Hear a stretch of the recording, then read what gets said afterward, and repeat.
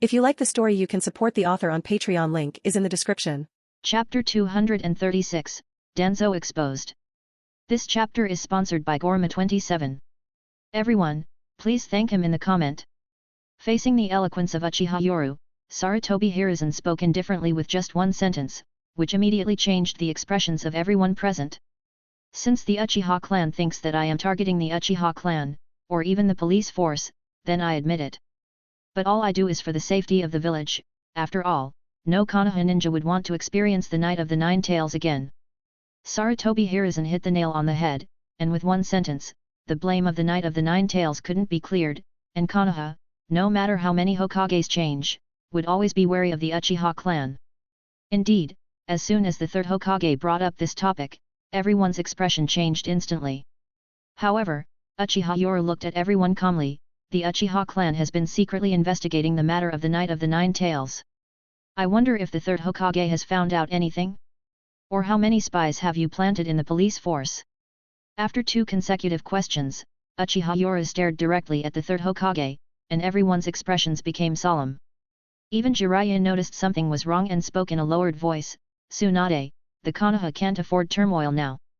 The old man indeed went too far, but the village can't endure a civil war. Facing Jiraiya, Tsunade snorted disdainfully, I know, the purpose of our return is to prevent a civil war. But for now, let's see what these old guys have done. Just then, a voice suddenly rang out from the crowd.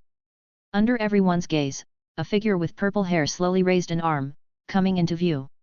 Konoha's special Jainin Uzuki Ijao, currently a senior member of the police force, and of course, there are some not so good rumors about her. However, this time, as Uzuki Ijao stepped forward, the third Hokage, Sarutobi Hiruzen, frowned, deeply inhaled a puff of smoke, and a look of disappointment appeared in his eyes. Indeed, there was betrayal. Uzuki Ijao, after graduation, was dispatched by the former NB leader, Sarutobi Yumiko, to spy on Uchiha Yoru in the police force, investigating all his misconduct. There was an uproar, as countless people looked at Uzuki Ijao, who had just admitted her identity as a spy. It was known that spies were usually for outsiders, but this time, it was for their own people. Kurane Yui, under the orders of the third Hokage, approached Uchiha Yoru as a classmate, while also investigating the police force. As one after another stepped forward, everyone's look at the third Hokage was no longer so simple. After all, monitoring fellow villagers was indeed a bit too much, and the timing of these two was just not right. The surveillance that started years ago, in fact, seemed more like it was initially meant for Orochimaru. Faced with all these accusations, Sarutobi Hiruzen deeply inhaled a puff of smoke, raised his head with cloudy eyes looking at Uchiha Yoru, showing a determined look. The Uchiha must not stay. Today, taking advantage of the Jainin meeting, as the Uchiha clan head of the police force, and a Konoha Jainin, officially impeach the greedy and corrupt regime led by the third Hokage. Insolence! How dare you! Uchiha Yoru suddenly changed the topic, and in that instant, the high-ranking officials of Konoha, including Homura Midokado, Shimura Denzo, and Kohara Udaten, all glared angrily. They devoted their lives to the Konoha, and now someone was impeaching them. Wasn't this denying their entire lives? Facing this public impeachment, Sarutobi Hiruzen simply smiled. In his eyes, it was because of the return of Jiraiya and Tsunade that the other party was forced into a corner. Of course, I have devoted my life to the village. If you want to impeach me, then please bring out the evidence. At this moment, Sarutobi Hiruzen, despite his old age, exuded a strong aura in the face of impeachment. His cloudy eyes showed a firm determination as he stared intently at Uchiha Yoru, as if questioning him. If not, Uchiha Yoru, as a Jonin, you are impeaching the Hokage at will to create chaos. Regardless of whether you are the head of the police department or the Uchiha clan leader, this is not a license for you to act recklessly. Facing the Hokage's lineage, Uchiha Yoru's face showed a cold smile. Since we've come to this, you old folks always bring up the Nine Tails matter. For many years, my Uchiha clan has been secretly investigating to clear this accusation. At this point, Uchiha Yoru's figure suddenly flickered, causing Jiraiya in the Jonin meeting to glare in anger. How dare you! However, in the next moment, Jiraiya's expression darkened, and a green figure appeared in front of him. It was Might Guy. Dressed in green, Might Guy stood right in front of him, with Sharingan-wielding Kakashi Hatake appearing behind him. The two of them, front and back, surrounded Jiraiya, shocking and infuriating him. "Calm down, Lord Jiraiya." Kakashi's Mangekyo Sharingan spun wildly behind, while Might Guy in front looked resolute, ready to open the 8 gates at any moment. "My apologies, Lord Jiraiya." At this moment, Jiraiya was almost stunned by anger. Had the village changed so much in just a few years he was away? Meanwhile, another scene caused all the Jonin to change their expressions drastically. Splurt! Blood splattered as two figures emerged. Uchiha Yoru, looking at everyone with a pair of crimson Mangekyo Sharingan, was slowly sheathing the Kusanagi sword. But in front of him was another figure, Uchiha Shisui, shockingly holding an eyeball with bloody fingers. His eyes were also crimson-red with Mangekyo Sharingan. "Ah!" A scream echoed, instantly changing the expressions of all the Jonin in the meeting room. Numerous Jonin drew their weapons, and an armed coup was about to start. However, with the sharp observation of the ninjas, everyone's expression changed the next moment, especially those on the side of the third Hokage. Even the normally composed Hiruzen's face turned pale in an instant. Seeing Shimura Danzo scream in agony, his arm and an eye were respectively chopped off and plucked by Uchiha Yoru and Shisui. Danzo's painful screams continued as his body stiffened, unable to move. Sealing Jutsu, self-cursing seal. This is the Mangekyo Sharingan. Uchiha Shisui, who had just plucked Danzo's eyeball, looked angrily at everyone, holding the bloody eyeball high and roaring with all his might. It seemed like Uchiha Shisui was venting the frustration and injustice the Uchiha had endured over the years. Clang! However, in the next moment, the bandage-wrapped arm was exposed, the golden metallic handcuffs fell off, and as the bandages were unwound, a pale arm was revealed, along with those fierce crimson eyes. Such a shocking scene made numerous elite ninjas feel cold from head to toe, and many were even frightened, looking at the once high and mighty Konoha F4. Danzo. Upon witnessing this, Tsunade couldn't help but roar in anger, smashing the table in front of her with a punch, glaring furiously at Konoha's higher UPS officials. Tsunade! Shut up, Jiraiya!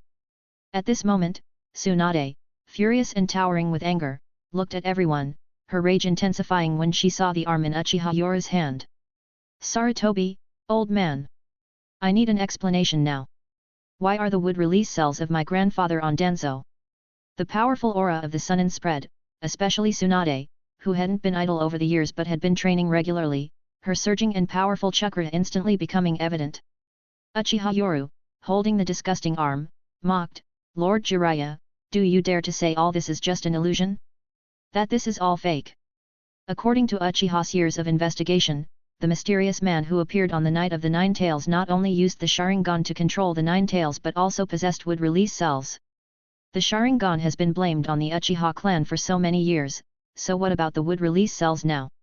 The suspect who possesses both the Sharingan and wood release, and who is suspected of manipulating the Nine Tails incident, seems to make our third Hokage even more suspicious.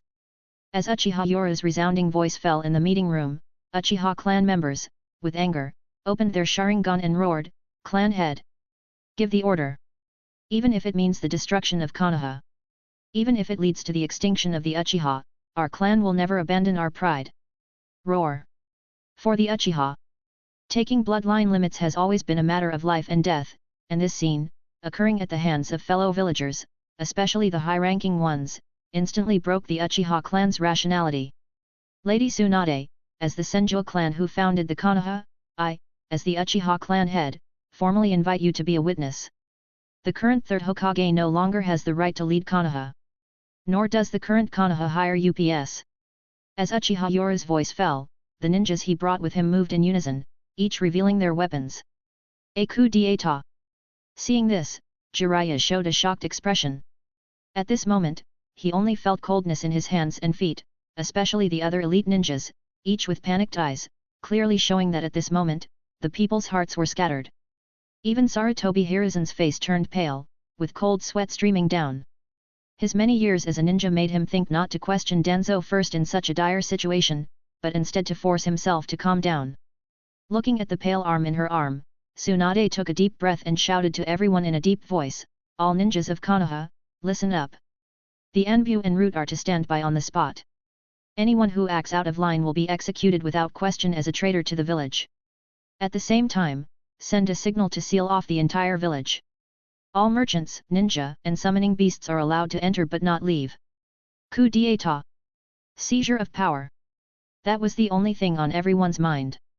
However, Sarutobi Hiruzen, the longest reigning Hokage, made the right decision on the spot. Danzo. You. The third Hokage, Sarutobi Hiruzen, angrily slammed his fist on the table and shouted, Tsunade, you are now in charge of the route. Jiraiya, you are responsible for the Anbu. Konoha must not fall into chaos. We must thoroughly investigate and find the real culprit. Shush! Shimura Danzo was immediately restrained and sealed by the members of the Uchiha clan, and even the two advisors, Homura Mitokado and Kohara Udaten, were held hostage by the elite ninja of the police force. Faced with this sudden turn of events, Uchiha Yoro coldly said, the police force is responsible for the village's security. I have enough reason to suspect that the village's higher UPS are plotting to usurp the bloodlines of other ninja clans in the village. This alone is enough to suggest that the three advisors are guilty of treason. I even suspect you, the third Hokage. Uchiha Yoru. Are you trying to cause more unrest in the village? At that moment, Jiraiya stepped forward and sternly said to Uchiha Yoru, do you really want to start a civil war within the village? However, faced with Jiraiya's threat, Uchiha Yoru just sneered, if it weren't for the clues I've gathered over the years, what would have happened to me today, Lord Jiraiya?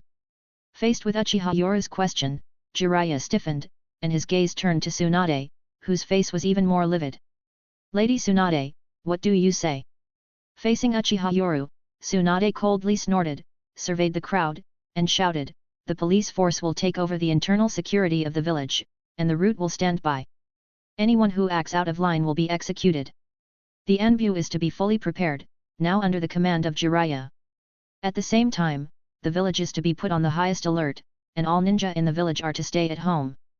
Anyone who causes chaos or disturbance will be killed. Indeed, a woman who could become the fifth Hokage, Tsunade, issued orders one after another with calm and appropriate measures, and now the three major military departments of the village were under their control. However, Uchiha Yoru's eyes showed a cold light, and he shouted coldly, the Nine Tails incident was clearly framed on the Uchiha clan. Over the years, not only do we need to investigate, but we must investigate thoroughly. Anyone who hinders the police force's investigation is an enemy. At the same time, I want to accuse the current third Hokage. At this, Jiraiya's eyes widened in disbelief, as if to say, are you really making a big deal out of this? However, Uchiha Yoru just sneered. Since Sarutobi Hiruzen had taken action, he would strike like thunder. There's no mercy in political struggle, if there's a fight, it will be fought until one side is completely defeated. I even suspect that the so-called succession of the third Hokage by Sarutobi Hiruzen upon his return from the Land of Lightning was all a lie. All of this is the ambition of these people. As Uchiha Yoru's voice echoed, more elite ninja were shocked by the revelations of the day, and even more so by the unexpected succession of events. Even Jiraiya felt a chill and was shocked as he looked at Uchiha Yoru. Beside him were Uchiha Shisui with his Mangeki Sharingan, and Kakashi Hatake, also with a Mangeki in one eye. Damn it! What's going on? Is this what you meant by suppressing the Uchiha, old man? Is this how you suppress them? Shimura Danzo, holding so many Sharingan eyes and possessing Hashirama's cells, dared to show up in front of so many people. And he got discovered, damn it, now even the Uchihas are whiter than you guys. Who dares to suspect the Uchiha clan of manipulating the Nine Tails now? The dark side of the ninja world, without a word, under the sudden turn of events, no one expected Uchiha Yoru to be so bold as to make a move in the conference room. As a result, he was directly sealed. Even the so-called higher UPS of Konoha, now all the ninjas of Konoha are beginning to doubt, is this their high command? Comment. For comment. Vote. Chapter 237, sponsored Chapter 237, taken over. This chapter is sponsored by Red Rabbit. Everyone, please thank him in the comment. Roar. A fierce beast roar echoed through Konoha, but the massive roar suddenly encountered an inexplicable ripple, and in an instant, the sound was confined to a certain range. That is to say, this beast roar did not spread out at all. Inside the Konoha Hokage conference room. Now the direction of the meeting room has completely changed. With Danzo's exposure of Hashirama's cells and the Sharingan, the Hokage's higher UPS completely lost the trust of the ninjas. Out of necessity, the three Sunin, Jiraiya, Tsunade, and Uchiha Yoru, the three most prestigious and capable, began to preside over the meeting. I, Uchiha Yoru, formally impeach the so-called higher UPS of the third Hokage. The events in the Land of Lightning are full of doubts. I even suspect that the death of the second Hokage had problems. You. At this moment, everyone looked at Uchiha Yoru in shock. It must be said that this move was too harsh. Even Tsunade glared fiercely at Uchiha Yoru, but Uchiha Yoru just sneered. Since you insist on blaming the Uchiha for the Nine Tails incident, why should I save face? On the mission to the Land of Lightning, as a guard of the second Hokage, you returned unscathed, while the second Hokage you were supposed to protect was left in the Land of Lightning. As a ninja, you abandoned the mission and chose to leave the second Hokage behind. I don't know what could have caused the second Hokage, who could use the Flying Thunder God technique, to die in the Land of Lightning. As Uchiha Yoru said this, he looked around the room, his gaze finally resting on Kakashi Hatake, and he mocked, I remember during the Third Great Ninja War, the White Fang of Konoha fell because he abandoned the mission for his comrades. So, I want to ask everyone, what does it mean to abandon the second Hokage and flee back to the Land of Fire? Are you all useless? Uchiha Yoru's voice echoed as everyone was shocked. At this moment, their eyes turned to Kakashi Hatake. However, Kakashi Hatake just looked at the third Hokage and remained silent in the face of betrayal and desertion. Faced with this scene, Hiruzen deeply inhaled and looked up at Uchiha Yoru. Uchiha Yoru, your methods are ruthless. The hoarse voice came from the old man, but Uchiha Yoru just smiled faintly, ruthless? Not as much as you. Since the third Hokage isolated the entire Uchiha clan in Konoha with just the Sharingan in the Nine Tails eyes, I now have the same question. I hope the third Hokage can answer. Please don't say that you, the third Hokage, didn't know what the root did. First, why didn't the root appear during the Nine Tails incident, and isn't the root, which controls the Sharingan and would release, more suspicious? I even want to know if the so-called Nine Tails incident was all planned by you old guys, just so the third Hokage and the higher UPS could come back to power. Second, why did all of you guards escape back after the second Hokage's death in the Land of Lightning, and even sat in high positions? I now seriously doubt that the second Hokage's death in the Land of Lightning was due to your cowardice and greed for the position of Hokage. Uchiha Yoru's consecutive questions changed the expressions of everyone present. None of the ninjas there were fools. During the Nine Tails disturbance, it seemed that the root was more suspicious, and the ultimate loss was indeed the death of the fourth Hokage, with these old fellows regaining power. Even after so many years, they did not want to relinquish power. If it were not for Uchiha Yoru's relentless pressure, this scene would not have occurred. There was also the incident involving the second Hokage, with White Fang vivid in memory. The third Hokage and others, as the Hokage's guards, abandoned their protection target, the second Hokage, and fled back themselves. What does that make them? A pretext for accusation.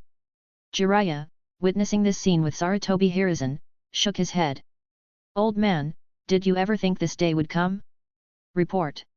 All the elite of the Anbu and Root divisions are gone. All of them. Just then, a panicked Konoha Jonin rushed in to report. At this moment, everyone's expression became stern as the elite of the Root and Anbu divisions were missing. At this moment, Jiraiya, hearing this, broke into a cold sweat, and as he turned his head, he saw the usually silent third Hokage, Sarutobi Hiruzen, looking coldly at Uchiha Yoru, as if seeing a dead man. Even Tsunade was stunned, then turned her head in disbelief towards the third Hokage. Indeed, the third Hokage, who boasts of being the strongest. At this moment, Uchiha Yoru suddenly clapped and smiled.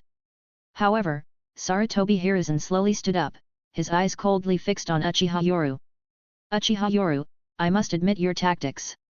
In just 3 years, you have developed to the point where even I am wary. But today, even at the cost of my life, I will eliminate you, a scourge to the village.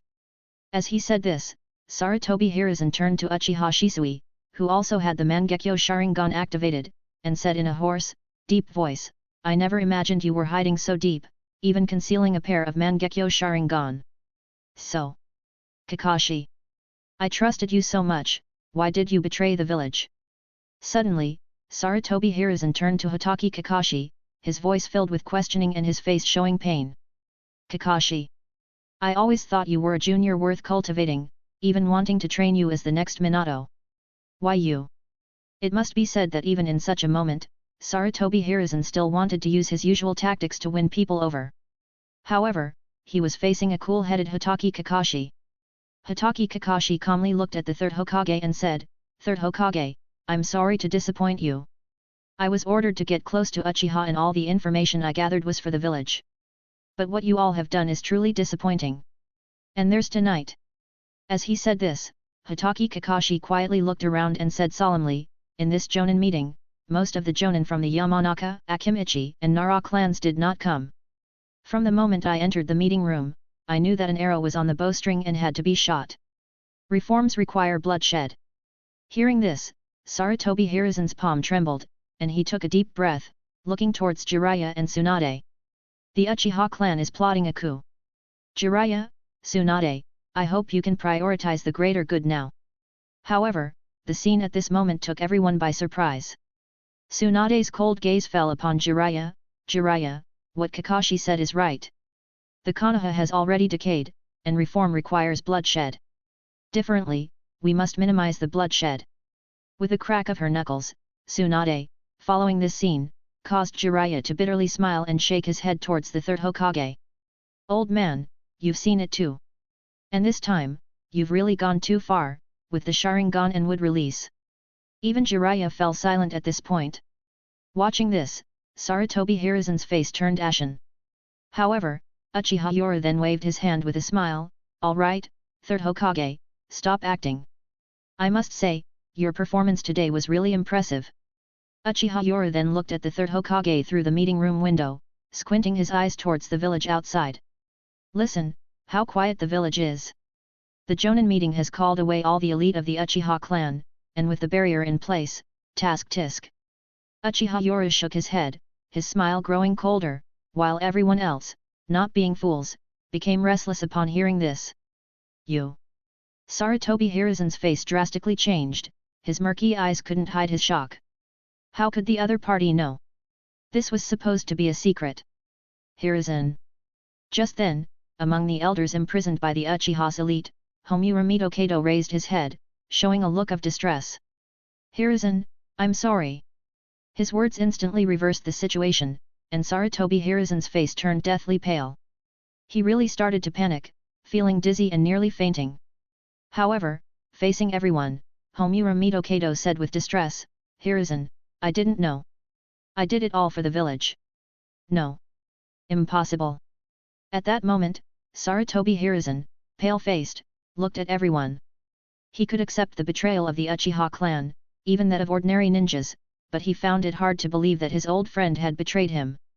"No, it's wrong. It's the Mangekyo." Suddenly, Sarutobi Hiruzen realized, looking fearfully at Uchiha Yoru. The only way Homura Mitokado could betray them was if he was under a genjutsu, likely the legendary Mangekyo. Bang! Just then, the conference room door opened, and a masked ANBU ninja appeared, his face covered in blood, exuding a strong smell of blood. By the order of the Hokage, Sarutobi, Yamanaka, Nara, Akimichi, Shimura, the families have rebelled. The Root and ANBU elites have joined forces and are now facing fierce resistance and request support. Boom! Just then, a loud explosion erupted in the Konoha, followed by a terrifying roar that echoed through the heavens and earth. 9 tails. In an instant, everyone's faces changed dramatically, even Jiraiya's expression became stern and he angrily exclaimed in horror, "Uchiha Yoru! You actually controlled the 9 tails." Sarutobi Hiruzen was even more shocked. "Impossible. Naruto has already been transferred to the summoning beasts realm." However, at this moment, the ANBU member wearing a blood-stained mask slowly raised his head under everyone's shocked gaze, revealing a pair of crimson eyes. Reporting to the third Hokage, it is suspected that the 9 tails Jinchuriki from the Root division have gone berserk, appearing directly in the Sarutobi clan's territory. "You?" At this moment, the third Hokage Sarutobi Hiruzen couldn't believe what he was seeing, his trembling hand pointing at the ANBU member. Under everyone's shocked gaze, this ANBU member slowly removed his mask, revealing a young face. He turned his head towards Uchiha Itachi and knelt on one knee, respectfully shouting, "Uchiha Itachi, at your service, Lord Yoru." "Uchiha Itachi." The 12-year-old Uchiha Itachi, with a pair of Mangeki Sharingan in his eyes, left everyone shocked and chilled, with many looking at the scene in fear. Uchiha Shisui possessed a pair of Mangeki Sharingan, and Kakashi Hatake had one, but now another pair of Mangeki Sharingan had appeared, in addition to Uchiha Yoru.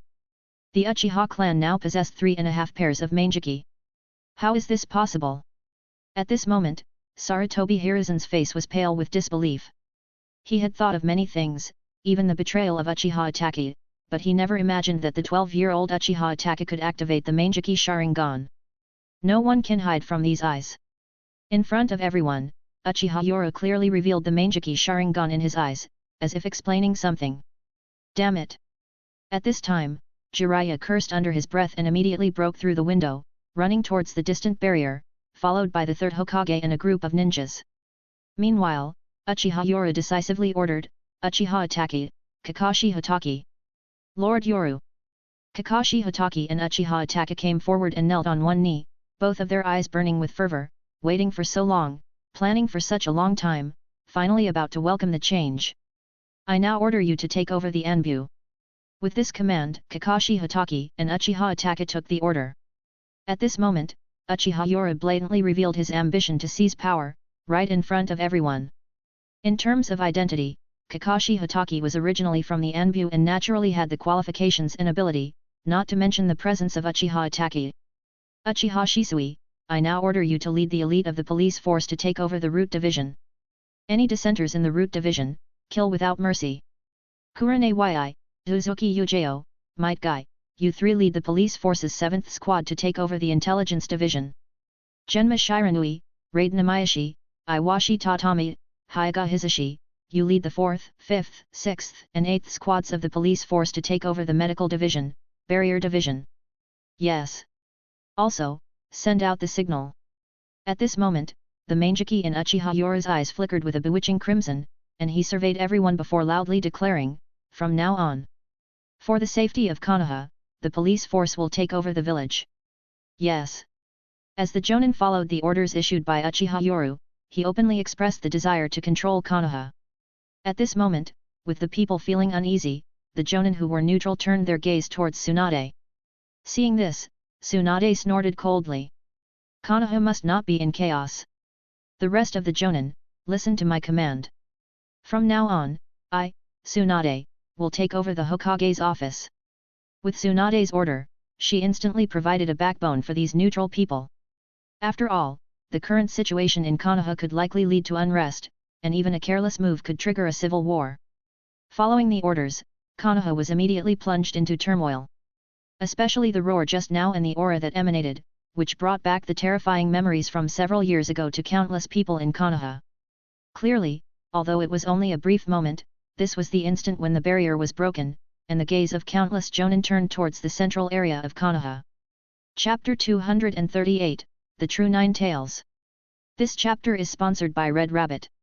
Everyone, please thank him in the comment. In Konoha, a huge barrier in the central area completely enveloped the Sarutobi, Yamanaka, Nara, Akimichi, and Shimura clans, among other high-ranking families of the Hokage lineage. Damn it! What's going on with the old man? When the barrier was opened, Jiraiya couldn't help but be shocked by the scene. The area was in complete disarray, and the elite of various clans had suffered heavy losses. The barrier completely blocked all the ninjas, which was a major cause of the casualties.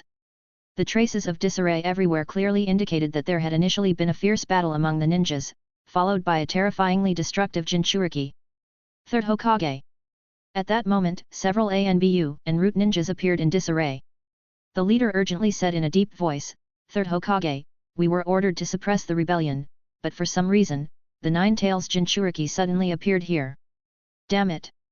Ordered to suppress the rebellion, whose orders are you following? Sarutobi Asuma, who followed, roared in anger when he saw the mess in his clan's territory. Asuma. Just then, Sarutobi Hiruzen, the third Hokage, shouted angrily. His imposing aura immediately intimidated everyone, and his eyes, though cloudy, shone with a cold light. Is this the genjutsu of the Uchiha's Mangeki Sharingan? Sarutobi Hiruzen said with an ugly expression. At this moment, the pupils of the several root and ANBU ninjas in front of him suddenly turned a crimson red, revealing the outlines of the Mangeki Sharingan, and then transformed into crows that slowly converged into a figure. Third Hokage, this is my Mangeki Sharingan's technique Koda Amatsukami. The Root and ANBU captains were to activate it upon receiving the order to eliminate the Uchiha clan, thereby altering their thinking. As the illusion of the crows in front of them dissipated, Sarutobi Asuma looked at the scene in front of him with fury, while Sarutobi Hiruzen was shocked. Koda Amatsukami. Such a terrifying technique, capable of modifying a ninja's will and manipulating them without their knowledge. The several ANBU and Root captains, who had escaped the control of Koda Amatsukami, looked at themselves in horror, as if they had issued a wrong order. Defeated. His last strategy had failed. Originally, regardless of the Jainin Council's decision, the elite of the ANBU and Root would unite to annihilate the Uchiha clan, then turn their weapons against everyone at the Jainin Council who belonged to the Uchiha clan. After all, just a pair of Mangeki Sharingan, this time Sarutobi Hiruzen even recalled Jiraiya and Tsunade to prevent any accidents, as the annihilation of the Uchiha clan was already a foregone conclusion, and everyone would have to reluctantly accept it. But unexpectedly, Uchiha Ataka's betrayal and Uchiha Shisui's use of the Mangeki Sharingan's genjutsu to change the will of the leaders of the ANBU and Root, turned the original order to suppress the Uchiha clan into this. Order from me, ANBU and Root to open a gap in the barrier, Alchnan, and below to withdraw from the battle. Roar. At that moment, a beast's roar echoed through the skies. Jiraiya, who was far away, was shocked by the scene. A blood-red figure howled to the sky, with four tails wildly flailing. Meanwhile, the ominous chakra of the nine tails resonated, and a huge-tailed beast bomb was swallowed. Not good. Seeing this scene, Jiraiya couldn't help but break out in a cold sweat. The nine tails Jinchuriki has gone berserk, this is a serious problem. Old man, what's going on with the nine tails Jinchuriki? Not just Jiraiya, but even Sarutobi Hiruzen's face turned terribly grim. At that moment, he tore off his Hokage robe, revealing the battle armor underneath. All Jonin, join me in battle. Boom. The terrifying explosive power of the tailed beast ball caused the barrier to collapse instantly. Everyone in Konoha looked fearfully towards the roaring epicenter. A familiar fear resurfaced, and in an instant, everyone in the streets of Konoha was thrown into chaos. Countless civilians panicked, running towards bomb shelters.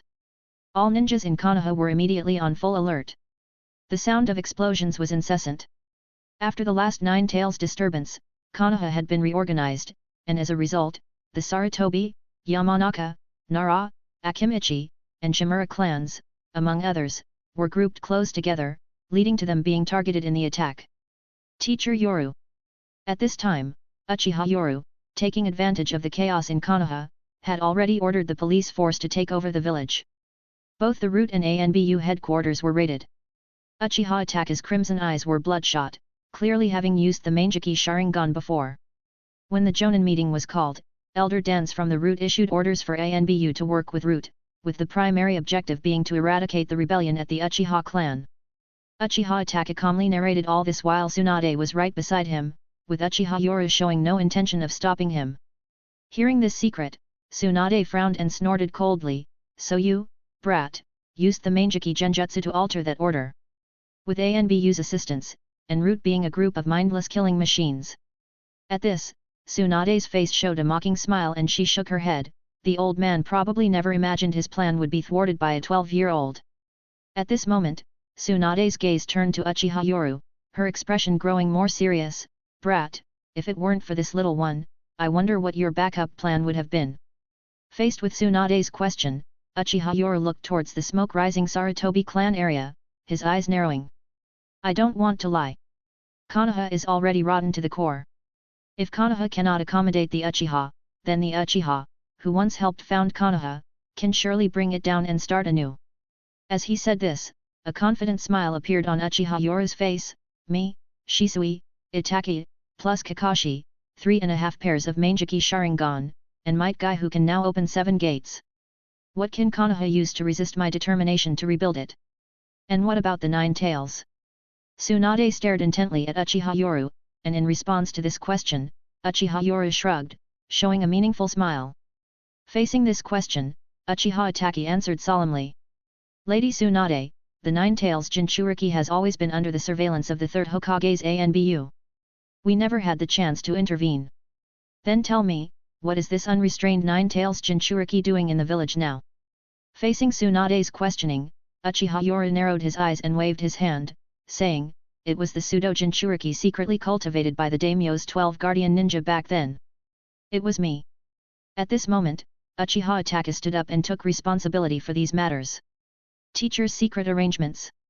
This pseudo Jinchuriki is just our trump card, to be released only at the moment of life and death for the Uchiha clan. Moreover, due to the use of secret medicines, this pseudo Jinchuriki will only perish from exhaustion. Hearing these explanations, Tsunade couldn't help but curse loudly, damn bastards. It's all a bunch of messed up things. The old man wanted to undercut the foundation, but he didn't expect the Uchiha clan to have so many trump cards. What are you standing there for? Do you really want to just watch this nine-tails destroy Konoha? After cursing under her breath, Tsunade looked at Uchiha Yoru with a raised eyebrow and yelled angrily. Facing the furious Tsunade, Uchiha Yoru simply smiled. Swoosh! Countless black dots on the rooftops of Konoha leaped, heading towards the smoke-shrouded area in the distance. Earth release, Earth Dragon Bullet. Fire release, Toad Oil Flame Bullet. On the battlefield, Jiraiya and Sarutobi Hiruzen are hesitant to act, and the four-tailed Jinchuriki is exceptionally terrifying. The approaching ninjas are terrified, shocked by the power of the four-tailed Jinchuriki. Painful sky leg. Suddenly, a figure flashes in front of the nine-tails Jinchuriki. Jiraiya urgently shouts, Tsunade, stop!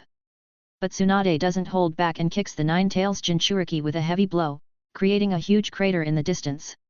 However, Tsunade's face is serious, her foot feels numb.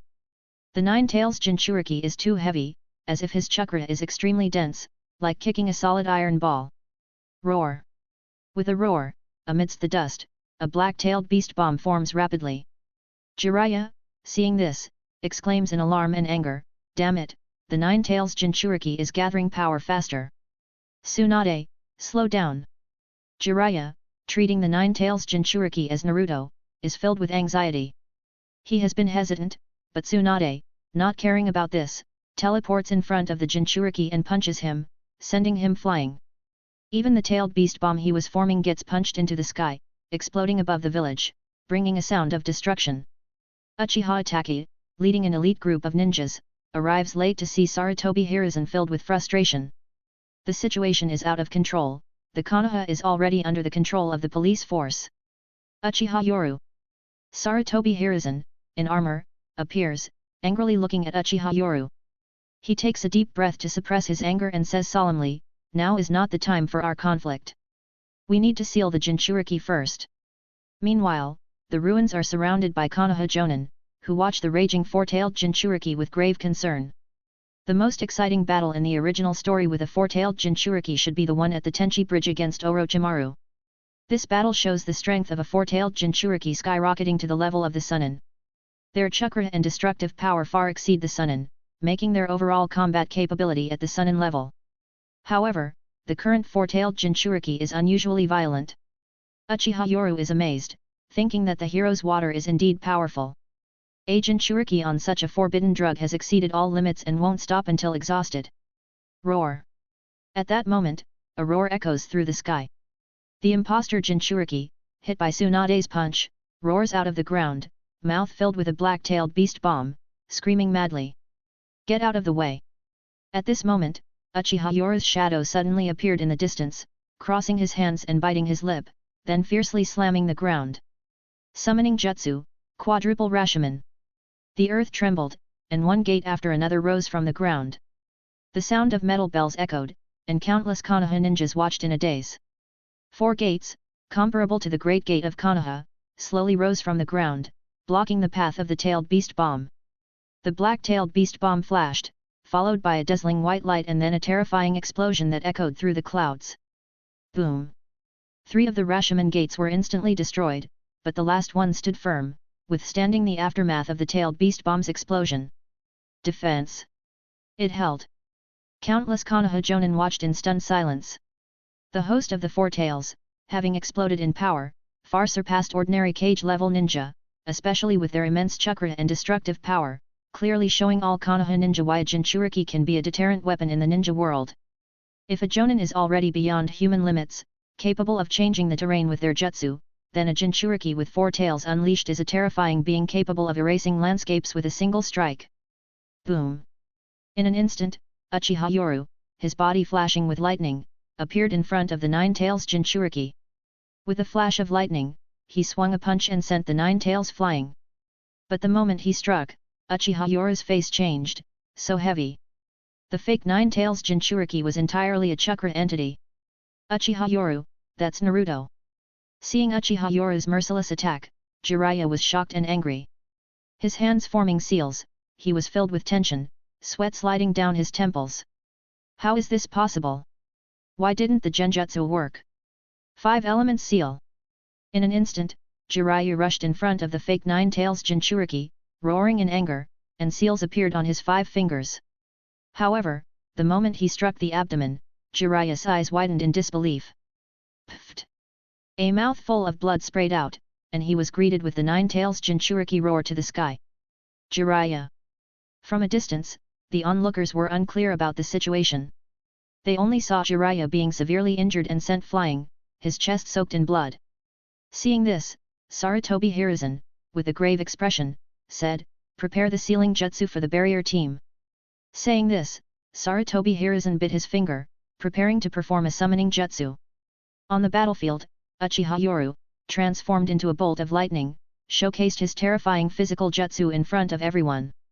In his lightning release armor, Uchiha Yoru actually engaged in close combat with the 4 tails Jinchuriki and was even dominating. Lightning release, Chidori. With a flash of lightning, black blood splattered and evaporated in the air, while the 9 tails Jinchuriki was an utterly terrifying undying creature. Under the tireless, furious roar, the injuries instantly healed. It's more accurate to say that the 9 tails Jinchuriki before us is no longer a flesh and blood body, but a pure chakra solid entity. From a distance, Jiraiya, amidst the rubble, couldn't help but cough up a mouthful of fresh blood. Tsunade, who arrived quickly, couldn't help frowning and said in a deep voice, "Jiraiya, your injuries are severe now, with 3 ribs broken."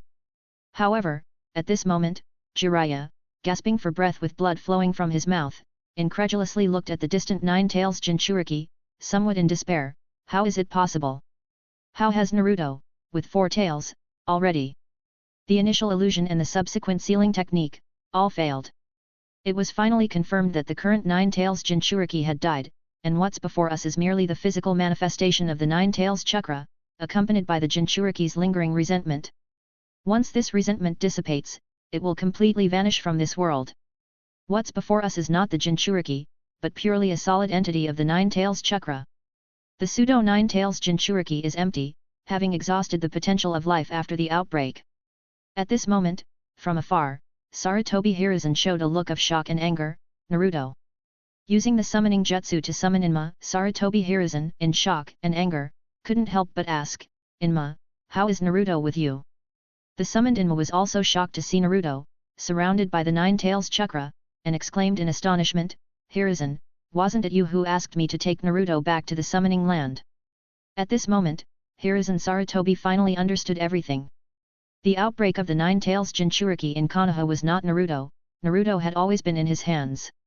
However, the moment the real Naruto appeared, he was immediately affected by the distant 4-tailed outbreak, causing the 9 tails chakra to resonate and start leaking out.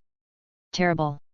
The Crimson Sharingan appeared before them, as Kakashi Hatake, Itachi, and Shisui appeared. Under the gaze of 2 pairs of Mangekyo Sharingan, Hiruzen Sarutobi was filled with anger. He had not yet been defeated. As long as the 9 tails Jinchuriki was there, even if Konoha fell, what of it? With a wave of his arm, he could summon tens of thousands of Konoha ninjas to fight for him within the land of fire. And the 9 tails Jinchuriki was his reliance. However, Itachi, who had been waiting for a long time, appeared in front of the 3rd Hokage. Looking at the 3rd Hokage, with his left eye's blood vessels violently bulging and a line of bloody tears slowly streaming down. Tsukuyomi. Chapter 239, Intimidation. Tsukuyomi. Tears of blood slid from the corners of his eyes. Uchiha Itachi gasped heavily, facing the 3rd Hokage who knelt on one knee with a thud, his murky eyes filled with weary blood vessels, now showing a look of anger. Naruto. Hatake Kakashi and Uchiha Shisui, now among the top combat powers of Konoha, joined forces with Uchiha Itachi, appearing swiftly before Naruto Uzumaki like lightning. Lord Third Hokage! Numerous ninja from the Hokage lineage exclaimed in shock. However, they were infuriated by the theft of Naruto's Monkey King Inma, knowing that if the Nine Tails fell into Uchiha's hands, its disaster would be replayed. Inma! With a roar, Inma transformed into a Vajra staff, instantly extending. Sarutobi Hiruzen grabbed the other end and shook it fiercely, creating a staff flower that forced Kakashi and Shisui to retreat as they approached Naruto. Despite his age, Sarutobi Hiruzen's sudden burst of strength was fierce, and his Vajra staff danced powerfully, pushing back the trio even in his exhaustion. However, the next moment, Hatake Kakashi, holding a kunai against the Vajra staff, changed his expression under the force, turning into a puff of white smoke. Shadow Clone! Earth Style, Piercing Fang! Suddenly, the ground split open, and Hatake Kakashi emerged, grabbing Naruto in an instant, while simultaneously clenching a steel wire in his other hand. Using the steel wire's momentum, Kakashi quickly fled with Naruto, but the familiar sizzling sound made him change his expression. Looking down, he saw a burning explosive tag inside Naruto's collar, and the Naruto in his arms was not human at all but a monkey. Boom! Kakashi! A massive explosion erupted, dividing the battlefield into two distinct forces. One side was the elite ninjas from the 6 departments of Konoha's police force, each eyeing their opponents. The other was the Third Hokage's faction, with many ninjas, including elite from the Anbu and Root, though most were injured or had depleted chakra, appearing somewhat ragged. Kakashi, are you alright? After the explosion, the battle for the Nine Tails Jinchuriki was declared a failure, or rather, a trap set by the Third Hokage from the start. At this moment, the Third Hokage, Sarutobi Hiruzen, holding the Vajra staff, looked at the opposing trio with tired and bloodshot eyes. Kakashi, covering his abdomen, was clearly injured by the recent trap. Similar to the trap that once caught Orochimaru, they were unprepared for this simple explosive tag trap, yet it was highly effective in the Third Hokage's hands. The Third Hokage's explosive tag tactic had severely injured Orochimaru during his defection. Even the first and second Hokage were caught by it during the Chunin exams. Without the immortality of the impure world reincarnation, this tactic alone could have turned the tide of battle. Boom boom! In the distance, the battle raged on with the angry roars of the Four Tails Jinchuriki, while both sides held a strange tension. Holding his injured waist, Hatake Kakashi broke out in a cold sweat. It was a close call. He had almost fallen for a simple exploding tag trap. Third Hokage, we should first seal the rampaging Jinchuriki. After all, you wouldn't want a civil war in the village. Although injured, Hatake Kakashi was extremely popular among the younger generation, and now he represented the police force. As Hatake Kakashi spoke, the ninjas from both sides looked at each other, especially the ordinary Konoha ninjas, who were confused all day. Both sides were from the same village, but it was clear that something had gone wrong. The police force's actions resembled an armed coup, even attempting to seize control of the 6 departments of the Konoha. Kakashi! The hoarse voice of Sarutobi Hiruzen echoed, attracting the attention of many ninjas. After all, with his long tenure, every word from the Third Hokage was the center of attention. Dressed in military attire, Sarutobi Hiruzen, holding the Vajra staff, commanded loudly, as the Third Hokage, I order you, Kakashi, to lead the police force in a rescue operation. All Konoha ninjas, hear my command. Chunin and below are responsible for rescue, and Jonin stands by to assist at any time. In a critical moment, Sarutobi Hiruzen chose the village, as the rampaging 9-tailed Jinchuriki with 4 tails was extremely terrifying. The unbridled tailed beast bomb seemed endless. If left unchecked, the entire village would suffer. Although Sarutobi Hiruzen, with his advancing age, had not mentioned selecting a new Hokage in recent years and had lost some popularity among the village's higher UPS, the authority he had accumulated over the years as Hokage was undeniable. Following Sarutobi Hiruzen's order, even the ninjas of the police force looked at each other in uncertainty. Hatake Kakashi frowned at this scene but still waved his hand and shouted, the police force is responsible for the safety of the Konoha. All Chunin and Genin are in charge of rescue operations, and Jonin stand by. At this critical moment, Hatake Kakashi still did not let down his guard, maintaining the advantage of having Jonin forces ready to suppress any sudden changes. Captain Kakashi, let the medical ninja treat you first.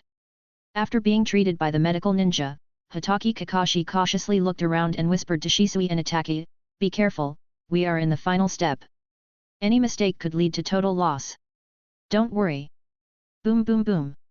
On the battlefield, Uchiha Yoru's taijutsu was absolutely stunning, completely overpowering the nine-tailed Jinchuriki in hand-to-hand combat, and he hadn't even revealed his Mangeki Sharingan yet. This was Uchiha Yoru's deliberate display of strength, as ninjas ultimately rely on strength. In the original story, it was said that the third Raikage, with his taijutsu, fought the rampaging eight tails to a standstill. Now, Uchiha Yoru, facing a nine tails with four tails unleashed, was still holding his own. This kid. He's a monster. Jiraiya, who was being treated in the distance, looked at the battlefield with shock in his eyes. If it weren't for this kid's Sharingan, I would suspect he's the illegitimate son of the third Raikage. Hand-to-hand combat with a tailed beast. In the entire ninja world, only the third Raikage had this ability. But the scene before them made all the Konoha ninjas realize one fact: human strength can indeed battle a tailed beast. One should know that Uchiha Yoru is most famous for his mysterious Mangekyo Sharingan, and to this day no one knows what his eye technique is. Next are his ninjutsu and taijutsu. However, the taijutsu he revealed today has already shattered the worldview of many ninjas. Tsunade, who was treating someone nearby, couldn't help but say in a deep voice, "Jiraiya, haven't you realized the purpose of this kid yet? From the beginning, this kid has been strategically positioning himself in an unbeatable position. If the old men do nothing, they will face impeachment and a huge loss of credibility. If they do act, it will be the scene we are seeing now, 3 pairs of Uchiha Mangekyo Sharingan, plus Kakashi's one, enough to change the course of the battle." Looking at Tsunade in front of him, Jiraiya's expression is somewhat silent, and finally, he says hoarsely, "Tsunade, which side are you on this time?" He, Jiraiya, is not a fool. He can see that Tsunade seems neutral but appears to be biased. Looking at Jiraiya, Tsunade snorts disdainfully, "Right now, you and I are on the side of the old men. Believe it or not, this could be the start of Konoha's civil war. As for which side to stand on?" Tsunade shows a mocking smile in response to this question, "Jiraiya, Konoha was founded by my grandfather. Who dares to say which side I stand on?" Looking at the confident Tsunade in front of him, Jiraiya shows a bitter smile, seemingly having his answer. Is this Nine Tails Jinchuriki really an experiment of the root? Looking at the distant battlefield, Jiraiya murmurs to himself.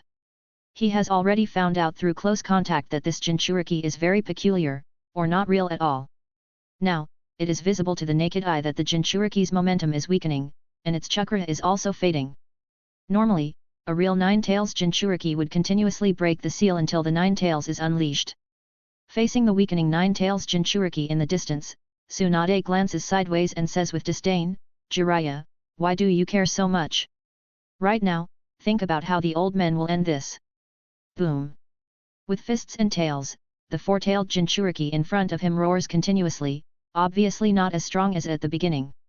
Under the Thunder God armor, Uchiha Yoru is full of excitement, enjoying the feeling of fists to flesh. The Nine Tails Jinchuriki in front of him is a perfect punching bag that doesn't use much ninjutsu. As the fierce battle continues, the ninjas of Konoha who have rushed to the scene are staring at this scene in shock. The tailed beast chakra begins to scatter, and finally, Uchiha Yoru looks at the Nine Tails Jinchuriki in front of him and sighs softly. The game should end now. Raiden, Chidori. In an instant, his right palm flashes with lightning, and a flash of lightning disappears in a blink, as the Chidori in his right hand pierces the opponent's chest. However, at this moment, Uchiha Yoru suddenly intensifies the lightning in his palm. Roar! As the thunder raged, the Nine Tails Jinchuriki let out a painful howl, but he was already at the end of his strength. The solid, blood-red claws of the Nine Tails shattered upon striking Uchiha Yoru's body under the lightning. The unwilling roar gradually weakened. At this moment, the surrounding Jonin gathered around, witnessing a shocking scene. What is happening here? With the dissipation of the tailed beast chakra, the true identity was revealed, a face unknown to all. Judging by his age, he was not much older than the Nine Tails Jinchuriki, Naruto. However, with the fading of the Nine Tails chakra, the boy's eyes, turned white and vacant, indicated he had already lost his life. Lord Yoru. The Jonin approaching Uchiha Yoru felt immense pressure from his Sharingan eyes, which bore 3 tomo. Shisui, take the corpse of this Nine Tails Jinchuriki test subject from the route back to the police force. No one is allowed to touch it. Yes. Uchiha Yoru, his body flickering with lightning, proved his immense strength, especially his terrifying power in close combat against the Jinchuriki. The true power of his Mangekyo Sharingan was not even revealed, but this was enough to silence many Jonin. Or rather, from the beginning, when the fake Nine-Tails Jinchuriki began its rampage, Uchiha Yoru decided to demonstrate his strength for deterrence. Sarutobi Hiruzen, the third Hokage, was eager to evacuate people and oversee the situation, while Jiraiya, uninformed, was careful not to harm the Nine-Tails Jinchuriki, resulting in his restraint and subsequent severe injury. The terror exerted by the fake Nine-Tails Jinchuriki on the Konoha ninjas was immense, a terrifying force overpowering many ninjas. Uchiha Yoru's appearance proved his strength, now on par with veteran cage-level ninjas, including the Sunin or even the third Hokage. At this moment, Uchiha Yoru, with his imposing presence, shouted, "Inform the Konoha village that the crisis is over, but maintain silence in the village. Anyone causing trouble will be executed." Yes. Meanwhile, the third Hokage, Sarutobi Hiruzen, with his weary eyes, surveyed the battlefield and hoarsely ordered, "All ninjas, attend to the injured." Clearly, Sarutobi Hiruzen understood it wasn't the time to wage war, though the tide had turned. He still wanted to preserve this force. However, Uchiha Yoru, upon witnessing this, showed a bloodthirsty smile. The 1st, 2nd and 4th squads of the police force immediately arrest all members of the Anbu and Root divisions planning a clan massacre. With this order from Uchiha Yoru, Sarutobi Hiruzen's expression changed. The elite ninjas of the Root and Anbu were high-level forces. As the two exchanged glances, the lightning around Uchiha Yoru continued to flicker, and his Sharingan eye slowly transformed into the shape of a Mangekyo. Uchiha Yoru's gaze said it all, a domineering and resolute expression, warning everyone that any disobedience would be met with death. It was a militarized coup. At this point, he had no way back. Faced with Uchiha Yoru's blatant intimidation, Sarutobi Hiruzen took a deep look at him, then at his own forces. The chakra of the strongest Anbu and Root members had already been significantly depleted, and the powerful Sarutobi and Inoshikacho clans were in disarray. Finally, Sarutobi Hiruzen took a deep breath, remaining silent in front of all the Anbu members. Upon seeing this, Uchiha Yoru showed a victorious smile and raised his arm, shouting, "Uchiha Shisui, Might Guy, Kakashi Hatake, draw elites from each department of the police force to supervise and investigate here. There must be more Root human experimentation bases here." The blame for the Nine-Tails Jinchuriki's actions was squarely placed on the Root division, using this excuse to openly monitor the major clans of the Konoha under the guise of police work. Many ninjas present changed their expressions upon hearing this order, but facing the fully unleashed aura of Uchiha Yoru, along with Uchiha Shisui, Uchiha Atake and Kakashi Hatake, all wielding Mangekyo, half, Sharingan, everything seemed so pale and powerless. Comment. To comment. Vote.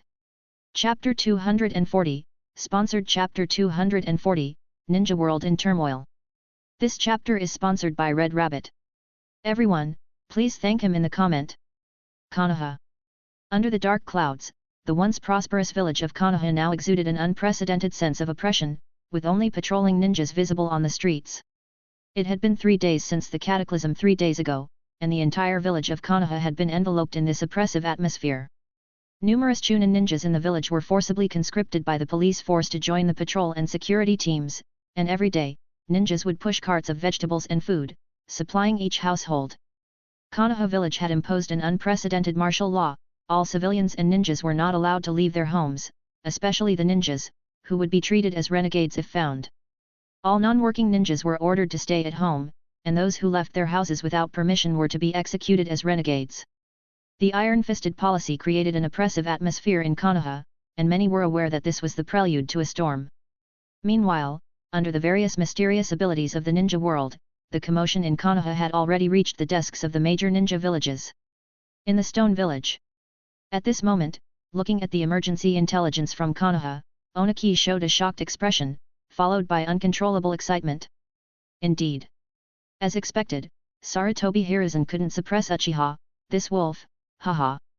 Although the specifics were unclear, the current intelligence suggested that the two major forces in Konoha had fallen out, and internal strife was almost inevitable. Reported Tsuchikage, this is a letter from the Uchiha clan head of the Land of Fire's Konoha village. At the same time, an urgent report from Konoha arrived, and upon opening it, Oniki's face showed ecstasy. Haha, as expected, when the hungry wolf Uchiha shows its fangs, it becomes bloodthirsty. Under this personal letter from Uchiha Yoru, Tsuchikage Oniki couldn't help but flush with excitement, continuously tapping on the table. Someone come, pass my order, allocate 30% of the village's stored rations, kunao, shuriken, and explosive tags. No. At this point, Oniki, with a grim expression, shouted, allocate 50% of the reserves, and transport them to the land of fire as quickly as possible for Uchiha's person in charge. Tsuchikage. This is our village's war reserve. Upon hearing this order, the other ninjas in the Tsuchikage's office were shocked, with one of them anxiously speaking of the severity of this action. However, Oniki laughed at this scene and waved his hand. What do you know, the overall strength of the Uchiha clan is still insufficient, hence I want to support them with all my strength. Konoha has finally erupted in civil war, how can I let Konoha end this war so soon? It's just some war reserves, what's there to fear? If they run out, we'll just make more. Without spending a single soldier, letting Konoha fight itself to exhaustion is like a blessing from the sage of the six paths. At this moment, Oniki was already beyond excited, having finally caught a great opportunity. Facing Uchiha Yoru's request for supplies was a great opportunity. The more Uchiha Yoru asked for, the more it proved that the Uchiha clan was ready for a decisive battle. Provide support immediately, anyone who neglects this matter will be severely punished by me. Yes. Land of Lightning, Cloud Village. In the office building of the 4th Raikage, an excited and wild laughter could be heard. The 4th Raikage, was so excited that his face turned red with joy as he slapped the report in his hand and burst into uncontrollable laughter. Haha, Sarutobi, you old thief, your day has finally come, haha, let's see how Konoha brags now. This time, without spending a single soldier, the dominance of Konoha will not be preserved. Pass my order, mobilize 50% of the village's war reserves at the fastest speed, no. 60%, and send them to the border of the Land of Fire as quickly as possible, as a gift to the Uchiha clan. At the same time, order the village's manufacturing department to step up the production of war materials. This time, however much the Uchiha clan needs, I will provide them that much.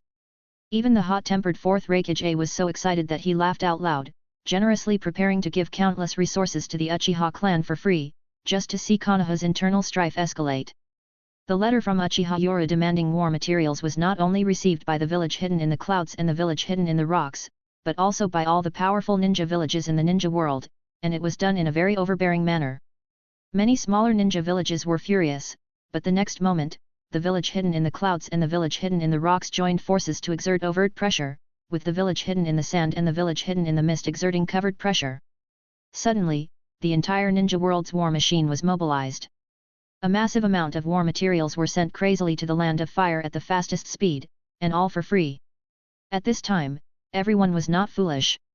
By just contributing some materials, they could sit back and watch the internal strife in Konoha escalate, and when Konoha falls from its pedestal, the fertile land and huge benefits of the Land of Fire were beckoning to them. Under the oppressive atmosphere in Konoha, the Sarutobi, Yamanaka, Nara, Akimichi, and Shimura clans, among others, were all put under surveillance. The streets and alleys were patrolled by elite members of the police force. Especially the Hyuga ninjas, almost all of them were monitoring non-stop with their fierce Byakugan. Any ninja perceived as a threat, even those preparing to carry ninja tools at home, were forcefully entered upon by the elite members of the police force. Any resistors were to be killed without mercy. For a time, these powerful clans of the Hokage lineage, under such barbaric surveillance by the police force, felt completely helpless. Especially 3 days ago, after the destruction caused by the Nine Tails Jinchuriki, a temporary camp was set up. The police force only allowed these clan ninjas to carry a limited amount of self-defense ninja tools, even explosive tags were not permitted. The excuse was straightforward: a search was underway nearby for a root human research base, to prevent a repeat of the recent Pseudo-Jinchuriki rampage incident. Under this oppressive atmosphere, almost all clans of the Hokage lineage were monitored, and their ability to unite was controlled. At the same time, the police force imposed restrictions on all ninjas within Konoha village.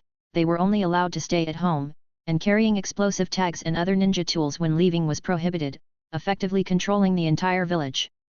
On the open-air balcony at the top floor of the Hokage's office building, a meeting of the Jounin was called again. This time, the meeting was held on the open-air balcony for two reasons: the large number of attendees and the public nature of the meeting. Konoha had never called a jounin meeting so urgently before. The faces of the jounins who arrived were mostly filled with worry. After all, with such a significant event happening in the village, none of them were fools.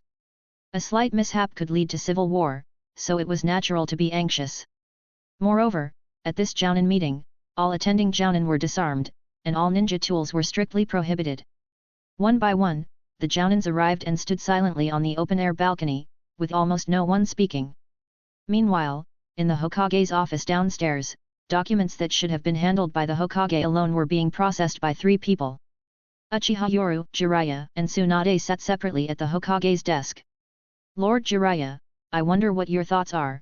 After all, Konoha needs stability. If this atmosphere continues, turmoil is likely to arise. Uchiha Yoru looked at Jiraiya with a smile. He wanted a whole Konoha, not a village full of scars. Now, it seemed like the police force had control over the situation, but at the same time, many of Konoha's jounin were gathered in the Hokage's office building, almost all of whom chose Tsunade and Jiraiya. There were many of these ninjas, especially among the special jounin, though most were from neutral camps. Uchiha Yoru. Looking at the young man he once underestimated, who now sat on an equal footing with him, Jiraiya couldn't help but smile bitterly and shake his head. Indeed, I have aged, to be outwitted by a youngster like you, and now even the whole of Konoha has fallen into your hands. In the face of Jiraiya's teasing, Uchiha Yoru also relaxed and smiled. Lord Jiraiya, you shouldn't say that. Konoha was founded by the Uchiha and Senju, and now it's merely returning to the hands of its rightful owners. It's only recently that it fell into the hands of certain others. As for the coup, Uchiha Yoru would absolutely not admit it, and he defended his actions righteously. Did he stage a coup to ascend to power? No. Did he assassinate the Hokage in a coup? No. Did he plot to seize Konoha in a coup? No. He merely took control of Konoha during the chaos to protect its stability, fulfilling the duty of the police force. All of this was for the village. Looking at Uchiha Yoru's shameless demeanor, Jiraiya fell silent. From the moment the old man prepared to make the first move, Konoha's situation had been in extreme danger. After all, the Uchiha clan almost faced extinction. At this time, if you dare not let Uchiha Yoru take power, the Uchiha clan will not agree, not to mention the members of the police force who are helping the enemy. Where are the members of the Anbu and Root divisions? After a long silence, Jiraiya raised his head and asked. Uchiha Yoru replied with a smile, Don't worry, Lord Jiraiya, they are all ninjas of Konoha, I wouldn't do anything inappropriate. However, the Root division has violated the rules, and according to the regulations, it wouldn't be a pity even if they were all killed. Under Jiraiya's worried gaze, Uchiha Yoru paused, then shook his head and sighed, It's a pity that they were all deceived by corrupt people. Out of compassion for the world, I decided to give the Root division a chance, but from now on, the Root will be under my direct command. And the Anbu, they have committed such heinous acts that are despised by gods and men alike. If it weren't for the sudden rampage of the pseudo-Nine-Tails Jinchuriki, the Sarutobi clan would have been inhumanely exterminated. At this moment, Uchiha Yoru's face wore a smile, but there was a dangerous glint in his eyes. It was clear that he had implications. If they hadn't been prepared in advance, the Uchiha clan would have been the unlucky ones. At this time, although Jiraiya had a headache, he was more relieved that the old man's ruthless methods had not succeeded. Otherwise, it would have been truly disastrous if he had succeeded in taking action against the Uchiha clan. Thinking of the terrifying 3.5 pairs of Mangekyo Sharingan, Jiraiya couldn't help but sweat coldly. With the Uchiha clan's madness, although he didn't know what was going on, these Sharingan that hadn't appeared for decades suddenly emerged. 3.5 pairs, even he and Tsunade couldn't withstand them. Moreover, there are so many Uchiha Jounin, all with 3 Tomo Sharingan. Hearing suddenly that their stronghold had been attacked, would more pairs emerge?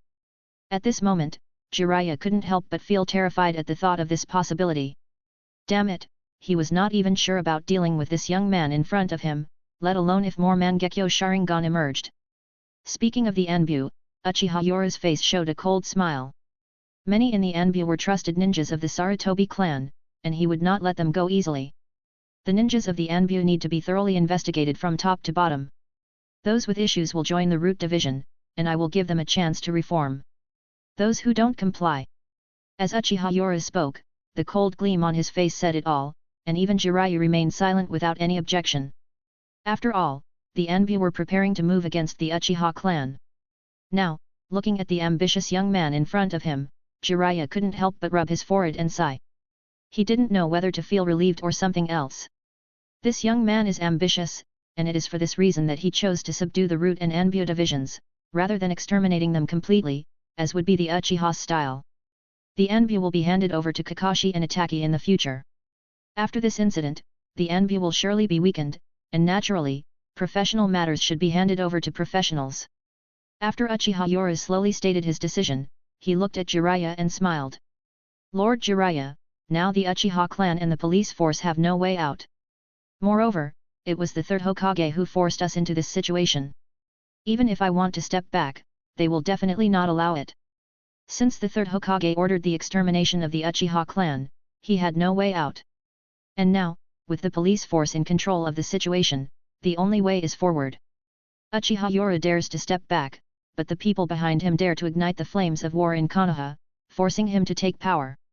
Fingers tapping on the desk of the Hokage's office, Uchiha Yura squinted his eyes at Jiraiya in front of him. He desired a complete Konoha and naturally needed support. Lord Jiraiya, you surely know the kind of life Naruto Uzumaki, the Nine-Tails Jinchuriki, has had. As the teacher of the fourth Hokage, tisk tisk. Seemingly implying something, Uchiha Yura shook his head mockingly at Jiraiya, before finally presenting his condition. If Lord Jiraiya supports me, I can entrust you with the supervision of the Nine-Tails Jinchuriki. Although the Nine-Tails Jinchuriki was still in the hands of Sarutobi Hiruzen, under the current situation where the tide had turned, Uchiha Yura was confident that once he ascended to the position of Hokage, he could use his influence to retrieve the Jinchuriki from the Sarutobi clan. Konoha was on the brink of civil war, and Sarutobi Hiruzen wouldn't dare to take that risk. Jiraiya fell silent in the face of this temptation. The situation in Konoha was already clear, not to mention who held more power. Merely during the governance of Sarutobi Hiruzen, the presence of the Sharingan and would release abilities on Danzo, the leader of the Root, greatly tarnished Hiruzen's reputation, making it impossible for him to continue as Hokage. Not to mention that the Root and the Anbu were preparing to annihilate the Uchiha clan. The selection of the fifth Hokage was inevitable, but Uchiha Yura being the candidate was not certain. Hey, brat, you're discussing this right in front of me. Tsunade, sipping her drink, couldn't help but grumble. However, at this moment, Jiraiya sighed with a bitter smile. Tsunade, let it be. If this brat doesn't take the position, the whole of Konoha will be in chaos. This brat is right about one thing, even if he wants to step down, those behind him won't let him. Even Kakashi wouldn't agree. If Jiraiya and Tsunade joined forces, the chances of winning the position of the fifth Hokage were still high, given the prestige accumulated over many years as the legendary Sunin, not something Uchiha Yura could suppress easily in a few years. But both Jiraiya and Tsunade were well aware of one thing: if Uchiha Yura didn't ascend, with the supporters having come this far, everyone feared being held accountable later. Brat, I want to know how you plan to deal with the families from the third's lineage. Clearly, Jiraiya sighed deeply, having made his choice, but was still curious enough to ask. Chapter 241, Power Transition. Konoha, Sarutobi Clan. Once expansive and imposing, the Sarutobi clan's land is now in disarray. Beneath the ruins of houses, the once proud members of the Sarutobi clan are now engulfed in sorrow. In a dilapidated house, Sarutobi Hiruzen, with white hair and age spots, sits in silence, his cloudy eyes fixated on the nin character he personally wrote on the wall. A report for the clan head: due to the destructive power of the false Nine-Tails Jinchuriki's tailed beast bomb, the Nara, Akimichi, and our own clans have suffered severe damage, reports a Sarutobi clan ninja who appeared in the room, but Hiruzen remained silent after hearing the report. However, at that moment, Sarutobi Asuma enters calmly. In just 3 days, having experienced these drastic changes, Asuma seems much more mature. Father, the police force has brought Danzo to our doorstep, says a mature Asuma, lifting his head to look at his father's aging figure. His lips move, and he adds, Danzo is still alive. This single statement causes Hiruzen's shoulders to tremble, and a glint appears in his cloudy eyes. He finally reacts. After signaling the other ninjas to leave, Hiruzen, looking haggard, turns to face his son Asuma and hoarsely says, what a scheme, Uchiha Yoru is truly a formidable opponent. After exposing his Sharingan and would release, Shimura Danzo has become the biggest stain on their Hokage lineage, with solid evidence to back it up.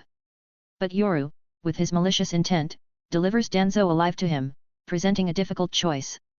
To deny knowledge of Danzo's actions and execute him righteously, would anyone believe it? Such words might deceive the lower-ranking ninjas and civilians in the village, but not the higher-ranking ones. If he cannot bear to act and wishes to spare Danzo's life, then that stain becomes an indirect admission of guilt, carrying all the responsibility. Danzo being delivered to Hiruzen's hands is purely a vexation. Even if Danzo were executed by Yoru, it would at most be an act of vengeance. But delivering him back to Hiruzen affects the third Hokage in every possible way. Father, Danzo. Realizing the gravity of the situation, Asuma hoarsely says, the police force brought Danzo here under the authority of the third Hokage.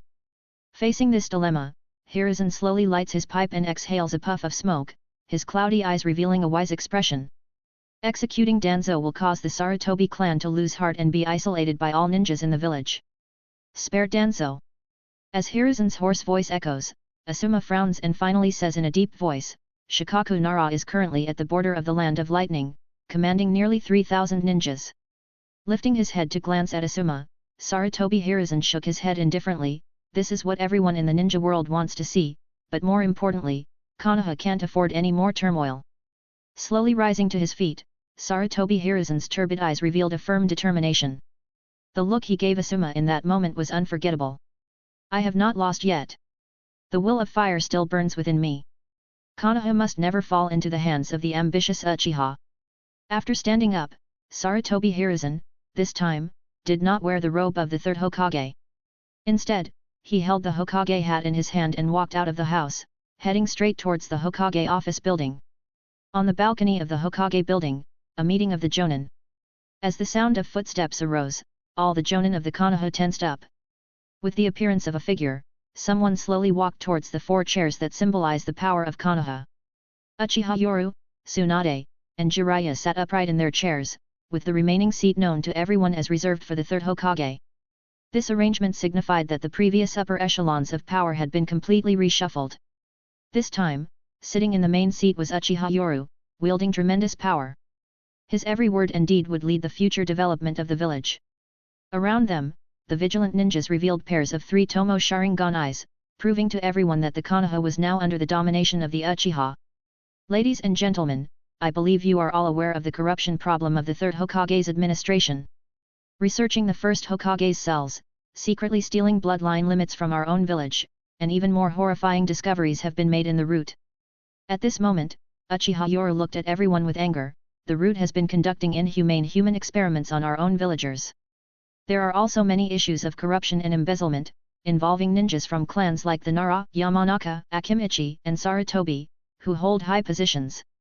Uchiha Yoru ruthlessly criticized the upper echelons of the third Hokage without any mercy, and many ninjas' faces were filled with gravity.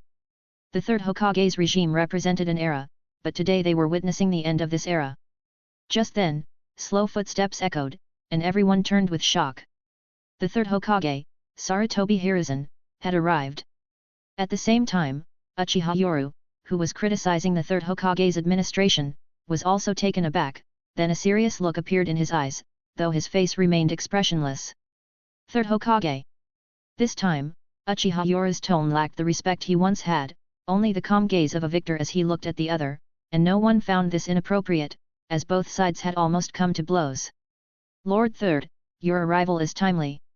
We were just preparing to take this opportunity to replan the village's reconstruction due to the recent crisis. Uchiha Yoru's face showed a false smile, while Kakashi Hatake stepped forward, his single exposed eye showing firmness. They had no way back, and the Konoha was transforming as they had anticipated. A map of the Konoha was presented, a familiar scene to Hiruzen, who showed a calm expression. A show of force? After the last Nine Tails incident, Danzo had used it as an excuse to rearrange Konoha's power structure. Clearly, the opposition was now seizing this opportunity to return to the center of power in the Konoha. Lord Third! Lord Third! As Sarutobi Hiruzen slowly approached, the ninjas showed complex expressions, some unable to hide their distress, murmuring respectful titles, while others watched coldly. As the third Hokage took his seat and exhaled a ring of smoke, he smiled at Uchiha Yoru, it seems I have arrived just in time. Facing the third Hokage, Uchiha Yoru also revealed a political smile and nodded. Of course, the third Hokage's arrival is timely, saving us the trouble of going down to notify. This statement exposed the current situation, with Uchiha Yoru directly addressing in a notifying tone, which almost indirectly meant that the third Hokage had lost his influence.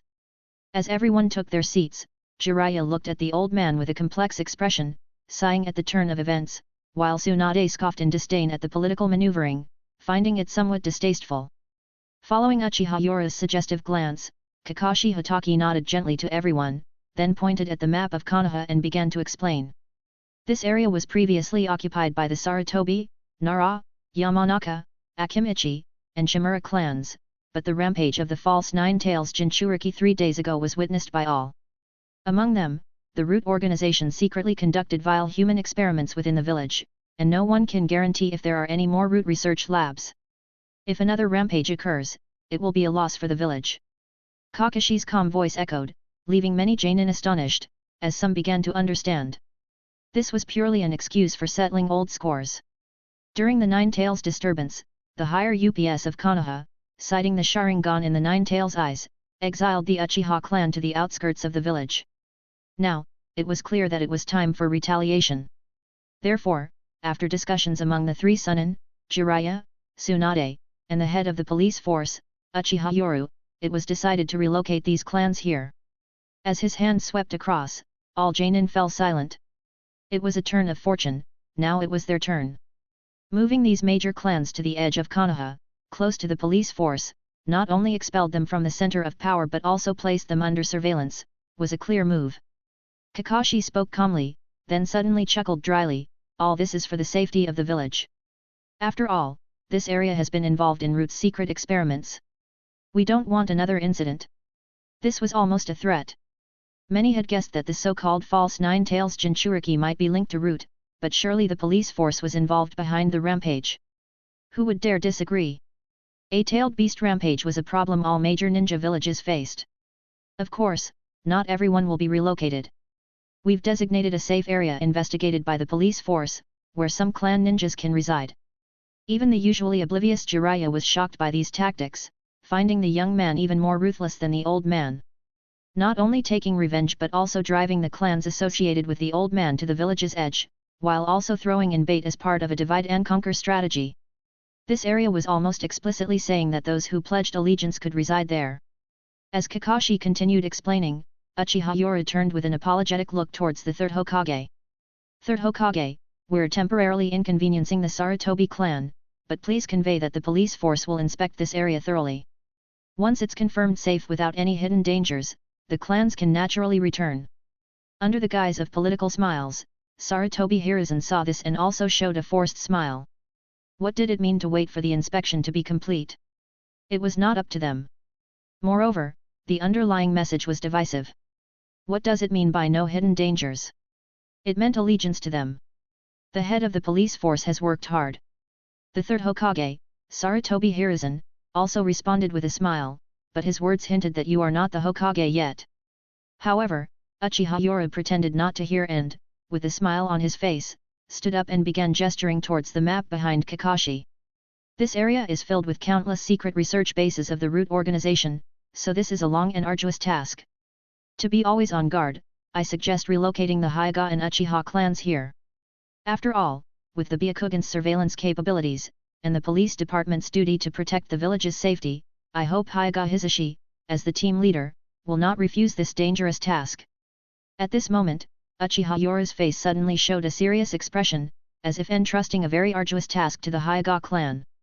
Upon hearing this, Jonin Hyuga Hisashi immediately stood up, bowed deeply with respect, and exclaimed, Lord Yoru, rest assured, the Hyuga clan is willing to shed our last drop of blood for the peace and development of Konoha. Also here, the Inyazuka clan's ninja dogs and the Aberame clan's insects are among the best reconnaissance secrets in the ninja world. I think the Inyazuka and Aberame clans can undertake the security of this area. The leaders of the Aberame and Inyazuka clans stood up, their faces showing excitement, and exclaimed, the Inyazuka/Aberame clan will definitely not disappoint everyone. Even though I already knew the shamelessness of politics, seeing all this, Jiraiya couldn't help but widen his eyes in amazement.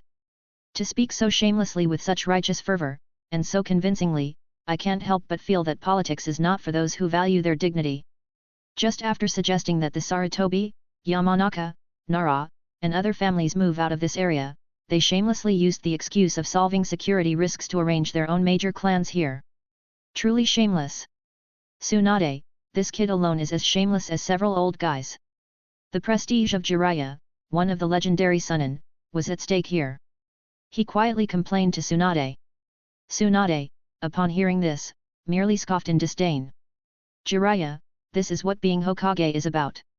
Facing Tsunade's retort, Jiraiya shook his head and secretly broke out in a cold sweat, thinking of the previous example of the Hokage's higher UPS dealing with the Uchiha clan. Now, their response seems acceptable, hoping that the village will stabilize soon. And Tsunade, witnessing this scene, couldn't help but shake her head secretly. This vindictive kid, but what he did was indeed satisfying. The Jonin had no strong objections to the Uchiha clan moving back to the center of Konoha, as the Uchiha clan had lived here a few years ago. As for the other smaller clans, everyone remained silent. This is the process of power transition. Chapter 242, Old Man Want to Use Tsunade? Konoha, Jonin Council. This time, the meeting after the Nine Tails incident had a completely opposite outcome from the previous one. The Uchiha clan returned to the center of the village and seized great power. As Kakashi temporarily reorganized the major clans of Konoha, a familiar coughing sound suddenly broke the silence. All the Jonin turned their eyes towards the third Hokage, whose hair had turned white with age. The third Hokage, Sarutobi Hiruzen, slowly stood up, put down his smoking pipe, and looked around with his cloudy eyes, as the battle-hardened Jonin averted their gazes. Root has committed a grave error that nearly led to a civil war within the village. As the third Hokage, I bear an inescapable responsibility, he said. At that moment, Sarutobi Hiruzen bowed deeply before everyone, offering a 90-degree apology. However, the ninjas below remained silent, especially those from the bloodline clans, who just watched coldly. Root secretly researched would release and even stole the Sharingan from the Uchiha clan. Considering how powerful the Uchiha are, this was a bold move. Hence, all the ninjas deeply despised Root. This scene made Jiraiya shake his head and sigh in the background, as Root's actions over the years had been feared by the ninja villages but also loathed by their own people.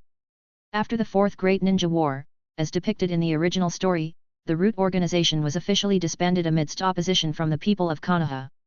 This opposition showed how unpopular Root was. At this moment, Sarutobi Hiruzen, still bowing, and Uchiha Yoru, with a playful smile, squinted his eyes. Indeed, Danz was the most qualified manipulator. The order to exterminate a clan was given by Danz, with the Anbu only assisting. So, no matter how one investigates, the third Hokage appears innocent, even refusing such actions with righteous indignation in the intelligence reports. Just like the Uchiha clan massacre in the original story, the third Hokage always appears as a righteous character. In contrast, it seems all of this was driven by Danz's personal desires.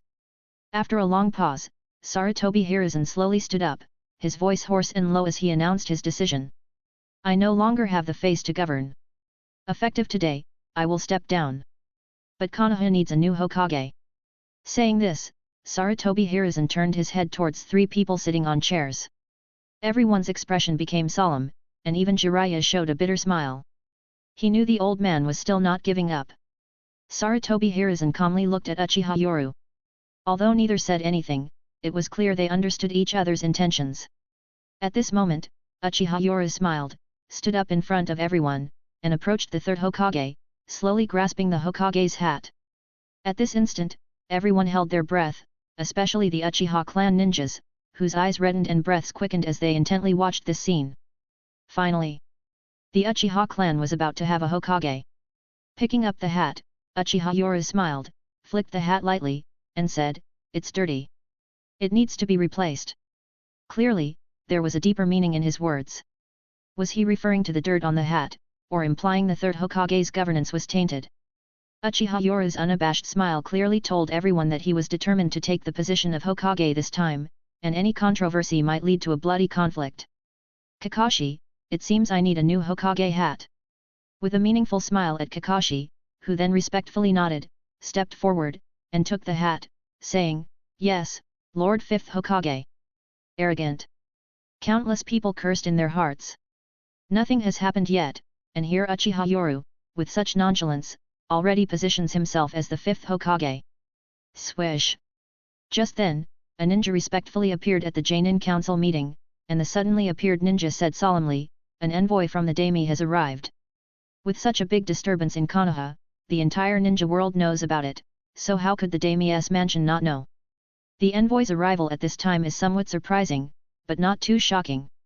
However, Uchiha Yoru frowned imperceptibly, pondering deeply in his heart, wondering what role the Land of Fire's daime's mansion would play this time.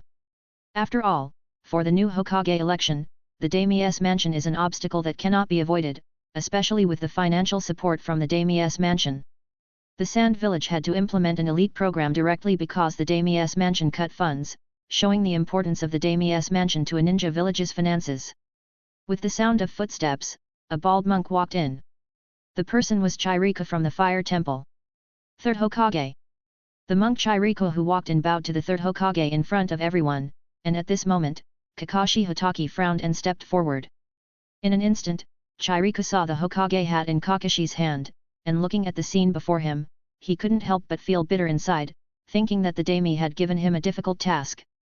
Now, all eyes in the ninja world are on the Land of Fire. The daime hopes that Konoha will soon select a new Hokage. In front of everyone, Chirika respectfully explained the daime's intention, and finally respectfully looked at Tsunade, one of the Sunin, saying, the daime heard that Princess Tsunade has returned to Konoha. If Princess Tsunade is interested in becoming the 5th Hokage, the daime's mansion believes that Konoha will shine again. Boom! At this moment, everyone's expression tightened, and Uchiha Yoru's face showed a smile, but this time the smile was filled with endless cold light. What a move by the 3rd, playing such a hand. Tsunade comes from the Senju clan, and both her grandfather were the 1st and 2nd Hokage, and the 3rd Hokage was her teacher.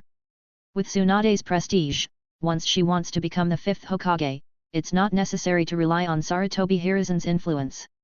Just by herself, she could compete with Uchiha Yoru. At this moment, under everyone's attention, Tsunade couldn't help but sneer, seeing clearly that the old man obviously wanted to drag her into this. And at this time, Chirika hesitated for a moment, and said in a lowered voice, 3rd Hokage, with such a big turmoil in Konoha, a slight mishap could trigger the 4th Great Ninja War. Although the daime's mansion intends for Lady Tsunade to take up the role of the 5th Hokage, it is only a suggestion. The intention of the daime's mansion is that Konoha now needs an interim Hokage to handle affairs, and Lady Tsunade's status and prestige are enough. Just then, a crisp applause suddenly interrupted the scene, and everyone anxiously looked towards the person clapping. They saw Uchiha Yoru with a dangerous smile on his face, watching the scene and continuously clapping, but everyone already saw his anger. What a move by the 3rd Hokage, truly a cunning old fox. With Tsunade's prestige, the daime's proposal, and so many Konoha ninjas in the Land of Fire, his Uchiha clan, even if currently cleared of the Nine-Tails suspicions, cannot compare to Tsunade. Among all the ninjas in Konoha now, if Tsunade becomes the 5th Hokage, no one can refute her existence.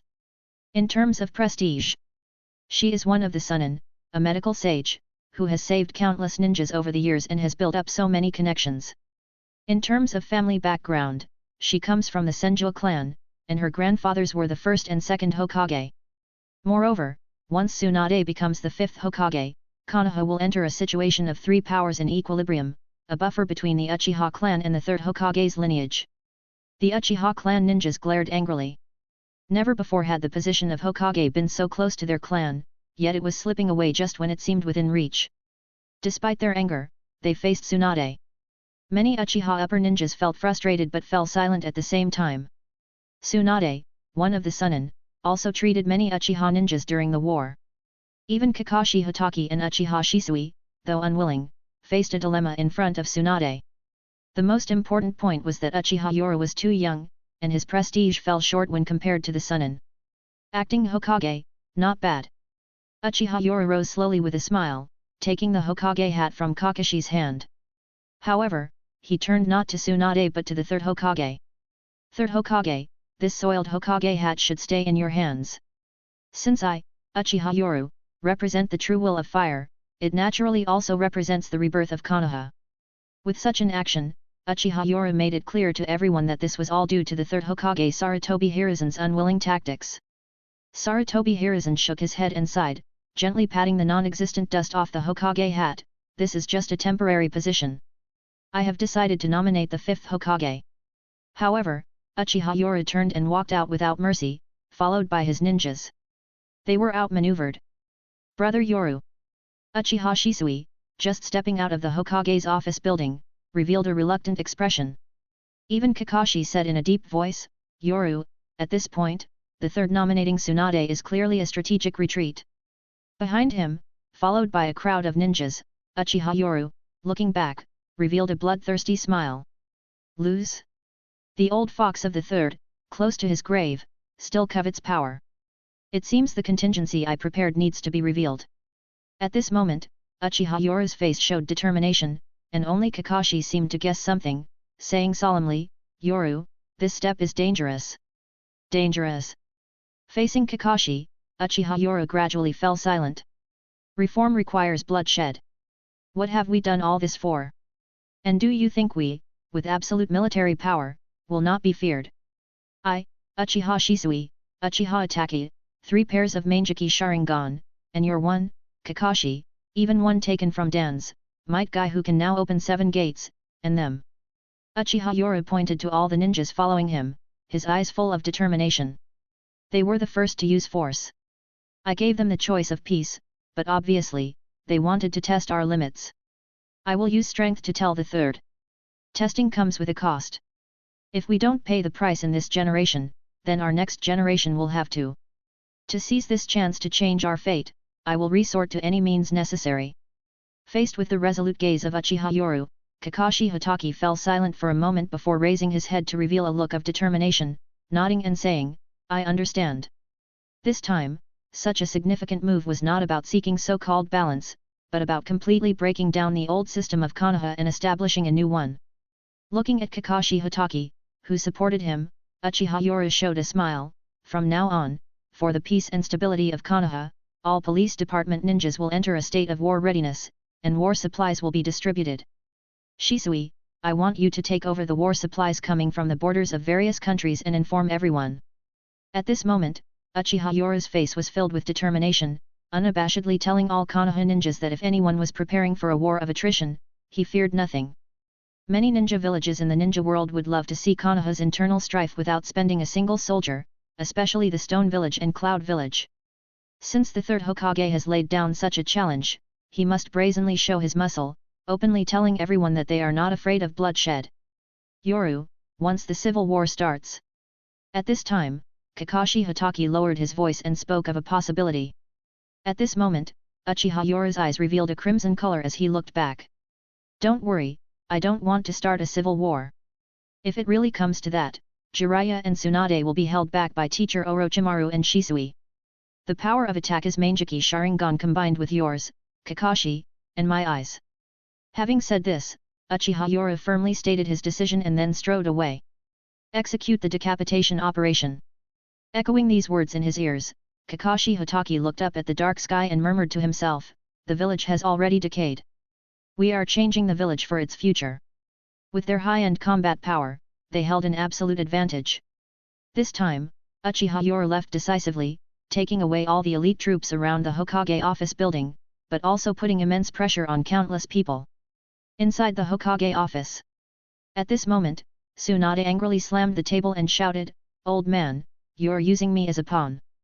Faced with Tsunade's angry questioning, the third Hokage Sarutobi Hiruzen remained silent for a long while before saying in a low voice, Tsunade, all of this is for the sake of Konoha. Only you can suppress Uchiha. But Jiraiya, leaning against the window, remained silent, not saying a word. Even at this point, the old man was still unwilling to let his rule over Konoha change. At some point, the once great ninja had become this paranoid. However, facing Sarutobi Hiruzen, Tsunade sneered, do you know the strength of this kid now? 3.5 pairs of Mangeki Sharingan, plus 1 snatched from Danzo, a total of 4 pairs of Mangeki Sharingan. Even Orochimaru is there. Do you dare say this kid won't call back Orochimaru? Old man, you're playing with fire, betting whether this kid dares to start a civil war. And do you really know the strength this kid holds? At this moment, Tsunade massaged her forehead, truly filled with disappointment. The old man was too stubborn now. So stubborn that only by following his will of fire could Konoha thrive and prosper, and any slightly different opinion was not inheriting the will of fire. Old man. Jiraiya, leaning by the window, suddenly spoke up, the window open and a breeze blowing through his white hair as he revealed a smile. This kid has promised me, I will support him and leave Naruto to me to supervise. Jiraiya, you. Watching Jiraiya suddenly turn traitor, Sarutobi Hiruzen's face looked extremely ugly. Chapter 243, 5-Cage Summit invited Uchiha Yoru. It was obvious that Jiraiya did not want to get involved anymore.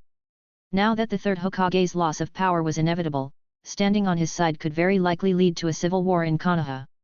If he remained neutral, on the other hand, the third Hokage would still have some considerations.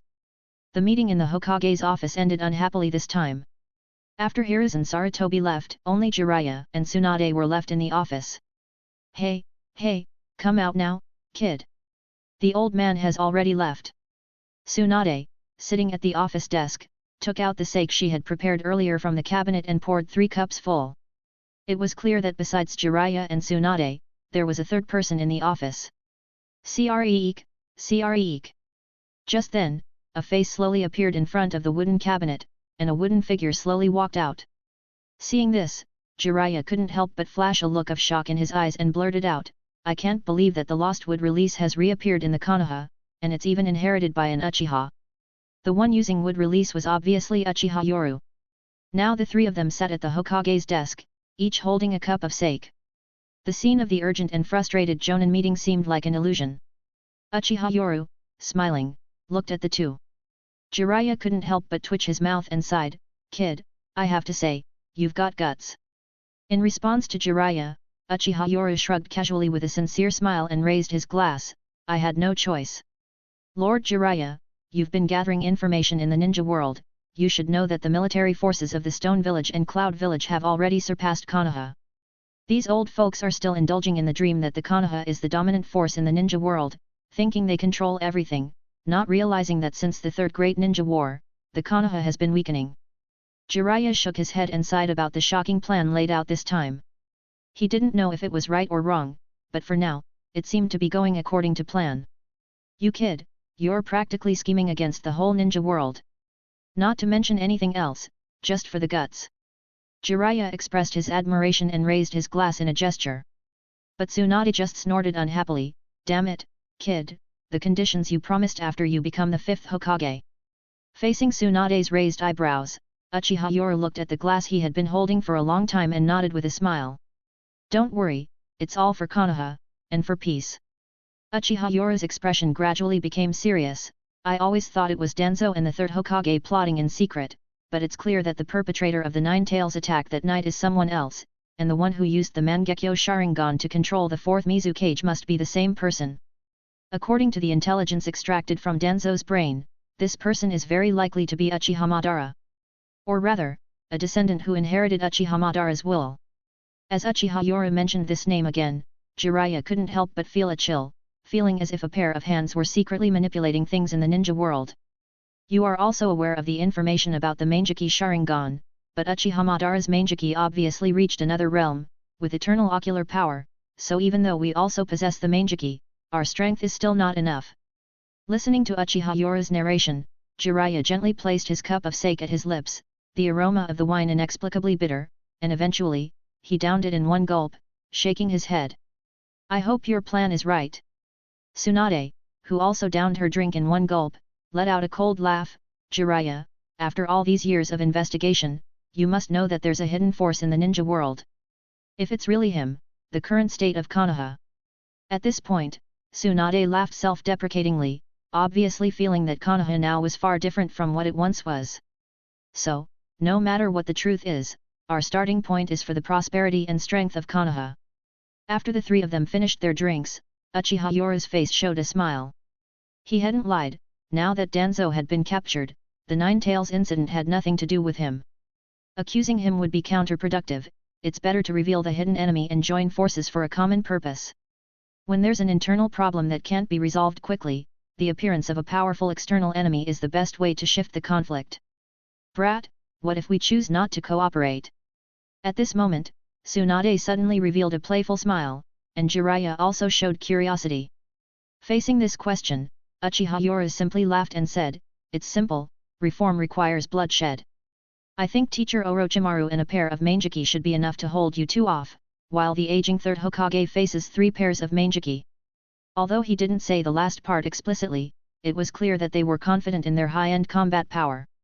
Although the power of a cage-level ninja isn't as simple as a one-on-one match, just the thought of Orochimaru made Jiraiya fall silent. "And this is also what you want to see, isn't it, Jiraiya?" Mutual restraint achieving a certain balance. At this moment, Uchiha Yora's face showed a confident smile, slowly extending his hand. 5 years. 5 years is enough to prove right and wrong. Regarding this bet, Jiraiya poured himself another drink, saying with a smirk, "I'll investigate in these 5 years.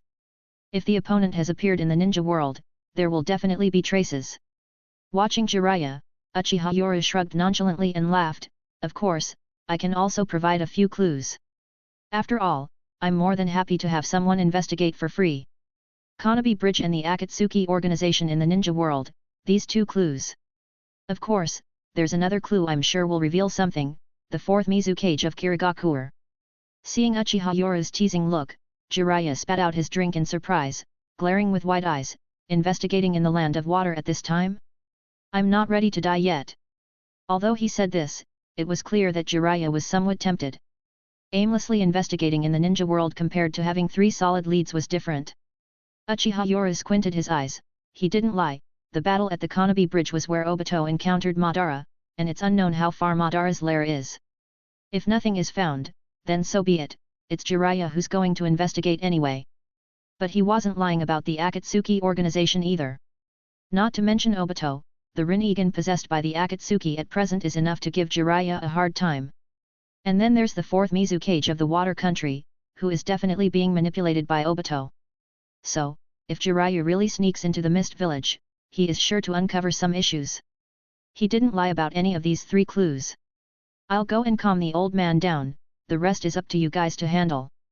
But, kid, I still have to warn you one last time." Putting down his sake cup, Jiraiya walked towards the window, shaking his head. He stepped 1 foot outside the window but couldn't help turning back to admonish.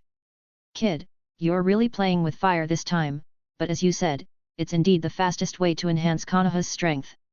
In the Hokage's office, with the window open and the breeze blowing, the books rustled, and Jiraiya's figure had disappeared.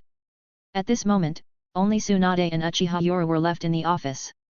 Looking at each other, Tsunade couldn't help but smirk. "Kid, you're bold, playing schemes across the entire ninja world, using the forces of the ninja world to accomplish your own plans. Be careful not to get in trouble." "In trouble?" Facing this question, after Jiraiya left, Uchiha Yora revealed his true self, scoffing disdainfully. "For now, leaving aside whether the 3rd Hokage is willing or not, how many of those old folks are willing to give up their power? If trouble arises, shifting the conflict outward can also be beneficial. Besides, Konoha was founded together by the Senju and the Uchiha. This cooperation has been pleasant." Looking at the palm in front of her, Tsunade glared and then the 2 shook hands, signifying the start of their cooperation. "You were right about one thing, kid. It's better for the Senju and Uchiha to give Konoha its final glory than to let those old fools ruin it. From now on, I'll be counting on you, the 5th Hokage." At this, Uchiha Yora squinted and smiled, while Tsunade also nodded, saying, "You too, the new Hokage of Konoha." The shocking changes in Konoha in the Land of Fire had already spread throughout the ninja world. The 3rd Hokage was impeached and resigned once again, but before stepping down, this longest-serving Hokage of the Konoha brought back one of the Sunin. Princess Tsunade, one of the legendary Sunin, quickly became one of the candidates for the 5th Hokage, with another being the rising star, Uchiha Yoru. Following this, the forces under Uchiha Yoru obviously started the intimidation necessary before an armed coup. But Tsunade was no ordinary person. With the prestige of the Sunin and her connections as the medical sage, she quickly united all the neutral ninjas within the Konoha. Now, the Konoha had become a battleground for 2 powerful factions. Tsunade not only had the support of the neutral ninjas in her own faction, but also the full backing of the 3rd Hokage's lineage, openly opposing the police force. Among the candidates for the 5th Hokage, Uchiha Yoru and Tsunade, it was clear that the daimyo of the Land of Fire favored Tsunade. Just when the balance of victory was tilting, the Cloud and Rock villages were the first in the ninja world to express their deep condemnation of the Konoha's inhumane acts of secretly seizing bloodlines from ninjas, even openly supporting the recognition of Uchiha Yoru as the 5th Hokage. This was followed by the smaller ninja villages influenced by these two major villages, and soon almost the entire ninja world began to speak up. After all, the Konoha had always been the dominant power in the ninja world since its establishment. The prospect of its collapse was a sensational event that everyone wanted a part of. The rich resources of the Land of Fire were coveted by countless ninja villages, with even the smaller villages thinking of taking advantage of the situation to gain some benefit. Fanning the flames was their specialty. They didn't have to lift a finger, just sit back and watch as the Konoha erupted into civil war. This was a good thing for them. Stone Village. Lord Tsuchikage, the Uchiha clan from the Land of Fire, led by Uchiha Yoru, has once again requested war materials from us, and even subtly mentioned wanting our support to obtain the 7 tails from Waterfall Village, reported a trusted subordinate. Listening to the report, the elderly Oniki widened his eyes in surprise. Uchiha's appetite is too big. They already have 3.5 pairs of Mangeki Sharingan, and now they want a tailed beast? That's impossible. What they want is a civil war in Konoha. It's fine to supply the Uchiha clan with war materials and even weapons since these are consumables. But tailed beasts are different. If the Uchiha get one, it's a permanent gain. No. Tell the Uchiha clan that Stone Village, for the sake of justice in the shinobi world, can provide material support. Clearly, Oniki could discern the urgency of the situation. The presence of 3.5 pairs of Mangeki Sharingan already made him wary. Fortunately, he had the intelligence that these Mangekyo Sharingan were different from those of Uchiha Madara. In the past, overuse of their powers could lead to blindness. At this moment, Oniki, with furrowed brows, demanded, Konoha's intelligence is the top priority. I must be informed of the latest developments from Konoha. Also, activate the spies hidden in Konoha and do everything possible to fuel the conflict there. But Lord Tsuchikage, this might be difficult, interjected a calm and collected Jainin, adjusting his glasses as he analyzed the intelligence. Based on the current information, Konoha seems divided into 2 factions, but actually, there are 3, the Uchiha police force, Princess Tsunade's faction, and the 3rd Hokage's faction. It appears Princess Tsunade has gone too far in reaching some agreement with the 3rd Hokage. Currently, among these 3 factions, neither the 3rd Hokage, Princess Tsunade, nor Jiraiya wants to start a civil war. They are all acting very cautiously. It seems they might compromise if certain conditions are met. Hearing this analysis, the cunning Oniki smirked coldly. Compromise. The position of Hokage is the biggest conflict. Tsunade has the support of the daimyo and the old 3rd Hokage. The 5th Hokage position isn't secured yet, probably because they fear the Uchiha clan's desperate actions. But I will give them a conflict. Normally, a Hokage's succession requires the votes of all the Jainin in the village and the daimyo's recognition. But what if the entire shinobi world recognizes Uchiha Yoru as Hokage? Saying this, Oniki couldn't help but smile. I think the other villages would be happy to grant such a favor. After all, Uchiha Yoru, with his Mangeki Sharingan, already has the power to become Hokage. Someone, notify the Reikage, Kazekage, Mizukage, and Uchiha Yoru, the Hokage. I'm preparing to host a 5-cage summit in the Land of Iron. It was clear that the crafty and cunning Oniki, in his attempt to incite a civil war in Konoha, had directly acknowledged Uchiha Yoru's status as Hokage. In the 5-cage summit, with the major shinobi villages recognizing Uchiha Yoru as the Hokage by name, it was almost as if the entire shinobi world had acknowledged him. What more could Konoha say? And with Uchiha Yoru recognized as Hokage by the entire shinobi world, he naturally had an excuse to take command of the entire Konoha. If anyone dared to disrespect this, well, a little war to quell rebellion seemed quite normal. Chapter 244, Situation in the Ninja World. Konoha, Hokage Office Building. Since the last Jainin meeting, when Tsunade became one of the candidates for the 5th Hokage, Konoha has been shrouded in an eerie atmosphere. The police force, controlling 6 divisions of Konoha, has grown significantly in power. To ease the tense situation, families like Sarutobi, Shimura, Nara, and Akimichi have moved away from the center of Konoha's power, taking a step back. However, the police force's reaction was the most intense. They divided Konoha into two halves with a semicircular barrier, clearly conveying their intentions to everyone. The Hokage office building became the center of the power struggle. Hokage office. Tsunade, what are your thoughts on the upcoming 5-Cage summit? Even though Sarutobi Hiruzen had publicly declared his resignation, he still wore the robe of the third Hokage. This time, he came to the Hokage office with a grave expression. This place was almost like his residence, but now it has become the battleground for Tsunade and Uchiha Yoru's competition. Pfft, old man, even the Kazekage Raza has acknowledged the 5-Cage summit. Now the 4 great ninja villages have made it clear, inviting Uchiha Yoru, the Hokage. Do you really think I should go? Tsunade spoke disdainfully, and at that moment, the door suddenly opened. Uchiha Yoru appeared, smiling as he saw the two people inside and slowly walked in. So, it's the third Hokage. Are you here to advise us, the acting Hokages? Uchiha Yoru's words were filled with sarcasm, making even the composed Sarutobi Hiruzen look uncomfortable. It was as if he was saying that the third Hokage had already resigned and the current masters of the Hokage office building were them, although there would only be one winner in the end. Following Uchiha Yoru, Uchiha Itachi and Hotaki Kakashi also entered. Upon entering, Uchiha Yoru sat on the right side of the Hokage's desk, with Tsunade sitting on the left, while the third Hokage stood in the middle, like a ninja reporting for duty.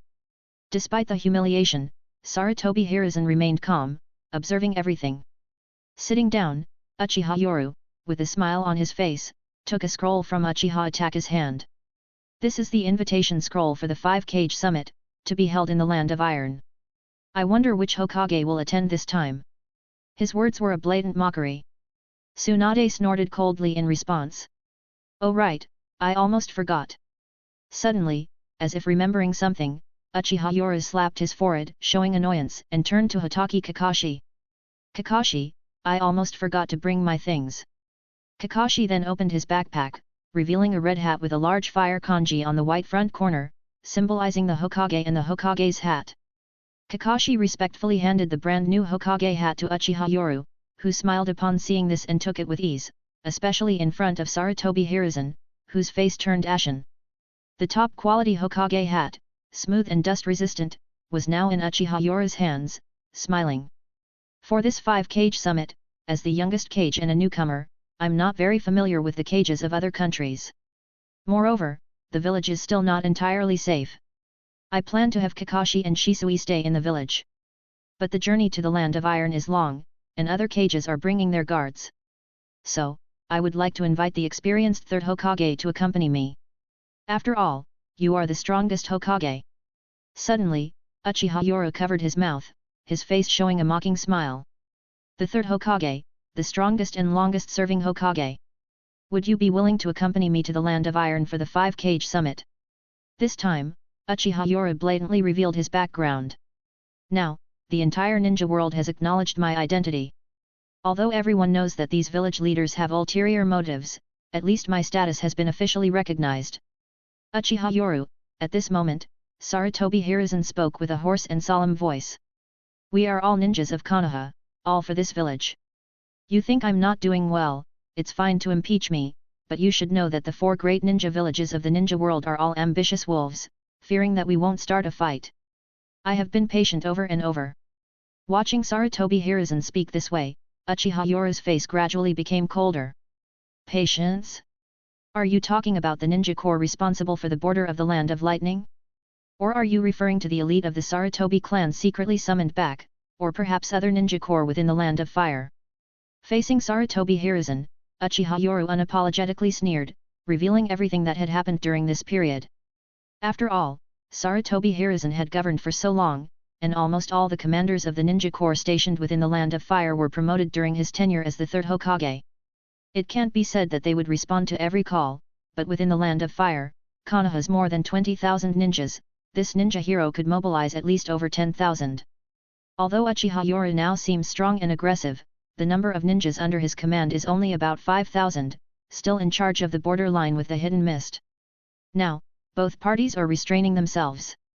After all, the entire ninja world is watching.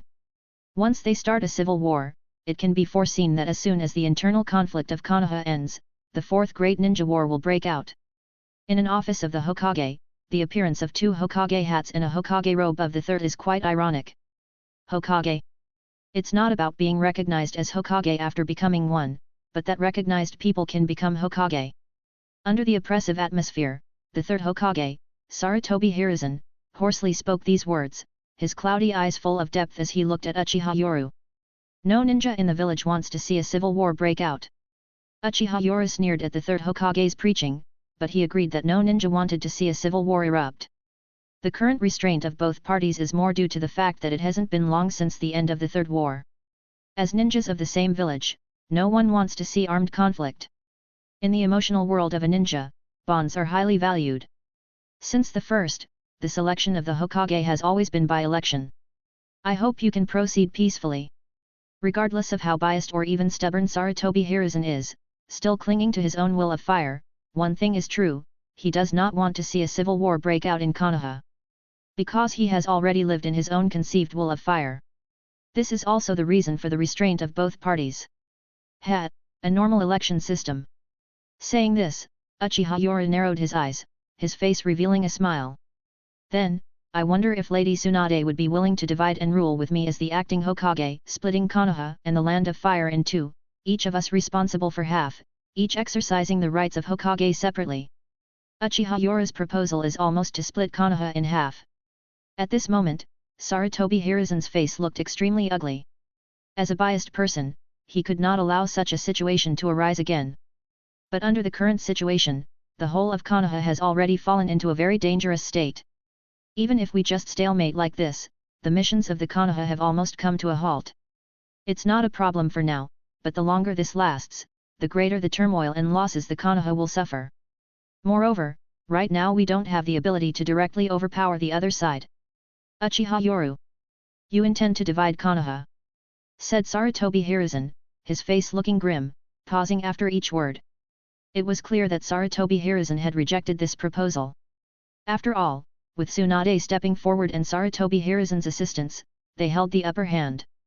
However, at this moment, Uchiha Yoru slowly stood up, placing the Hokage's hat at his waist, his face revealing a smile. This scene was particularly grating to the third Hokage.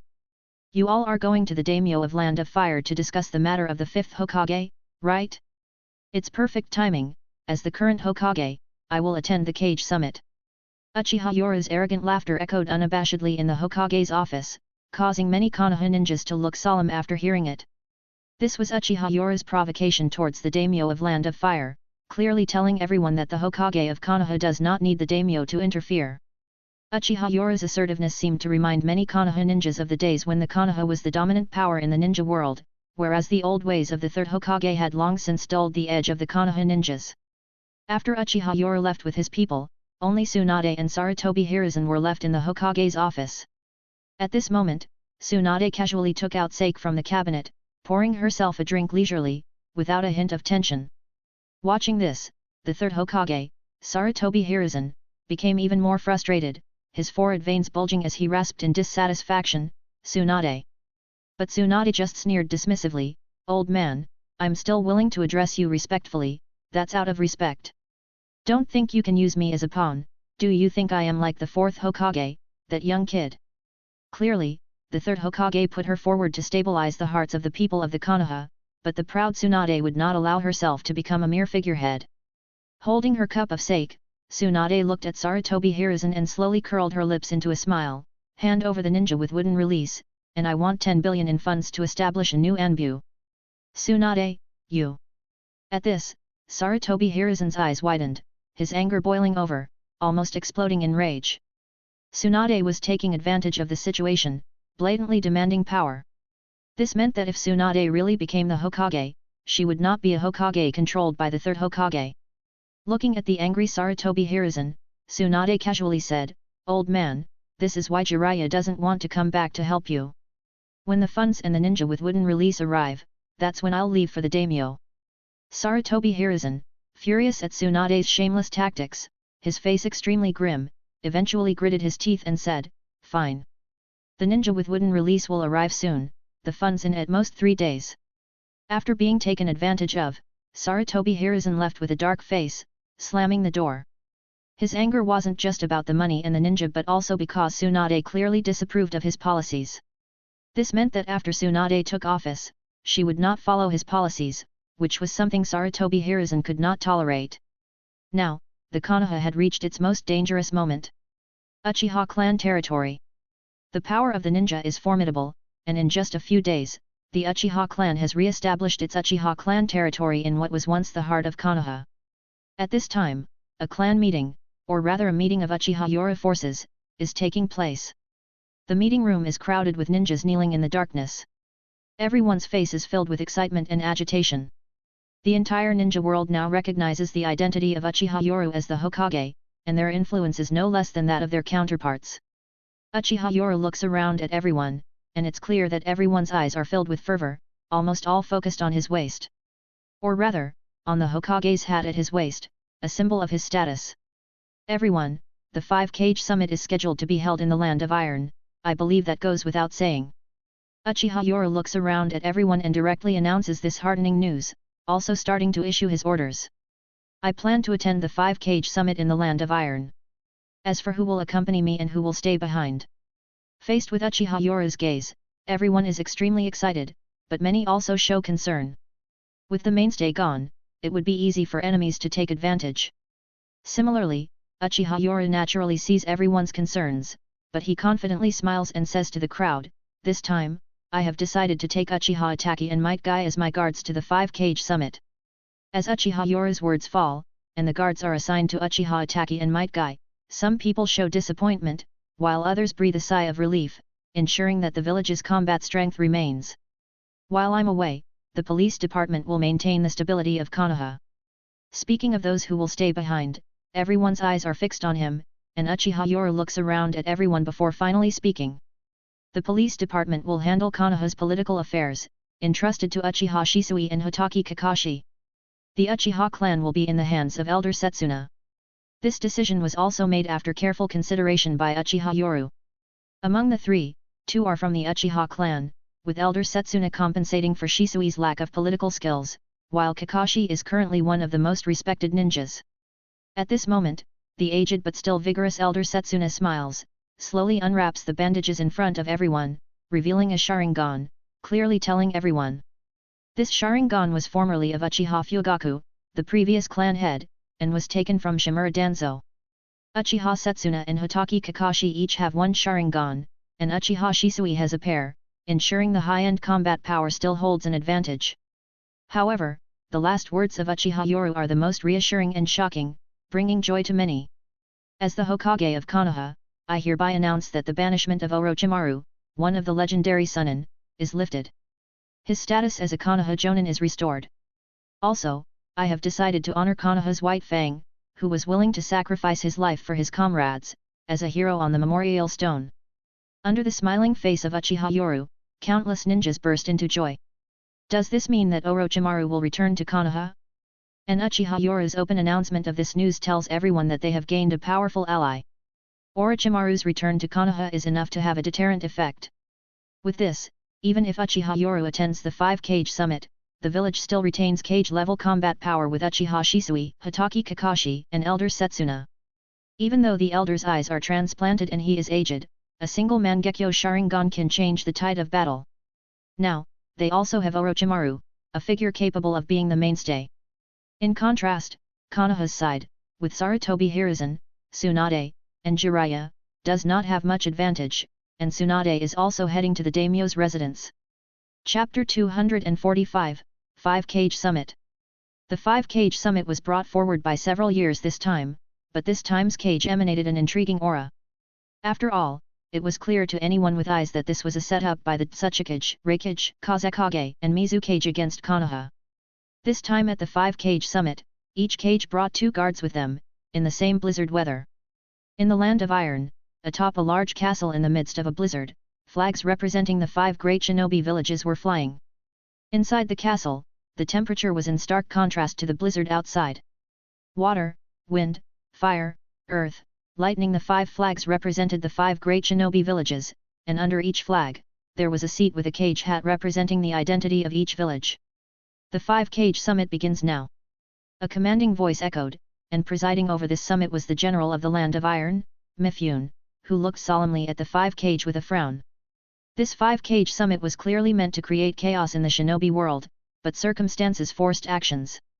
The Tsuchikage, Noki, chose this place for 2 reasons, the neutrality of the Land of Iron and considering the safety of Uchiha Yoru. Inside the territory of the Land of Fire, the Uchiha clan, who controlled the region bordering the Land of Mist, was adjacent to the Land of Iron. I am Mifune, the overseer. The 5 cage summit begins now. As the neutral party and the host of this summit, Mifune sat solemnly and announced the start of the meeting to the 5 cage. At that moment, sitting in a U-shaped arrangement were the 3rd Tsuchikage Noki, 4th Reikage A, 4th Kazekage Raza, 4th Mizukage Yagura, and the 5th Hokage Uchiha Yoru, recognized by all 4 great shinobi villages. The guards of the 5 cage were standing behind their respective flags, solemnly observing this much anticipated summit. This was only the 2nd time such a meeting had been held since the 1st Hokage's era. During this summit, the other cage were covertly observing the legendary Uchiha with the Mangekyo Sharingan. Uchiha Yoru, in his white robe, with the Kusanagi sword at his waist, looked calmly at everyone. Everyone, at this summit proposed by me, I want to clarify one thing first. The first to speak was the oldest, the 3rd Tsuchikage Noki. Though he was short and had a big red nose, Noki's presence was imposing. After glancing around at everyone, his gaze finally settled on Uchiha Yoru. I must express my deep abhorrence for evil human experimentation, especially that involving the taking of Kekii Genkai. I won't deny that all nations have done it during war, but no one has ever done such experiments on their own villagers. At this, Noki spoke righteously, while the other cage remained calm, but their guards looked somewhat embarrassed. It seemed a bit shameless of Noki, as he was clearly referring to Danzo of the route from Konoha conducting unauthorized human experiments and trying to acquire the Mangekyo Sharingan and would release. However, Uchiha Yoru, the main focus of this summit, did not retort but instead nodded in agreement to Noki's shameless speech. Indeed, whether it's the 5 great shinobi villages or smaller ones, there has never been an incident of conducting human experiments on fellow villagers. Each of the cage was cunning and calm as if judging an evil act, but the guards they brought with them were so embarrassed their faces turned red. Human experimentation has always existed in the shinobi world. It's just that smaller villages lack the technology and funds. In contrast, the great villages have always been doing it secretly. Of course, there have been experiments on rogue ninjas from their own villages. Humph! Noki, stop your pointless babbling. The 4th Reikage, known for his explosive temper, slammed the table in anger and bellowed, if I find such evil events happening in the Cloud Village, I will flatten them with thunderous measures. The seemingly rude 4th Reikage, A, was obviously using the situation to stir up trouble, banking on his rough temper. As an experienced and cunning person, Noki could easily see through this. He nodded in agreement, his face showing approval, and then turned his gaze to the Hokage, Uchiha Yoru. Here, I would like to express my sympathy to Hokage Uchiha Yoru. After all, what Danzo has done in the route can no longer be described as merely cruel. Kazekage Raza, who was obviously supporting the internal strife in the Land of Fire and Konoha, was currently the weakest. Now under the restraint of Konoha, he was silent but actually the one most hoping for trouble in Konoha. The 4th Mizukage, Yagura, with a gloomy expression and an aura of unapproachability, kept his head down. Watching Tsuchikage Oniki and Reikage A fanning the flames in their own way, Uchiha Yoru's face gradually revealed a cold smile. He slammed the table, and with a dull sound, the cage summit temporarily quieted down as everyone turned their heads to look at him. Everyone, I don't want to talk much about idle matters in this cage summit. After all, my Konoha is still somewhat unstable, Uchiha Yoru calmly looked at everyone. I won't elaborate on the details, as you all are aware. I came to this cage summit at the call of the 3rd Tsuchikage and 4th Reikage to assist Konoha in its justice. Time is pressing. Every second I stay here, there's an increased chance of change in Konoha.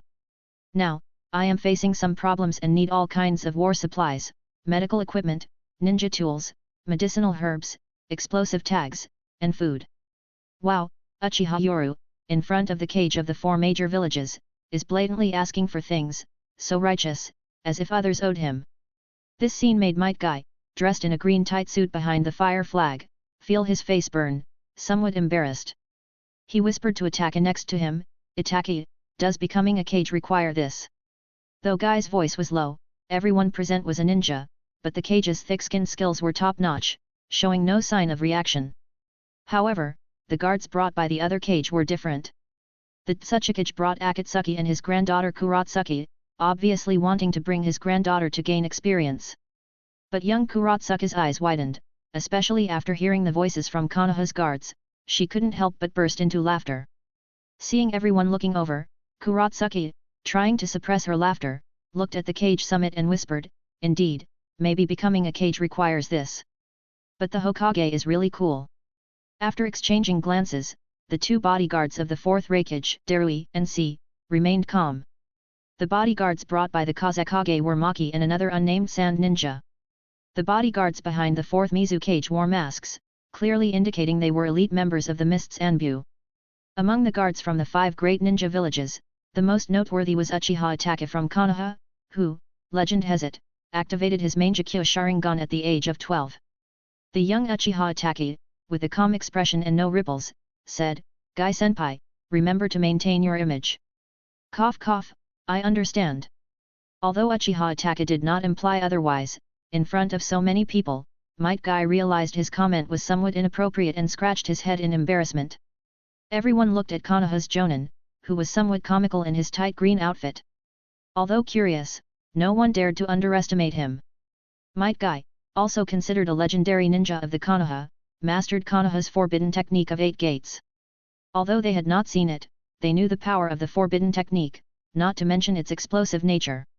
During the 5-cage summit, the neutral representative from the Land of Iron, the General Mifune, couldn't bear to look and closed his eyes, pretending to listen calmly, but in his heart, he thought each of the cage was shameless. The young Hokage, Uchiha Yoru, clearly aware of the intentions of the major ninja villages, brazenly demanded resources from the 4 great ninja villages. "Hokage, before you shamelessly demand resources, is there something you need to explain?" Facing Uchiha Yoru, who brazenly demanded resources, the 4th Mizu cage, Yagura Karatachi, looked young but was not to be underestimated. "Your Excellency seems to have close ties with the leader of the Mist's rebel army, Terumi Mei. Even the management system is exactly like the police forces, perhaps even more so. According to reports, the Uchiha clan has been trading with this rebel army for years." As the 4th Mizu cage Yagura asked his gloomy questions, everyone's attention was drawn. Uchiha Yoru, however, righteously retorted, "4th Mizu cage, this is a normal trade relationship between us. Furthermore, the Mist Village and the entire Land of Water's policy of ostracizing bloodline ninja has led to resistance. This rebel army is based in the ruins of the Land of Whirlpools, so the Uchiha clan has never interfered in the affairs of the Land of Water. Wow, the entire ninja world knows about their close dealings, and there are even rumors that they have joined forces. There are also rumors that Uchiha is planning to transform Konoha into a village that prioritizes bloodline ninjas. Yet, Uchiha Yoru, in front of the most respected cage in the ninja world, blatantly lies, feigning innocence and ignorance of interfering in the affairs of the Mist Village. At this moment, the Tsuchikage Noki, Raikage A, and Kazekage Raza pretended to be foolish, as if they didn't understand a thing. The Land of Iron's General Mifune sighed internally and shook his head. This was not a 5-cage summit but rather a meeting of thugs. Cough cough, since the 4th Mizu cage has spoken of this matter, I too have heard of it. Perhaps you would like to hear my opinion. Then, Noki showed a sincere smile, but everyone saw his cunning nature. The Land of Water is in constant turmoil due to the influence of the Bloodline Rebel Army, an undeniable fact. However, Konoha's Hokage also has a point, as the Uchiha have never directly interfered, choosing the Land of Whirlpool's ruins for their transactions. At this moment, Noki, with a troublemaking smile, looked at everyone and said, "Since the Third Ninja War, the ninja world has finally enjoyed peace. The instability in the Konoha and Mist is something neither I nor anyone else wants to see." "Noki, you don't want to see internal strife in the Konoha and Mist? You are probably hoping for more chaos in the entire ninja world." The bodyguards of the cage villages thought to themselves, witnessing the shamelessness of the cage today. However, the Mist's bloodline ninja corps based in the Land of Whirlpools follows the Konoha Hokage's will of fire, an undeniable fact. Also, 4th Mizu cage, since the Land of Water rejects bloodline ninjas anyway, why don't I, along with the Raikage and Kazekage, mediate? For the peace and stability of the ninja world, and for the stability of the Mist and Konoha, why not acknowledge the mist ninja based in the land of whirlpools? At this point, the shameless third Tsuchikage Noki, with a sincere smile on his face, turned his head and looked at Uchiha Yoru, laughing, since the Hokage has such a close relationship with this force, why not just incorporate it into Konoha? Of course, we only recognize the territory of the land of whirlpools ruins, as for occupying the territory of the land of water. At this moment, although Noki did not say anything, the guards of the cage widened their eyes upon hearing this and couldn't help but inwardly exclaim at his shamelessness. This was not a peacekeeper but clearly someone cutting flesh from both Mist and Konoha, creating a third power between them. Recognizing Uchiha Yoru as Hokage was originally to divide and weaken Konoha, but now they were allying with the rebel forces of Mist. This was practically the emergence of a third ninja village. Or rather, many guards were secretly alarmed, sweating profusely, fearing that Tsuchikage Noki's intention was to establish a sixth major ninja village. And this sixth village would be established by drawing blood from both Mist and Konoha, meaning they themselves wouldn't lose anything, but Konoha and Mist would have split, creating another power. The third Tsuchikage Noki, with a shameless smile, looked at everyone as if he loved peace, making Kuratsuka feel embarrassed, wanting to dig a hole and hide. Well, Tsuchikage Noki is indeed right.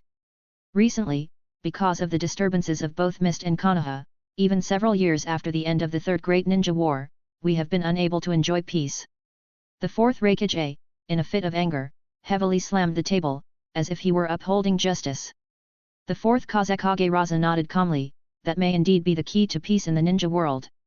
Even Uchiha Yoru, with a smile, turned to the fourth Mizukage, Tsuchikage, Raikage and Kazekage are right, but this also requires the Mizukage and the bloodline ninjas of the land of whirlpools to reconcile. At this moment, the cage of the five great ninja villages nodded in agreement, and the fourth Mizukage looked at everyone with an ugly expression. At this moment, not just the fourth Mizukage, but all the guards and Mifune understood one thing: before coming here, the four cage had already reached some agreement, and the only one who was tricked was the fourth Mizukage. Humph! It seems that Tsuchikage, Raikage and Kazekage were well prepared, and the Hokage too. The fourth Mizukage Yagura stared coldly at the three cage, finally resting his gaze on Hokage Uchiha Yoru. Hokage, you haven't even settled your own affairs and are already plotting against others. Aren't you afraid of inviting disaster? The warning was severe, clearly showing the fourth Mizukage would not allow another power to emerge at his doorstep. But now, the other cage had acquiesced. This Hokage Uchiha Yoru did not have the upper hand, only controlling a quarter of the land of fire, near the land of water. And Tsunade, supported by many forces, including the third Hokage's faction, the land of fire's daimyo, and countless neutral ninjas. Even Tsunade's appearance caused the wavering neutral ninjas of Konoha to lean towards her side, as her connections and background made her one of the most prestigious ninjas in Konoha. Chapter 246, I'm Uchiha Madara, et. If Hokage, Uchiha Yoru is about to take over the mist ninja forces from the ruins of the land of whirlpools. The first challenge he faces is from the mist ninjas of the land of water, followed by the land of lightning, given their adjacent territories.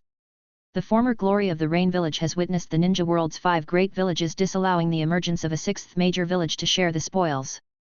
But this time it's different.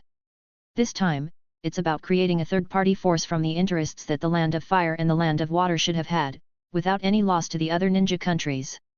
The only ones who lose are the Mist Ninja and Konoha. The 2 major ninja villages have now split into 3 forces. Tisk tisk. During the 5-cage summit, an overwhelmingly one-sided situation nearly occurred, with the 4th Mizukage, Yagura, having a terribly gloomy face. However, Uchiha Yoru had a smile on his face as he turned to look at the Tsuchikage, Raikage and Kazekage, saying, "Everyone, there are still rebellious forces within the land of fire that refuse to submit. Damn, you still want benefits." Everyone had already seen the shamelessness of the youngest Hokage, but some couldn't help twitching at the corners of their mouths. Even the third Tsuchikage, Noki, was cursing in his heart. Too shameless, he was simply taking advantage of their hope to see Konoha split. This brat was endlessly asking for more, as if they owed him something. By the way, after the Third War and the treaty, I, Uchiha Yoru, am now the Hokage of Konoha. At this moment, Uchiha Yoru said to himself, squinting his eyes, obviously with an implication, as the 4th Kazekage of the Sand Village, Raza, sneered. "Now you are smug, wait until Konoha is beaten out of its wits, and its strength greatly reduced, then we'll see how you can still sit comfortably as the dominant power in the ninja world. The Treaty of the Third War, the Sand Village has always been fulfilling it, handing over its annual task share to Konoha. Watching the fourth Kazekage, Raza, pretending to be dumb, Uchiha Yoru nodded with a smile. That's great for the 5-cage summit. Konoha's third Hokage has retired, and it's just right for you and me to take over this matter. From now on, the task share of the Sand Village. At this time, Uchiha Yoru didn't look the least bit embarrassed, while the third Tsuchikage, Noki, and the fourth Reikage, exchanged glances and nodded in silent agreement. As long as the Sand Village didn't break ties with Konoha and the war defeat treaty had to be followed, it didn't matter who they handed the task share to. Rather, giving it to this kid would just be perfect to cause discord within Konoha. Moreover, they also received news during the 5-cage summit that the third Hokage and Tsunade had already gone to the daimyo's mansion of the Land of Fire, clearly wanting to seize the opportunity to become the 5th Hokage officially. So they defaulted to supporting Uchiha Yoru as the Hokage, even his continuous accumulation of power was tacitly approved by them. 2 5th Hokages, it's clear to anyone that a civil war in Konoha is imminent. The ancestors of the Uchiha and the first Hokage once built Konoha together, a memory still vivid. Now looking at Konoha, alas, it really feels like things have changed. The third Tsuchikage, Noki, said with a sense of nostalgia and concern for Uchiha Yoru, if there is turmoil in the Land of Fire, Hokage, do not hesitate to exert your power, I am willing to lead the elite forces of the Land of Earth to assist you. Clearly greedy, the third Tsuchikage, Noki, did not hide his intentions, as if saying, if you can't win, just give a word, and I'll immediately come to help, obviously wanting to bite a big piece off the Land of Fire. Even the fourth Reikage, scoffed, obviously, if the Land of Fire really got into a situation where both sides suffered, they would not miss this opportunity. A blatant scheme. Unless Uchiha Yoru gives up his ambition and willingly submits, it's clear from his every move that it's impossible for him to give up. The weakest Kazekage, Raza, although silent, had already begun to calculate in his heart. After the internal conflict in Konoha led to a significant loss of power and the village no longer held the dominant position in the ninja world, would the so-called Three Wars Treaty still be valid? Seizing this opportunity to accumulate strength, he even thought of taking a piece of the Land of Fire for himself. The leader of the root, Danzo, is so sinful, yet the third Hokage, Sarutobi Hiruzen, protected him. He even repeatedly resisted my succession to the position of the 5th Hokage in secret, and even went so far as to bring back the Sunin Jiraiya and Tsunade. Now, Uchiha Yoru simply took advantage of the situation to demand benefits from the other villages, without the slightest hint of embarrassment, as if they owed him. The Grand Cage Summit, under the incredulous and embarrassed gazes of the village guards, ended in just one day, but the gossip that ensued was the biggest of their lives. In the howling blizzard, under the cover of night, Uchiha Yoru hastily left under the watchful eyes of the other cage, openly expressing concern for the safety of the Land of Fire, and indirectly informing everyone about the tense situation in Konoha. The 5th Hokage is a good person. In the blizzard, after watching the Hokage and his 2 guards swiftly depart, the cage of the 4 major villages couldn't help but feel deeply moved. At this moment, a cold snort suddenly sounded, drawing everyone's attention to the 4th Mizu cage, Yagura. The 3rd Tsuchikage, Noki, with a cunning smile, said, 4th Mizu cage, no need to rush. Now that the rebels in the Land of Water and the internal strife of the Mist Ninjas are consuming their strength, why not stop the war and recuperate? Everyone present was no fool, and they clearly understood Noki's implication. Once Konoha was tired and weakened, wouldn't it be easy for Mist to eliminate the weakened rebels? Was Uchiha Yoru unaware of this? Of course, he knew that everyone was using each other, but for the sake of the Hokage. For Konoha. For power and benefit. This is the origin of war. Otherwise, there would have been no wars in the ninja world a long time ago. The Land of Iron is close to Konoha, and as the cage summit ended, the borders of Konoha, near the ruins of the Land of Whirlpools, were just 100 miles away. Under the rolling sea and amidst the blizzard in the Land of Iron, the climate changes to a blooming spring as soon as one enters the borders of the Land of Fire. Under the night sky, with the sound of the waves rolling, as a hawk's screech echoed across the sky, the forces appearing on the coastline immediately turned their attention to each other. A group of Mist Ninjas appeared densely over the sea, the rebel forces of Mist stationed on the islands of the Land of Whirlpools, led by Terumi Mei. And from the forest, numerous Konoha ninjas emerged, nervously watching the opposition. Summoning Jutsu. Suddenly, clouds of white smoke from the summoning jutsu appeared in front of both armies, and as the smoke cleared, Mitarashi Anko, with a giant python under her feet, was revealed. With the regurgitation of the giant snake, Uchiha Yoru appeared before everyone's eyes. Lord Yoru! No! At this moment, everyone saw the Hokage hat at Uchiha Yoru's waist, and instantly, many people showed fervent expressions. Fifth Hokage! Tumultuous cheers echoed along the border, as the group of Konoha ninjas excitedly cheered, still unaware of the situation Konoha was facing.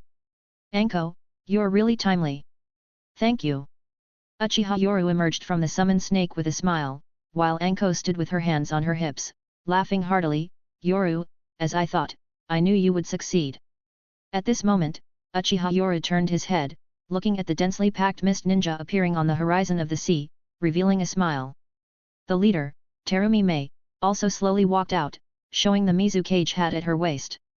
Fifth Hokage Uchiha Yoru. Fifth Mizukage Terumi Mei. With a handshake reminiscent of a century, smiles appeared on both of their faces. Both were recognized by the other ninja villages in the ninja world as the fifth generation Kage, a move intended to weaken the mist in Konoha. It seems that this Kage summit was very successful. Terumi Mei smiled, and Uchiha Yoru also nodded with a smile. It's a success, but there's still one last step to go, so it depends on how we get along during this period. Upon hearing this, Terumi Mei, her brown curly hair hiding her eyes, flashed a mysterious light and revealed a dangerous smile. Is that so? It seems that Konoha still has another fifth Hokage. Looking at Terumi Mei, Uchiha Yoru's gaze shifted to the mist ninja beside her, and Terumi Mei also introduced with a smile, these are all bloodline ninja families from the Mist Village, including the Ice Release clan, the Kagaya clan, and the Hojiki clan. Sure enough, along the coastline, each figure dressed in white with red dots on their eyebrows and strange hairstyles belonged to the nearly extinct Kagaya clan. Seeing this scene, Uchiha Yoru smiled and nodded, from now on, we are allies. With a wave of his hand, the Konoha ninja and these bloodline ninjas, ostracized by the mist, slowly came together under the night sky to form some kind of cooperation. The two sides had friendly exchanges, and eventually, some of the Konoha ninja joined the Mist Ninja camp, including members of the Uchiha clan, and likewise, some Mist Ninja joined the Konoha ninja ranks. In this strange scene, the sound of the waves continued, and the ninjas along the coast had disappeared. Moving swiftly through the dense jungle, the surrounding scenery quickly passed by. As we moved from the blizzards of the Land of Iron towards the Land of Fire, the snow gradually began to lessen, eventually revealing a landscape where all four seasons are like spring. At the border between the Land of Iron and the Land of Fire, a sturdy stone bridge stood prominently at the junction of the two countries, under the spring-like scenery of all seasons. A glint of cold light flashed, and with a soft thud, a shuriken glittering with cold light was embedded in the stone bridge. At the same time, the shadow of someone traveling hurriedly came to a sudden stop. Two figures immediately took up a defensive stance. They were Uchiha Itachi and Might Guy, staring solemnly at the shuriken tied with an exploding tag in front of them. Lord Fifth Hokage, there's an ambush here. Might Guy shouted, followed by the sound of the exploding tag. Protected behind them, Uchiha Yoru slowly raised his head, looking towards the enemy figure appearing on the stone bridge. Boom! Just then, the exploding tag detonated. The sturdy stone bridge was hardly damaged, indicating its strong material. The enemy standing on the bridge's stone pillar had disheveled long hair, an orange mask with black stripes covering one eye, and a black robe. Fifth Hokage Uchiha Yoru. The masked Obito, revealing only one eye with the Sharingan, calmly greeted Uchiha Yoru. It's unexpected that the Uchiha clan has come this far, even producing a Hokage. Uchiha Yoru and Obito calmly narrated as if discussing something trivial, but Uchiha Itachi and Might Guy in front of Uchiha Yoru were on guard. Who are you? Might Guy asked loudly, while Uchiha Itachi remained calm. Seeing this, the mysterious Uchiha Obito couldn't help but remark, I never thought that so many Mangekyo Sharingans would appear in this generation, the youngest awakening at just 12 years old. The mysterious man exuded a sense of having experienced the vicissitudes of life, looking at everyone with calm detachment, as if everything was insignificant. Meanwhile, Uchiha Yoru, observing the suddenly appearing and pretentious Obito, couldn't help but twitch at the corner of his eyes, but he still pretended to be calm and unaware. Mangekyo Sharingan. Are you under Danzo's command? Or are you a lost Mangekyo Sharingan of the Uchiha clan? Uchiha Yora frowned, clearly showing his ignorance on his face, but he was secretly observing the surroundings, silently furrowing his brows. The stone bridge, the road from the land of iron back to Konoha, and the sudden appearance of Uchiha Obito made Uchiha Yora speechless. He is not Dinazo, nor will he seal a stone bridge here. It's like a fateful encounter. Ha, a descendant of the Uchiha, you're quite impressive, said Obito in a voice that had seen the vicissitudes of life, praising him in the tone of an elder. In response, Uchiha Yora just sneered, a clown who hides behind a mask and dares to be so presumptuous in front of me. At this moment, Uchiha Yora perfectly displayed the inherent pride of the Uchiha clan. Youngster. Obito looked deeply at his old classmate, but a cold light flashed in his eyes as he remembered what he had to do. Yoru. I will create a world with Rin, where you will continue to be Hokage. Youngster, my name is Uchiha Madara. A mysterious, imposing figure with open arms uttered a shocking statement. However, the next moment, the atmosphere on the quiet bridge between the two parties became somewhat eerie. A breeze blew, and Might Guy, wearing a green tight suit, scratched his head and quietly asked Uchiha Itachi next to him, Itachi, who is this Uchiha Madara? Is he famous? After Obito proudly announced his name, Might Guy was confused and didn't know him, but when it came to Uchiha Itachi, he just put on a cold face, showing no reaction. Faced with Might Guy's question, Uchiha Itachi activated his 3-tomo Sharingan and calmly said, Guy-senpai, Uchiha Madara was a ninja who died many years ago. Well, that was a succinct answer. Seeing the reactions of the two, even Obito was confused, wondering why there was no shock as he expected. Uchiha Yoru even showed a mocking smile, looking at Obito who appeared on the stone pillar, and disdainfully said, next time you pretend to be Uchiha Madara, please go learn about this person from the Uchiha clan first. You're just a rat showing its tail. Under Uchiha Yoru's disdainful gaze, Obito frowned at that moment, realizing he couldn't deceive him. If it were someone else, it might be okay, but Uchiha Itachi, who could write his own My Struggle story and had analyzed both Hashirama Senju and Uchiha Madara, the founders of Konoha, clearly understood Uchiha Madara's personality. Chapter 247, Rogue Ninja Shimura Danzo. Fire Release, Phoenix Sage Fire Technique. In an instant, fireballs shot out one after another, completely blocking in all directions. The masked Obito couldn't help but let out a mocking laugh.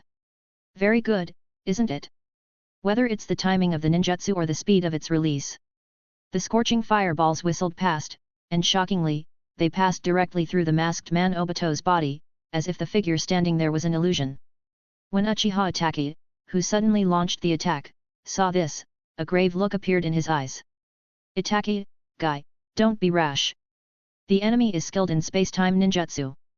Although the identity of this mysterious masked ninja is unclear, he is definitely the one controlling the Nine Tails. Just then, Uchiha Yora spoke with a grave expression, and upon hearing this, Might Guy and Uchiha Itachi were first startled, then a wave of hatred and anger emerged. The Night of the Nine Tails is a scene all the ninjas of Konoha would rather not recall, and today, they finally discovered the true enemy. Upon hearing Uchiha Yora's words, the masked Obito was first stunned, then showed a look of realization. It seems you got this information from the Root Division. On the Night of the Nine Tails, he had fought a great battle with the 4th Hokage, Minato Namikaze. Although the 4th Hokage died sealing the Nine Tails, he must have passed on the information about the mysterious enemy to the 3rd Hokage who arrived at the scene. Minato Namikaze, who had fought him, naturally knew his combat information, especially about his space-time ninjutsu. With such information, under the rule of the 3rd Hokage, it would be natural for the Anbu and Root divisions to secretly investigate this matter. And Uchiha Yora directly attacked the bases of Anbu and Root, even capturing 3 members of Konoha's F4, so it was normal for him to know some information. Indeed, Uchiha Yora then gravely said to Uchiha Itachi and Might Guy, this mysterious masked enemy is proficient in space-time ninjutsu. According to the information left by the 4th Hokage, it must be related to his Mangekyo Sharingan's ability. The enemy's space-time ninjutsu allows his body to become ethereal, existing in a different dimension, thereby ignoring attacks from ninjutsu and taijutsu. At the same time, he cannot launch effective attacks in this state.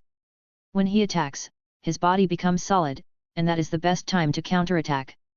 Listening to Uchiha Yora narrating the information, Obito on the bridge narrowed his eyes and thought deeply, worthy of being Minato's student. Lord Hokage, isn't this space-time ninjutsu invincible then? Upon hearing about the enemy's ninjutsu, Might Guy frowned and showed a grave look. Such a ninjutsu was too abnormal, ignoring all physical and ninjutsu attacks while being ethereal. But Uchiha Itachi, calm as ever, solemnly said, "No. Every ninjutsu has its weaknesses. Lord Hokage just said that the enemy's body becomes solid when attacking." True to his nature, Uchiha Itachi analyzed the combat information with a calm mind. Upon hearing this, Uchiha Yoru nodded and said gravely, "According to the information revealed by the fourth Hokage before his death, the duration of the enemy's ethereal state in this space-time ninjutsu is estimated to be about 3 to 6 minutes. Of course, it's not ruled out that the enemy's abilities have improved over the years, extending this duration." When the masked Obito heard that Minato Namikaze had already analyzed his ethereal state's approximate duration, his eyes narrowed, and a murderous intent emerged. A ninja's leaked information is a matter of life and death, so no ninja wants an enemy who knows their ninjutsu to live. It's instinct. Worthy of the fourth Hokage. It was really a pity back then. At this moment, the masked Obito revealed a mocking smile. No matter how powerful, they all die in the end. However, seeing the formation set up by Uchiha Yoru, Might Guy, and Uchiha Itachi, he suddenly laughed. "Hokage, your enemy this time is not me, but your old acquaintance." Under a sinister smile, the masked Obito's right eye, with its Mangekyo Sharingan, spun, and the space around them began to ripple. To everyone's shock, a figure wrapped in bandages slowly appeared.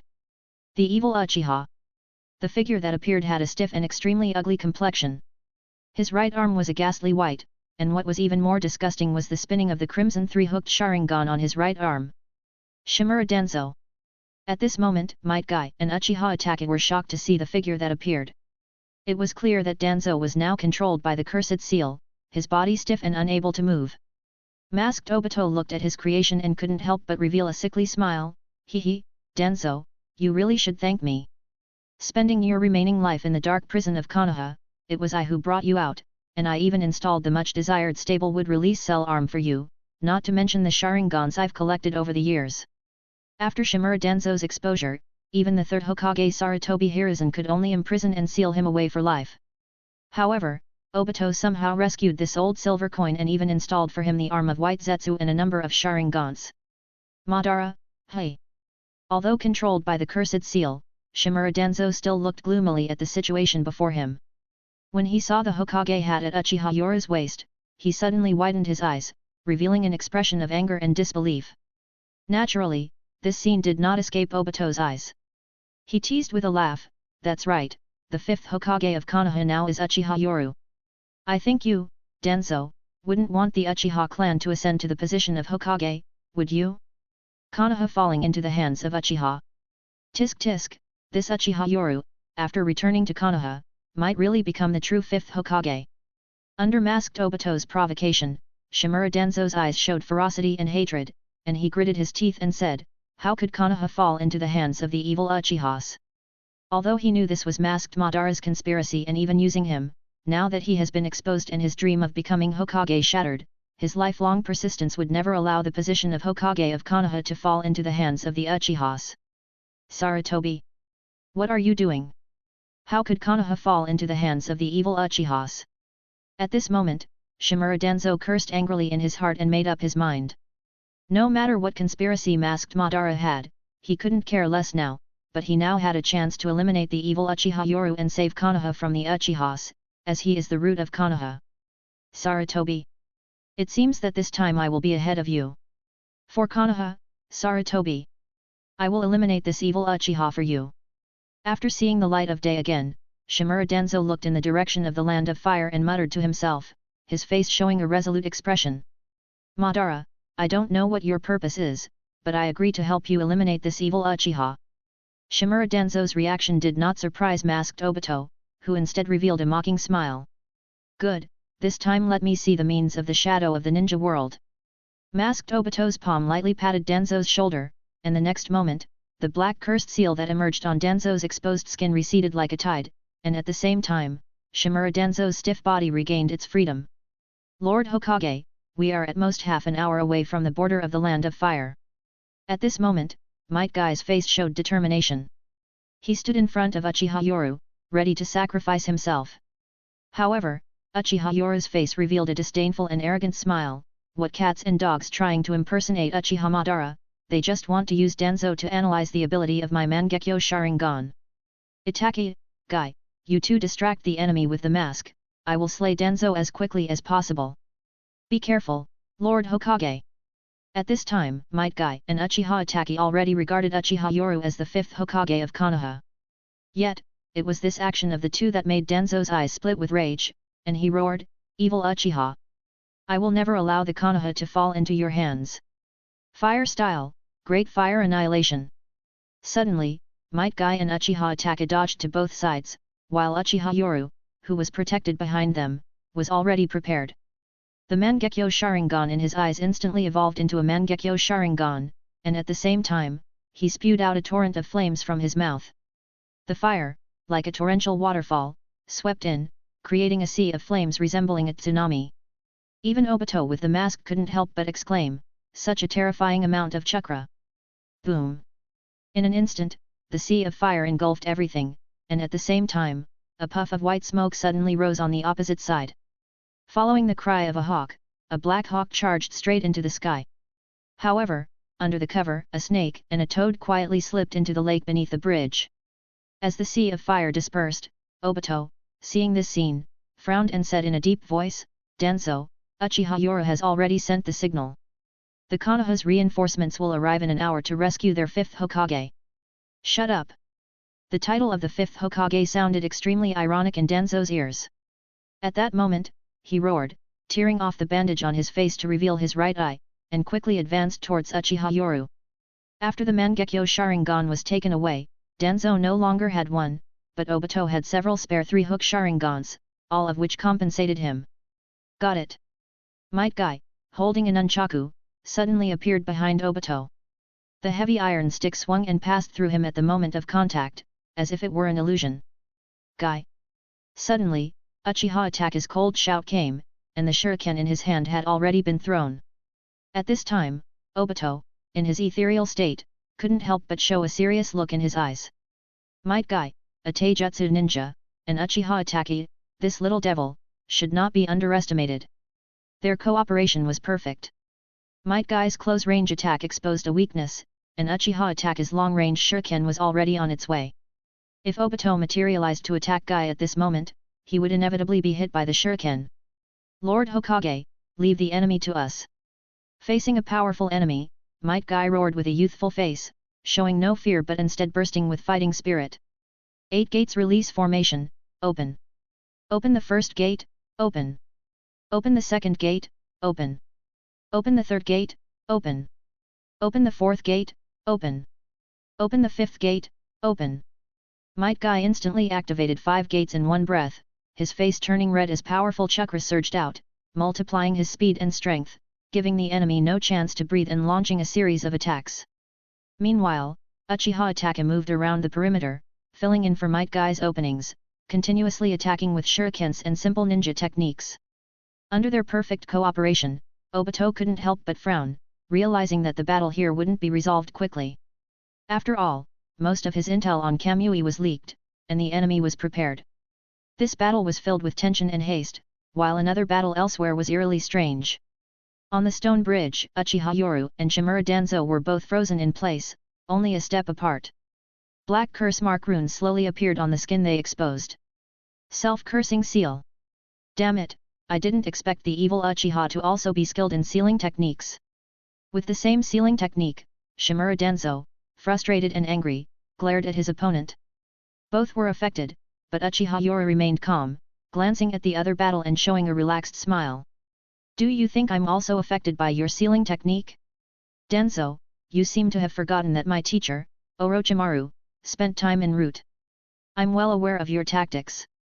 Uchiha Yoru wouldn't admit to knowing all of Danzo's methods, instead shifting the blame to his teacher again. Upon hearing that Orochimaru leaked his intel, Shimura Danzo furiously retorted, "Damn it, you and your teacher are birds of a feather, I should have killed you long ago." Just then, a figure slowly emerged from the shadow of the stiff Uchiha Yoru. Seeing this, Shimura Danzo grew even angrier. Jiraiya's shadow manipulation technique. With a bang, the sealed Uchiha Yoru turned into a puff of smoke. It was a shadow clone.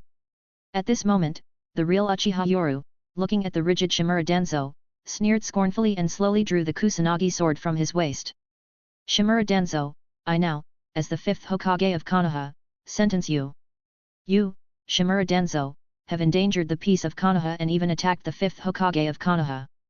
I hereby declare Shimura Denzo an S-rank rogue ninja of Konoha. Any Konoha ninja must kill him on sight. Boom. Uchiha Yoru stood on a moral high ground, looking down like a victorious judge, trampling on Shimura Denzo's last line of defense. Evil Uchiha! You will never become the Hokage of Konoha. I will never allow it. Just like Sarutobi Hiruzen, Shimura Denzo, with his unwavering will of fire, stubbornly believed only he could lead Konoha to glory. Like Hiruzen, he was extremely opposed to the Uchiha clan. He would never allow an Uchiha to become Hokage, nor would he acknowledge it. Uchiha Yoru's actions were a blatant provocation, and Shimura Denzo, his bottom line crossed, roared with exertion. Swoosh! The sharp Kusanagi sword slashed, blood splattered, and Shimura Denzo's eyes widened in disbelief, his pupils contracting with ferocious bloodshot veins. The crisp sound of metal hitting the ground echoed on the bridge. It was Shimura Denzo's forehead protector, usually covered by a white cloth. But this time was different. The Kusanagi sword sliced through without any resistance, blood splattered from his waist, but Denzo showed no anger, instead staring blankly at the fallen Konoha forehead protector. His forehead protector, stained with his own blood, now also bore the mark of a rogue ninja. I, Uchiha Yoru, as the 5th Hokage of Konoha, sentence the rogue ninja Shimura Denzo to death. Chapter 248, Denzo's Final Value. Evil Uchiha. A hoarse, unpleasant roar filled with endless anger echoed through the sky. Shimura Denzo had never been so angry before, to the extent that his rationality was almost drowned. Uchiha not only destroyed the ninja way he pursued all his life but now even trampled on his bottom line as a Konoha ninja. Murderous and heart-wrenching. Hey, so angry now? Tisk tisk. At this moment, Uchiha Yoru looked at Shimura Denzo mockingly, his lips curling into a cold smile. Since you exposed the theft of the wood style and the Uchiha clan's Sharingan in front of all Konoha ninjas, you should have understood that in the eyes of all Konoha ninjas, everything you do is what only a heinous rogue ninja would do. And you still daydream, now hypocritically thinking you're a Konoha ninja. Under Uchiha Yoru's mocking smile, his gaze subtly glanced at the battle on the distant lake. He continued to attack Shimura Denzo's psychological defenses. Right, do you think I'll just kill you? Do you really think I didn't see the Sharingan jutsu on your arm? Uchiha Yoru's face showed a mocking expression at this point. Rogue Ninja Denzo, have you forgotten who cut off your last arm? How could I not research the secret on your arm? Izanagi. From the beginning, you activate this jutsu, I kill you, and then you take this opportunity to strike unexpectedly, tisk tisk. Uchiha Yoru shook his head with a mocking smile. Meanwhile, the impotent and furious Shimura Denzo glared at Uchiha Yoru with a grim face, his eyes now filled with a death wish.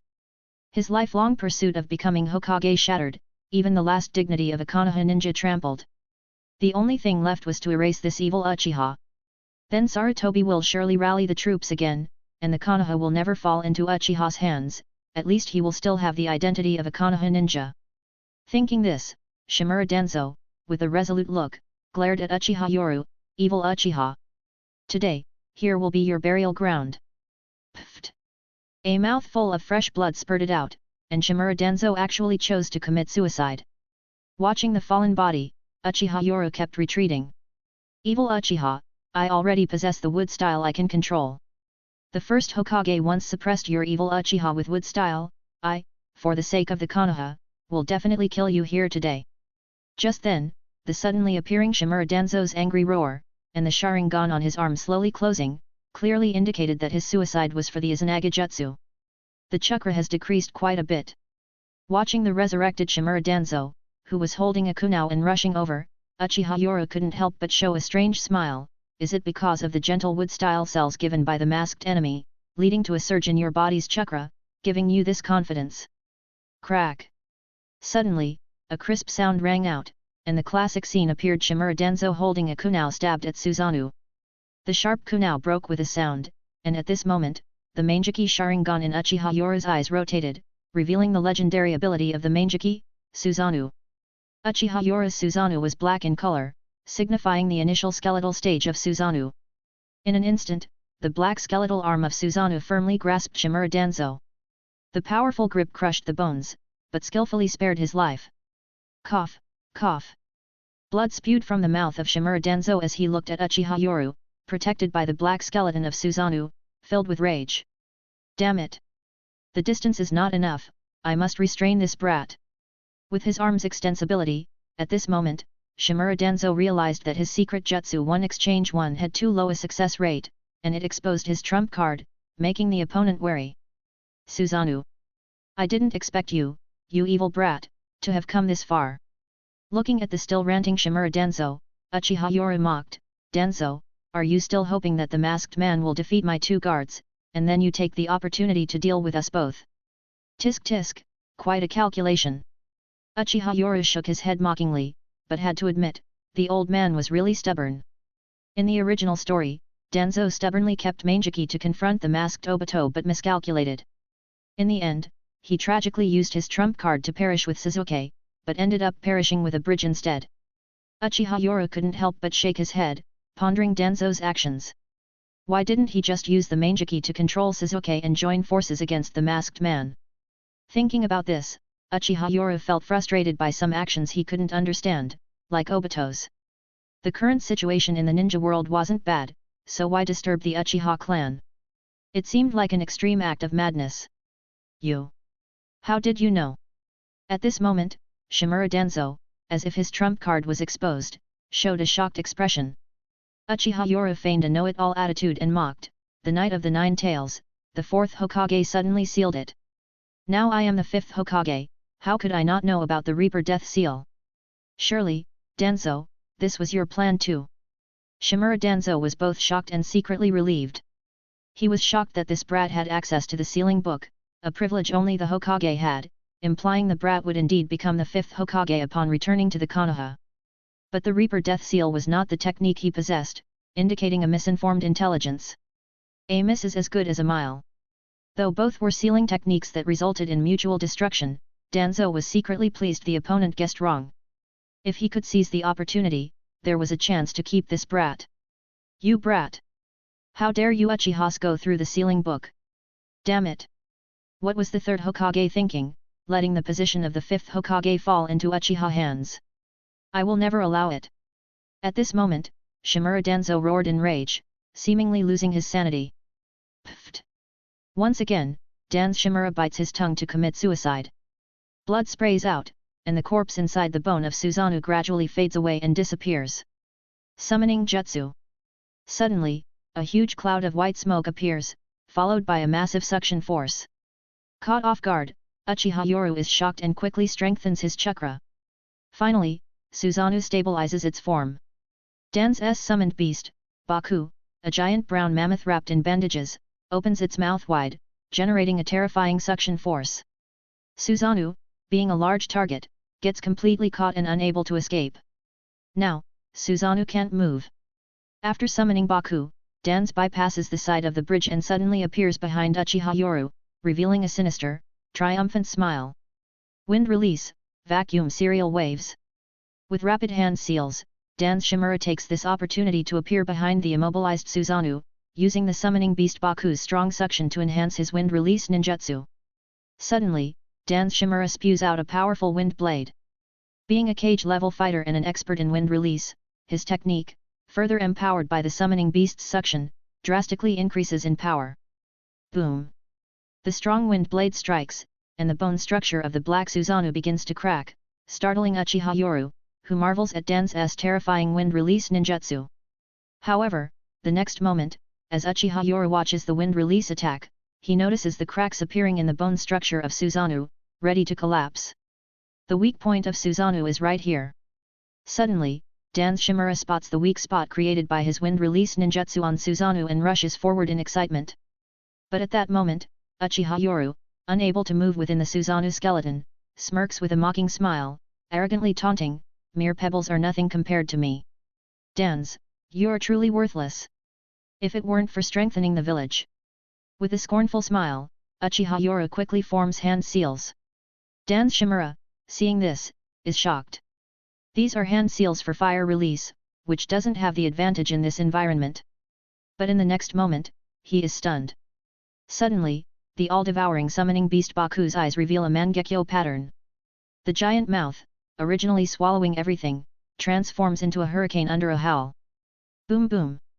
Instantly, a hurricane whirls out, and Uchiha Yoru, having just completed his hand seals, smirks at Dan's Shimura, who is almost within 10 steps. Under Dan's shocked gaze, Uchiha Yoru spews out a torrential flame. Fire release, great fire annihilation. The fire, fueled by the wind, becomes a firestorm under the hurricane howled by the summoning beast Baku. The fire, spewed out by Uchiha Yoru, instantly becomes more powerful, turning into a sandstorm-like fire release technique. A combination of wind and fire release techniques. Boom boom!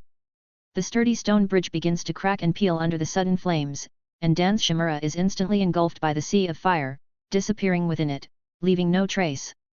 Half of the sky turns red from the immense fire release, shocking the 3 fighters on the distant lake. Even the masked Obito is horrified by the terrifying fire release. Boom boom! Under the sweeping hurricane, the fire engulfs half of the bridge, blackening and cracking its surface, which starts crumbling noisily. However, at that moment, Uchiha Yoru leaps onto the head of Baku. The summoning beast Baku, controlled by the Mangekyo, howls and extends its long nose, placing a summoning scroll in front of Uchiha Yoru. "Ha, you old guys always keep the good stuff to yourselves. Such a powerful summoning beast is wasted on you. It will be perfect for Ijos wind release." He retracted the summoning beast scroll, and at the same time, the Mangekyo in Uchiha Yoru's eyes spun, and he slapped the top of Baku's head beneath his feet. Instantly, a curse mark's power swept over the Baku, and at the same time, the nightmare's Mangekyo Genjutsu was dispelled. "First go back, now that Denzo has become a rogue ninja of the Konoha, I will find you a new master." With a commanding declaration, the Baku showed a look of pain, the power of the curse mark made it wish for death, and the threatening gaze of those terrifying Mangekyo Sharingan caused it to emit a painful long cry, then, unwillingly, with a loud bang and a thick white smoke, it directly returned to the summoning world. Evil Uchiha! Just then, Danzo Shimura's angry roar echoed, and his summoned beast was gone, while another Sharingan on his arm closed forever. Wind release, Shuriken! Danzo Shimura blew wind release chakra into the shuriken in his hand, and instantly the small shuriken transformed into a rapidly spinning, sharp windmill. Swoosh! Swoosh! 2, 4, 6 shuriken filled with wind release chakra almost completely blocked all his paths, rapidly approaching. Just landed, Uchiha Yoru faced the blockading attack, but his face showed cold arrogance, taunting Danzo in the distance, "Using wind release to counter my lightning release, you ignorant clown." His body surged with lightning release chakra, and with sparks flashing, Uchiha Yoru pushed his lightning release armor to the extreme, while his single-handedly held Kusanagi sword flickered with lightning. Wind release counters lightning release. The counter of jutsu attributes occurs when the level of both parties' jutsu is similar, but you, hiding in the darkness, are far behind. Under Uchiha Yoru's taunting, suddenly lightning flashed, and the muscles on his arm suddenly tightened, shining with a fast lightning glow.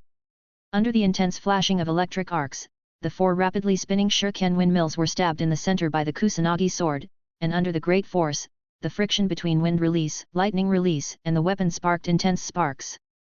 His body slightly tilted, and instantly the 4 windmill shuriken on his left side passed by him, the sharp wind release chakra easily leaving marks on the ground. The hard stone bridge, under the wind release chakra, was split like tofu. Danzo! Taste your own wind release! With great force, Uchiha Yoru sneered, and with a sudden effort, he threw the 4 controlled shuriken, aiming directly at Danzo Shimura in the distance. However, facing such an attack, Danzo Shimura not only did not evade but instead showed a sinister smile. Splat! Blood splattered, and Danzo was directly dismembered by his own 4 shuriken windmills, but in the triumphant smile of the opponent, Uchiha Yoru suddenly became tense. Not good. The continuing howling sound came from behind, and the 4 shuriken that had just passed by him returned, perfectly blocking all sides. Evil Uchiha brat! Die! The Danzo Shimura that was dismembered in front had already disappeared, and with a ferocious laugh, he directly appeared in front. Wood release, tree bind burial. Instantly, Danzo Shimura's right arm created a giant tree that swallowed both himself and Uchiha Yoru, while from behind came the 4 rapidly approaching wind-release shuriken. At this moment, Uchiha Yoru's pupils only showed shock. Evil Uchiha! This time you have nowhere to go. And masked man, I will rid Konoha of you evil Uchihas here. At this moment, Danzo Shimura laughed maniacally, using a jutsu that would take both of them down, relying on Izanagi, still immersed in the glory of giving his last for the Konoha. However, just as he was trapped by the tree and with 4 wind-release shuriken approaching from behind, Uchiha Yoru's face suddenly showed a mocking smile. Really annoying, but don't worry about the masked man. The confident Danzo Shimura widened his eyes in disbelief, watching Uchiha Yoru in front of him show a disdainful smile, while his body gradually turned wooden. Chapter 249, Duo Sage Mode. Poof! The robustly growing tree enveloped the 2 people. At the same time, 4 sharp shurikens cut through as easily as into tofu, instantly splattering blood. Meanwhile, under the rapid growth of the great tree, with a loud bang, in the disbelieving eyes of Shimura Danzo, he himself, along with a wooden clone, were simultaneously crushed into a bloody foam, becoming nourishment for the great tree. In the other battlefield, under the bridge, Uchiha Obito was unaware of the battle above. Facing Might Guy and Uchiha Itachi, he couldn't help but admire their strength. You 2 have earned my recognition, but this is as far as it goes, he said. At that moment, Might Guy and Uchiha Itachi, both gasping for breath, elicited a look of pity from Obito as he shook his head. Uchiha Itachi, you truly are a genius. If not for the limitations of age on your body, give you 5 more years, and you would have reached a terrifying realm. What a pity! Might Guy, having used the 8 gates, was also gasping for breath. He stared tensely at his opponent, angrily saying, damn it, all this power, but it's like hitting the air. For a taijutsu ninja like Might Guy, such an opponent was incredibly frustrating. However, Uchiha Itachi, who was also breathing heavily, smiled and said, a pity? I think it's just right. Suddenly, a red glowing dragon holding a black orb burst out of the lake, accompanied by a loud rumble. Sage Art, White Rage Technique. A blinding white light flashed, and the air vibrated, shocking Obito. His senses, hearing, and body were paralyzed with immense pain. Orochimaru. The figure emerging from the water was Orochimaru, who had already entered Sage Mode and was unleashing his ultimate technique. But then, the sound of frogs croaking echoed through the air. A powerful sonic wave spread out, and Obito, even with his Sharingan, was drawn into an illusionary world. Sage Art, Demonic Illusion Toad Confrontation Chant. In the original story, Jiraiya used this illusion to trap even pain with the Rinnegan, highlighting its power. In the illusionary world, Obito was shocked to find himself imprisoned in a cubic water prison, surrounded by 4 giant frog statues. This is a mental binding illusion, the golden binding technique. Once trapped in this illusion, the body can't move. Echoing through the illusionary world was Jiraiya's authoritative voice. The trapped Obito, in disbelief, muttered to himself, worthy of being one of the Sunin, such a powerful illusion. And that coordination with Orochimaru just now was to stop me from using Kamui. Pfft! Amidst the splattering blood outside, under the astonished gazes of Might Guy and Uchiha Itachi, Orochimaru and Jiraiya, who had entered Sage Mode, suddenly emerged from the lake surface. Each holding a weapon, they diagonally thrust into the body of the masked enemy. Orochimaru held the Kusanagi sword, while Jiraiya held a bone-large sword. In tacit cooperation, they stabbed an X into the enemy's chest, causing blood to splatter everywhere. Haha, Orochimaru, long time no see. I didn't expect our cooperation to still be so perfect and flawless. Suddenly, the dignified Jiraiya showed a hearty smile, breaking his usual stern demeanor, while Orochimaru next to him scoffed disdainfully, mockingly saying, "Idiot Jiraiya, I didn't expect you to reach this point too." Sage Mode. From what he saw, Jiraiya had mastered it even earlier than him. Haha. At this moment, Jiraiya, looking at Orochimaru's usual arrogance and even calling him an idiot, had slightly moist eyes, realizing his comrade was finally coming back. Cough cough, little Jiraiya, this genjutsu chant will bring a great burden to your throat, it's very hard. My throat hurts, little Jiraiya, what kind of enemy have you encountered this time? You're so cautious, even cooperating with Orochimaru against the enemy. Jiraiya's shoulders bore the toads Fukasaku and Shima, who couldn't help but grumble, but they also knew the seriousness of the situation and did not interrupt. Instead, they were filled with solemnity. To make Jiraiya enter Sage mode directly and even cooperate with Orochimaru, one of the legendary Sunin, the enemy must be extremely terrifying.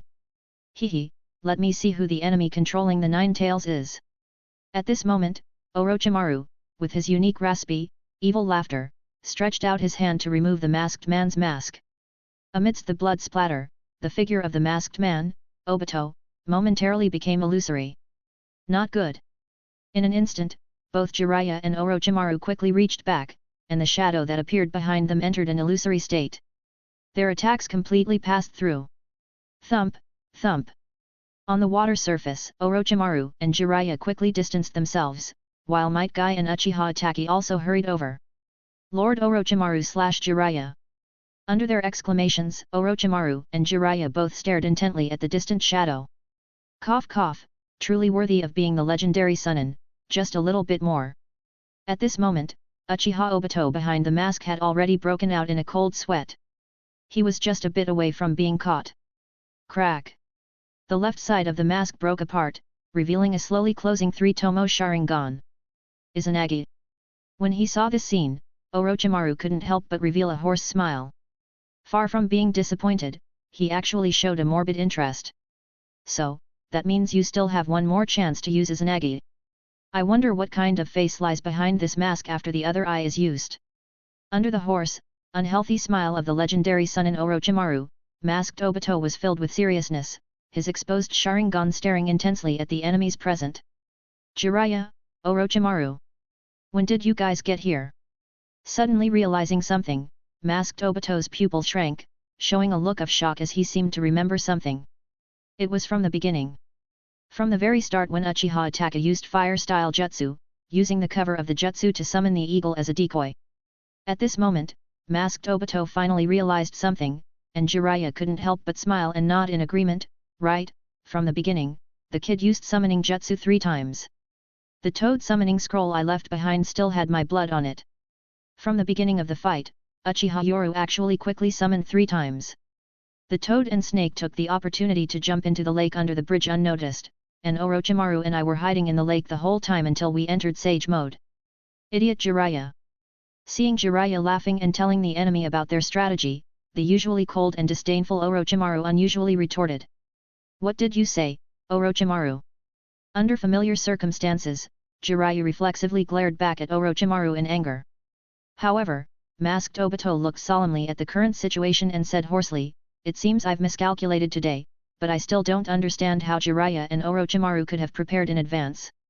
Or how did Uchiha Yoru know there would be an ambush? This was the question that puzzled masked Obito the most. Facing this question, Jiraiya's smile gradually became serious, his brows furrowed with concern. The Nine Tails was your doing, right? Indeed, this kid said there's been an enemy targeting Konoha in secret. This time it was just to be cautious, after all, if this kid dies, the whole of Konoha would fall into chaos. And the only one with both the ability and motive. I can only think of the culprit behind the Knight of the Nine Tails. At this point, Jiraiya's questioning gaze was fixed on masked Obito, as if he wanted to ask everything. After all, on the Night of the Nine Tails, he lost his most outstanding student, Minato Namikaze. Not to mention the great loss to Konoha, in his eyes, the village had come to this point. Especially the hostility between the Third Hokage's group and the Uchiha clan, which obviously intensified after the Night of the Nine Tails. The current turbulent situation in Konoha can be traced back to the culprit of the Night of the Nine Tails. Hehe, Jiraiya, perhaps the answer is already in our hands. At this moment, under Orochimaru's hoarse and sinister smile, a white snake slowly slithered around his neck, flicking its tongue, and suddenly opened its mouth to spit out a pale piece of flesh. Divide it in half and put it into the test tube, Orochimaru said with a sinister smile, brimming with confidence. Jiraiya, you must be aware of the arm left behind by the enemy the fourth faced on the Night of the Nine Tails incident. Why don't you compare it with this piece of flesh yourself? On the Night of the Nine Tails, Uchiha Obito fought against Minato Namikaze and was injured, losing an arm to the Raise Nan and abandoning it on the battlefield. With the investigative abilities of a ninja, how could this be overlooked? Furthermore, Danzo's arm was also strange. After researching wood release for so long in Konoha, it was suddenly transplanted onto his own arm. It is probably thanks to this remnant arm that Orochimaru, after his research, was able to equip Danzo with an immature wood-release arm. I understand now. After taking the test tube from Orochimaru, Jiraiya's brows were tightly furrowed as he nodded gravely. At this moment, the enemy's ninjutsu, all of this almost perfectly matched the clues left by Minato, almost proving that the masked man in front of them was the perpetrator of the Nine Tails incident. Seeing this, the masked man Uchiha Obito frowned and showed a look of apprehension. It seems I have underestimated you younger ones. This time I will let you go, but next time, you won't be so lucky. With the emergence of a spatial vortex, the masked man Obito revealed an arrogantly threatening smile and gradually disappeared. Has the enemy left? At this moment, Might Guy was scratching his head, looking at the disappearing figure on the lake, while Uchiha Taka said in a focused voice, "Stay alert and cautious, in case the enemy is deceiving us." "Oh no, there's this kid." Suddenly, Jiraiya slapped his forehead in surprise, and at that moment, an angry roar echoed from the stone bridge behind them.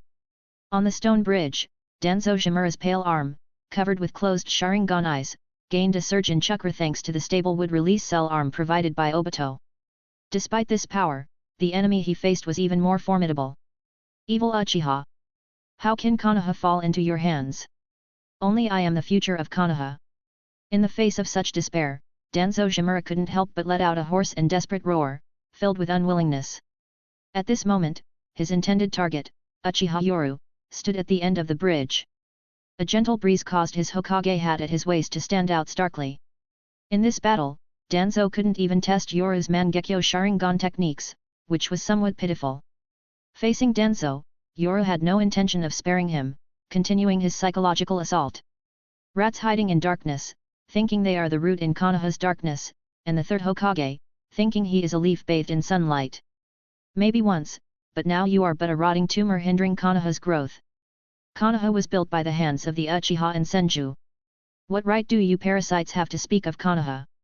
Uchiha Yoru, from his superior position, mocked Danzo, denying everything Danzo believed in. Even in death, he wanted his enemy to die with regret. Cough, cough, evil Uchiha. Danzo, who had almost etched the Uchiha as evil into his very bones, elicited a mocking response from Yoru. And what are you then? Can there be a Konoha without the Uchiha?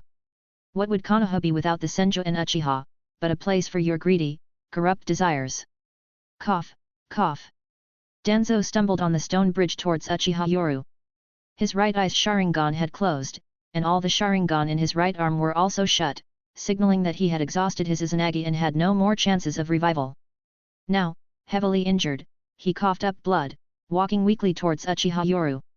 He extended his frail, old arm, swinging a kunai unsteadily, as if trying to kill him with it. I cannot accept this. I gave my life for Konoha, what do you, an evil Uchiha, know? Konoha cannot fall into the hands of evil Uchiha. Not the Hokage, never. Danzo, staggering and gasping for breath, seemed to have not much life left. Yet, as he saw the distance closing, his heart filled with wild joy. Just a few more steps, and he could eliminate this Uchiha for Konoha. Even facing death, Danzo forced his weakened body to act, lowering Uchiha Yoru's guard and presenting a pitiful scene, all to get closer to him. Just as he was approaching Uchiha Yoru, Danzo Shimura, who was extremely weak at the moment, suddenly tore open his chest revealing his aged muscles, and roared with a resolve to sacrifice himself. For the ninja world. For Konoha. I absolutely cannot let you, an Uchiha, live. I will not allow the Uchiha to trample over the Hokage. Reverse 4 symbol sealing. Instantly, black sealing runes appeared on Danzo Shimura's chest. As the seal activated, black ink splattered everywhere. Upon seeing the ink splatter onto Uchiha Yoru, Danzo Shimura revealed a crazed smile. Haha, Uchiha Yoru, you can't escape.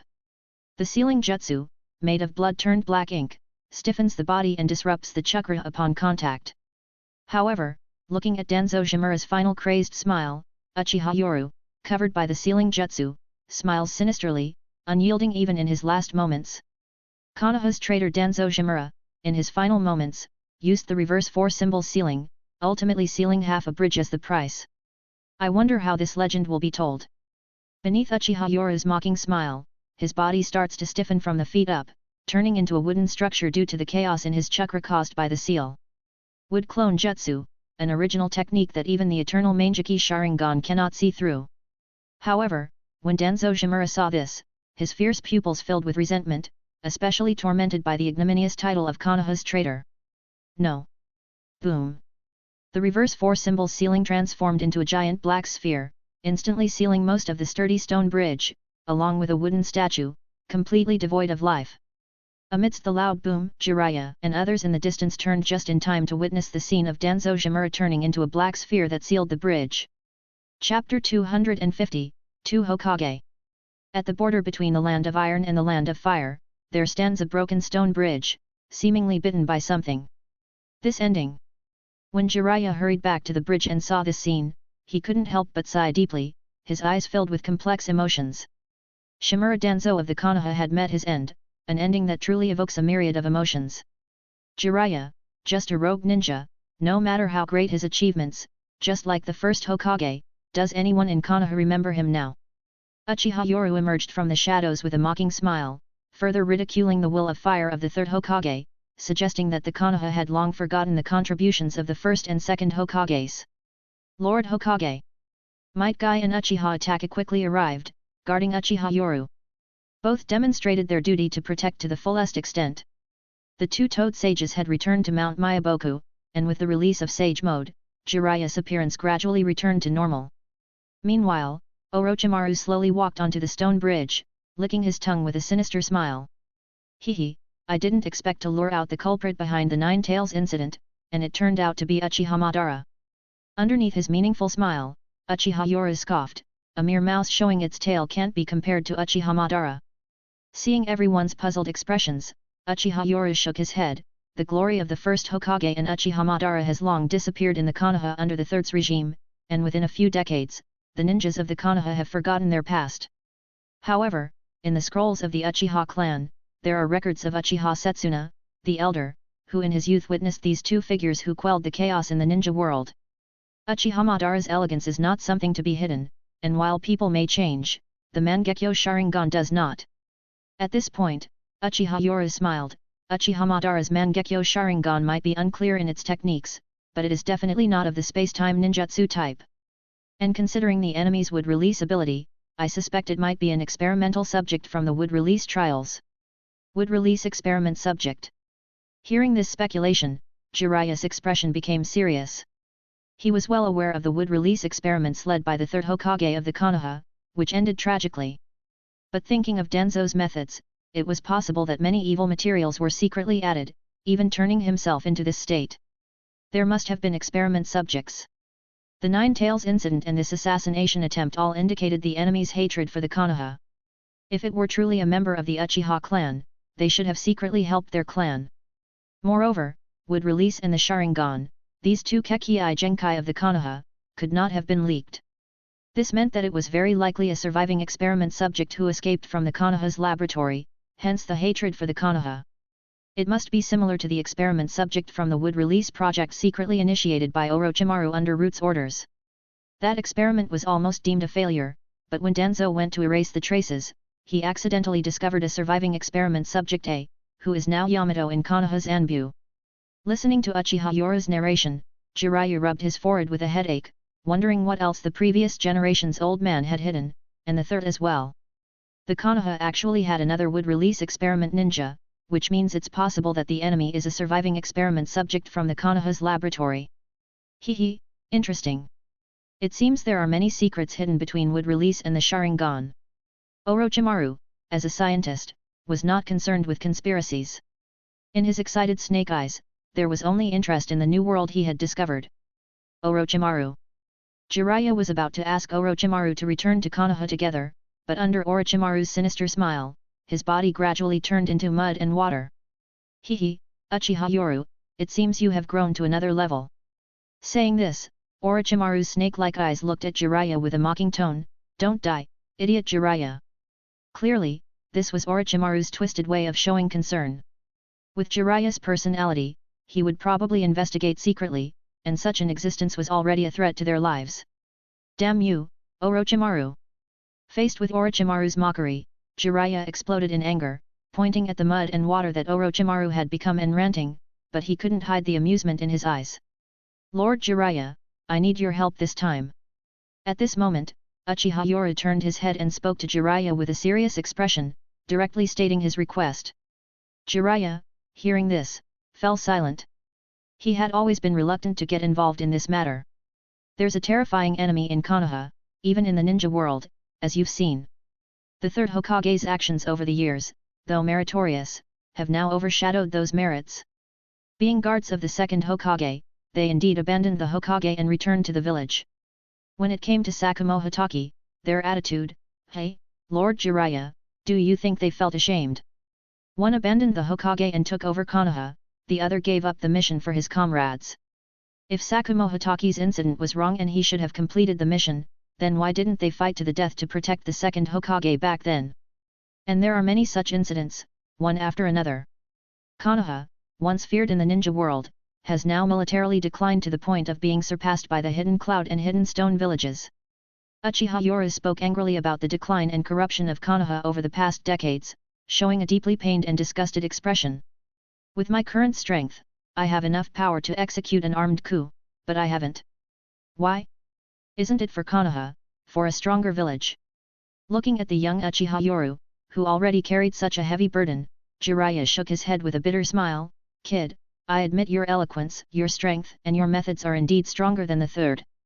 Jiraiya agreed to stand on his side, mainly because of the sudden appearance of this terrifying enemy. When there's a powerful hidden enemy, internal conflicts begin to shift. Under external pressure, Jiraiya had already made a decision.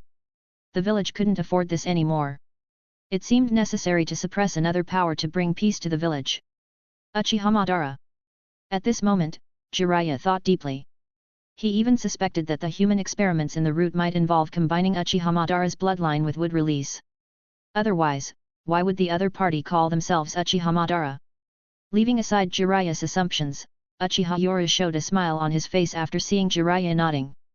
The situation was under control, and the net was cast.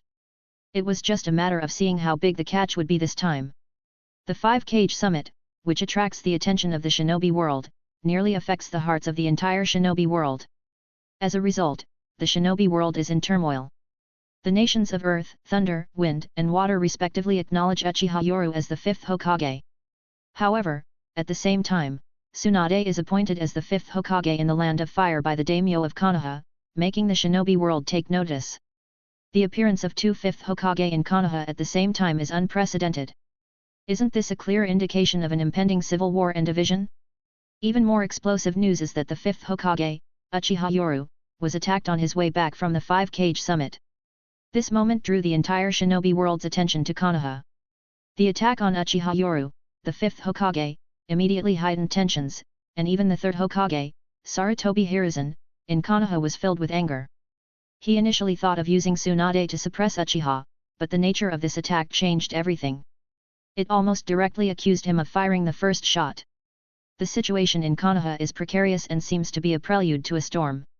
In the Tsuchikage's office in Stone Village, an anxious Uchiha ninja from Konoha arrives. Lord Tsuchikage, 5th Hokage Lord Yoru has sent me to ask for help. On returning to the village, the 3rd Tsuchikage, Noki, observes the turmoil in the shinobi world with a serious expression, but his excitement is unmistakable. What happened? I just returned to the village, and the 5th Hokage is already asking for help. In the tense atmosphere of Konoha, a confrontation could happen at any moment. You mean to say, Tsuchikage, you don't know? The whole shinobi world knows, how could you not? But the Uchiha ninja, with urgency in his eyes, solemnly says, 5th Hokage Lord Yoru was attacked on his way back.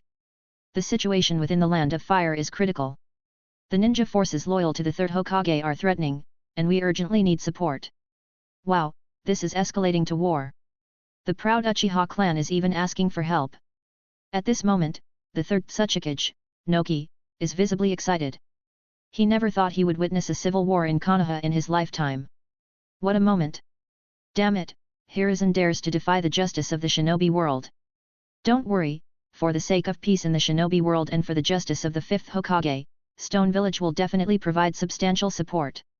Lord Tsuchikage, our forces are at a disadvantage, so we urgently request a batch of war supplies, especially explosive tags.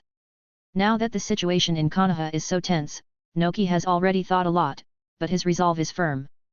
Uchiha is in a disadvantageous position. They can lose, but they cannot afford to lose so quickly. They must exhaust Konoha to the greatest extent. Don't worry. Stone Village has always firmly stood on the side of justice.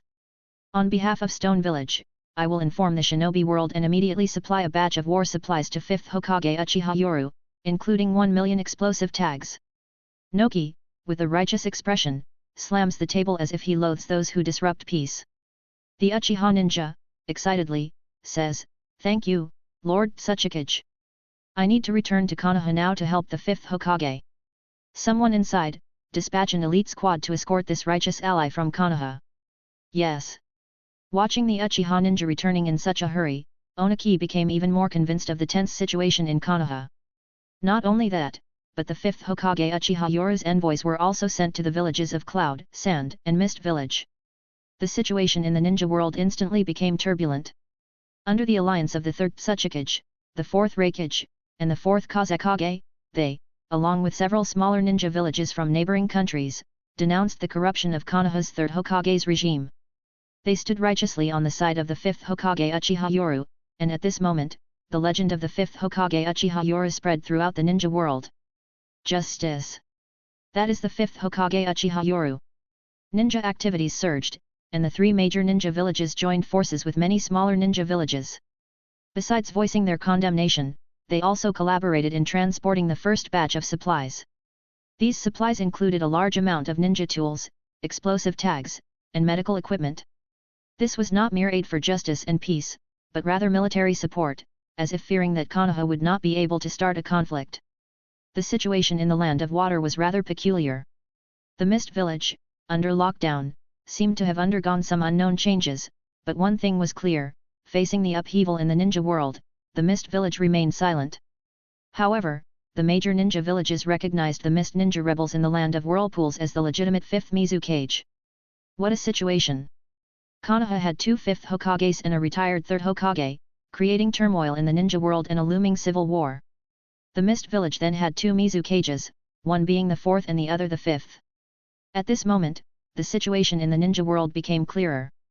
It was obvious that this was a scheme by the major ninja villages to split the Mist and Konoha, making both feel like they were falling from grace. However, the Land of Water remained silent, as if oblivious, and the next development made it clear to all knowledgeable ninjas what was happening.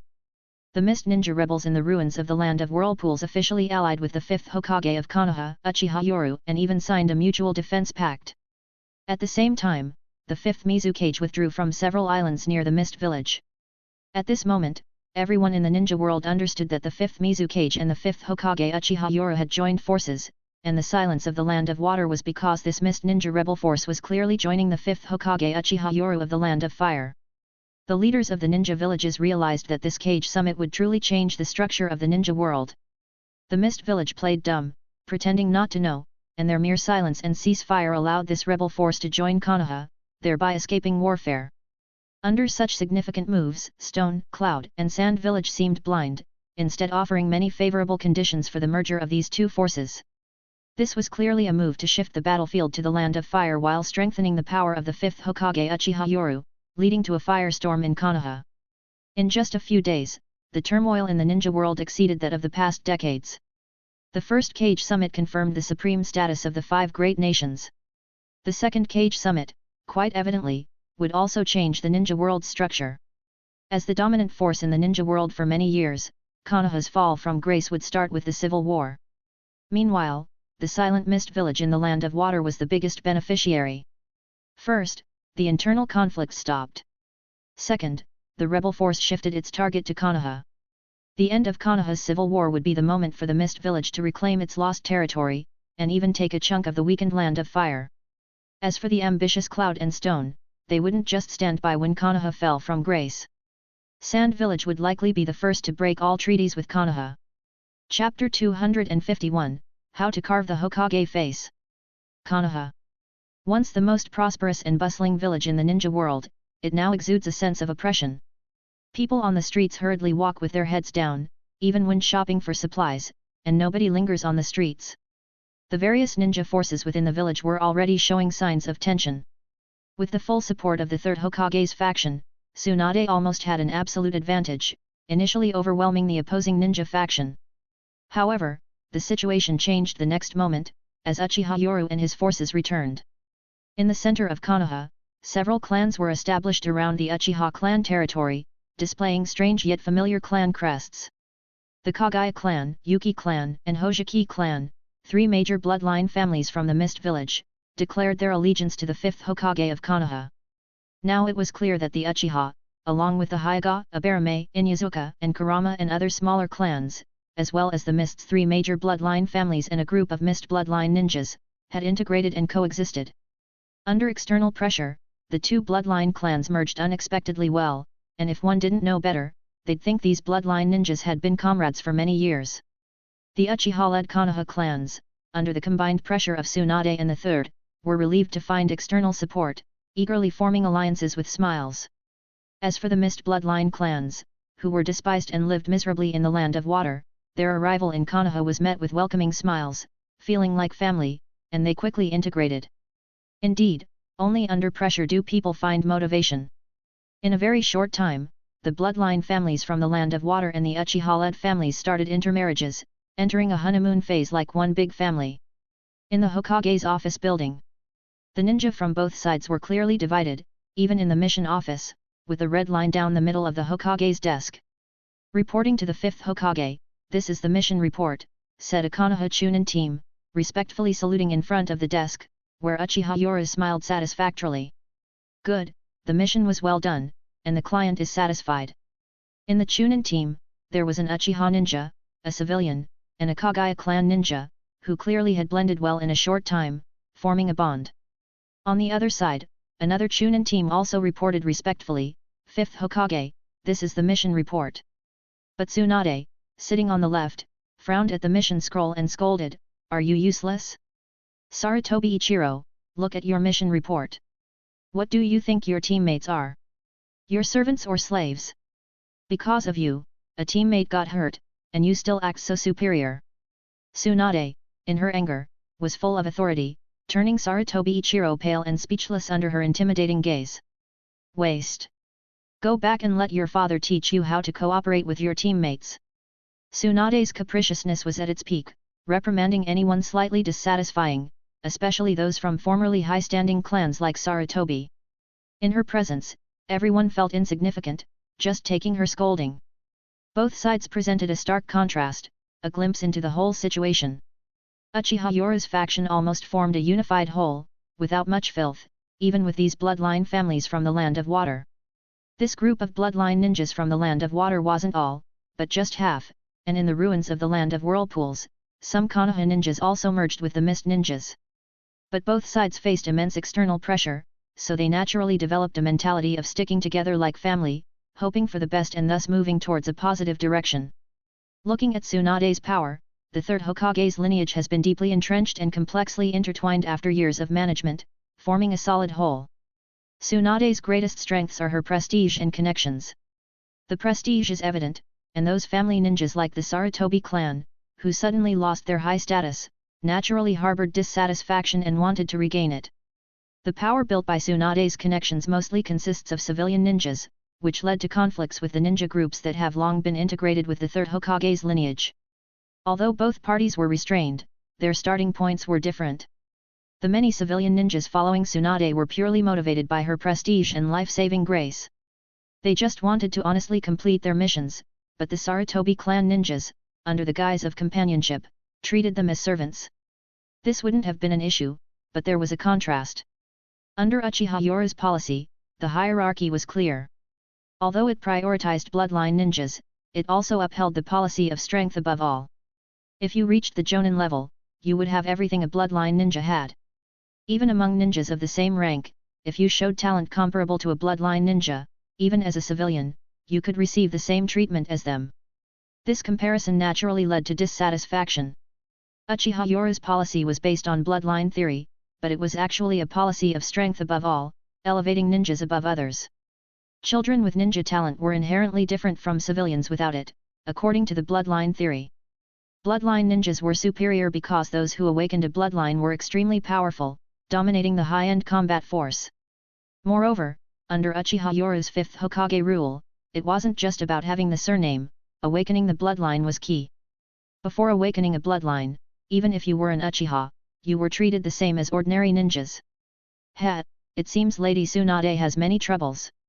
Watching the easily angered Tsunade, Uchiha Yoru, sitting to her right, teased with a smile, to which Tsunade coldly huffed.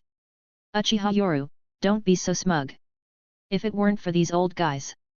Tsunade's face clearly showed 2 words, dissatisfaction. After all, families like Sarutobi, Nara, Yamanaka, and Akimichi from the 3rd Hokage's lineage, occupied high positions and enjoyed superior status, only to be suddenly brought down. Just like the Uchiha clan in the center of Konoha, who were relocated to the outskirts after the Nine Tails incident, anyone would feel discontent. It can be said that what was once east of the river for 30 years is now west of the river. The feelings the Uchiha once had, they now experience. Therefore, having Tsunade as their banner, they eagerly hoped she would lead them in regaining everything they had lost. However, Tsunade was not easy to control. Her character determined everything. She straightforwardly asked for funds and then established her own secret forces. This led to dissatisfaction. Many ninjas from the 3rd Hokage's lineage harbored resentment, thinking that Tsunade was not doing her job and was instead using their funds to build her own power. Recently, the major ninja villages have sent quite a lot of supplies. Tsunade looked at Uchiha Yoru with a meaningful smile, and Uchiha Yoru, upon hearing this, nodded and laughed openly. These are all for the peace of the ninja world. Peace? Then why have I heard they're all explosive tags, blade tools, and war supplies? I've never heard of weapons being linked to peace. Tsunade said sarcastically, while Uchiha Yoru shook his head in righteous denial. Although you're one of the Sunin, I absolutely disagree with you on this point. What is peace? Is it just about talking? Both you and I are not children, we should know that peace is built on power. Why was the ninja world peaceful when the first Hokage was alive? After the first Hokage left, the brutal ninja war broke out immediately. Peace only exists under power. So, weapons, although they represent war, are also linked to peace. In the Hokage office, 2 5th Hokages once again had a disagreement, and the Konoha ninja in the Hokage building were already used to it, looking helplessly at the 2 Hokages. Honestly, both 5th Hokages were not bad, at least they were working towards the benefit of the Konoha. For a time, all ninjas felt that even if they had to endure both 5th Hokages in power at the same time, at least there would be no internal strife. Below the Hokage rock, a group of civilian craftsmen looked worriedly at the huge and sturdy mountain, as if pondering how to carve it. What's this about? Both 5th Hokages have ordered the carving of the Hokage's portrait, but which one should we carve? Damn it, I've been working my whole life. The first was carved by my father, the second was carved by me and my father and me, the third I handled personally. Now I'm in trouble. I can't carve 2 5th Hokages. The old carving master, with a worried look, smoked his pipe, truly distressed. For the first time, he felt the money was hard to earn, burning in his hands. However, at this moment, his young son came scratching his head, even more troubled. Father, it's not 2 now, but 3. 3. The old father's worried face showed suspicion. Aren't there 2 5th Hokages? Did another one pop up? Who? The young son sighed and took out 3 photos. Father, it's the 5th Mizukage. The 5th Mizukage has issued a task, saying that as the 5th Mizukage, leading the Mist Ninja army to join the Konoha, it's only right to leave a commemorative symbol. She even said she could give up the power of the cage, but the honor must be there. At this moment, the old father was stunned. Carve the Mizukage on the Hokage rock? Does the Hokage know about this? The 5th Hokage, Uchiha Yoru, knows and has agreed. At this moment, father and son looked at each other and fell silent, looking at the 3 photos of the cages, finding it difficult to decide. 3 cages. Appearing together on the Hokage rock, how should they handle this? Just then, as the 3 photos overlapped in the sunlight, a sudden inspiration struck the old father. Since the 5th Hokage's ceremony hasn't been held yet, why not overlap the 3 cage portraits? In the sunlight, the 3 portraits overlapped slightly, with Uchiha Yoru's smiling face in the middle, flanked by Tsunade and Terumi Mei, their faces close together, like intimate partners. Seeing this scene, the old father suddenly had an inspiration and laughed excitedly. Haha, we can start working now, 3 in 1 frame, representing the prosperity of the Konoha and the harmonious coexistence of the three cages, leading the Konoha to its peak. Clearly, no one in Konoha wanted to start a civil war, and under the old master's inspiration, he wanted to use his carving skills to influence the world. To let the three cages put aside their differences and lead the Konoha to a bright future together. Father! Hey! The young son looked at his old father's eyes filled with longing and tears. He fell silent, not wanting to shatter his father's extravagant hopes. Even he knew that it was impossible for two Hokages to coexist. As the saying goes, one mountain cannot accommodate two tigers. Yet, he remained silent, unwilling to break his father's extravagant hopes, but it was also a fantasy deep in his heart. Forget it, since we've accepted the mission, and the three cages haven't said anything, let's work hard. The hearty laughter echoed on the Hokage Rock, lightening the gloomy atmosphere of Konoha. As the iconic Hokage Rock of Konoha began to stir, every ninja of Konoha could see, from initial helplessness to later astonishment. The outlines of three faces became more visible day by day on it, and then a huge tarpaulin covered it, as if waiting for the official inauguration ceremony of the Hokage to announce the results. The Sarutobi clan. On the wall hung a calligraphy with the character ninja. The pressure during this period aged the third Hokage, Sarutobi Hiruzen, by a decade. Now with white hair and beard, slightly hunched, his frail and short stature resembled his appearance during the original Chunin exams. The pipe in his mouth clicked and clacked, filling the room with smoke. The retired third Hokage, now living a reclusive life, stared solemnly at the shogi board in front of him. Seated opposite him was Narashikaku, known as the brain of the Hokage, and the captain of the Konoha Jounin. When two kings battle, one is bound to get hurt, and all pieces protecting the king on the board will be affected, Narashikaku remarked as he looked at the board, seemingly alluding to something, while the third Hokage, Sarutobi Hiruzen, understood but remained silent. Do you regret it, Shikaku? Faced with this question, Narashikaku bitterly smiled and shook his head. Is there a choice in regret? The Inoshikacho clans have enjoyed privileges and must bear the corresponding responsibilities. This was the price. The Inoshikacho clans chose to fully support the third Hokage, enjoying rapid development for decades, growing from small families to their current status. As many years as the third Hokage ruled, they enjoyed privileges. The clans have grown to the point where even their side branches are more powerful than the entire clan used to be. It's not easy to change and shed the labels in the ninja world. Betrayal and treachery are despised, especially when it's by an entire clan. And moreover, Narashikaku looked up deeply at Sarutobi Hiruzen, the third Hokage. The Inoshikacho clans were at most accomplices. Though they enjoyed everything and now had no choice, they still had a chance to breathe. The Sarutobi clan, along with the Midokado, Udaten, and Shimura clans, had no choice at all. The Inoshikacho clans, at worst, would be targeted and weakened to a certain extent but would be spared. But the Sarutobi clan.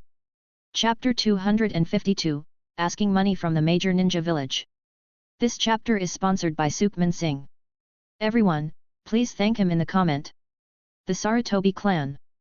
The third Hokage, Sarutobi Hiruzen, became solemn when he talked about his family, asserting with dignity, "When I first became the third Hokage, I had to choose between my duties and my family. At that time, my entire family chose to support me, which led to the prosperity of the Sarutobi clan we see today. This is fate.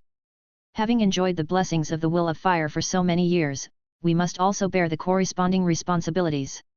For Hiruzen, the Will of Fire was of utmost importance, even more than his family ties. Although this mindset might seem somewhat distorted, it is very characteristic of their culture. Holding a chess piece, Hiruzen, with a frown and in a deep voice, said, "The current situation is as you said. If conflict erupts, a civil war could destroy Konoha in an instant. I will never allow the Konoha to fall into the hands of the ambitious and evil Uchiha. The day of the 5th Hokage's inauguration might very well be the beginning of an internal war in the Konoha. The losing side in the 5th Hokage's inauguration ceremony will definitely seize the opportunity to cause chaos. At that time, the top fighters from the Uchiha faction, including Uchiha Yoru, will be present. I must do one last thing for the Konoha." With determination in his eyes, Hiruzen continued in a hoarse voice, "The rest is not your concern. With Tsunade and Jiraiya present, the Uchiha clan won't be able to stir up much trouble. You just need to assist Tsunade in managing the village's affairs." Observing Hiruzen's resolute demeanor, Narashikaku frowned, realizing the gravity of the situation but wisely chose not to ask further questions. If this third Hokage was so confident, it meant he had a trump card, though it seemed like a desperate one. However, to resolve the crisis in Konoha, a decisive action, like a beheading strike, seemed like the best option. In the quiet room, with Shikako having left, only Hiruzen remained, steadfast in his final will, uttering hoarsely, "Danzo, it seems I must come to you." Facing sacrifice, Hiruzen was not fearful but filled with zeal, thinking, with the Reaper Death Seal, I will eliminate all unstable elements threatening the Konoha. Confident in his heart, Hiruzen believed he could successfully launch a surprise attack at close range. In the original story, during the Chunin exams, facing the first and second Hokage and Orochimaru, even though the former Hokages weren't at their peak, it was only after a fierce battle and exhaustion that Hiruzen used the Reaper Death Seal. Even then, the third Hokage succeeded in sealing 2 cage-level powers in Orochimaru's arms. Now, deciding to use this sealing jutsu in full strength, Hiruzen was confident in sealing the powers of Uchiha Yoru, Uchiha Shisui, and Uchiha Itachi, considering his advantage of a surprise attack. The Reaper Death Seal, indeed a formidable jutsu when the enemy is unprepared, was seen as somewhat overpowered.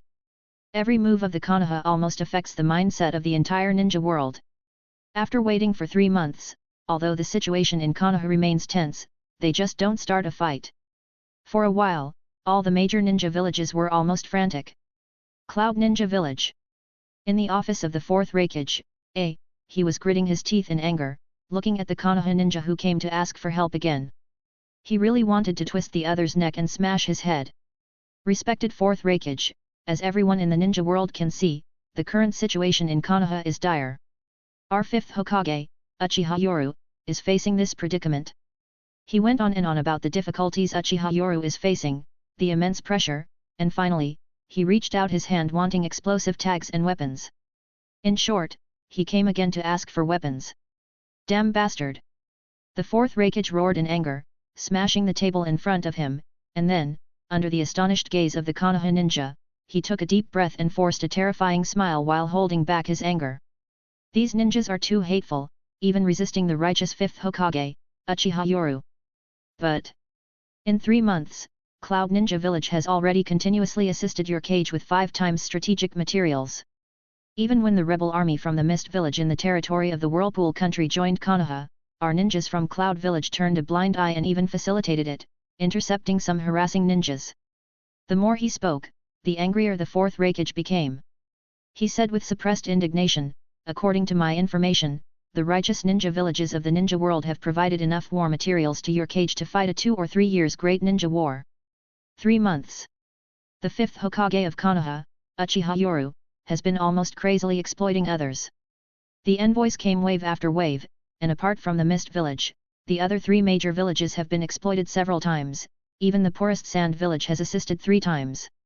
Not to mention all the smaller ninja villages, who are also reluctantly assisting while holding back their tears. If they don't assist, the neighboring major countries won't allow it.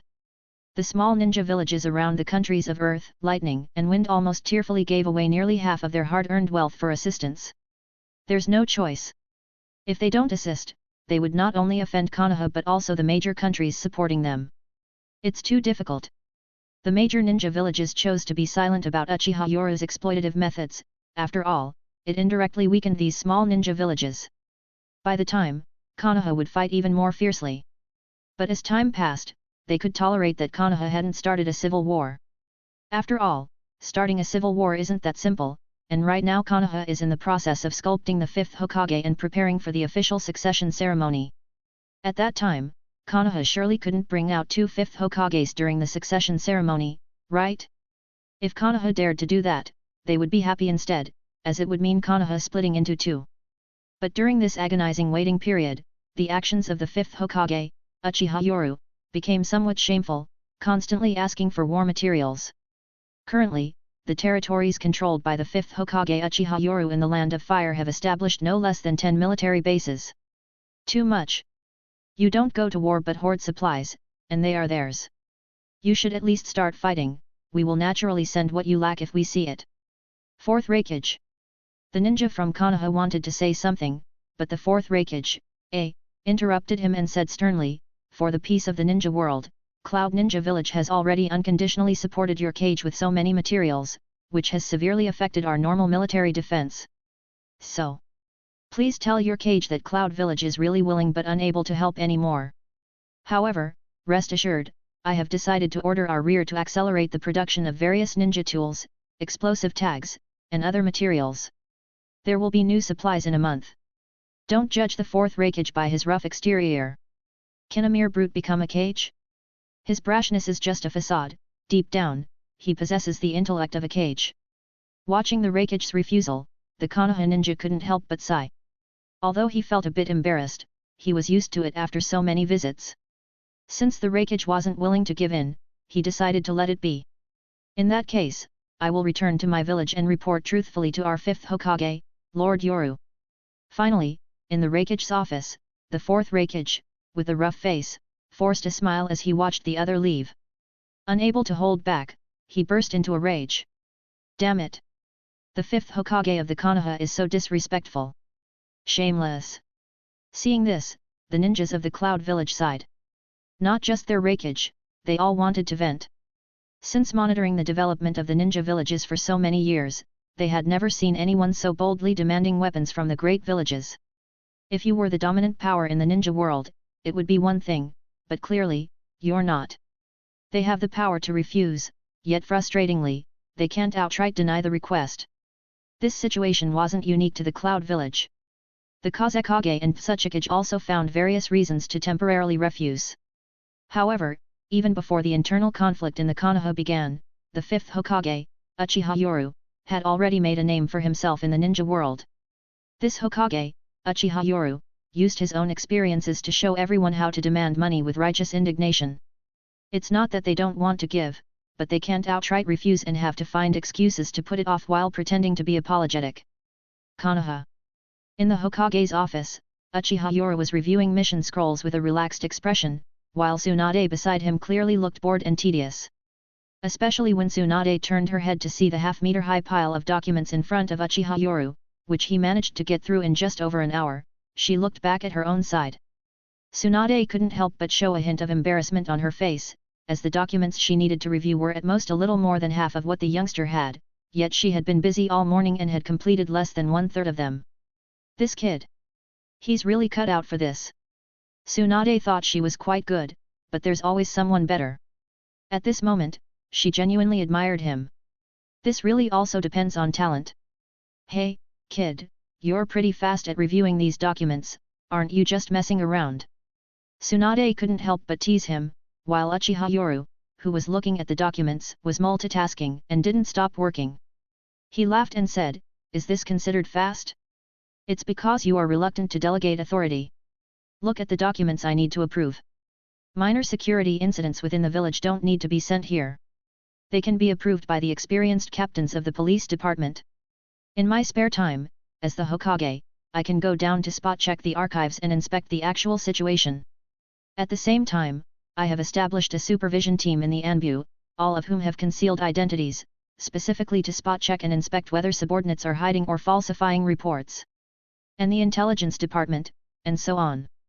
Missions within the village, those below B rank, are approved by the elite personnel of the Hokage's assistant. The Hokage only needs to review them, and if something is wrong, correct it." At this point, Uchiha Yoru, with a smile on his face, lifted the document in his hand and said, "How many B rank and above missions does Konoha have in a year?" After calculating, the documents that really need to be carefully verified and cautiously processed each day are only about a dozen or so. The rest are just to check for omissions, and naturally, the work efficiency will improve. While Uchiha Yoru was speaking with a relaxed smile, the capable Uchiha Itachi came in with a stack of documents and reported.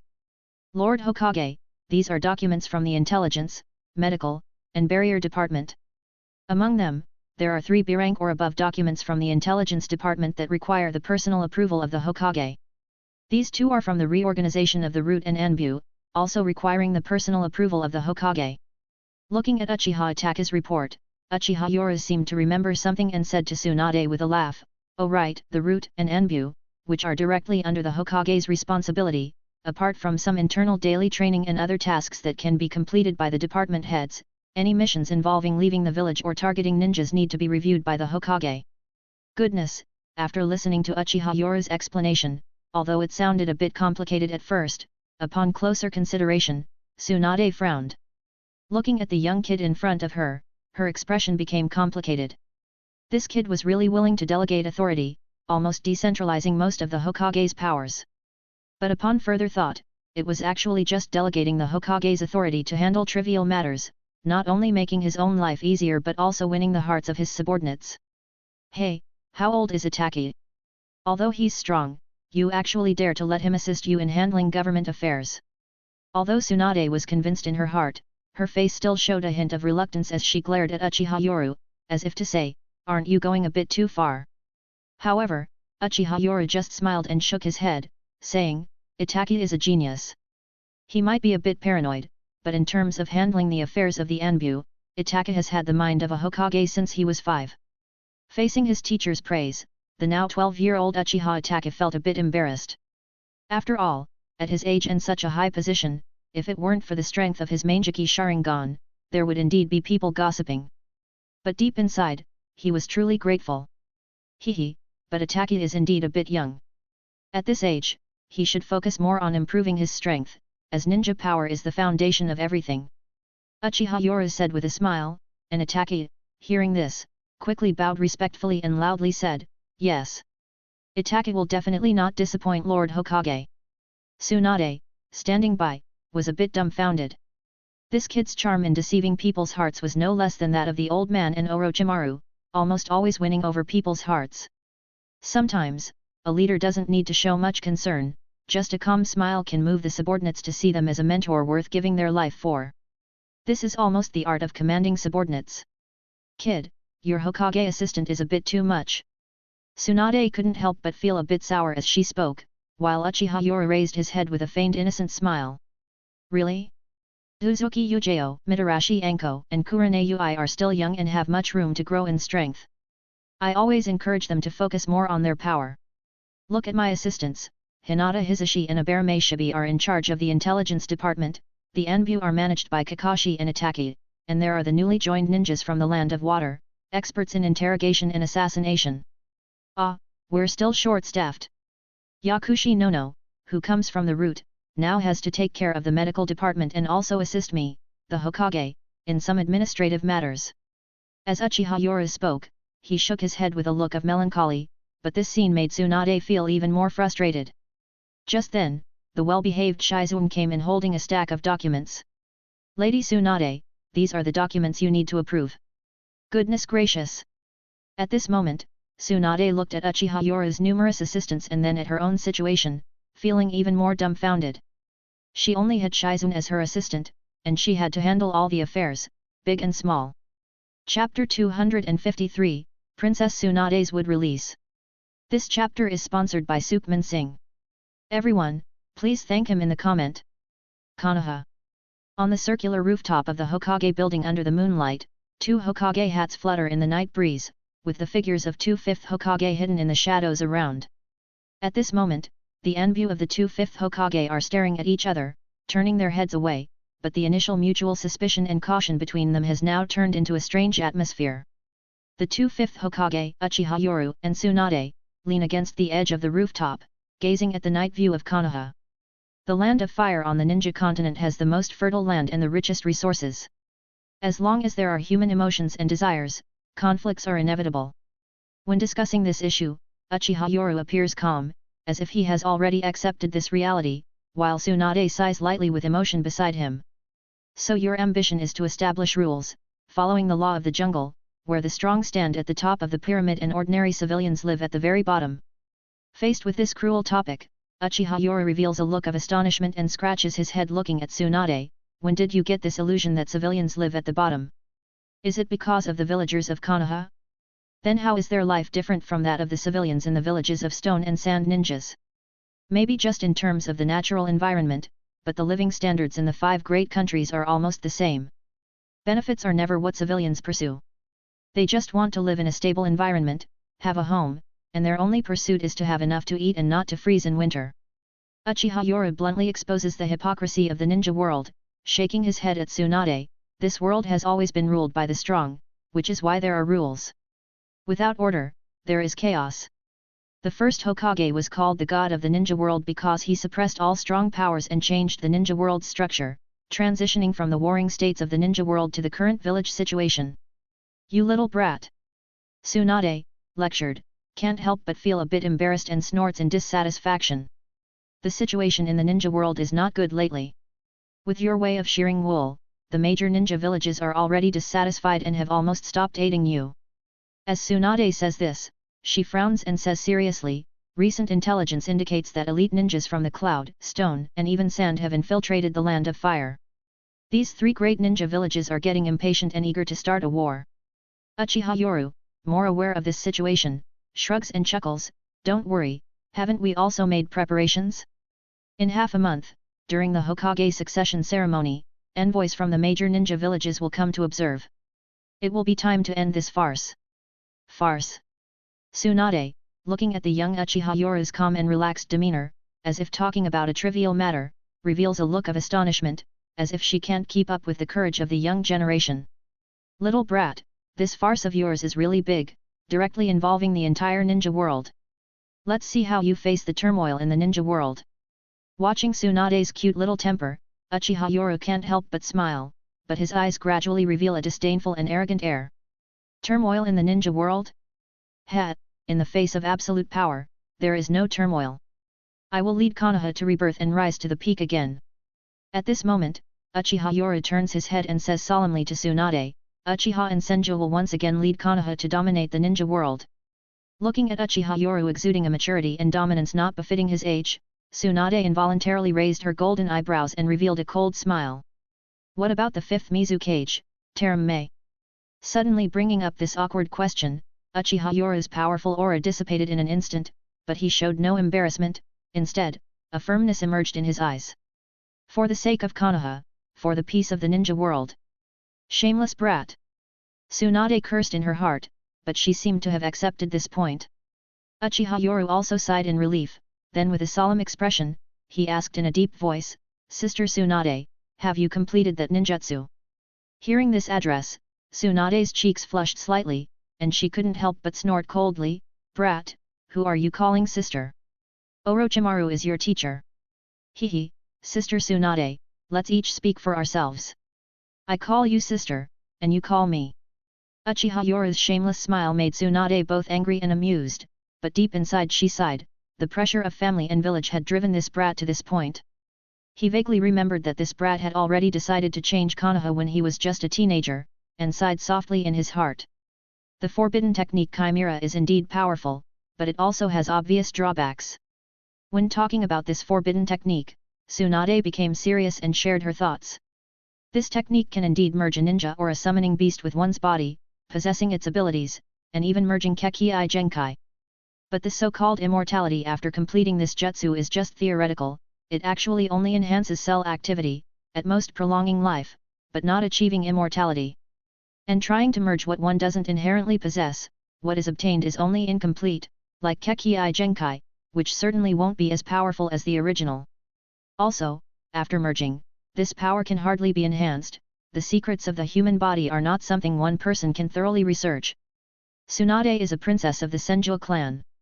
The second Hokage created many forbidden technique, especially ones like Edo Tensei, after extensive human research, so Tsunade is no amateur. Relying on the research left by the second Hokage, Tsunade stood on the shoulders of giants, and her theoretical knowledge of the human body is definitely no less than Orochimaru's.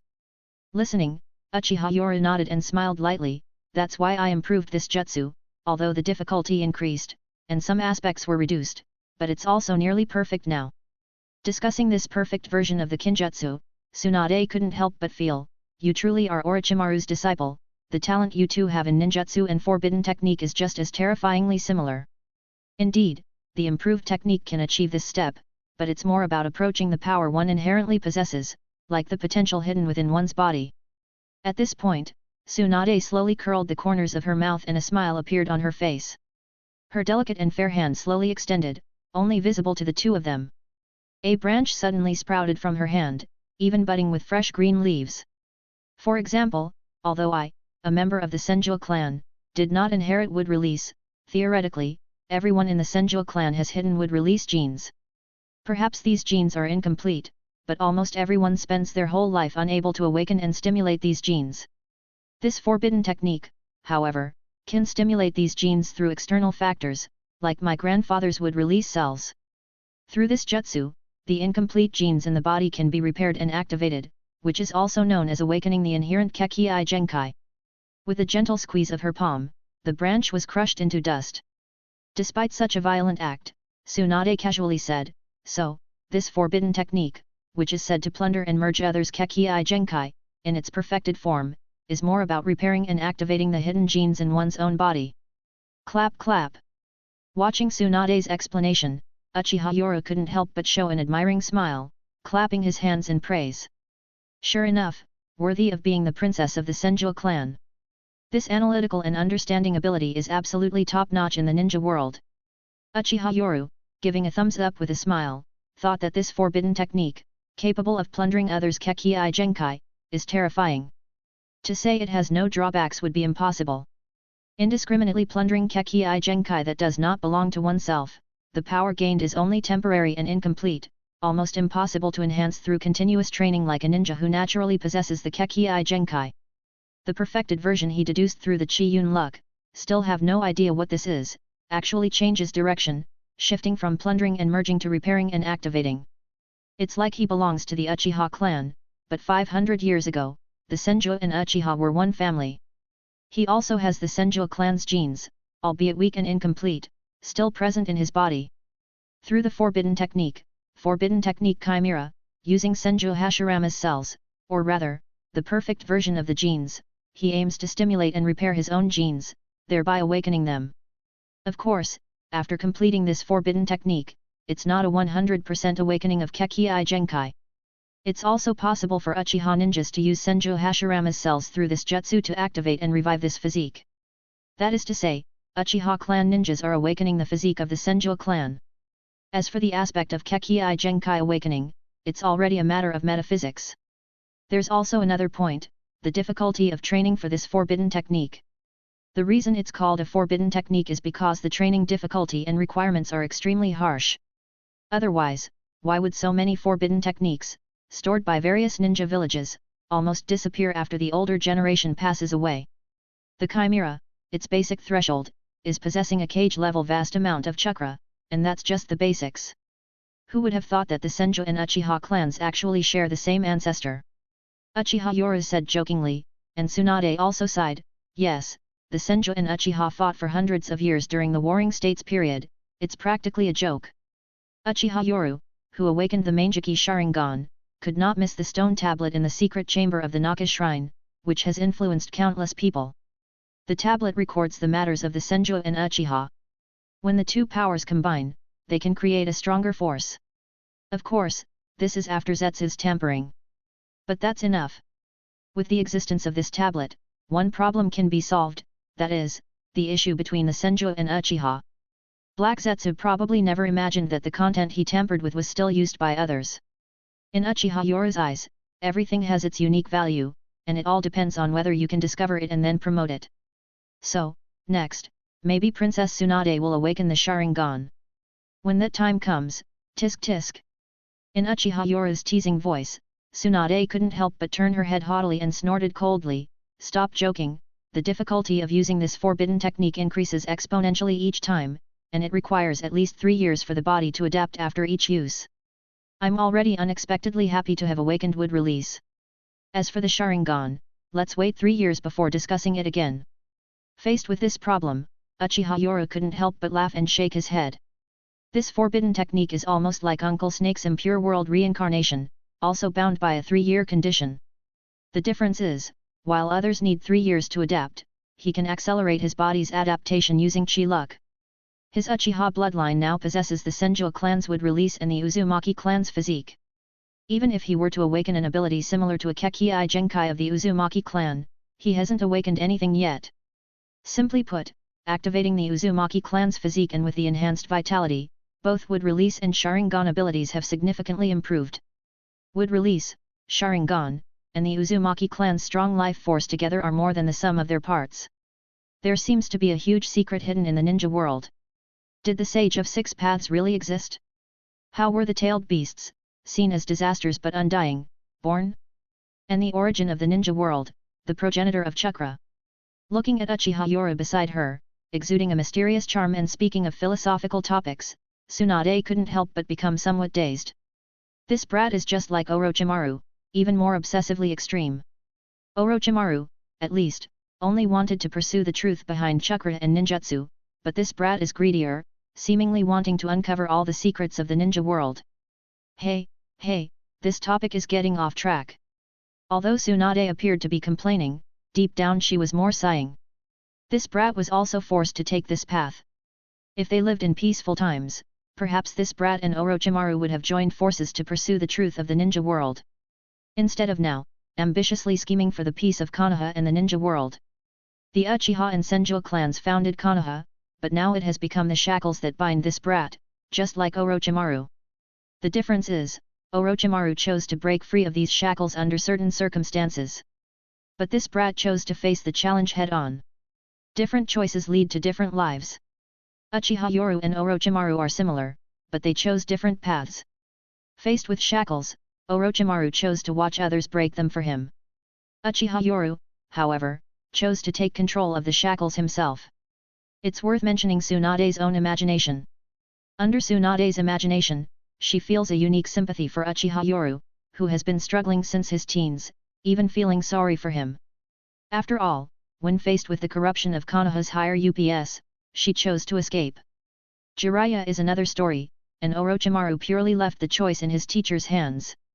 If the third had passed the title of Hokage to Orochimaru, though he would still be busy researching, he would definitely bring change to the stagnant Konoha, like an old person in their twilight years. They all chose to escape, but it was a teenager who firmed his will, decided to take on the responsibility, and vowed to change everything, facing difficulties head-on. Faced with this, Tsunade also feels ashamed. Adding to this, the brat's vision, strategy, methods, and tactics, she chooses to support him. Didn't Jiraiya also start neutral? If any aspect of Uchiha Yoru's vision, strategy, or methods were lacking, making Jiraiya and Tsunade feel it would only bring destruction, they would never let Uchiha Yoru control Konoha. Simply put, they both have to admit that Uchiha Yoru's plan this time has left them in awe, and they think it's feasible. Even if it fails, overall, it's not a big deal. After all, so many high-level forces have suddenly emerged. Is Konoha's military capability lacking? But the problem is that they have an advantage in high-end battles. And all of these high-level forces are young, and anyone would know how to choose. These high-level forces united can ensure Konoha's development for decades to come. Chapter 254, Watch him perform. Konoha, Hokage Building. I can understand the Sand Village, but what's the meaning of the Stone Village and Cloud Village? They should be firmly on the side of peace. How can they do this? In the Hokage's office, Uchiha Yoru angrily stood up and slammed the desk, continuously scolding. Hearing the scolding of Uchiha Yoru, the fifth Hokage, everyone in the Hokage building, whether working, receiving, or reporting missions, fell silent. Eyes wide open, although it wasn't the first or second time, they still felt their faces burning. Meanwhile, Uchiha Yoru in the office continued unaware, angrily slamming the desk. Damn it, notify the ninja world. I want to severely criticize the Cloud Village and Stone Village for their half-hearted, unstable stance. Everyone's making excuses, even stopped aiding us.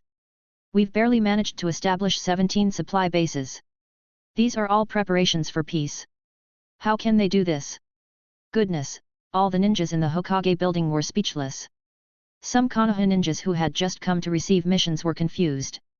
What's going on? Is the fifth Hokage, Uchiha Yoru, scolding the other villages for not providing supplies? But why should the other villages supply them?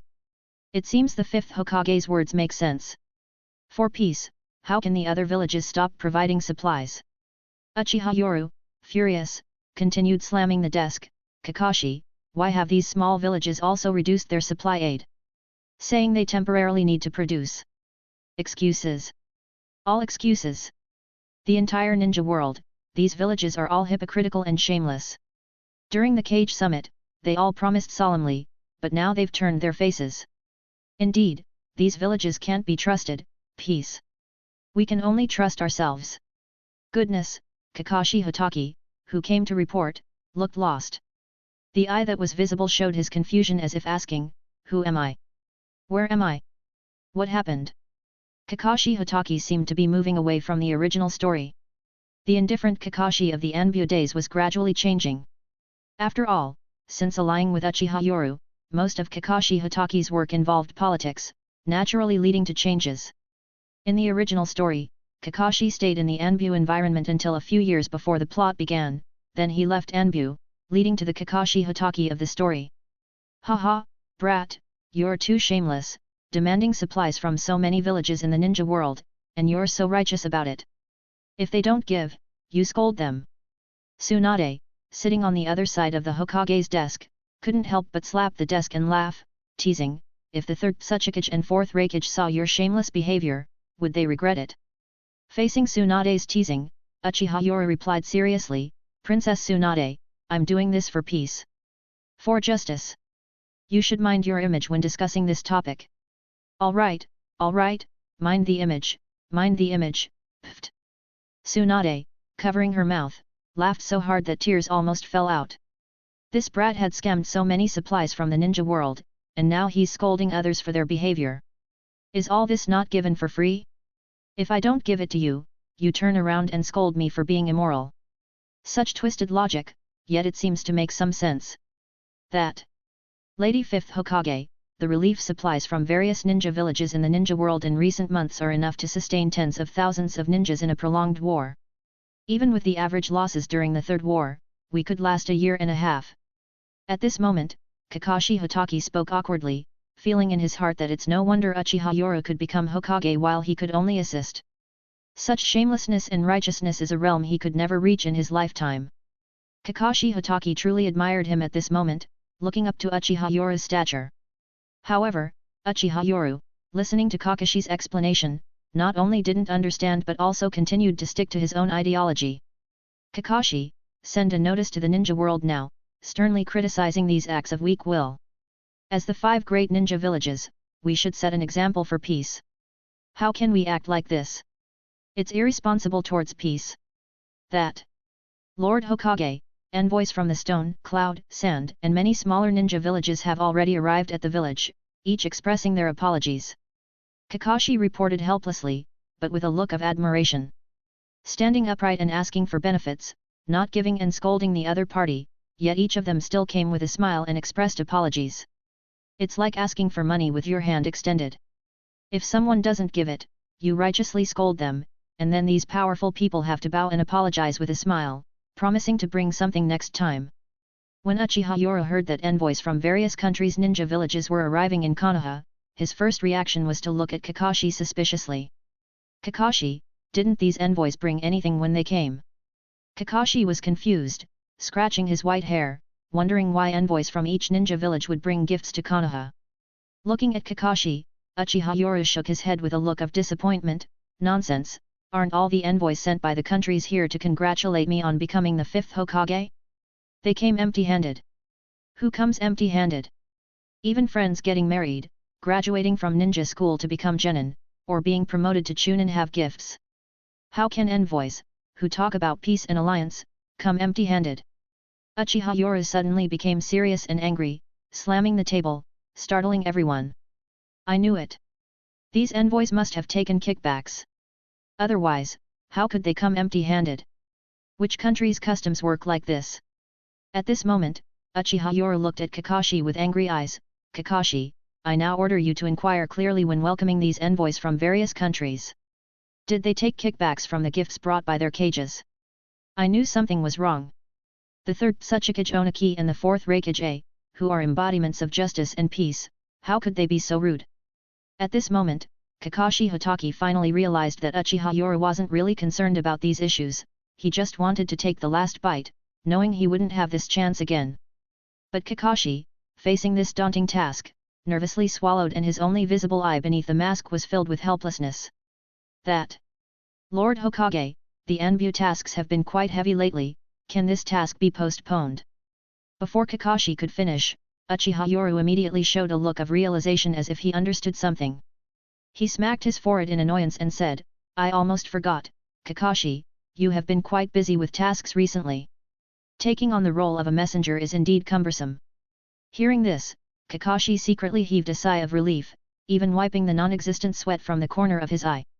He felt somewhat embarrassed to shamelessly ask others for things. However, Uchiha Yoru's next words left him wanting to cry without tears. Kakashi, the burden on your shoulders is heavy.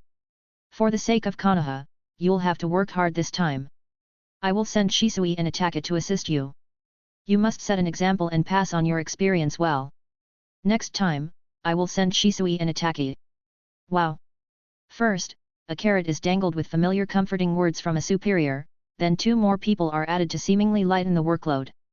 In reality, it doesn't reduce it at all, instead, he now needs to train newcomers. And finally, a huge promise is made about next time. If it were someone else, they might have been thrilled, thinking it's appreciation from a superior. However, Kakashi Hatake, with his political savvy, always felt something was off. Yes.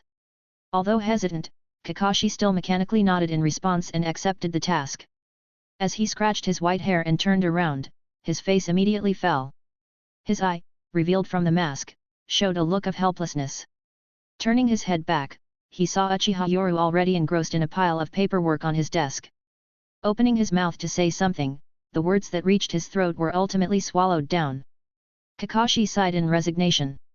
It's not about the difficulty of the task, but rather that it's really not easy for someone without a thick skin. Konoha had 2 candidates for the 5th Hokage, and one had to be chosen on the day the Hokage rock faces were completed. Uchiha Yoru, one of the 5th Hokage candidates, was recognized by the entire ninja world and all the major ninja villages. However, Konoha itself had not yet confirmed this. At the very least, the Land of Fire and Konoha village had not officially appointed him, especially since the 3rd Hokage was still alive. The succession to the position of Hokage, symbolically, had to be handed over from him. As the completion of the Hokage rock faces in Konoha approached, and with the official succession ceremony of the 5th Hokage drawing near, almost all the major ninja villages and numerous smaller ones sent representatives.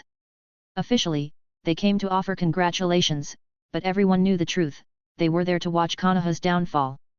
They watched Konoha build its high towers, host its guests, and now, after so many years, they were ready to watch Konoha's fall. The envoys from the major ninja villages were accommodated in a building near the Hokage Tower, with all the amenities befitting important guests. But this time, despite such preferential treatment, the envoys, who came to watch the drama unfold, had somewhat uneasy expressions. Inside the building, Hatake Kakashi, accompanied by Uchiha Ataka with his unwelcoming demeanor, and the bewildered Uchiha Shisui, had almost received all the envoys from various ninja villages. No, absolutely not, how could we dare accept bribes? Protested an envoy from a small ninja village, his face red with frustration. However, facing Hatake Kakashi's dead fisheye and the cold gaze of Uchiha Ataka, a cold sweat involuntarily slid down his forehead. Watching the frightened envoy, Hatake Kakashi, with his dead fisheye and seasoned experience, casually took out a notebook from his ninja tool bag, mumbling to himself. Bird Ninja Village, came to attend the succession of the 5th Hokage without any congratulatory gift, suspected of harboring hostility towards Konoha, intending to provoke border peace. Kakashi's muttering instantly turned the face of the Bird Ninja Village's envoy pale. He hurriedly waved his hands to explain. No, respected Konoha ninja, I didn't explain clearly. I'm just an early envoy from our village. Our leader and lord have prepared a generous gift to congratulate the succession of Konoha's 5th Hokage. However, facing the explanation, Hatake Kakashi just lifted his dead fisheye slightly, uttering a nonchalant "oh," as if acknowledging but without any sincerity. Seeing this, the Bird Ninja Village's envoy bit his lip and hurriedly said, in 3 days, according to the timeline, the congratulatory gift from our land of birds will enter the land of fire. Seeing his goal achieved, Hatake Kakashi's dead fisheye instantly showed a smile, closing his notebook. We have seen the sincerity of Bird Ninja Village, thank you, said Kakashi. Just as he was about to turn and leave, Kakashi sighed wearily to Uchiha Ataka, if it weren't for the news that the 3rd Hokage was accepting gifts, we would have almost forgotten. Let's hurry up and finish the task before the 3rd Hokage reacts. As the departing footsteps faded away, the door to this room in the land of birds was closed. However, the remaining bird ninjas revealed their anger when there were no outsiders around. Damn it, Konoha is too bullying. Robbers. Bandits. Watching their companions angrily denouncing Konoha's bandit-like behavior, the Land of Birds' envoy couldn't help but shake his head and sigh, blame it on the third Hokage of Konoha. If it weren't for his idea, this Uchiha fifth Hokage would not have been so eager to receive gifts early. Damn the third! Everyone was actually blaming the third Hokage, even though all the benefits were reaped by Uchiha Yoru. Under human nature, everyone resented the third Hokage. Alright, quickly send a message to the village and the daimyo using the summoning beast, and prepare enough congratulatory gifts. This time, we must not let anyone find fault. The Land of Birds' envoy was helpless.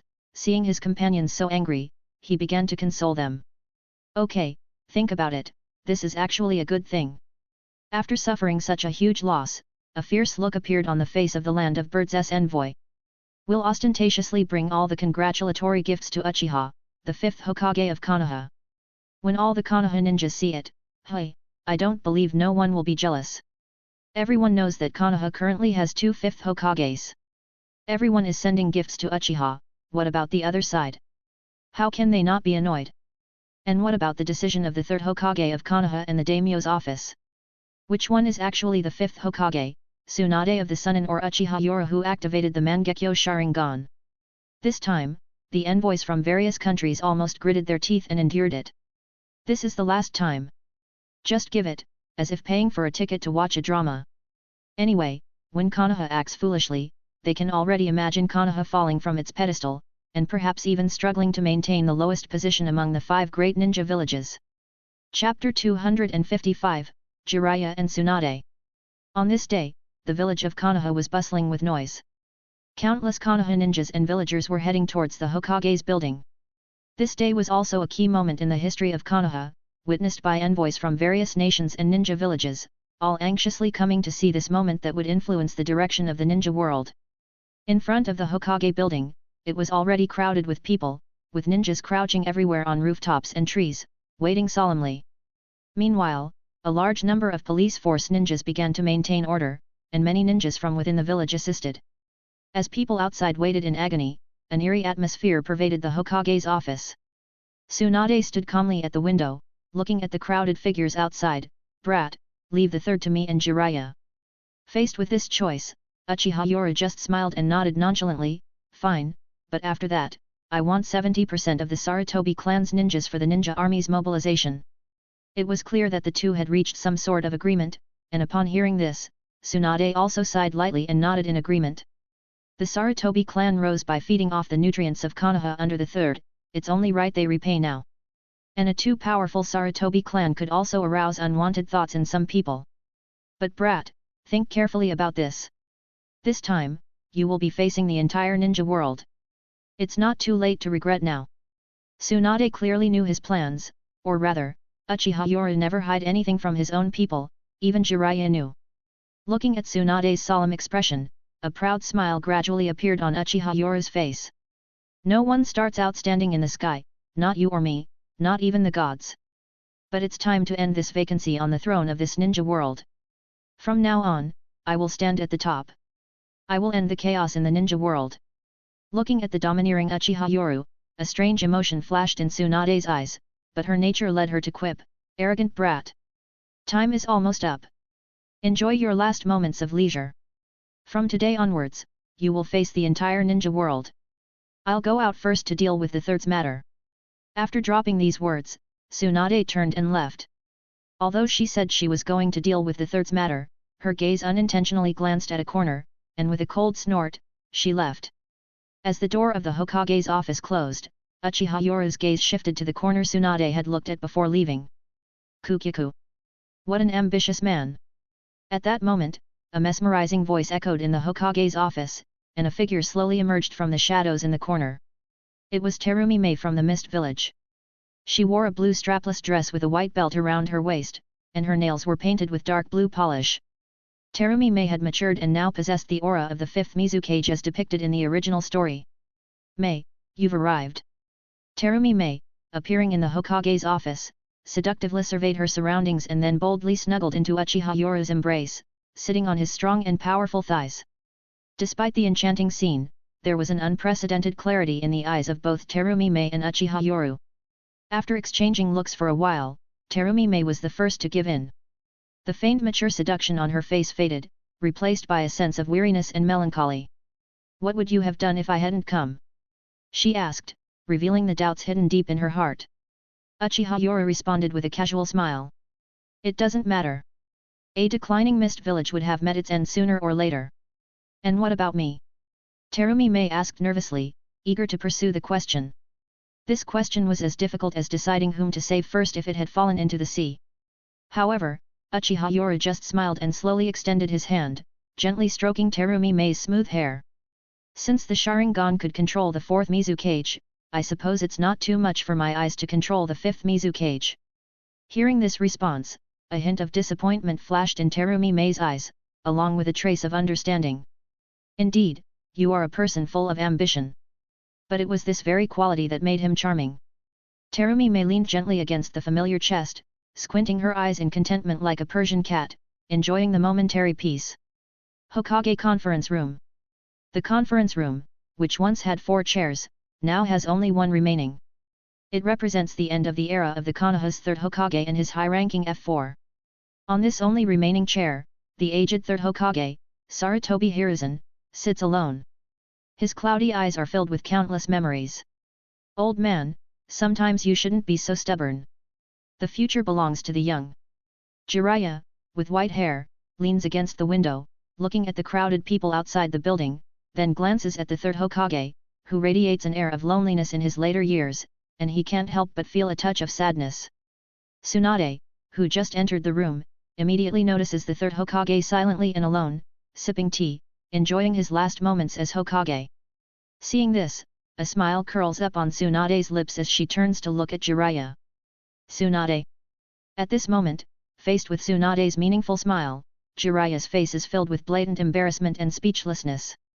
"Didn't expect you, Jiraiya, to make your move so quickly, tisk tisk." Hearing Tsunade's sarcastic remarks, Jiraiya's face turns green, as if stepping on something. He suddenly retorts back like he did when he was younger. "Cut it out. You think everyone is like you, going for younger ones." It's clear that Jiraiya already knows something, or has figured it out. Although he felt empty and heartbroken at the time, as a hero, Jiraiya couldn't sink into it and laughed it off the next day. "Jiraiya, you're asking for it." The last thing Tsunade wants to hear right now is this. Her forehead veins bulge in anger, and her beautiful eyes blaze with fury. However, Sarutobi Hiruzen, lost in his memories, is startled by their noisy quarrel and looks up at his 2 arguing disciples. With a deep sigh, Sarutobi Hiruzen sets down his cup, just about to say something. His face suddenly changes in shock. His chakra inside turns harsh. He's been poisoned. The next moment, the third Hokage's eyes widen in disbelief.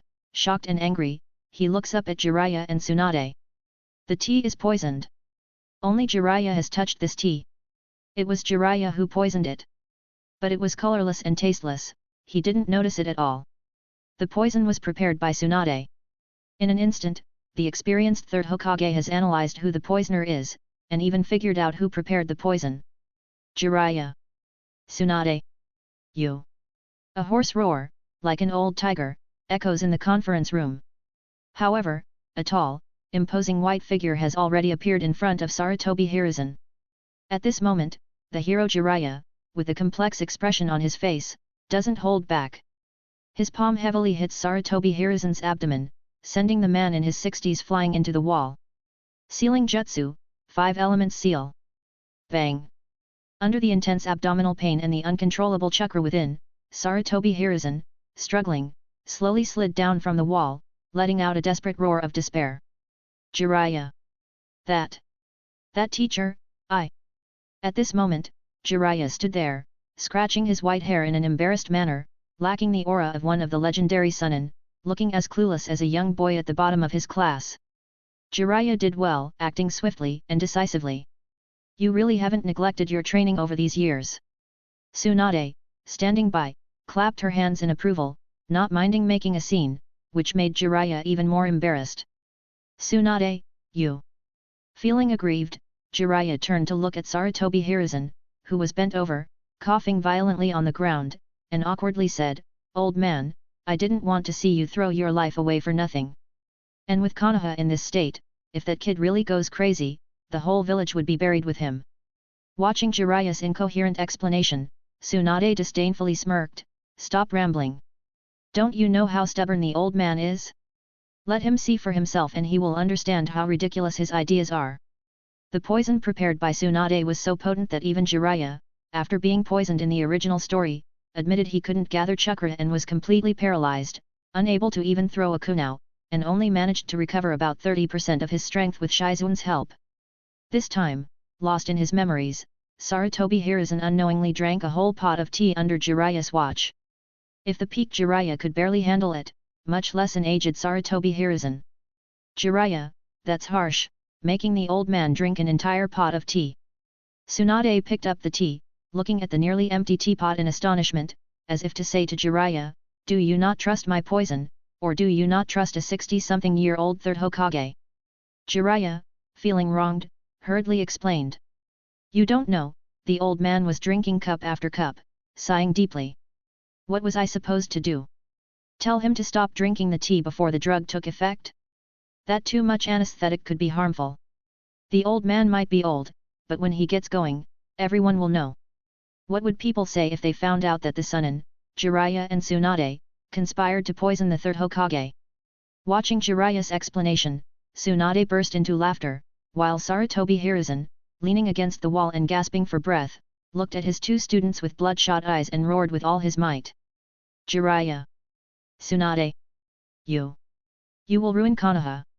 However, for the stubborn old man, Jiraiya still wanted to persuade him, but Tsunade was not so patient. The events of the past had already almost exhausted the bond between them as teacher and student, and it was already good that she hadn't beaten up the old man herself. "Come in, it's almost time." A ninja with orange hair tied in a short high ponytail and parted to the side respectfully entered the room. F. Yamanaka greets Lord Jiraiya and Lady Tsunade. Dressed in a brown sleeveless cross-collar shirt, a short-sleeved outer coat, black gloves on both hands, wearing black pants, and carrying a katana on his back. F. Yamanaka, a Konoha ninja who appeared in the original story during the 5-Cage Summit, one of Shimura Danzo's personal guards. The route has long become the private property of Uchiha Yoru, and naturally, F. Yamanaka also became Uchiha Yoru's subordinate. After entering, F. Yamanaka first respectfully bowed to Jiraiya and Tsunade, then turned his head and bowed to the third Hokage. "I have offended you, Lord Third Hokage. You! What are you trying to do?" The third Hokage, Sarutobi Hiruzen, who seemed to have thought of something, angrily looked at his two disciples and the ninja of the Konoha. "Mind transfer jutsu." In an instant, F. Yamanaka neatly used the Yamanaka clan's secret technique on the third Hokage. The third Hokage, Sarutobi Hiruzen, in a moment of frustrated anger, trembled, his pupils shrank, and his gaze became vacant. Seeing this, Jiraiya couldn't help but show a worried expression. "Tsunade, is this okay?" "Don't worry, Jiraiya, I have also added a potion that suppresses mental power to this medicine. With F. Yamanaka's strength, there is absolutely no problem, not to mention you have your 5 elements seal for insurance, right?" Under Tsunade's teasing gaze, Jiraiya scratched his head in embarrassment, looking at his burning hand, which had turned red from the strength of his grip. "Lady Tsunade / Lord Jiraiya." After a moment, Sarutobi Hiruzen's vacant gaze refocused, showing a pair of respectful expressions, obviously a switch in personality, replaced by F. Yamanaka. 3 minutes to adapt to the numbness of the body, we'll need you later." Tsunade neatly issued the order, and F. Yamanaka respectfully nodded. In the conference room, Sarutobi Hiruzen's body began to move awkwardly, from extreme awkwardness at first to almost normal later, showing the ninja's control over the body. It's not a problem with F. Yamanaka's secret technique, but because Sarutobi Hiruzen's body was numbed by the drug, it naturally needed time to adapt, so as to not arouse suspicion. In Konoha, under the bright sunlight, countless people gathered in front of the Hokage building, all eyes expectantly on the stage. "He's here! He's here!"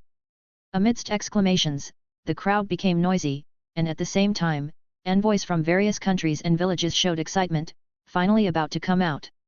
First, several Anbu ninjas appeared around the Hokage building, starting to guard each other, while the ninjas inside the Konoha solemnly observed their surroundings. After all, this was a most solemn occasion for the Konoha, where disturbances were absolutely not allowed, especially around the envoys from different countries who were protected by multiples of Konoha ninjas. Any disturbance would face the techniques of the Konoha ninjas. On this day, all Konoha residents visiting the Hokage building needed to go through identity verification and searches. Who is that? The Mizukage. Why Mizukage from the Mist Village there? When figures appeared in the Hokage building, those who were unaware below began to talk in astonishment. The moment the Mizukage, Terumi Mei, wearing a Mizukage hat, stepped out, she became the center of everyone's attention, even astonishing the envoys from the major ninja villages. Chapter 256, From Now On. Konoha. In front of the Hokage building, countless villagers and ninjas from the Konoha had gathered. At this moment, everyone was holding their breath, not daring to even breathe heavily, filling the scene with a tense atmosphere. At the top of the Hokage building, several figures appeared, Uchiha Shisui, Hatake Kakashi, and Uchiha Itachi. They seemed calm as they watched the scene unfold, but their eyes betrayed excitement. There were also Jiraiya and a group of Anbu members. Is it going to be announced? Envoys from various ninja villages looked solemnly at the third Hokage and others who appeared. As for the Mizukage Terumi Mei, they were more considered as supporters for the event. The frail and haggard third Hokage slowly came into view of everyone in the Konoha. At this moment, many knowledgeable ninjas showed complex expressions. Regardless, this third Hokage had governed for many years and was now an old man nearing the end of his life. His retirement in such a manner was like the closing of a curtain. I, Sarutobi Hiruzen, have led Konoha through many storms since becoming the third Hokage. I have witnessed the glory of the Konoha and ultimately brought it to where it is now. At this time, the third Hokage wasn't wearing his Hokage hat, revealing an old face that made many Konoha ninjas sentimental. The ninja hero was indeed old. With white hair and beard, even his once straight spine was now bent, and his face was covered with age spots. After a brief moment of reflection by the third Hokage, Sarutobi Hiruzen, he turned around, holding up a brand new Hokage hat. Under the gaze of everyone, a figure slowly walked forward. Dressed in a white kimono with hexagonal plum blossoms, the wide sleeves edged in red also adorned with hexagonal plum patterns, and a proud neck and shoulders draped with a circle of snowy white fluffy shawl. With long, flowing blonde hair and sparkling gold eyes, the Sunin Tsunade displayed her imposing and majestic demeanor, coupled with an overwhelming sense of nobility. Princess Tsunade. The fifth Hokage is Princess Tsunade. At this moment, the villagers of the Konoha looked at the blonde figure that appeared, Tsunade, whose reputation was now very strong. Seeing Tsunade, envoys from various ninja villages showed a hint of secret joy, even a hint of schadenfreude on their faces. It was unclear if there would be any unexpected incidents during this Hokage inauguration ceremony. Would internal strife start today or later? All Konoha ninjas were filled with mixed emotions. It wasn't that they were dissatisfied with Tsunade, but whoever became the fifth Hokage today, the Konoha would face turmoil. Like a swan, Tsunade stood with her proud neck, surveying the entire Konoha. Her face exuded a unique aura. She casually took the Hokage hat passed by the third Hokage and raised it high. From today onwards, I am the fifth Hokage governing Konoha. Under Tsunade's powerful declaration, the many Konoha ninjas below showed a solemn expression, and a scene of mutual wariness even emerged. However, at this moment, a blue figure slowly stepped forward, the Mizukage from the Mist Village. Dressed in a blue tube dress with a white waist belt, her nails painted with deep blue polish, she slowly removed her blue Mizukage hat, revealing her mature and charismatic face.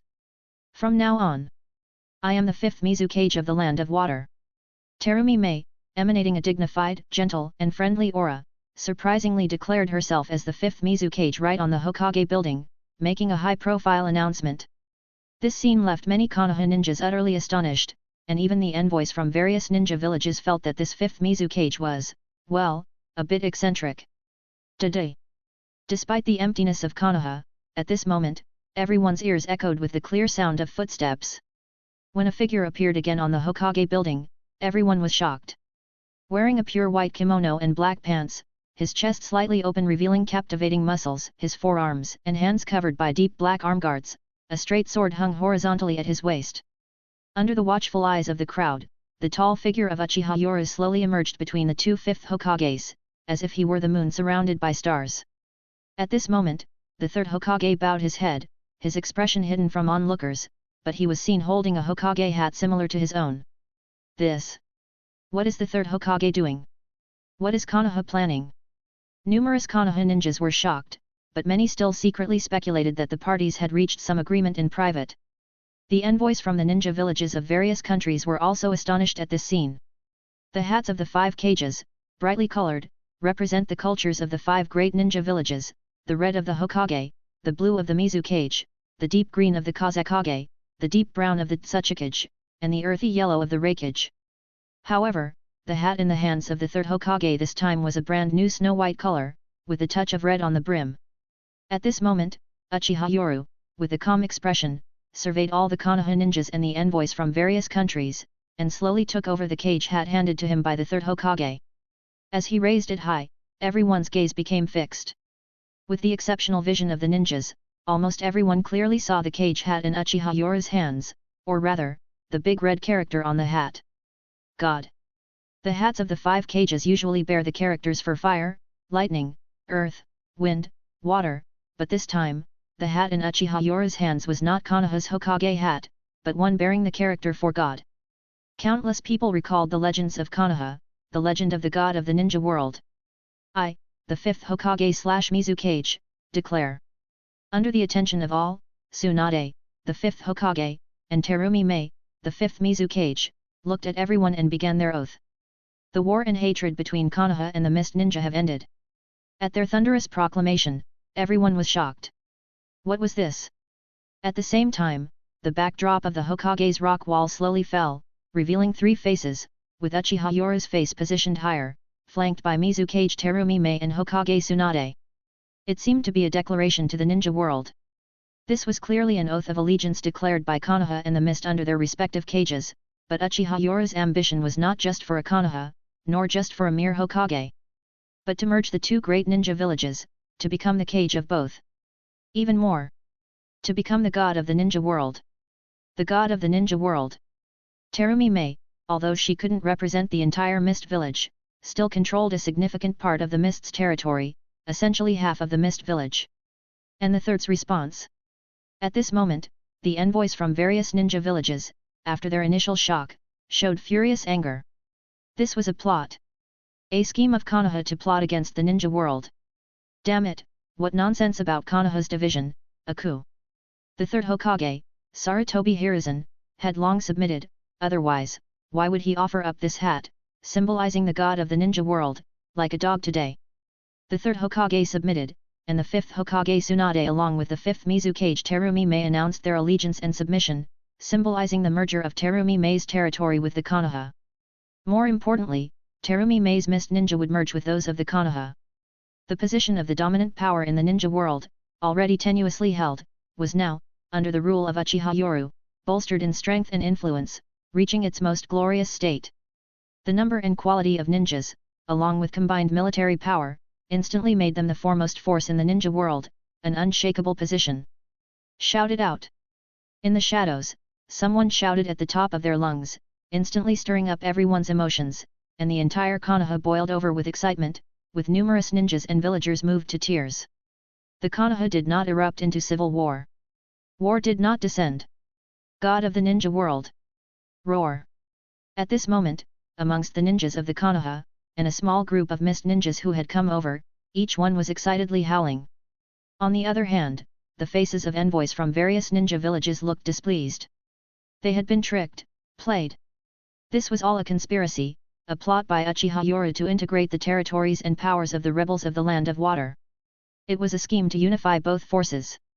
Had it been revealed from the start, the various ninja villages would never have agreed, and from the beginning, there would have been overt and covert struggles, with sabotage, assassination, and even destruction of the Land of Water's rebel forces, rather than watching them merge with the Konoha.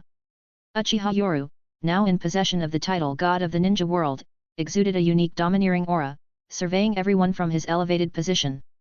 From now on, I, Uchiha Yoru, take control of the Land of Water.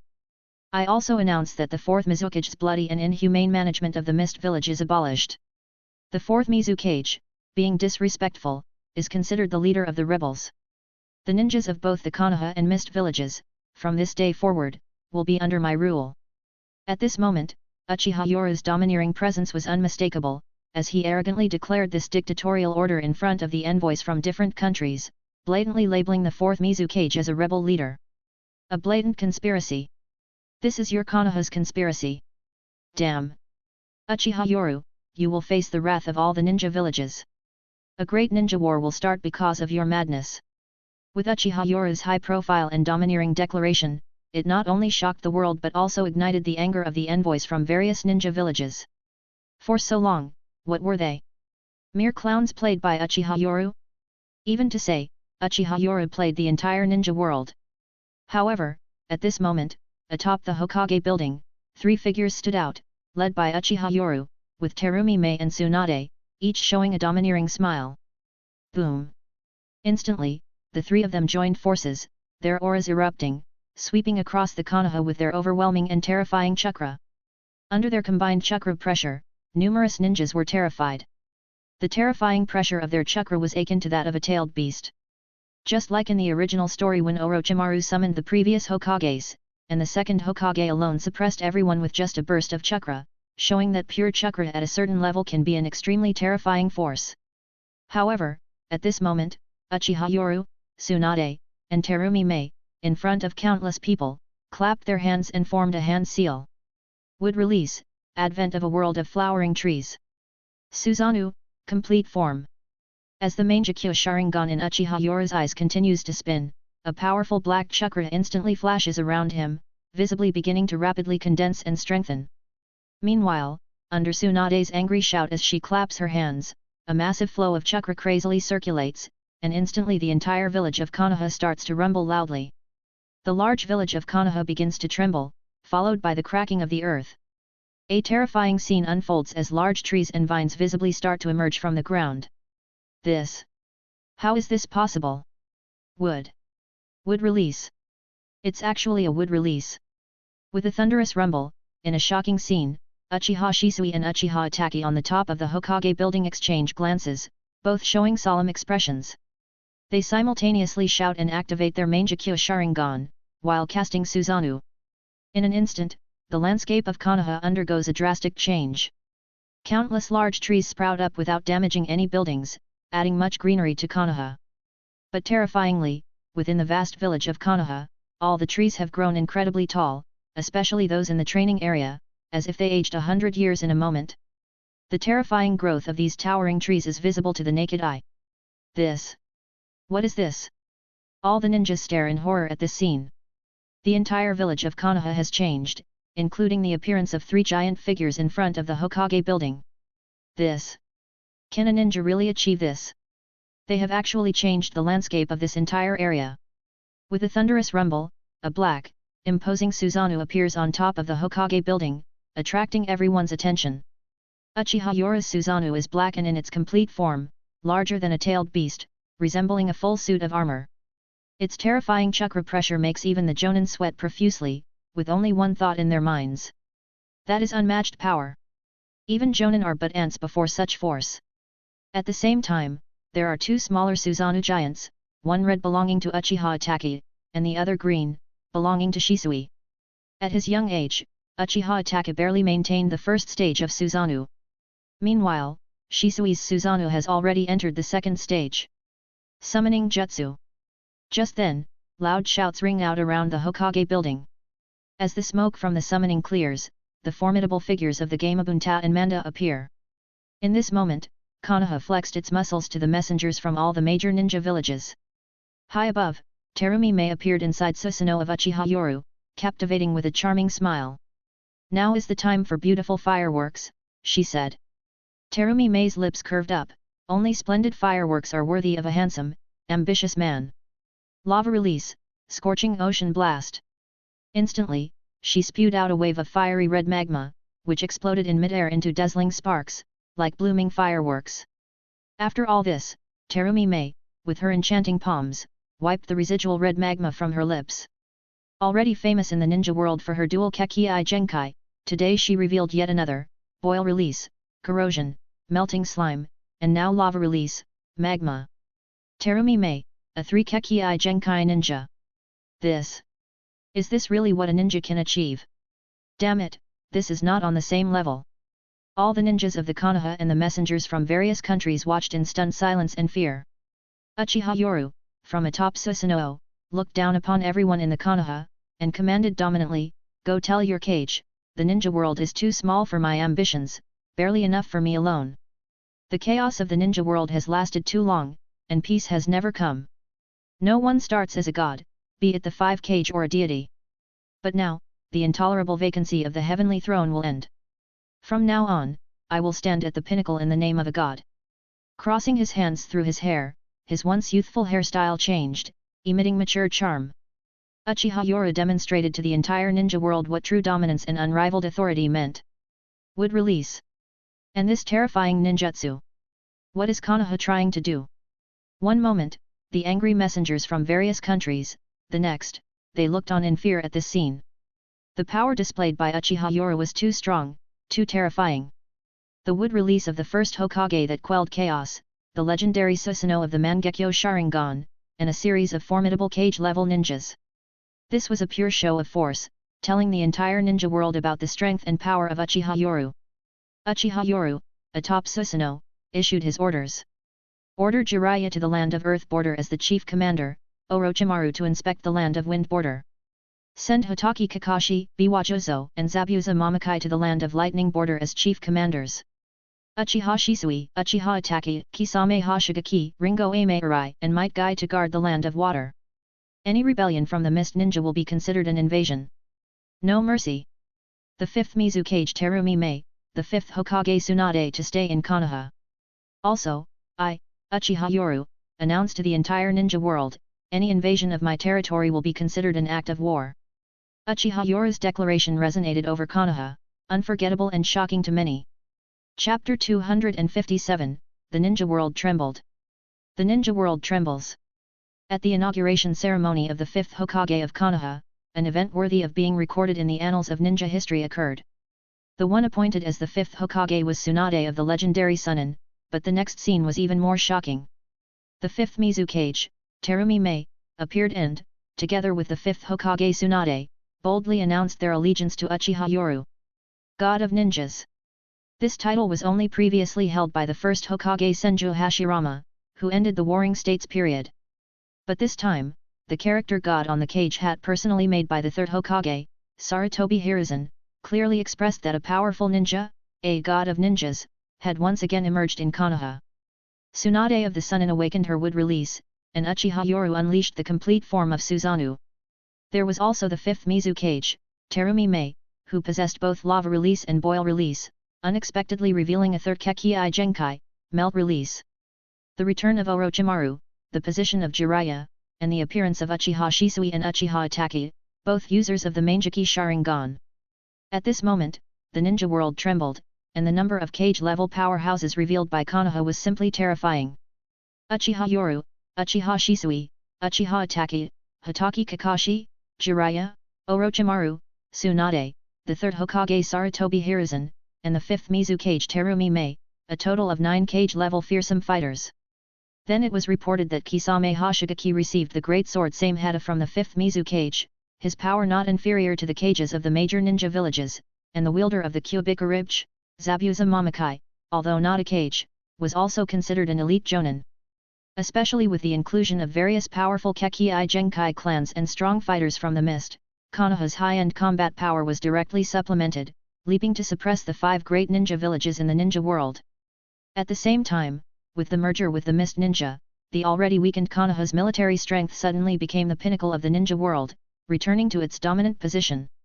Konoha, with both Sharingan and wood release, almost seemed like it had returned to the early days of the ninja world, when the villages were first established, and the first Hokage and Uchiha united to suppress the ninja world. The Stone Village. Impossible. The 3rd Tsuchikage, Noki, looking at the urgent report that was rushed back, turned pale with no hint of color in his face. Especially upon seeing the photo sent back, the terrifying memories that had been sealed away for many years in front of the Konoha Hokage building resurfaced. Old man, what god of ninjas, this Uchiha Yoru is clearly playing all of us in the ninja world, it's been a conspiracy from the beginning. The fearless Kuratsuka spoke angrily, but at this moment, Noki, her grandfather, didn't indulge her as usual, instead slamming the table in a burst of anger. Shut up! The 3rd Tsuchikage, Noki, rarely got angry, especially towards his granddaughter Kuratsuki, but this time, his roar scared all the ninjas in the Tsuchikage's office, not daring to breathe a word. And at this moment, Noki, radiating the aura of the Tsuchikage, no longer had the demeanor of an old man, but instead looked around at everyone with an unprecedented seriousness. By the order of the third Tsuchikage, the Stone Village has always been for the peaceful development of the ninja world, and immediately stops all actions against Konoha, now. Right now. Immediately. In the end, Noki roared with all his might, his voice echoing in the Tsuchikage's office, his eyes filled with endless fear. Old man, you. Kuratsuka was frightened by the scene before her, but her grandfather, Onaki, fell silent this time. It took him a while before he spoke in a hoarse voice. You don't understand the terror of this Mangekyo ninjutsu, nor do you understand what wood release represents. As he said this, Onaki's face turned pale, he slumped weakly in his chair, his eyes empty and lifeless, muttering to himself. Why does heaven favor Konoha, allowing it to once again possess both the Mangekyo and wood release? After a while, Onaki, regaining some strength, showed a look of frustration on his face. Just when Konoha seemed doomed, suddenly so many cage-level powerhouses emerged. Looking at the intelligence analysis, Konoha's old, middle-aged, and young generations all had cage-level powerhouses, and they kept emerging one after another. With this unity, Onaki broke into a cold sweat, realizing a problem: the situation in Stone Village was not good.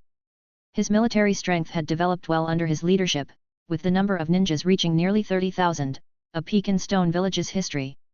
But he had no successors. How old was he? And Konoha? Uchiha Yoro was only in his 20s, surrounded by a group of young ninjas. More importantly, Konoha's middle-aged ninjas were still at their peak, and now the younger generation had also emerged. Would release. Susanoo. Just thinking of these two powers that once dominated the ninja world made Onaki's scalp tingle. Send messages to the Raikage and Kazekage. Konoha is no longer something we can contend with alone. Yes. Following the orders of the third Tsuchikage, Onaki, Stone Village began to operate swiftly. Meanwhile, Kuratsuka, who had been frightened, slowly came to her senses. She cautiously looked at Onaki, whose face was pale, and asked in a low voice, Old man, are wood release and Mangekyo really that terrifying?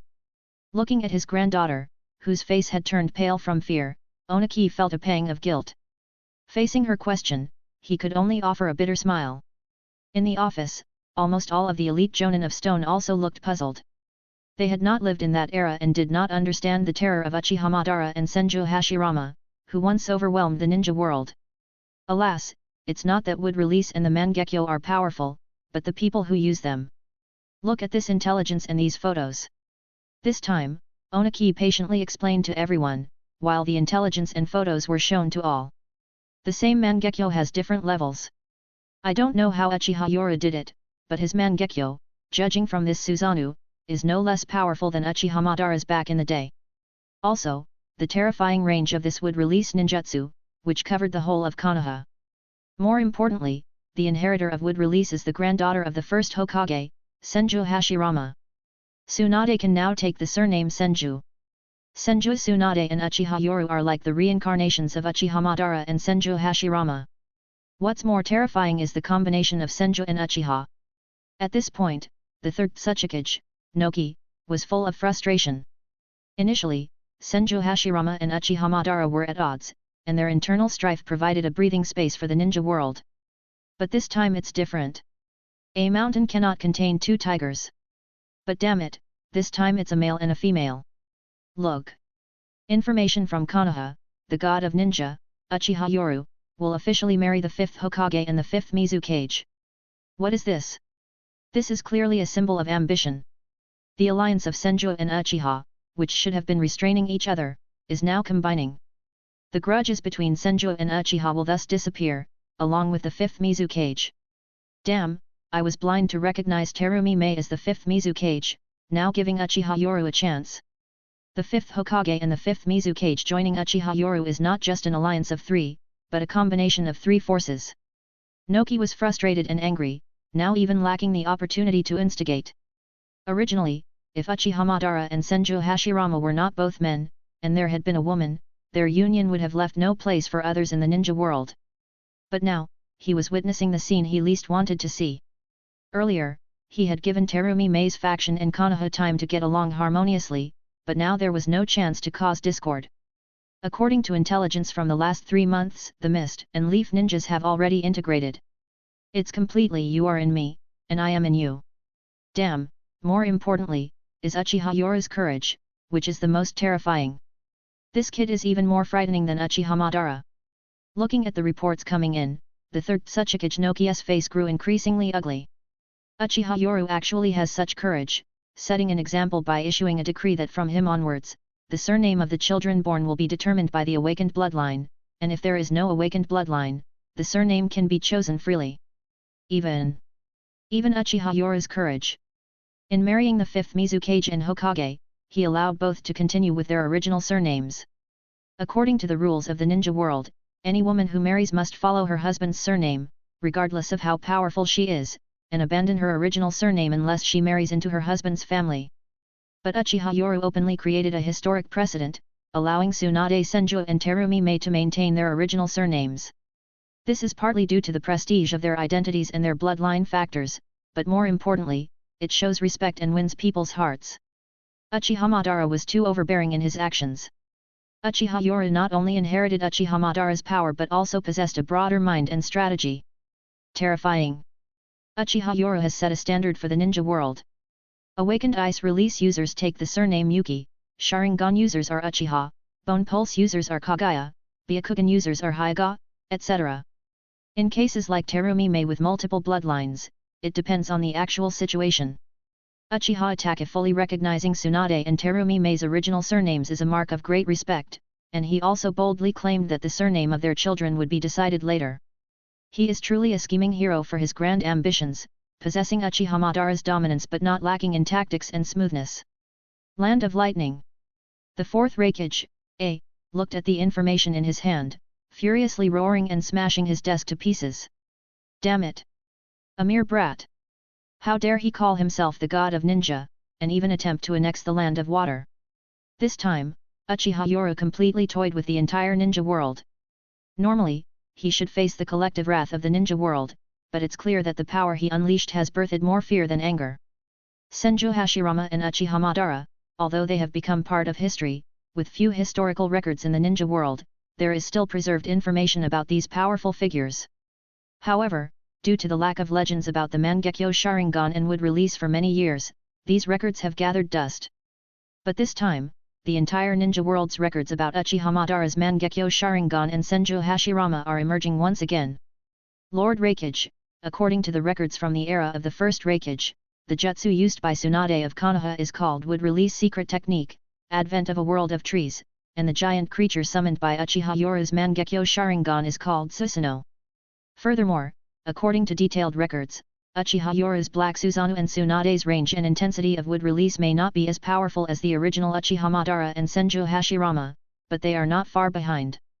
Another important point, as previously recorded in the reports, the tailed beasts have almost no resistance against these two jutsu. Even the strongest, the 8 tails and 9 tails, are no exception. In the Raikage's office, a group of elite cloud ninjas have unearthed long-buried information, each showing a serious demeanor as they carefully report to their Raikage. What does this mean? Hearing this report, the 4th Raikage A glared with angry eyes, while his deputy, after a long silence, uttered a fact he didn't want to admit. It means that if a war breaks out, our ultimate weapons in the Cloud Village, the 2 tails and 8 tails Jinchuriki, might be restrained and even defeated. Boom! Hearing this report, the Raikage once again furiously threw his chair to pieces, roaring in anger. So, what about the support I gave to that brat Uchiha Yoru? Even the entire ninja world has provided so much support, and now you're telling me that Konoha has unified and even the Mist Village is going to be annexed. All this is a conspiracy by the ambitious Uchiha Yoru, who has played the entire ninja world. Are we just supposed to swallow our pride and endure? Looking at the 4th Raikage A's furious roar, all the cloud ninjas fell silent. Although the 4th Raikage A was known for his volatile temper, he was not stupid.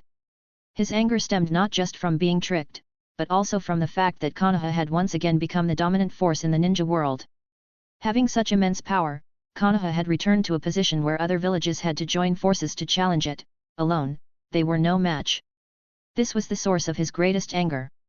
Does the entire ninja world have to watch Uchiha Yoru incorporate the Mist Village, merging the land of water and the land of fire? The problem at hand was not just Uchiha Yoru, the so-called god of ninja, or the issue of him marrying both the 5th Hokage and the 5th Mizukage, but also the problems facing the land of water. The 4th Mizukage, Yagura, still controlled most of the land of water, but the situation had become very dangerous. Previously, to weaken the Mist Village, the ninja world had gleefully acknowledged the 5th Mizukage Terumi Mei's position, but this led to a situation where interfering with the land of water meant interfering with Konoha. The 5th Mizukage and the 5th Hokage being married by Uchiha Yoru, and his announcement of taking control of both villages, meant a new, supreme position was established above the Kage. The 5 Kage used to be the leaders of the major ninja villages, but things had changed. The emergence of the god of ninja clearly meant domination over the Kage, revealing Uchiha Yoru's ambition to not be satisfied with just 2 major villages. The news of the god of ninja Uchiha Yoru marrying both the 5th Hokage and the 5th Mizukage swept through the ninja world. He declared to the ninja world the merger of the mist and leaf, recognizing himself, above the Kage, as the supreme leader. This news swept through the ninja world, causing shock and more fear. The power that was revealed was too terrifying, would release Mangekyo Sharingan and a host of formidable ninja from the 2 major villages. Uchiha Yoru, who had angered many, should have faced the world's retribution, or at least verbal and written condemnation. But in the face of such terrifying power, the entire ninja world fell silent, plunging into a death-like stillness. Chapter 258, Konoha and Mist Ninjas. Konoha. 2 banners, one red and one blue, hang on the left and right sides of the Hokage office building, symbolizing the land of water and the land of fire, respectively. The integration of the mist and leaf ninjas, and likewise in each department, must continue, even if there is a lot of friction in the early stages. Even the Anbu under my command are not exempt. I plan to appoint Hoshigaki Kisame and Uchiha Itaki as the new Anbu head. Kakashi Hatake and Uchiha Shisui will be the head and deputy head of Konoha's Jounin team. In the office, Uchiha Yoru exudes a confident and composed demeanor. Faced with the merger of the 2 villages, he is not only headache-free but also filled with a confident smile. As if he had everything under control, the series of policies he issued surprised everyone, making the headache seem less daunting at the moment. Hehe, should I say he's worthy of being the man Terumi Mei has set her sights on. At this moment, Terumi Mei, on the left side of the office, seeing the headache resolved, reveals an enchanting smile on her face. She makes tea effortlessly. However, Uchiha Yoru, looking at Terumi Mei serving him, can't help but twitch the corner of his eye, wishing he didn't have stacks of political affairs on either side of him. Meanwhile, Tsunade plays with a deck of cards, smiling broadly, not bad, truly deserving of the title God of Ninja. Just looking at the efficiency of reviewing these political affairs, you surpass all 5 Kage combined. Faced with the 2 of them enjoying leisure time and leaving all the political affairs to him, Uchiha Yoru's smile is somewhat unnatural, but his eyes reveal warmth. He knows this is a compromise from both sides. After all, who handles these important political affairs during critical times, the Mizukage or the Hokage? If there's no issue, it's fine, but in times of crisis, what then? It could be exploited by the malicious, or even sow the seeds of disaster. Uchiha Yoru's prestige among the Mist Ninjas is high, especially because of his book My Struggle, which became famous throughout the ninja world. Its policies are particularly adored by Terumi Mei's Mist forces. Moreover, Uchiha Yoru stands above even the Kage, directly in charge of them, ensuring that the documents he approves won't lead to various issues. Of course, this is just the initial period of integration between the 2 villages' ninjas. Things will improve after this phase. I must say, the blood mist policy of the Mist Ninjas directly accelerated the integration of the 2 villages' ninjas. Facing this issue, Terumi Mei also sighed deeply. This time, she no longer has to be strong on her own and can drop the facade. Terumi Mei rubs her temples wearily. The blood mist policy alienated many Mist Ninjas, even making them feel oppressed and stifled in their birth village, especially the Kekii Genkai ninjas who were ostracized and ultimately exterminated. This time, nearly all the Mist Ninjas leading the way are Kekii Genkai ninjas. Especially in their integration with the Konoha ninjas, these once proud Kekii Genkai ninjas are now showing their goodwill. Even Terumi Mei couldn't help but feel emotional about this change. Once haughty and bloodthirsty, these Kekii Genkai families are now eager to greet everyone with a smile. Everyone knows that these Mist Ninjas just want to integrate quickly, and it's unexpectedly effective. From being despised and shunned in the Mist Village, the sudden change to this place where there is no hatred or loathing, only unfamiliarity, makes their most urgent task to turn this strangeness into familiarity. As for the forward protectors of the mist and leaf, this is a new rule I have established. Looking at Terumi-mei and Tsunade, Uchiha Yoru said with a smile, the mist and leaf represent the customs of two different countries. Changing anyone's forward protector could lead to issues of superiority and inferiority. Redesigning new forward protectors might not satisfy the ninjas of both villages. After all, it's hard to let go of one's homeland, so I am preparing to issue a new decree. The forward protectors of Mist and Leaf will represent their hometowns. For example, a leaf ninja born in the ruins of the Land of Water or Whirlpools could wear a mist forward protector, among other measures. Similarly, for ninjas below the Jonin level, respect their choice. For those above Jonin, design new forward protectors. All Jonin from Mist and Leaf should switch to these. Jonin level ninjas are already high-end combat forces, and Uchiha Yoru also needs to win over these people. The forward protector, though small, signifies subtle psychological changes.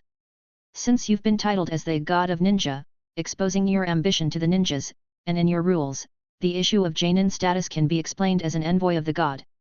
At the same time, it declares your ambition. Now it's Mist and Leaf, maybe other villages in the future. Discussing political tactics, Tsunade played with her playing cards, speaking with a meaningful smile. Indeed, this time you've announced to the entire ninja world, recruiting all wandering bloodline ninjas/families, even secret technique families to join. One reason is to show your resolve to the ninja world, and another is to ease the integration of the two great ninja villages of Leaf and Mist. These wandering ninja clans are like lubricants, buffer zones during the integration period of Mist and Leaf. At this point, Terumi-mei couldn't help but show admiration. The Kamaizuru clan, expelled from the Rock Village, though defeated by the Aberme clan, another insect technique family, dwindled over the years to just a few members. Now they choose to join for the survival of their clan. There's also the Fuma and Tsuchigumo clan recommended by the Sun and Orochimaru. These so-called secret technique families are actually very small, with only a few to several dozen ninjas, and those with Jonin level strength are extremely rare. These small clans are almost pitifully weak, with not even a Jonin among them. Jonin level is considered the top combat power. Their secret techniques are weak, and while there are various reasons for wandering the ninja world, they have not been targeted due to their lack of strength. Regarding these wandering clans, Terumi-mei laughed. After inspection, these wandering families indeed play a buffering and lubricating role in the village, more valuable than ever before. For the intelligence department, I've decided to have Higa Hisashi and Biwajozo take charge together. As for the medical department, at this point, Uchiha Yoru looked at Terumi-mei and shrugged. There really aren't any outstanding medical ninjas in Mist now. I plan to appoint Yakushi-nan as the head of the medical department. Regarding this appointment, Terumi-mei had no objections. In terms of overall power, the Mist ninjas joining Leaf were no more than 3,000. Important departments almost always had Mist ninjas involved, of course, all based on their abilities. Although the overall strength of Mist ninjas might be slightly weaker, their quality and individual combat capabilities are by no means inferior to those of Konoha ninjas. Therefore, when the ninjas from the Mist appeared in these positions, neither side had much of an opinion. After all, for these departments, aside from whether the ninjas' mindset and personality are suitable, a more important point is their strength. Without strength, everything else is meaningless. In terms of combat, the ninjas from the Mist are among the top, but in the field of medical ninjas, they are quite lacking. Currently, the ninja world seems too quiet. After dealing with almost all the trivial administrative affairs, Terumi-mei squinted her visible eye and said with a smile, but her eyes clearly showed a hint of seriousness. Hearing this, Tsunade snorted disdainfully and said, "They are all old foxes. When faced with absolute strength, naturally, no one will dare to make the first move. But just watch. Right now, everyone in the ninja world is watching the Mist Village, especially since Yoru's ascent was a declaration to the entire ninja world, bringing the Mist Village of the Land of Water under his control. This battle is the ninja world's way of observing our strength. Even if our strength is slightly lacking this time, as long as the power of wood release combined with the Mangekyo Sharingan reaches 80% of my grandfather's, the entire ninja world will accept all this." After Tsunade bluntly spoke of the ninja world's ugly interests, Uchiha Yoru couldn't help but smile and nod in agreement. Indeed, in the face of absolute power, they will keep a low profile and even behave submissively, as long as they are not prepared to challenge it, provided it doesn't touch their interests. Once the line is crossed, it's like a herd of cows facing a pack of wolves. You can eat a little without issue, but if you try to swallow the whole herd, even the seemingly harmless herd will launch a final charge. Terumi Mei and Tsunade, being kage of their respective villages, are naturally not ignorant of politics, in fact, they are quite adept at it. Hey, brat, this is for the peace of the ninja world. Suddenly, Tsunade, with a stubborn look on her face, spoke out. After all, her status is one of the most prestigious, and yet she is involved in such a situation. I think we should announce to the ninja world and invite emissaries from the various countries and ninja villages to Konoha once again. At this point, Tsunade's gaze shifted away for a moment, but thinking of her plan, greed still prevailed. We should demand generous gifts. Watching Tsunade, who was clearly trying to fleece the ninja world for gambling funds, or rather, money, was quite cunning. And Terumi Mei, listening to this, narrowed her eyes, already calculating in her mind. Tsunade, I think that's a good idea. We should inform the ninja world first. As for the date, well, after swallowing the entire mist village of the Land of Water, haha, I think then. After exchanging glances, both Terumi Mei and Tsunade licked their lips, their eyes shining with excitement, unable to hide their thrilled expressions. Clearly, given their statuses, the wedding must be extraordinary, and they were particularly keen on fleecing the ninja world once more. By annexing the Mist Village and ending the rebellion, as long as the power displayed can shake the ninja world, the subsequent wedding will naturally see emissaries from all the major ninja villages in attendance. Don't just look at the before and after, the gap is huge. Now, if you invite the ninja world, they will surely come, but the money, no. I mean, the congratulatory gift will obviously be of a lower value. If we take down the Mist Ninja and reveal our power, it will shock the ninja world. Then, the congratulatory gifts we receive later will obviously be of the highest standard. You guys! Looking at the two people's beautiful eyes shining with golden light, Uchiha Yoro was somewhat astonished, but then thought that it seemed reasonable. Maximizing benefits, don't miss any opportunity.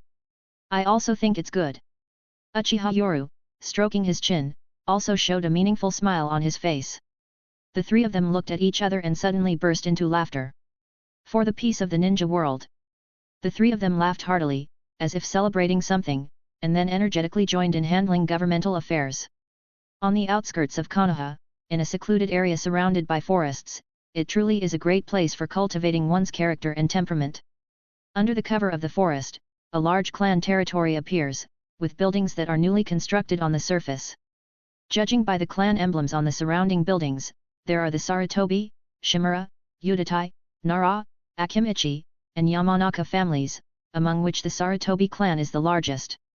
Scattered about, these clan territories barely form a commercial street, but this place has an oppressive atmosphere not found in other parts of Konoha.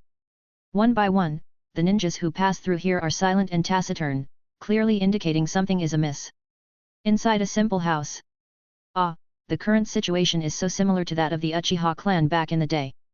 In the dimly lit house, Jiraiya shows a complex expression. Upon entering, he feels an unusual atmosphere, oppressive and unnatural. After the Nine Tails incident, he returned to attend the 4th Hokage's funeral and also witnessed the relocation of the Uchiha clan. The atmosphere was the same, only now it has reversed. Meanwhile, inside the house, Sarutobi Hiruzen has lost his usual sharpness. His aura is diminished, resembling an old man in his twilight years, even his gaze somewhat vacant, as if suffering from senility. Old man, look at Konoha now, intimidating the ninja world, with no one daring to challenge it. Although this is temporary, I don't know if it's right or wrong, but Konoha has truly become strong. Jiraiya muses to himself, the policies of the blood mist in the Land of Water have made these Kekii Genkai ninjas and clans have no desire to remember the Land of Water, joining Konoha without any nostalgia. Now that these Kekii Genkai ninjas from the Land of Water have joined Konoha, I see that they truly want to integrate into this village. And with the powerful Uchiha clan at the helm, these families won't cause trouble. Today, with Konoha's cage level and high-level Jonin forces, Konoha is the strongest in the ninja world. Right now, just with military strength, neither the Stone nor the Cloud Ninja could stand alone against us, they would have to join forces. Jiraiya continues talking to himself, pouring himself more drink, with a self-mocking smile. Back then, facing the quagmire of Konoha, we all chose to flee, but who would have thought a young brat would change the ninja world's structure? I don't know if it's right or wrong, but maybe this brat is the child of destiny. Jiraiya talks about the changes in Konoha and the situation in the ninja world, while Sarutobi Hiruzen opposite him remains vacant-eyed, indifferent to everything. Seeing this, Jiraiya gives a bitter self-mocking laugh. The old man, perhaps too greatly impacted, has been stimulated mentally, turning into this senile state since the succession ceremony of the Hokage. Even Tsunade shakes her head and sighs. It's a mental blow, perhaps caused by the refusal to face reality, leading to self-escape. Old man, I'm leaving. This time the brat has orders for me. Never thought I'd see the day, haha. But Tsunade is really impressive, an older cow eating tender grass, haha. I'll come back to see you during Tsunade's wedding, off I go. The wind stirs the curtains. In the dimly lit room, only an empty wine cup and a vacant-eyed old man remain, but after a long while, a glint of sharpness flashes in the old man's eyes. Chapter 259, Mist Ninja Battlefield. Konoha. Lord Yoru, for the peace of the ninja world, the elite of the Hyuga main family are willing to join the Mist Ninjas' war. That night, Hyuga Hayashi paid a late-night visit, choosing to submit directly. Under the cover of night, the lights were bright in the Hokage office building, and inside the office, there was a huge sand table displaying a panoramic view of all the houses and landscapes of Konoha. In front of the sand table, Uchiha Yoru looked melancholic, staring at the small flags on the sand table representing various major bloodline clans and secret technique ninja clans, which also signified their status in the village. Now, although there are some vacancies in the center of the village, after all, there are only so many positions. As Uchiha Yoru's voice echoed, Hyuga Hayashi respectfully bowed at a 90-degree angle, clearly understanding the implication of these words. Just a few years ago, the other party could only talk to him by relying on their family and the status of the Sunin, but now he has become someone Hyuga Hayashi must look up to. Despite feeling the unpredictability of life's changes, Hyuga Hayashi respectfully showed his submission. All ninjas of the Hyuga main family, from top to bottom, pledge loyalty to Lord Yoru, even to the root. The Hyuga main family's ninjas are also willing to obey the orders. Hyuga Hayashi's sincerity was evident, considering the root's status in the village, which was feared like a venomous snake. Now that Hyuga Hayashi has agreed to this choice, it shows how serious his sincerity is. Seeing the loyalty of the Hyuga main family, Uchiha Yoru smiled. Hyuga Hayashi, as a jonin, I don't like to see dramas between the main and branch families. I will try to separate the main and branch families in the missions executed within the village, but I hope you understand what I mean. Lord Yoru, I understand. Hyuga Hayashi replied. This was a warning. Now that the Konoha and the Mist villages have merged, Uchiha Yoru would not tolerate any mischief in his sight. I will arrange for the branch family to guard the borders of the land of wind, earth, and lightning. Therefore, I entrust the Mist village to Jonin Hyuga Hayashi. With the current situation in the ninja world, the three major ninja villages of wind, lightning, and earth are simply waiting for information from the Mist village, so these areas are mostly on high alert. But in the Mist village, a real war is about to break out. Hyuga Hayashi knew this was their main family's declaration of allegiance. Serving as a vassal of the dragon has too great a risk. The branch family is forced to have no way out, while the Hyuga main family has always remained neutral, pledging allegiance to whoever comes to power. But this time it was different.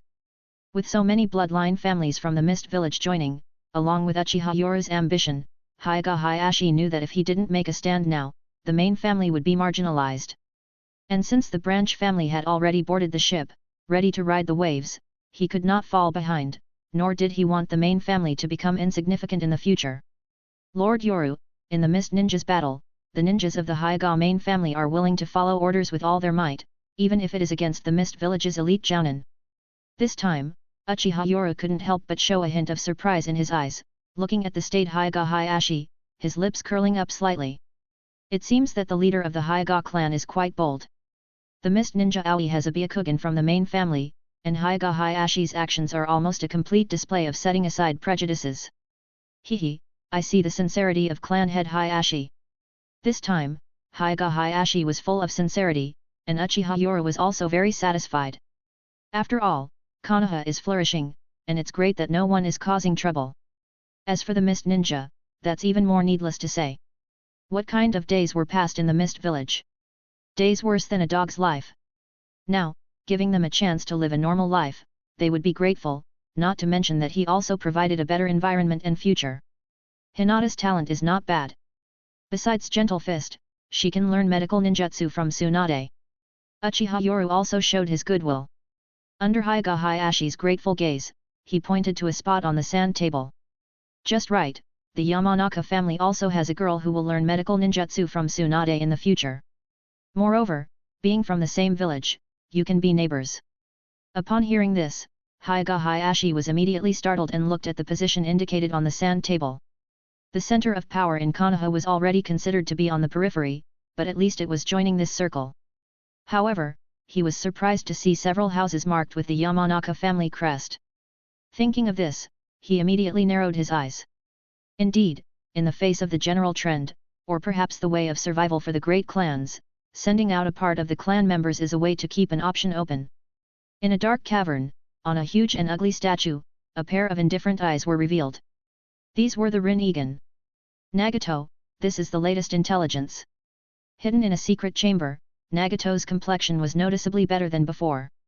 His thin body finally had some flesh, and even the muscles in his legs were trembling, clearly regaining sensation. Upon seeing the intelligence, Nagato showed admiration and was deeply moved. Indeed, Mr. Yoru's ambition is the same as ours, all for the peace of the ninja world. Regarding the recent major events in the ninja world, the Akatsuki organization was certainly aware. Nagato, upon receiving the news, showed his admiration. By manipulating the ninja world, the entire realm became a support for Mr. Yoru. Otherwise, how could the rebellious army of the Mist Village have been so easily captured? Mr. Yoru's ambition is great, but his actions are too protracted, Nagato said, flipping through a red-covered book he had read countless times. Although he seems to dominate the ninja world, he can at most take over the land of water. The major ninja villages are already wary and are isolating him. Once Mr. Yoru makes a move, he will face the entire ninja world. The god of the ninja world. Maybe in 20 years Mr. Yoru could achieve this, but before that, I will prove in my own way that my path is the fastest and most effective. Nagato's eyes shone with determination. He admired and even agreed with Uchiha Yoru's desire for a peaceful and unified ninja world, but he also had his own firm ninja way. Perhaps at this moment, he even considered the idea of eventually collaborating with Yoru to shake the ninja world together. Using the war weapons formed from gathering all the tailed beasts to intimidate the ninja world, and then implementing Uchiha Yoru's concept of unifying the 5 great nations. Nagato, Uchiha Yoru's development of the Mangekyo Sharingan abilities, as well as the 5th Hokage Tsunade's wood release, should not be underestimated. Konan was more cautious, calmly taking out the gathered intelligence from her ninja tool bag. These are the intelligence on the god of ninjas, Senju Hashirama and Uchiha Madara. Uchiha Yoru's ninjutsu data used in Konoha are all included. Facing this intelligence, Nagato appeared solemn, but more so proud. Konan, I have the eyes of the Sage of 6 Paths.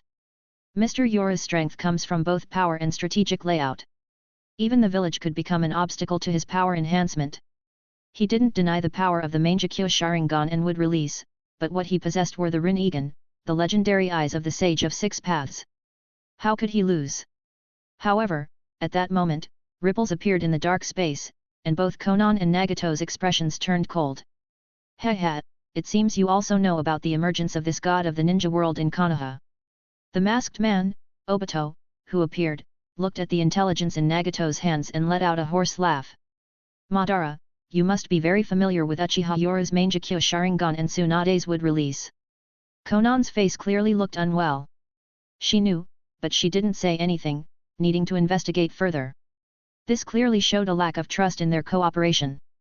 During their meeting, Obito felt extremely frustrated. He knew some information, but as for the battle between Senju Hashirama and Uchiha Madara, he knew nothing. He was not the real one. Uchiha Yoru should not be underestimated. Even in my prime, I would have to be somewhat serious to deal with him, said the masked man Obito, pretending to be deep and thoughtful, making both Konan and Nagato cautious. Although they had some doubts, they had to take Madara's words seriously. How strong was Madara in his prime? The Akatsuki organization needs to recruit more members. At this moment, the masked man Obito felt frustrated. The members he had eyed, Hoshigaki Kisame and Biwajozo, had all gone to Uchiha Yoru. What was going on? And the Uchiha clan's Mangekyo Sharingan was something he was very wary of. These are the targets for recruitment, along with the intelligence, said Obito, clearly getting a bit anxious, or perhaps wary of Uchiha Yoru, a member of the same clan and class. Okay, Akatsuki really needs to recruit more members to prepare for the upcoming goals. Currently, Akatsuki is short on members. They had high standards for recruitment, their future targets were the tailed beasts, so naturally, the ninjas they recruited needed to be at least cage level in strength. Madara, the Nine Tails is of utmost importance, and it seems that the tailed beast of the Mist Village will fall into Konoha's hands soon, said Nagato calmly, directly addressing the key issue. Obito narrowed his eyes and said in a deep voice, the tailed beast of the mist must not fall into Uchiha Yoru's hands, or else it will be a huge challenge for Akatsuki in the future.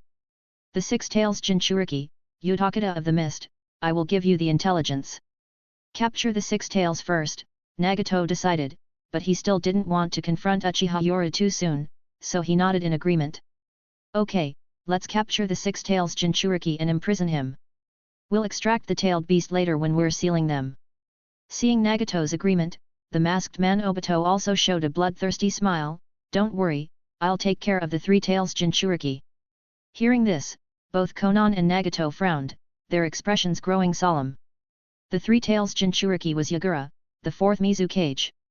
It wasn't that his strength was formidable, but even a weakened Mist Village was still one of the 5 great ninja villages. The masked man Obito's casual attitude, as if capturing the Three Tails was as easy as child's play, also demonstrated his strength to them. The ninja world is stirred, with almost all attention focused on the Mist Village of the Land of Water. It can be said that the current Mist Village serves as a stepping stone to test the so-called god of the ninja world, Uchiha Yoru. If he demonstrates his formidable power, the battlefield will turn into a quagmire. Then, the entire ninja world will challenge Konoha and this so-called god of the ninja world. After all, this god of the ninja world previously made a fool of the entire ninja world, toying with everyone. On the territory of the ruins of the Land of Whirlpools. The past opposition between Mist and Konoha no longer exists, and now they are both in the same camp. Terumi May had previously used the Land of Whirlpools as a rear base and had already occupied 8 islands around the Land of Water, completely blockading the Mist Village. This time, a large number of Konoha ninjas and Terumi May's Mist ninjas have gathered, but their forces have not increased significantly. Under Uchiha Yoru's command, most Konoha ninjas have replaced the original Mist ninjas to defend the territory, while the Mist ninjas remain the main force. After all, this time is for the peace of Mist Village. It's fine to encounter acquaintances in infighting, but if Konoha ninjas accidentally kill someone's relative, it could provoke hatred. It's better to let them resolve it themselves. Everyone, the 4th Mizukage has already summoned tens of thousands of Mist ninjas for layered defenses in our homeland, this is the intelligence we've gathered. Tens of thousands of Mist ninjas. This time, the 4th Mizukage Yagura has mobilized the entire village's strength. Fighting on home turf, everyone knows this will be a tough and bloody battle. Uchiha Shisui, Uchiha Itaki, Hoshigaki Kisame, Ringo Ame Arai, and Might Guy, 5 of the highest commanders from Konoha and Mist at the front line. Now the forward protectors from the rear have been delivered. As Jonin, they have all replaced their protectors with new ones marked with the character Shin, God. At this moment, the 5 are gathered around a sand table, with Hoshigaki Kisame, a pure ninja, calmly analyzing the situation for everyone. This time at the front, Hoshigaki Kisame is the highest commander, after all, one is a native ninja, and the other is to win people's hearts. At this moment, many ninjas are gathered in the tent, all Jonin. Because of the change of forward protectors, it's almost impossible to tell which village the ninjas belong to. So, how many ninja troops will Lord Yoru send this time? Someone, still puzzled, raised this question. After all, it's been several days, and there's still no news of reinforcements. Faced with this question, everyone showed curiosity. The native ninja army of Mist Village amounts to tens of thousands. Even if they have an advantage in high-end combat power, they would need a similarly large number of ninjas for support. However, facing all the doubts, Uchiha Shisui simply said in a deep voice, Lord Yoru will only send an additional 1,000 ninja troops, mainly medical ninjas. What? Hearing this news, everyone showed a look of astonishment, as if they couldn't believe it. They had, at most, a little over 2,000 ninjas on the front line. What use would another 1,000 reinforcements be? Could 3,000 fight against more than 10,000? And the 3,000 were on the offensive side, on enemy territory. Yet, faced with everyone's astonishment, Hoshigaki Kisame snorted coldly, always prioritizing mission completion as a ninja. He hated such questioning. This time, the mission is to overthrow the Mist's Blood Mist policy and the strategy of the 4th Mizukage, directly commanded by Lord Yoru. This is the battle plan, and all Jonin should come to receive their mission scrolls. A stack of mission scrolls, each bearing the name of a Jonin. When everyone received and opened their scrolls, the tent was filled with sounds of astonishment and disbelief, as if they had read something wrong, even exchanging glances of confusion. Confused. Lord! Why does my mission seem like persuading the enemy to surrender and gathering defeated ninjas? Same here, mine too. And mine, why do we all have this task? At this moment, everyone was discussing fervently, completely baffled. None of them had been assigned a combat mission. However, facing everyone's questions, even though Hoshigaki Kisame had already known the plan, he was still filled with shock and fervor in his heart. Mr. Yora's strength was probably truly worthy of being called the god of ninjas. Everyone follows the orders and waits for further notification. The frontal ninja troops will be dealt with by someone else. Hoshigaki Kisame's indifferent voice echoed in the tent, and the ninjas, out of habit, nodded in agreement. Chapter 260, Yora vs 10,000 Mist Ninjas. Land of Water. On the sea, large ships with flags bearing the character for God were sailing, and the bows were filled with ninjas. Along the coastline, numerous Mist Village ninjas appeared, all ready for battle. Various powerful war machines were also poised for action. No way! This must be a joke. How are we supposed to fight this? On the sailing ships, a dense crowd of ninjas stood, their gazes somewhat dazed as they looked towards their commander. Although they were considered elite, the numerical disparity was too great, and they were tasked with a direct assault. There were at least 7 or 8,000 Mist ninjas on the coastline, in a defensive position. In contrast, they had about 3,000, being the attacking side. How were they supposed to fight? Look, it's the Konoha ninjas. Sensory ninjas. With a loud shout, the sensory ninjas in the Mist forces also hurriedly reported, confirmed. It's an army of Konoha ninjas. Confirmed. Confirmed. As each sensory ninja from the Mist reported, there was a moment of mutual contemplation, their faces filled with gravity. The Konoha's approach seemed like an act of desperation, but could they really be that foolish? Everyone turned their eyes to their supreme leader, the 4th Mizukage, Yagura. He was calmly awaiting the enemy in battle readiness. Orders. All Mist ninjas, prepare for battle.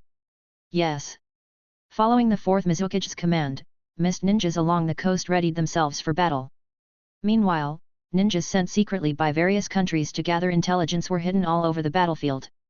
Both the Mist and Konoha were aware of these spies. The Mist needed to drag the Konoha into the quagmire of war, thereby making the entire ninja world turn against the Konoha, resolving the Mist's crisis. The Konoha's goal was simpler.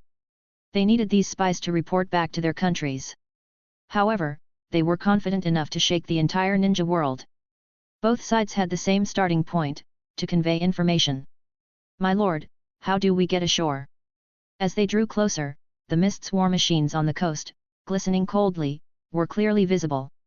Many ninjas felt their scalps tingle, and finally, someone plucked up the courage to ask. At this moment, on the 5 large ships, Uchiha Shisui, Uchiha Itaki, Hoshigaki Kisame, Ringo Ameirai, and Might Guy also showed solemn expressions. They were about to enter the attack range. Meanwhile, many ninjas on the ships looked at each other, some even covering their faces with a helpless expression. Damn it, our mission seems to be driving off, capturing prisoners, and turning the enemy ninjas. I feel like I'm dreaming. They had never fought a war like this. It was too bizarre. Even a fierce siege they could accept, but their current mission did not match the battle before them. Both sides were secretly checking for reinforcements. The Mist was cautious of Konoha reinforcements, and the Konoha, needless to say, hoped for reinforcements. But on the boundless sea, only their ships were visible. Nothing more. Damn it, Uchiha Shisui, where are the reinforcements you talked about? With a fiery temper, Ringo Ameirai's eyes widened in shock. If reinforcements didn't arrive soon, they would become sitting ducks. As Ringo Ameirai's voice faded, all the Konoha ninjas showed a look of hope, visibly revitalized. Reinforcements? Of course, there had to be reinforcements. Hehe, don't worry, the reinforcements will be here soon. Uchiha Shisui slowly took out a unique kunao from his tool bag, its handle clearly marked with a certain jutsu. Of course, some high-ranking ninjas had seen this jutsu in their records and were shocked. Could this be it? Someone was visibly shocked and had already guessed what it was. Both Hoshigaki Kisame and Ringo Ameirai looked solemn, with Kishame saying in a deep voice, "Is this the legendary space-time ninjutsu?" Yes, this is the space-time ninjutsu developed by the second Hokage of the Konoha, Senju Tobirama, a technique that only the fourth Hokage has mastered in the history of the Konoha. Shisui explained to everyone with a smile, then injected chakra into the kunao. Whoosh! Under the watchful and expectant eyes of many, a figure, or perhaps two, suddenly appeared at the prow of the ship. Hehe, it seems the Mist's war is about to end. Among the figures that appeared, the domineering figure of Uchiha Yoru, with the fifth Mizukage, Terumi Mei, by his side, clearly indicating they were transported together. But the moment the fifth Mizukage, Terumi Mei, appeared, she turned to look towards her homeland, her delicate and attractive fingers wiping the white spots at the corner of her mouth, the embarrassment in her eyes fleeting. And Uchiha Yoru appeared nonchalantly at the prow, while Uchiha Shisui's face showed fervent admiration. "Lord Yoru! The territory of the Land of Water is right before us. The fourth Mizukage is leading over 10,000 mist ninjas, ready at the coast." Everyone was shocked, not only by the appearance of the fifth Mizukage, Terumi Mei, but also Uchiha Yoru. But two people? Two reinforcements? Before the crowd could ponder further, Terumi Mei immediately displayed the authority befitting the fifth Mizukage, commanding the ninjas with a loud voice, "All ninjas, heed my command. The battlefield is now under the control of the fifth Mizukage. Prepare to execute your respective missions." Meanwhile, as the chakra of the fifth Mizukage and Uchiha Yoru appeared on the battlefield, it caused a stir among the mist ninjas. The fourth Mizukage, Yagura, shouted sternly, "Just two reinforcements? We have an army of 10,000 mist ninjas, the advantage is ours. All mist ninjas, prepare to counterattack." Instantly, rows of mist ninjas stepped forward on the waves, thousands of them forming hand seals together. Water release, Great Waterfall Technique. Water release, Water Dragon Bullet Technique. The mist ninjas with immense chakra released the A-rank Great Waterfall Technique, while those with slightly lesser chakra control released the B-rank Water Dragon Bullet Technique. With the sea right in front of them, their chakra consumption was drastically reduced. Boom! The scale of the water release techniques unleashed by thousands of ninjas was unprecedented, and now everyone witnessed its grandeur. A natural disaster. Thousands of mist ninjas releasing water release techniques, instantly enraging the sea. The surface erupted with towering waves, countless water dragons roaring. 8 tsunami hundreds of meters high rose in an instant, its reach vast. Even the ninjas of the Land of Water were stunned, having never seen such a catastrophic tsunami in their lives. On the Konoha side, numerous ninjas stared blankly at this scene. Even Kisame, known for his cage-level water release skills among the mist, was shocked by the scale of the water release for the first time in his life. Such a scale of water release! It was beyond human resistance, reaching the level of a natural disaster. The combined power of thousands of water release ninjas was enough to change the world. Yoru. At this moment, Terumi Mei at the bow of the ship saw such a large-scale water release and felt a bit solemn, but she still had confidence in Uchiha Yoru's strength, curious about how strong he really was. As everyone else was terrified by such a natural disaster, Uchiha Yoru let out a domineering, light laugh. "A water release jutsu cast by thousands of mist ninjas, it's worthy of getting me to seriously stretch my muscles." Though his voice was not loud, it clearly spread across the entire battlefield, and both the mist ninja and those on the ship from the Konoha heard it clearly. The ninja from the Konoha were astonished at their leader, and the mist ninja, recovering from the shock of this catastrophic water release, were filled with anger. Such a ninjutsu! It couldn't just be called a natural disaster anymore, it was beyond even an S-rank ninjutsu. A disaster! However, as everyone watched, Uchiha Yoru's dominant white figure slowly stood at the bow of the ship, his hands forming seals unhurriedly, and everyone could see that it was an earth release technique. Earth release, Earthquake Core. A simple B-rank earth release ninjutsu, but as Uchiha Yoru released it, the earth and sky thundered instantly. If the previous phenomenon was a tsunami, then now it was an earthquake. An unprecedented earthquake. The mist ninja along the coast were terrified as the ground trembled. It's the seabed. The seabed. Finally, someone discovered the key to the ninjutsu release, and a shocking scene unfolded. The sea. It had been split by a huge chasm. A deep, unseen fissure had suddenly appeared in the sea, causing the water to surge backwards, creating the chasm. The catastrophic water release ninjutsu created by 1,000 mist ninja, with the sudden appearance of the seabed fissure, instantly collapsed. It filled the sudden fissure. Amidst the roaring sound, the chasm was filled, and the catastrophic tsunami also dissipated, leaving only larger waves surging, as if to prove their previous existence. This. The ninjas from both sides were stunned and shocked by the scene, so shocking that some even thought it was an illusion, frantically trying to dispel the illusion before their eyes. With the sea breeze blowing, Terumi looked at the domineering figure standing against the wind, his clothes fluttering loudly in the sea breeze. Yoru! Let the entire ninja world witness your rise. Witness your godlike strength. At this moment, a hint of obsession flashed in Terumi-Mei's eyes, followed by a charming smile, as she, the fifth Mizukage, took over the ninja god's hat and Kusanagi sword from Uchiha Yoru. As Terumi-Mei's voice fell, everyone looked over, their gazes stunned, as if they had forgotten to breathe. However, Uchiha Yoru slowly turned his head and let out a light, domineering laugh. Mei. Have you ever seen my full strength? No. I haven't, so now, please let me. Let the entire ninja world witness the legendary power of the Uchiha. After hearing this, Terumi-Mei first showed astonishment, then revealed a seductive smile, captivated by the man before her. Uchiha Yoru slowly turned his head, the waves caused by the subsided tsunami making the ship sway, and a smile appeared on his lips. As you wish. Instantly, a terrifying, suffocating chakra burst forth, and Uchiha Yoru leaped up, under the watchful eyes of everyone, a black dot appeared in the bright sunlight. Don't look directly into his eyes. An experienced jonin from the mist shouted in a hurry, but a terrifying scene appeared in the sky. Fire release, great fire annihilation. A fierce sea of fire instantly appeared in the sky, like a tsunami falling from the heavens, its momentum immense, stunning both Konoha and mist ninjas. Quick! Water release ninjas, defend! In the chaos, an experienced mist ninja shouted urgently, although shocked by the terror of a ninjutsu capable of creating a natural disaster by a single person, they instinctively shouted in the face of death. Water release, water wall! Water release, water wall! As the mist ninjas reacted, they hastily formed seals, and towering water walls emerged along the coast. Boom, boom! A torrent of fire waves descended from the sky, roaring thunderously. As the rising water waves collided with the fire, the sounds of explosion and sizzling echoed, and the coastal area was immediately enveloped in a thick fog. Terumi-Mei, watching this scene from the sea, immediately shouted orders, all ninjas prepare. This time, focus on capturing and persuading the defeated ninjas to surrender. For the mist ninjas.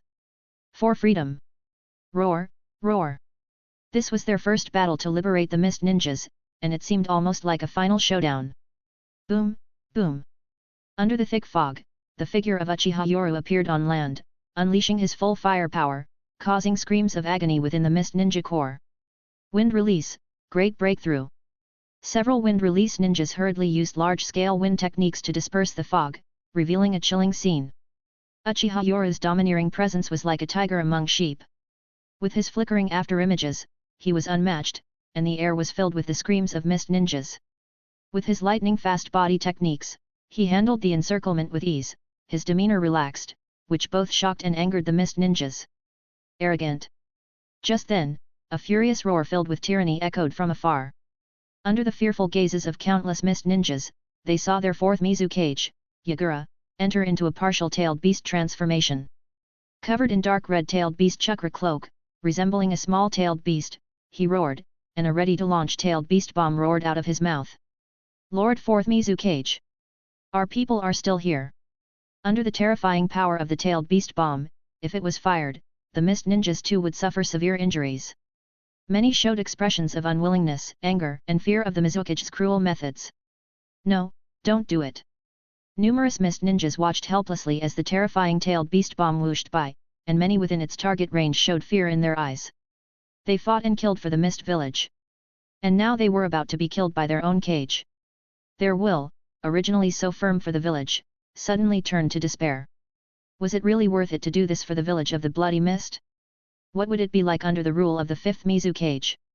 Could it be worse than now? Lord 4th Mizu Cage. Angry and unwilling roars kept echoing, with many mist ninjas within the target range letting out furious screams. The solid black-tailed beast bomb was already above their heads. In this moment of despair, many brainwashed or mentally twisted mist ninjas due to the policies laughed crazily. Seeing this, Uchiha Yoru's lips curled into a mocking smile, his disdainful and arrogant laughter echoing across the battlefield. Merely pebbles, not worth half of mine. Chapter 261, Kirin. Boom. Amidst the smoke and thunderous noise, a huge black hand appeared, the Susanoo. Facing the incoming tailed beast bomb, Uchiha Yoru's Mangekyo Sharingan spun, and with a sweep of Susanoo's hand, the heavy and solid-tailed beast bomb was directly slapped into the air. Boom! A world-destroying roar exploded in space, followed by the powerful shockwave caused by the explosion. Boom, boom! The earth and even the ocean were stirred into huge waves by the aftermath of the explosion. Uchiha Yoru. All Mist Ninja attack! Use all ninjutsu to attack! Many of the Mist's Jounin roared, and in an instant, a dense array of ninjutsu attacks emerged from the tens of thousands of Mist Ninja troops. At this moment, facing such an attack, Uchiha Yoru, with his Mangekyo Sharingan continuously spinning, crossed his arms and smirked with disdain. Under the spinning Mangekyo, Susanoo rose from the ground with him. Susanoo's second stage. A gigantic black shadow appeared on the battlefield, and at this moment, Uchiha Yoru revealed a three-headed and six-armed black Susanoo phantom. Facing the barrage of intensive ninjutsu, Uchiha Yoru only had contempt, swatting them away as if they were flies, with the 6 Susanoo arms waving at will. With a series of loud booms, the ninjutsu, once the pride of the ninja, seemed as insignificant as mosquito bites. A terrifying scene unfolded on the battlefield, witnessed by all the ninja.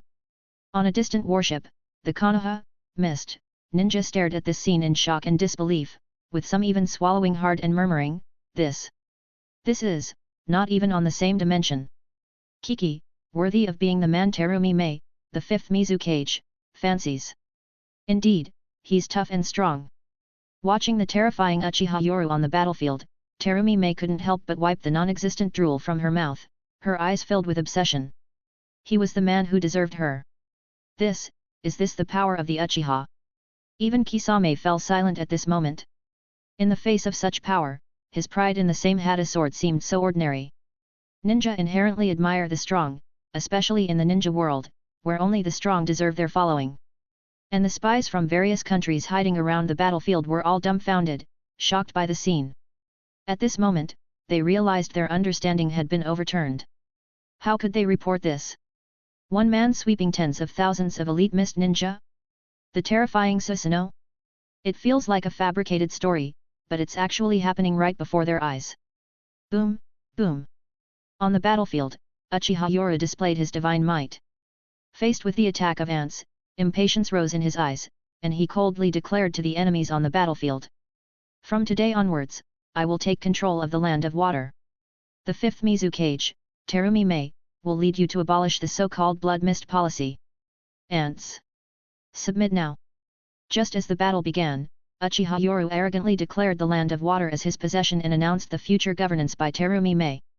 At the same time, he also announced the cancellation of the blood mist policy. Instantly, the already bewildered and hesitant mist ninja on the battlefield started to waver even more. Roar! Uchiha Yoru, you are too arrogant. The god of the ninja world is a thing of the past. You will stay here. Amidst the furious roar, a terrifying chakra erupted in the distance. Taking this opportunity, the 4th Mizu Cage, Yagura, fully transformed into his tailed beast form. A turtle covered with spikes and 3 tails, the 3 tails Isabu appeared, now controlled by the consciousness of the 4th Mizu Cage. With a loud boom, as the gigantic 3 tails appeared, a terrifying scene unfolded on the battlefield. Under the full power of the 3 tails, a terrifying tailed beast bomb appeared once again. The text translates to English as: If the tailed beast ball of the half-tailed beasts before was just the size of a football, then the one now is already the size of the face of the Hokage rock. A tailed beast ball the size of a building, black and dark blue, radiating a destructive aura, instantly condenses. Boom! With the rotation of Uchiha Yoru's Mangeki Sharingan, Susanoo rapidly rises from the ground, and a mountain-like black giant appears. Complete Susanoo. The terrifying aura emanating with every movement already surpasses the tailed beasts, with ninjas looking like ants under its feet. At this moment, countless mist ninjas stare blankly, filled with terror. Many have already lost their will to fight, dropping their ninja swords without even realizing it. This is, simply not on the same level. In the face of such immense power, people have lost their fear, or rather, their will to fight, becoming like lambs to the slaughter. How terrifying the complete Susanoo is, just its aura already surpasses the strongest 9 tails, the immense chakra pressure alone makes most ninjas lose their will to fight. Uchiha Yoru! Roar! At this moment, the fully transformed tailed beast 3 tails, in front of the complete Susanoo of Uchiha Yoru, seems like the size of a pet dog. With the tailed beast ball in its mouth condensing to the limit, the 3 tails roars fiercely, and the tailed beast ball roars out. Meanwhile, masked Obito watches this scene solemnly.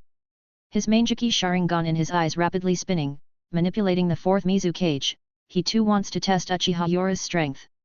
The complete tailed beast transformation of the 4th Mizu cage Yagura, a full power tailed beast ball, is extremely terrifying. Its sheer majesty makes the mist ninjas feel the breath of death, unable to muster any resistance. However, the howling tailed beast ball, with Susanoo's huge body seemingly a target, but Uchiha Yoru, under the rotation of his Mangeki Sharingan, reveals a disdainful smile. Even with human intelligence, beasts will always be beasts. In a commanding voice echoing across the battlefield, facing the incoming tailed beast ball, Uchiha Yoru has several methods of defense. Avoiding it with space-time jutsu would cause massive casualties among the mist ninjas on the battlefield, which Uchiha Yoru, who now sees the mist ninjas as his own, cannot tolerate. They are all his future strengths. Flying? It might not have the desired shocking effect. His purpose this time is to deter the land of water, to deter the entire ninja world with absolute power. After this battle, he wants to make these thousands of mist ninjas never rise in resistance again, and also to silence the entire ninja world.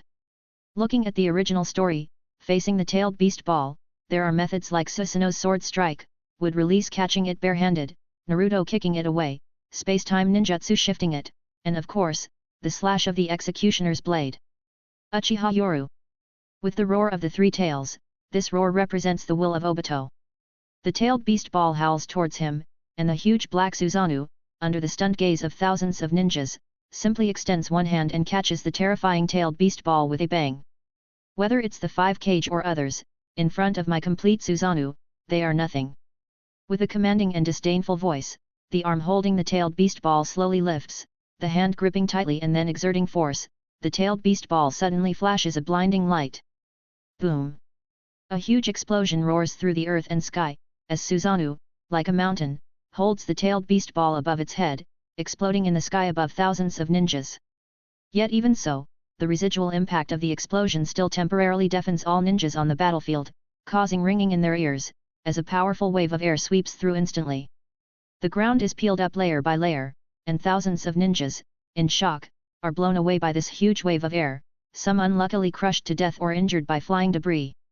A huge wave was raised on the sea surface, and at this moment, Kisame on the bow of the ship finally reacted to this terrifying scene. All water release ninjas, prepare defensive jutsu. Water release, water wall. Under the command of Kisame Hoshigaki, facing the powerful wave sweeping over, a massive curtain of water appeared in front of the fleet, instantly neutralizing the impact of the first wave. However, the subsequent waves were not strong enough to cause lethal damage, but even so, the sea was still tumultuous due to this burst of energy. The ships of Konoha were teetering in the tumultuous waves. The roaring subsided, and tens of thousands of ninjas looked in horror at the scene in the distance. Is this the combat power of the god of ninjas? Is this the power of the legendary Uchiha?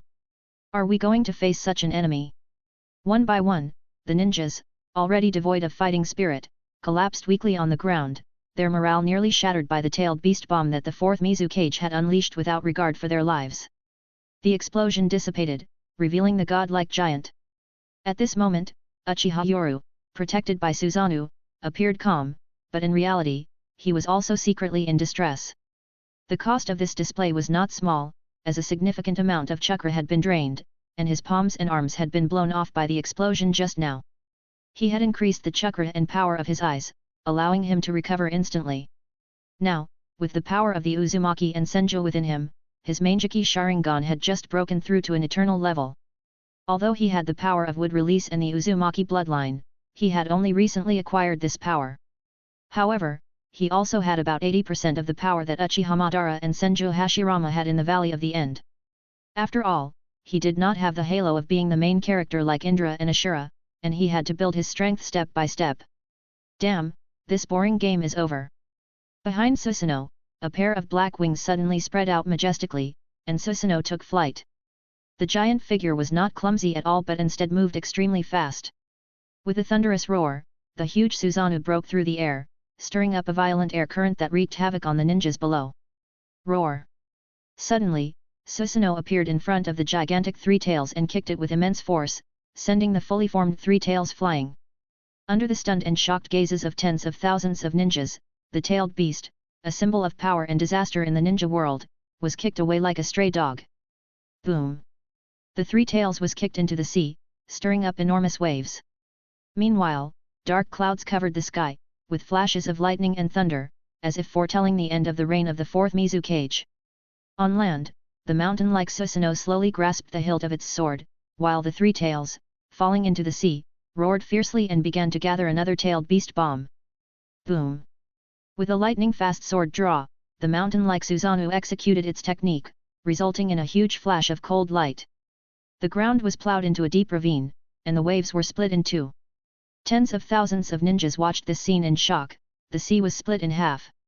At the last moment, the Three Tails used its hard shell to defend, letting out a painful scream, showing the damage it suffered from this strike. But the tailed beast bomb it was still gathering in its mouth shows it still hadn't given up the fight, now tightly targeting its aim.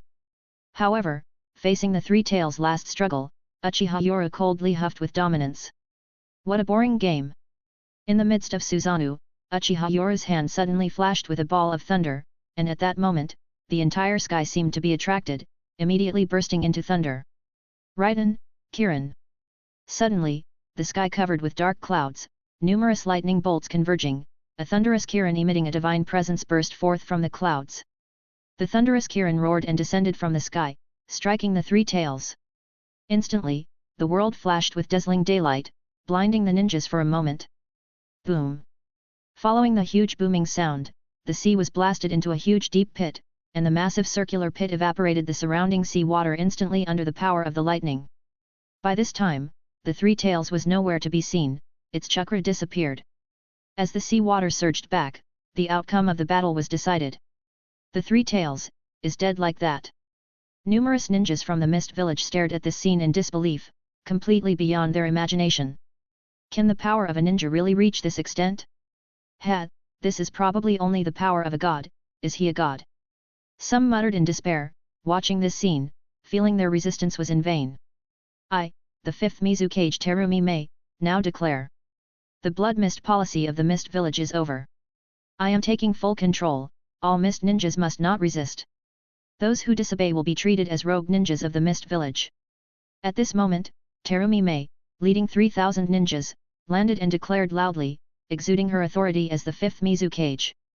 With both hands forming seals, she suddenly slapped the ground. Summoning technique. Mistress Terumi Mei, what are your orders? With a loud boom, a cute, crisp female voice echoed through the battlefield. As the thick smoke from the summoned creature cleared, the famous slug from the Shikotsu forest, the summon of the sun in Tsunade, was revealed. At this moment, Terumi Mei stood imposingly on the summoned creature, which was even larger due to the amount of chakra released this time. Please help treat all the wounded of my Mist Village. Terumi Mei, truly worthy of the fifth Mizukage, directly claimed all Mist ninjas as her own with such political savvy. All ninjas, listen to the order, quickly reorganize all Mist ninjas. All comrades, listen, do not resist, we come under the orders of the fifth Mizukage to reorganize you, medical ninjas, hurry, prioritize treating the injured. Anyone who resists will be considered a rogue ninja of the Mist Village, everyone cooperates in the reorganization and treatment. Wow, with the addition of 3,000 ninjas to the battlefield, they instantly claimed the 10,000 plus mist ninjas as their own. At this moment, the mist ninjas, without any will to fight, stared blankly at everything. How could they resist? Can human power oppose the power of a god? Seeing this scene, Terumi Mei also revealed a smile. Under absolute power, one was deterrence, the other was that the mist village did not suffer much damage. Chapter 262, Integration of Two Major Ninja Village. In the Battle of the Land of Water, the ninja world was shaken. When the news spread throughout the ninja world, the major ninja villages initially did not believe it, but those major villages fell silent. After all, the histories of Uchiha Madara and Senju Hashirama were not far removed, and with the intelligence-gathering capabilities of the ninja villages, they could still gather information. At first, when they saw this information, they felt it was a bit of a joke. Was this really not just a story? After all, exaggerating the deeds of deceased heroes and ancestors is a tradition.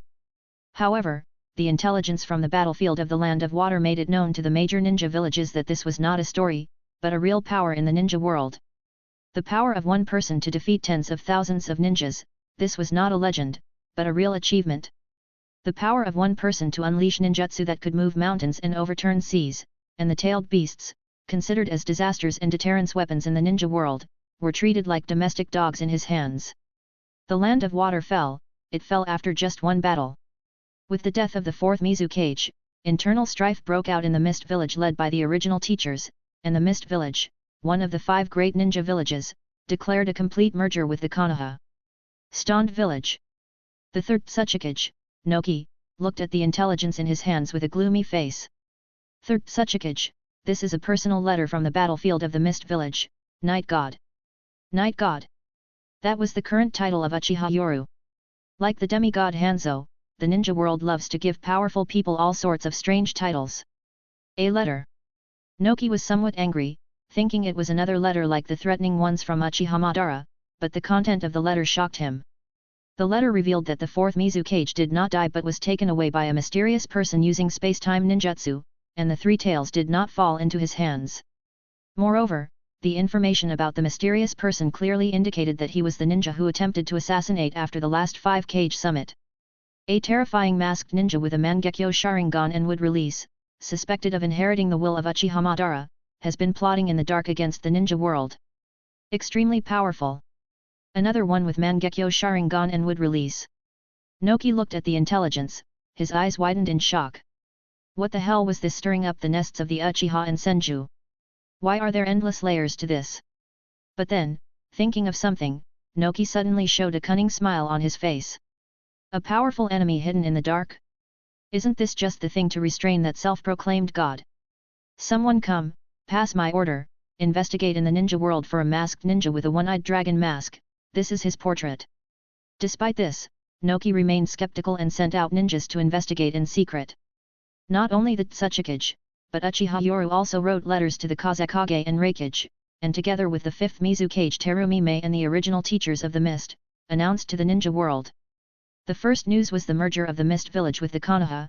Although they continued to maintain the existence of the Mist Village, they accepted the rule of Night God. The second message is about the conspiracy in the Mist Village's blood mist. This message is somewhat explosive. It spread throughout the ninja world that the 4th Mizukage of the Mist Village was being controlled, and there were hidden forces in the ninja world plotting something. The enemy possesses the Mangekyo Sharingan and wood release, suspected to be a descendant of Uchiha Madara. At the same time, the 4th Mizukage was taken away by this enemy at the last moment of the Great War. This news caused a sensation, but more so, it raised doubts, suspecting it to be a smokescreen by the Konoha and Mist villages to deceive the ninja world. But all this is no longer important. Small ninja villages don't have the power, and the Konoha and Mist, 2 major ninja villages, disdain to explain to these smaller ones. In the offices of the cage of the major ninja villages, there are already portraits of Uchiha Obito's mask, information on space-time ninjutsu, and places where he was suspected to have appeared. With the intelligence capabilities of ninjas, Uchiha Obito couldn't possibly leave no clues, especially since the entire ninja world is now investigating him. Perhaps some secretly think someone is restraining him, but isn't Uchiha Yoru also plotting in the dark? Starting a war to unify the ninja world now, uniting the Konoha and Mist villages, seems difficult. One is that the Mist Village needs at least 3 to 5 years to assimilate, especially after just having a great war, and the other is Uchiha Yoru's dominance, his status now surpassing that of the daimyos. The daimyos of the Land of Water and Land of Fire are already wary of him, and now Uchiha Yoru needs time to stabilize internally, to better adapt and integrate the Konoha and Mist. At the same time, he needs to resolve all internal troubles within his jurisdiction. The Mist Village has fallen, entering the era of the 5th Mizukage under the rule of Night God. Terumi Mei suppresses troublemakers with thunderous methods, while starting to abolish various non-compliant rules within the village, and Uchiha Yoru has already returned to Konoha. Time passes, and it has been 2 months since the Land of Water was incorporated into the territory. In Konoha, at the Hokage's office building. In the meeting room, Uchiha Yoru looked at Hokage Rock and said, "Starting a war at this time, Obito won't just watch, and neither will the one hiding the deepest. Although his power is strong, it is not invincible. If pushed too hard, someone could summon Konoha's Dancing King, Uchiha Madara, who opened the Rinnegan and was stronger than the previous him at the Valley of the End. He still needs time, not to mention the so-called Sage of the Six Paths." However, as Uchiha Yoru pondered, the meeting room's door was pushed open, and one after another, renowned ninjas of the ninja world entered. Uchiha Shisui, Uchiha Itaki, Kakashi Hatake, Might Guy, Kurane Ui, Mitarashi Anko, and other elite Konoha ninjas arrived. And from the Mist Village, Hoshigaki Kisame, Zabuza Mamakai, Ringo Ame Arai, and Biwajozo, other elite ninjas, also entered. This time there were 3 chairs, with Uchiha Yoru sitting in the middle, flanked by the 5th Mizukage Terumi Mei and the 5th Hokage Tsunade. "Yo, looks like everyone's here." At that moment, Jiraiya's hearty voice rang out, and at the same time, Genma Shiranui, Rado Namayashi, and Iwashi Tatami of the Genma squad arrived.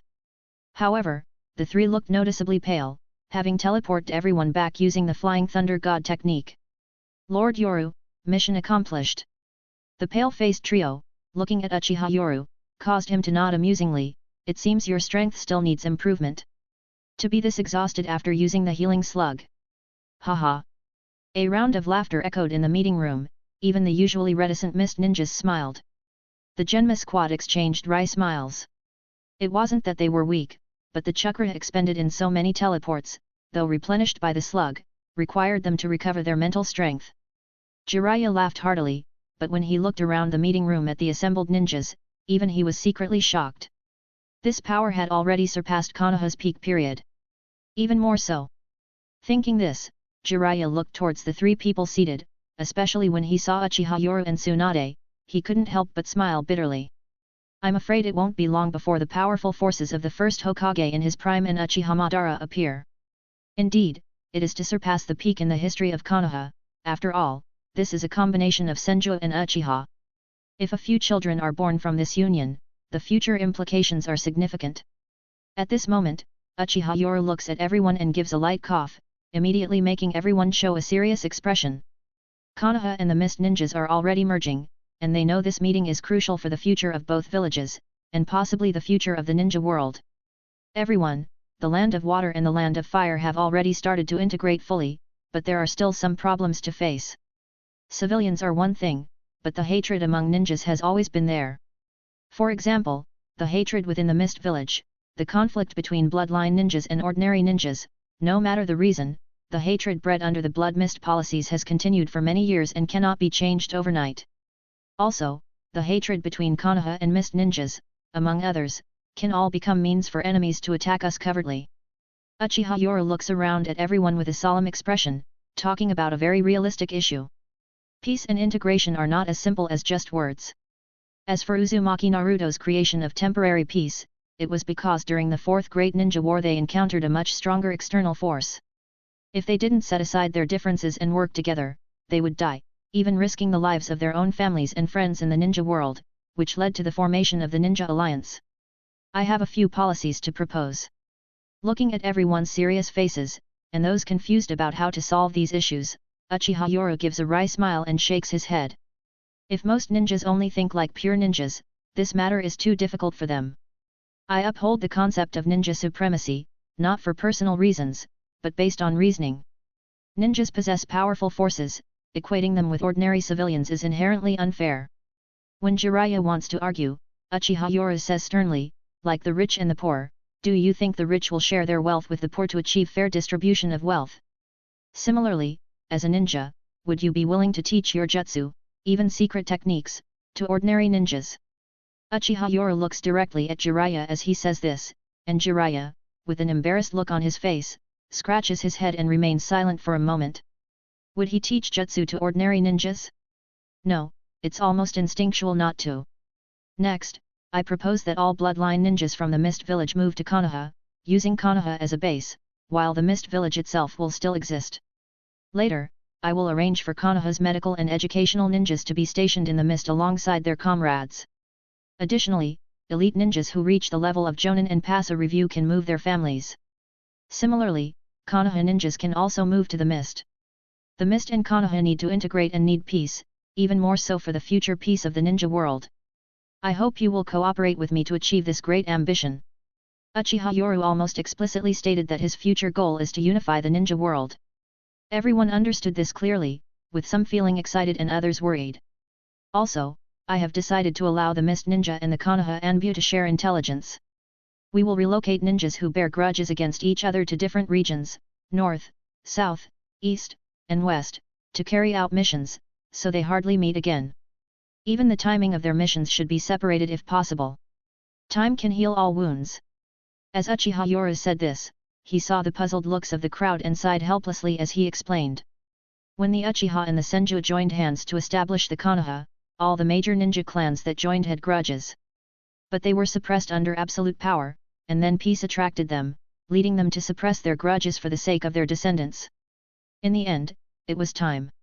As time passed, facing common enemies, the grudges gradually weakened until the hatred of the previous generation was buried with them in the earth, leading to the peace of Konoha today. As Uchiha Yoru spoke these words, he was almost directly addressing Jiraiya, and also telling everyone that his ambition was not empty. Hearing this, Uchiha Shisui's eyes grew more fervent, and Uchiha Itachi showed a resolute expression. Teacher Yoru is great. This is the path our predecessors walked. By glimpsing a part, we can understand the whole. If Konoha could do this, what about the entire ninja world? The bloodshed of this era, the hatred of the next will vanish with them. Peace. Uchiha Yoru's ambition was all about peace.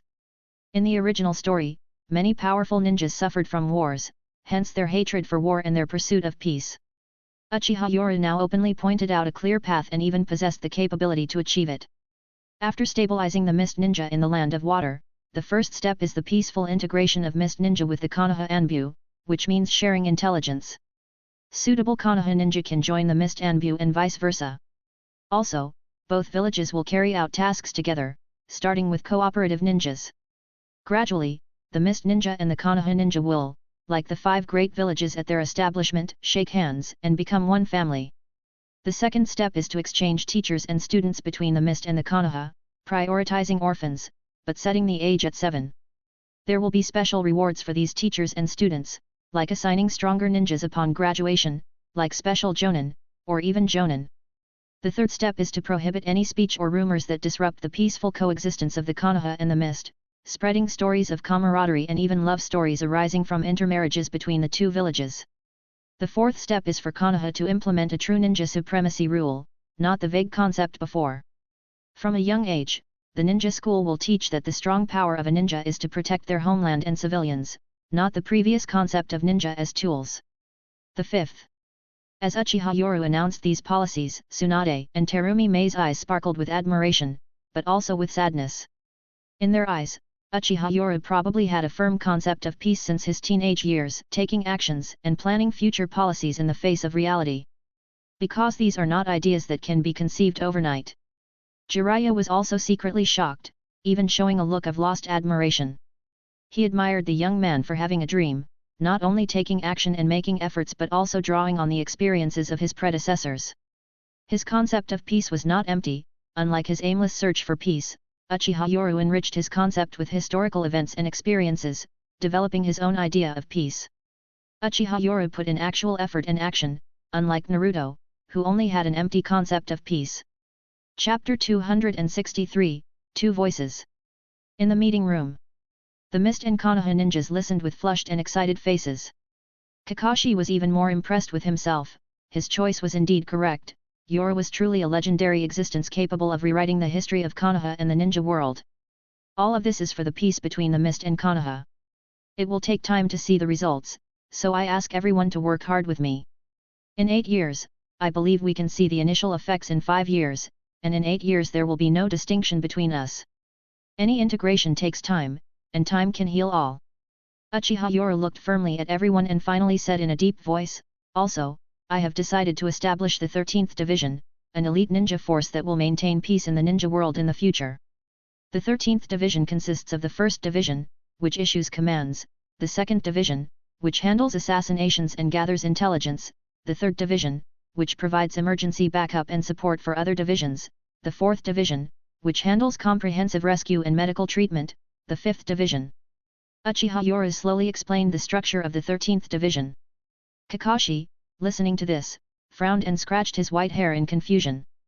Lord Yoru, the establishment of the 13th Division seems to gather elites, covering various aspects of the 2 great ninja villages. Seeing Kakashi's confusion, Uchiha Yoro smiled, Kakashi, you are right, but did I say that the 13th Division will be formed within a year or 2? His words surprised everyone. Uchiha Yoro narrowed his eyes and said with a smile, once the 13th Division is fully established, ordinary members must at least reach the level of elite Chunin, and special Jounin and Jounin may compete for established positions, squad leaders. The vice-captain position is tentatively set for those who at least reach the elite Jounin level to be eligible for election, and for the captain. Without a cage level, there is no captain. Boom! After Uchiha Yoro's words, everyone was shocked and then became even more enthusiastic. His words almost meant that once the 13th Division was fully established, the ninja world might be united by then. The vice-captain requires at least elite Jounin level just for eligibility, which means the captain is very likely to be of cage level strength. And the captain goes without saying, without cage level strength, it's better to leave the captain's position vacant. There's no rush for this. I plan to establish the 1st, 2nd, 3rd, 4th and 5th divisions within 5 years, with selections from the 2 great ninja villages. Now, please, for the future. Finally, Uchiha Yoro stood up and looked solemnly at everyone, and they all shouted in unison, for peace. Jiraiya, seeing this scene, was stunned. What was this, brainwashing? It felt a bit like the root department. As the meeting ended, Shiraishi Genma, Rado Namayashi, and Iwashi Tatami all looked pale and weak, staring at Uchiha Yoro with hopeful eyes. Seeing this, Uchiha Yoro burst into laughter, all right, no rush. Everyone has rarely come back, and the border areas are well arranged, so I'm giving everyone a 2-day holiday. But only 2 days. Everyone must return to their posts after 2 days. Hearing this, Shiraishi Genma, Rado Namayashi, and Iwashi Tatami finally breathed a sigh of relief. The Flying Thunder God technique had made them tearful, as they had become part of a transport formation. Yoru, the Mist Village can't be delayed for a moment, I must stabilize the Mist Village as soon as possible. Everyone else was fine, but only Terumi May looked determined at this moment, and Uchiha Yoro nodded seriously after listening. All right, I will personally send you there. The entire ninja world fell into a strange peace, and the friction between ninja villages surprisingly subsided under the strong rise of Uchiha Yoro. After Uchiha Yoro decisively defeated the 10,000 Mist Ninjas led by the 4th Mizukage, internal strife erupted in the Mist Village, further intensified by the personal appearance of the 5th Mizukage, Terumi May. With almost no resistance from the Mist Village, since the attackers were also from their own village, led by their own Mizukage and with the assistance of the prestigious elder of the village, the Mist Village quickly accepted the situation. Their own people were still in command, only with an additional leader above the Mizukage. Following the subjugation of the Mist Village, Uchiha Yoro seemed to give up on starting wars, leading to an eerie peace in the ninja world. However, everyone was aware that the next great ninja war could potentially be the most brutal in history. Rumors circulated that Uchiha Yoro had captured the Three Tails, but he neither confirmed nor denied these rumors, and no one dared to question him directly. Konoha and the Mist Village announced an official merger, signifying a partnership in life and death. The Land of Fire and the Land of Water also began a close integration. In the Rock Village, news broke that the Six Tails was missing. The third Tsuchikage, Onaki, was shocked by the S-rank intel sent from the Mist Village. After reading the S-rank report issued by the 5th Mizukage to all major villages, Onaki gasped in shock, wondering whether this was a staged act by Uchiha Yoru or a real conspiracy in the ninja world. The Mist Village released a statement that the Three Tails Jinchuriki, the fourth Mizukage, was taken away by a mysterious masked man using space-time ninjutsu, and later the Six Tails Jinchuriki also disappeared. All clues pointed towards this mysterious masked man. Oniki inquired about any leads on this mysterious man from his Anbu, but they could only confirm his existence in the ninja world, leading to speculation about Uchiha Yoru's possible involvement in staging these events. Oniki, recognizing Uchiha Yoru as a formidable individual with the strength and arrogance of his ancestor, Uchiha Madara, realized that Uchiha Yoru also possessed cunning tactics, unlike Madara's more direct approach. Both the Kazekage and Raikage received similar intel and shared Oniki's suspicions about Uchiha Yoru's possible involvement in these events. However, afterwards, Konoha revealed a piece of information to the three great nations, which made them take delight in the misfortune. The man with the mask is suspected to have been involved in human body research under Shimura Danzo of the Root Division. Somehow he escaped, having both the wood release and the Mangekyo Sharingan. This reasoning is well founded, as it is a known fact in the ninja world that Danzo stole the Kekii Genkai from his own village.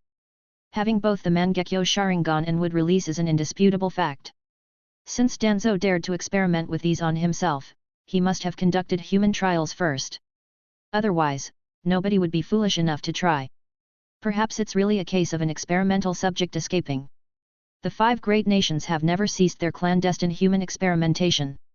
Incidents of experimental subjects suddenly causing chaos or almost escaping, causing significant damage, are not uncommon. Moreover, the success of these test subjects involves too many coincidences. You can only attribute these events to luck, metaphysics, they are inexplicable and irreproducible. The villages of the Three Tails and Six Tails have not given up their suspicions. Who knows what Uchiha Yoru actually has in his possession? In the world of ninjas, at the base of Akatsuki, the fourth Mizukage, Yagura, and the Six Tails Jinchuriki Utakata lie unconscious in a dark stone cave, their bodies covered with sealing jutsu talismans. Nagato temporarily seal and hide the Three Tails and Six Tails Jinchuriki, and wait for the future to seal them. The Gedo statue, to seal the tailed beasts, must start with the one tail. If it weren't for the sake of Uchiha Yoru this time, they wouldn't be in such a hurry. Although exposed, the ninja world might also suspect that this is a play directed and acted by Uchiha Yoru. After all, hiding Jinchuriki is something the great ninja villages excel at.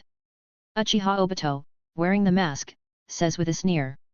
The ninja world is secretly investigating him, and he is well aware of it.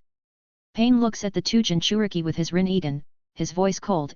Akatsuki's manpower is still insufficient, and now your identity has been exposed.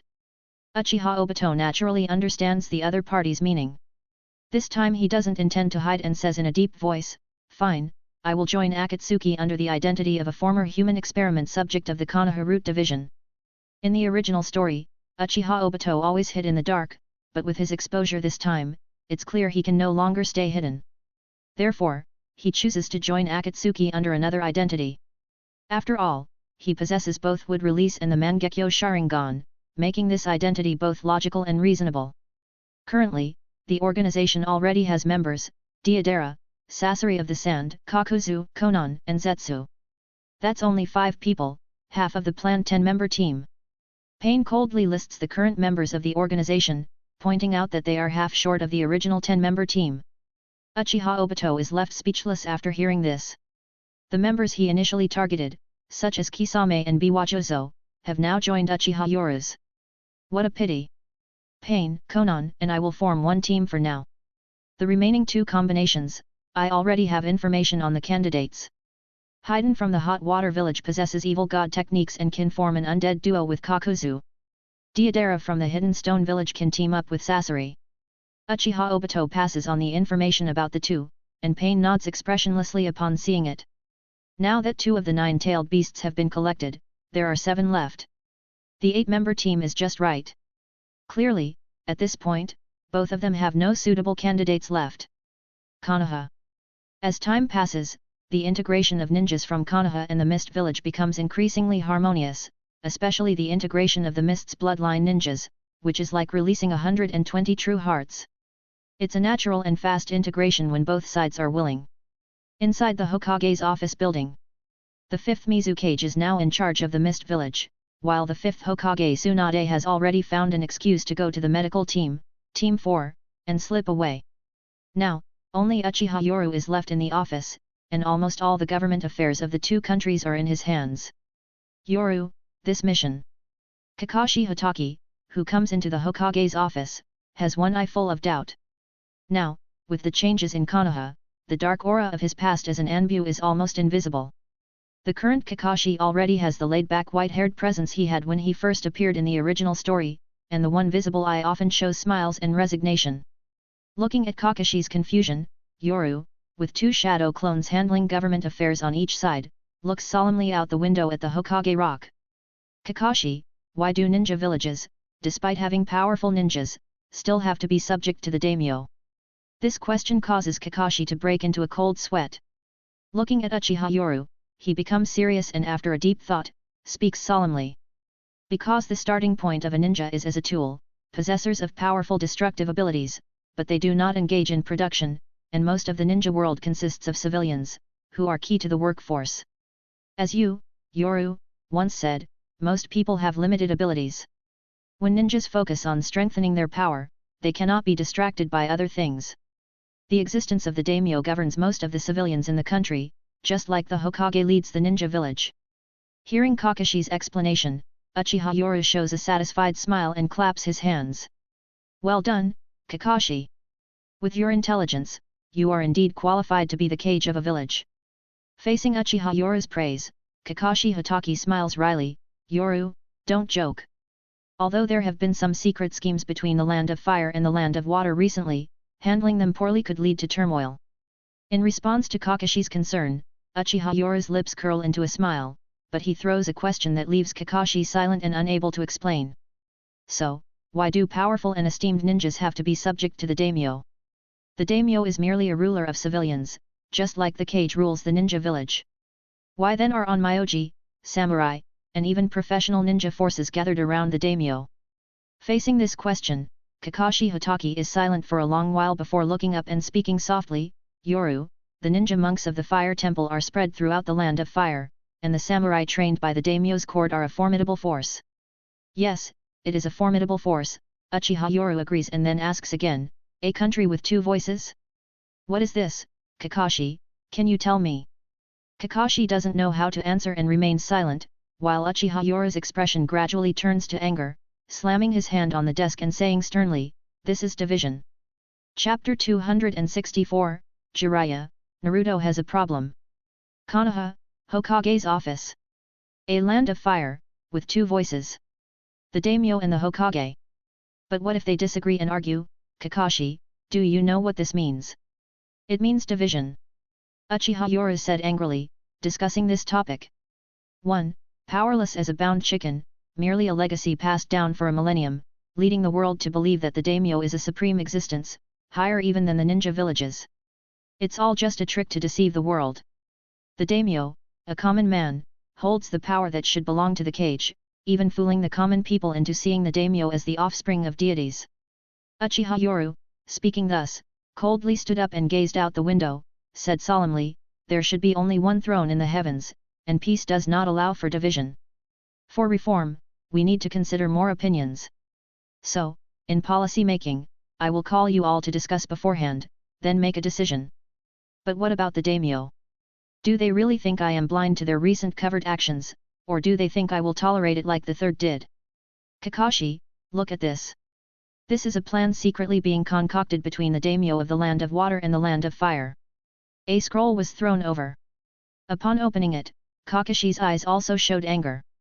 This was about cutting funds, similar to what happened in the Land of Wind. The daimyo cutting funds, do they not need the protection of the ninja villages? Of course, they do. But after being disappointed by the ninja village, the daimyo would invest more resources in their own guard, leaving the ninja village to fend for itself. The Sand Village weakened to the point of needing to obey the daimyo's whims, due to budget cuts and the terms of surrender after the Third War. Kakashi, I recognize the existence of the daimyo. After all, ninjas wield great power. You can have them protect homes, fight powerful enemies, but to govern? Combined, Mist and Konoha have thousands of ninjas, but how many are capable of governance? At this point, Uchiha Yoru shook his head and sighed, Kakashi, I understand the principle that everyone has their specialty, and I hope you understand too. The consequences of opposing voices in a country, and the daimyo, fooling the world yet powerless themselves, are nothing but charlatans. Yet, their position is critical for governance. I don't want to be adversaries with the daimyo, but I also don't want them to see the ninja village as a mere tool. Ninjas are not tools. The strong will not tolerate humiliation. You've seen the mission about the civil unrest in the Land of Snow. Faced with Uchiha Yoru suddenly bringing up this mission, Kakashi was puzzled. Yoru, what do you mean? The Land of Snow's Kazahana Dodo has succeeded as the daimyo. We won't interfere, but for peace, I hope you can bring back Kazahana Koihoki, the daughter of the former daimyo of the Land of Snow. Bring her back. Kakashi frowned, seemingly catching on to something but not quite grasping the key point. Uchiha Yoru then smiled. Yes, Kakashi. Koihoki's identity represents the former daimyo of the Land of Snow. Her followers naturally include people skilled in governing civilians, as well as a relatively weak force. All this, I hope you can negotiate cooperation with Kazahana Koihoki. We all strive for peace. The Konoha will protect Koihoki and these people, without letting them affect the current governance of the Land of Snow. Instantly, Kakashi realized something and showed a shocked expression. Yoru. You plan to take control of Koihoki's force, turning it into a power in your hands, similar to the daimyo, to govern the civilians. Sure enough, as expected of Kakashi, he immediately thought of something. Uchiha Yoru didn't hide anything and started laughing playfully. If the daimyo wants to treat ninjas as tools and enslave them, then what will they do when they find out that they have lost their most reliable means to control the ninjas? Kakashi, we are ninjas, and what I hate the most is the saying that ninjas are tools. So, we are for the sake of ninjas. I'm preparing to form the 13th division, with the 1st division being the Zero division, responsible for leading and managing the team, gathering various elites as the leading division, naturally including teams like the daimyo's office that can manage civilians. Uchiha Yoru intends to replace the value of the daimyo's office. Right now, there are suitable candidates. Under the command of Kazahana Koihoki, there are a group of fallen former daimyo's confidants, which could become a force in his hands. The situation in the Land of Snow is clear now. Kazahana Dodo has become the daimyo, and Kazahana Koihoki is the loser, lucky to save her life. As for those who have fallen from power, some are angrily wanting to regain control, while others are disheartened. But at this time, if Uchiha Yoru extends an olive branch, it's just a change of place, but it can make them regain great power.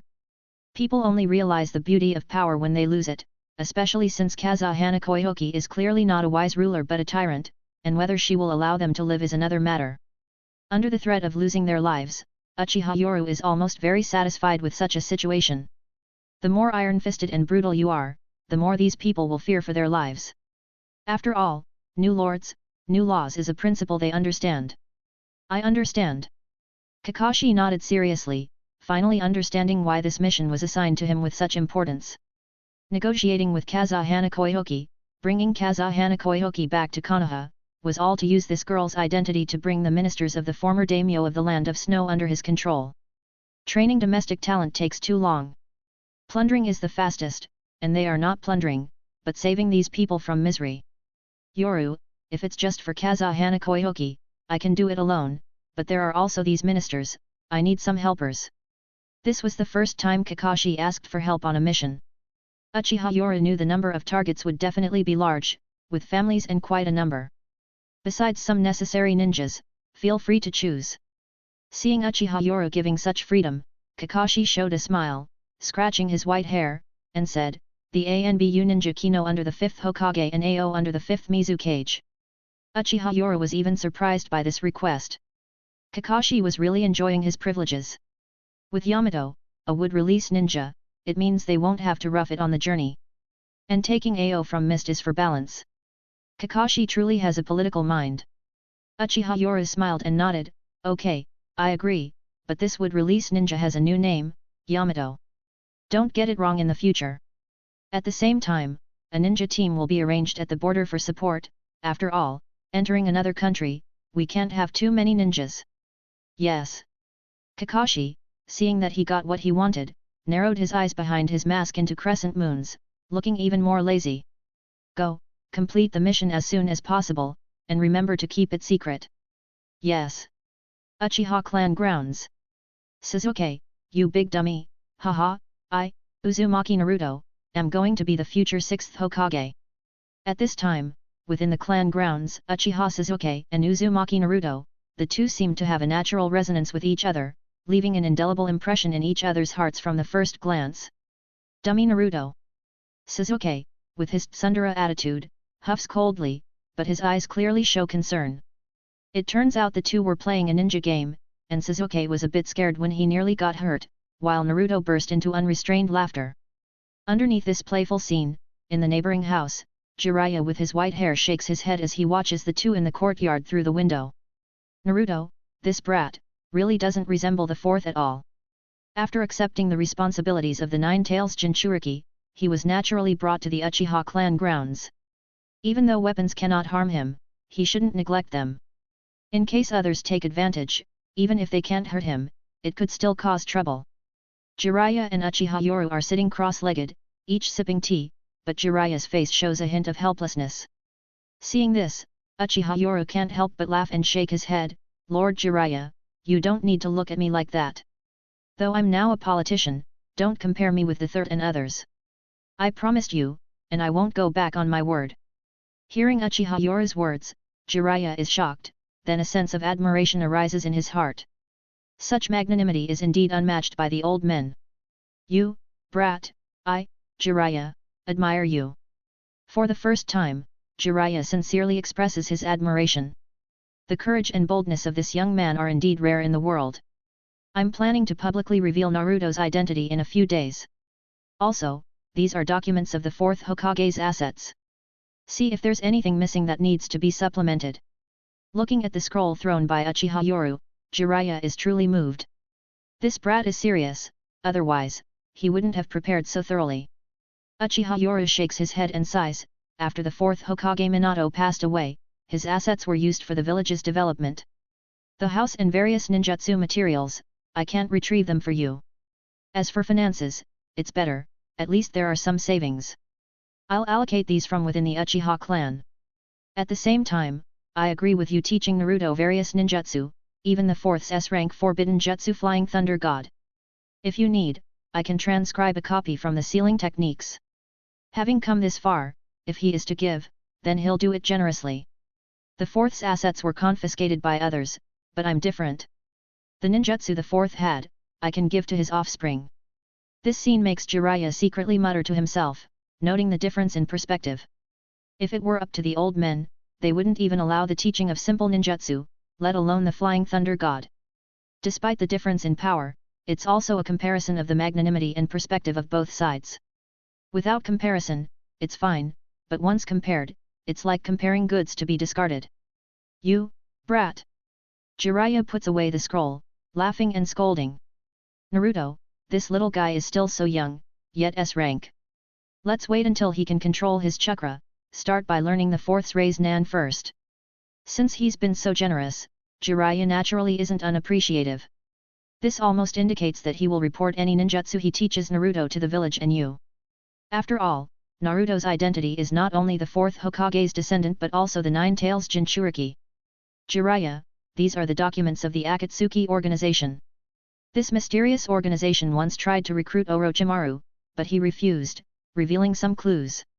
The perpetrator of the Nine-Tails attack, a masked ninja with Mangekyo Sharingan and would release, is in this organization, and moreover. At this point, Uchiha Yoru's expression became increasingly solemn as he suppressedly said, "Top secret information, this organization possesses the Rinnegan. The leader is known as Pain, also a holder of the Rinnegan. It seems that this organization is plotting some major conspiracy.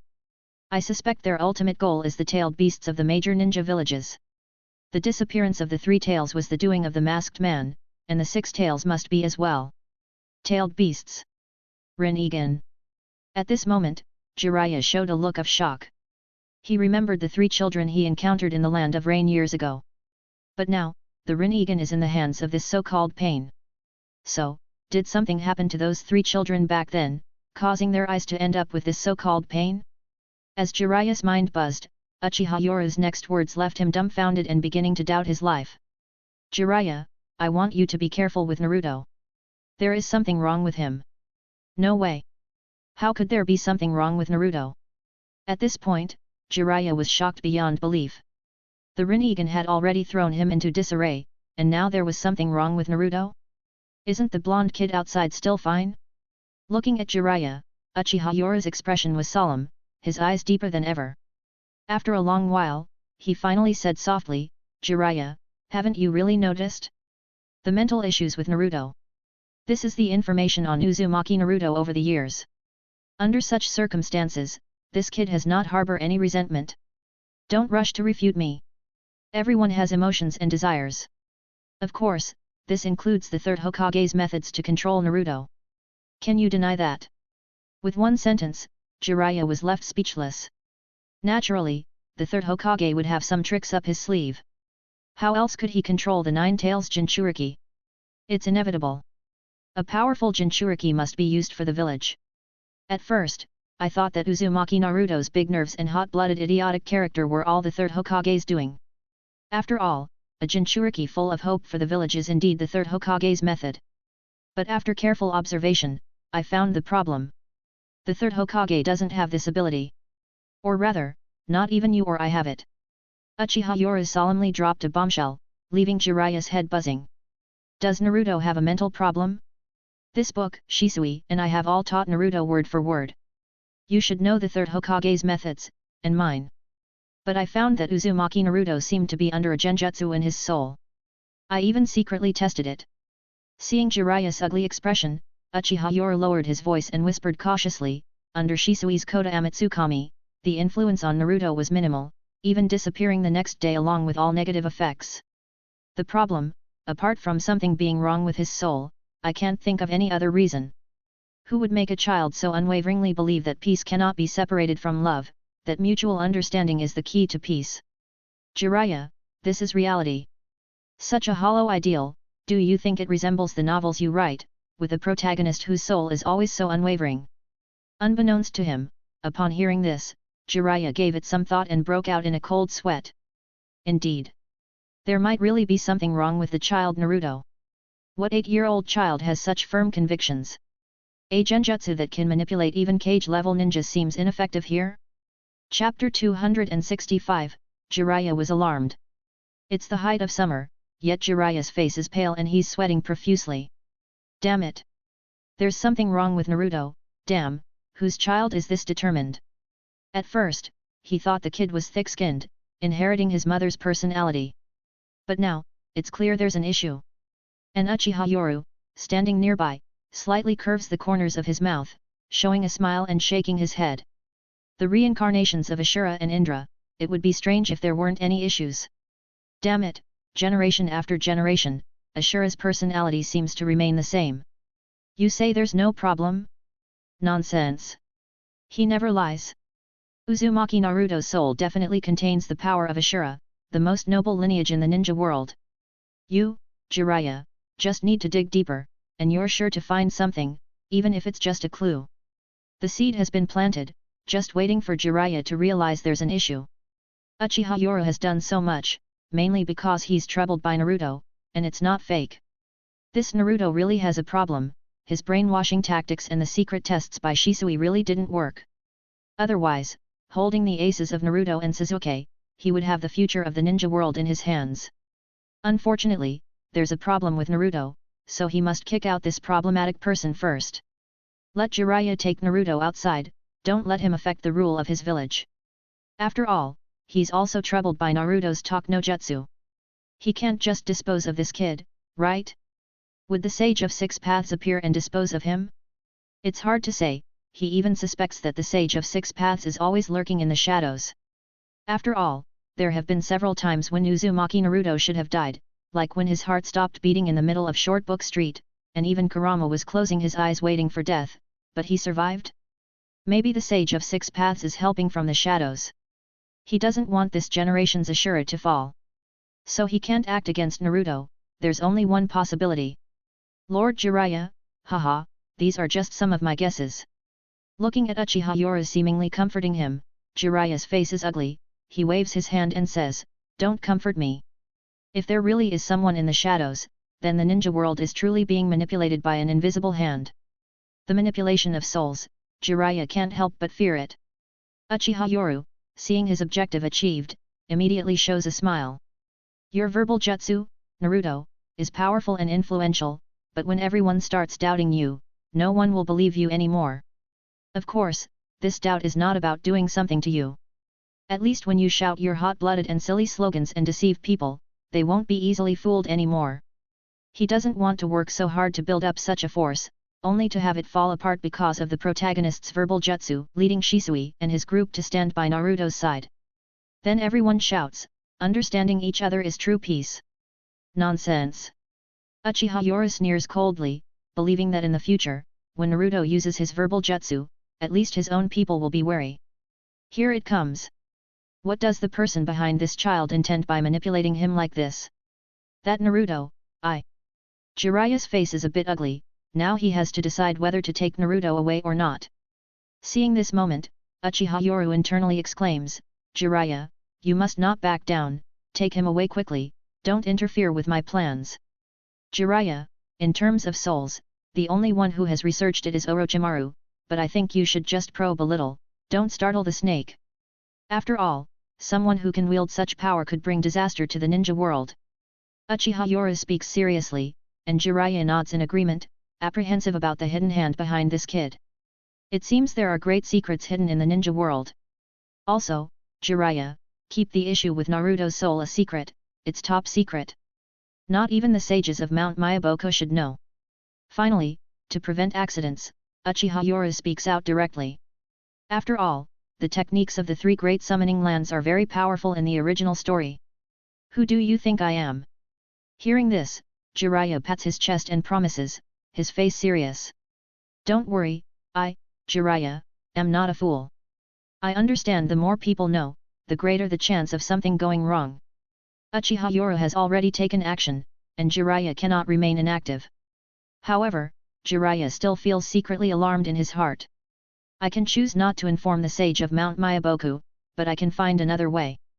For instance, I could mention that I've discovered a powerful force within Naruto, a force that isn't the Nine Tails but seems to come from his soul. With such an excuse, I can approach the great sage, which should help reveal if there's really something wrong with Naruto. But at this moment, Jiraiya doesn't know that Uchiha Yoru has already shared the analysis that there's something wrong with Naruto to all his trusted ninja.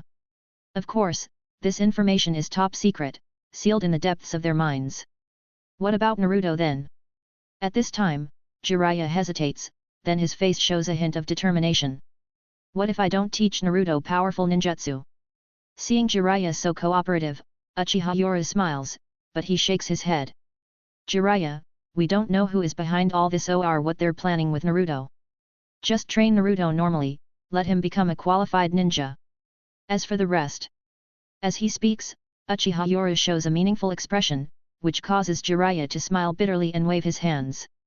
Don't worry, I will not teach Naruto any chaotic will or anything like that, unlike you and the third Hokage. Jiraiya, perhaps you misunderstand me. I believe you should teach Naruto to have a pure ninja's mindset and then observe him in secret. If he truly follows some incomprehensible and unrealistic ideals of peace, then there's a problem. Being trained as a pure ninja should become a simple ninja, not filled with chaotic thoughts. Hearing this, Jiraiya obviously frowns. This way, Naruto would just become a weapon. But Uchiha Yoru is prepared, his eyes narrowing as he smiles. When the fourth Hokage Minato sealed the Nine Tails, only half was sealed inside Naruto. The other half, through Orochimaru, will lead to a new Jinchuriki in Konoha in the future. I can promise you, Jiraiya, that once Naruto inherits the identity of the fourth Hokage's son, he will enjoy a true ninja's future, not just be used as a weapon. You can be assured, this is the information of the Nine Tails Jinchuriki. The information about Uzumaki Karen directly appears on their tea table. Jiraiya, with wide eyes, thinks to himself, what else are you hiding, you little brat? You've made an arrangement with Orochimaru to create another Nine Tails Jinchuriki from the Uzumaki clan.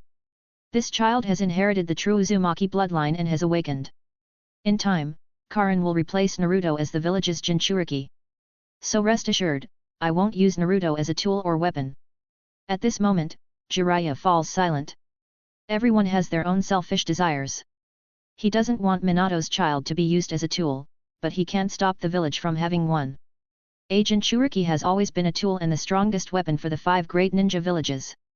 Alright, I will make Naruto a true ninja. Jiraiya promises, and Uchiha Yoru smiles lightly and nods. Then, he speaks softly towards the room's entrance, Karin, you can come in now. Jiraiya had noticed someone at the door earlier but thought it was Uchiha Yoru's guard. However, as the wooden sliding door opens, a red-haired girl with glasses walks in respectfully. Lord Yoru.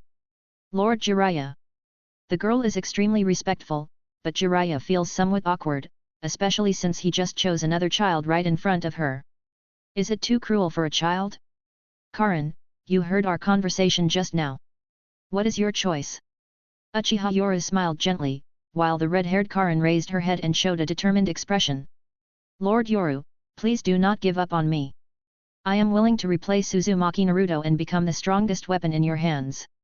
Karin, you are naughty, said Yoru gently, rubbing her hand on the red hair and shaking his head with a smile. Although you are the Nine-Tails Jinchuriki, I will take you as my disciple. From now on, I will be your teacher, and we will be family, not tools or weapons. Uzumaki Naruto has problems, so I wanted to ask you. If you are unwilling, I will not force you. However, upon hearing this, Karin's eyes widened, and she shook her head like a bobblehead doll. How could she refuse? Lord Yoru, Karin is willing to stay by your side. At this moment, Karin's heart screamed with joy, being able to stay by Lord Yoru's side. And wasn't it recorded in her little notebook about the secrets between a teacher and a student that must not be told? Jiraiya, standing nearby, was astonished. The red-haired girl, though wearing glasses, clearly showed her misty eyes twinkling with an inexplicable fiery light. This kid. Really? Just like the third Hokage and Orochimaru, all beguiling, it's obvious that Jiraiya, as an old virgin, never thought so much or that such a young girl could be so precocious. Lord Jiraiya, I am your fan, and today I finally see the living Lord Jiraiya.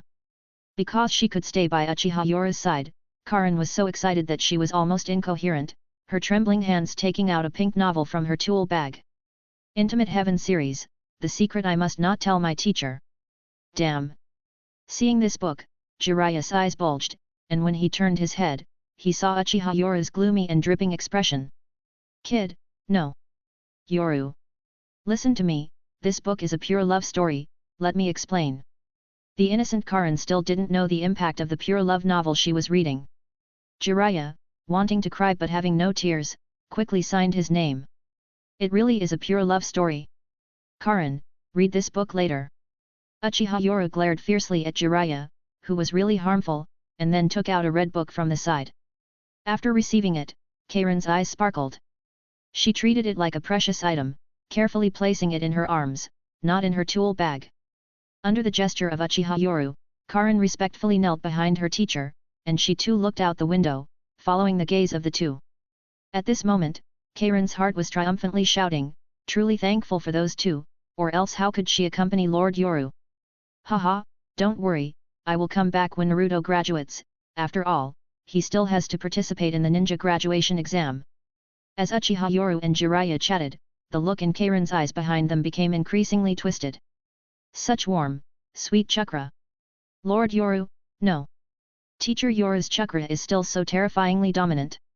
Under the heightened senses of a ninja, Uchiha Yoru was somewhat speechless. The girls in the ninja world really are precocious. Lady 5th Hokage, I am ordered to carry out a mission and need the support of your Enbu. Kakashi Hatake came to the hospital, where he saw Tsunade, the 5th Hokage, comfortably leaning in her chair, enjoying her afternoon drink. This scene made Kakashi's mouth twitch, as Tsunade seemed to have completely delegated her responsibilities to others. Yo, it's Kakashi. Let me see the mission. Tsunade looked content, and in the medical room, Kakashi clearly saw 3 girls, one from the Yamanaka clan with a determined look, another, a somewhat shy girl from the Hyuga clan, and the last one, a young girl from the Mist Village, whom he did not recognize. So it's like that. To think you'll be carrying out a mission with the Mist Village's Byakugan user. I was planning to bring him out of the Anbu and, as Yamato, make him a part of the Konoha's Jounin. Consider this mission his first step out. Tsunade laughed heartily, signing the scroll with her chakra and leaving a secret signature. Kakashi just needed to take this scroll to the two of them, and they would naturally go. The Mist Village's Byakugan user, left in the Konoha by Terumi maid to handle affairs, was well known for his abilities. Lady Tsunade, I will take my leave now. Kakashi respectfully excused himself, leaving the medical room where the three young girls were sweating as they awkwardly performed their medical ninjutsu on a fish on the operating table. Ino, this is for you. A soft voice spoke. Yamanaka Ino, who lost her parents and became more mature and determined than in the original story, turned to see the bashful Hinata holding out two candies cautiously. Ino had matured, but she was visibly undernourished, clearly struggling in the Yamanaka clan. After all, ninja training consumes a lot of chakra, and without proper nutrition, it's insufficient. Not everyone is a protagonist or a Jinchuriki. Thank you. For Hyuga Hinata, her shy classmate, Ino felt a warmth in her heart. She knew her own body was weak, and prolonged chakra use made her dizzy, a result of malnutrition. Observant and gentle, Hinata noticed this and carefully offered her prepared candy during class. Tasting the sweet candy, Ino's face lit up with a smile. Their friendship, and even Tsunade's lax attitude, did not go unnoticed. Tsunade knew about Ino, but that's just how the ninja world is. However, Ino harbored hatred towards the Nara and Akimichi clans, blaming them for abandoning her father, leading to the outcome. Tsunade shook her head at this, knowing Ino's loyalty to the Konoha and that she wouldn't betray, thus never harboring resentment towards the third Hokage and Uchiha Yoru. But why should she worry about this? The future of the ninja world and the schemes of these youngsters will probably shift the village's internal strife outward. Chapter 266, Nine Tails Jinchuriki. Konoha, the iconic village gate.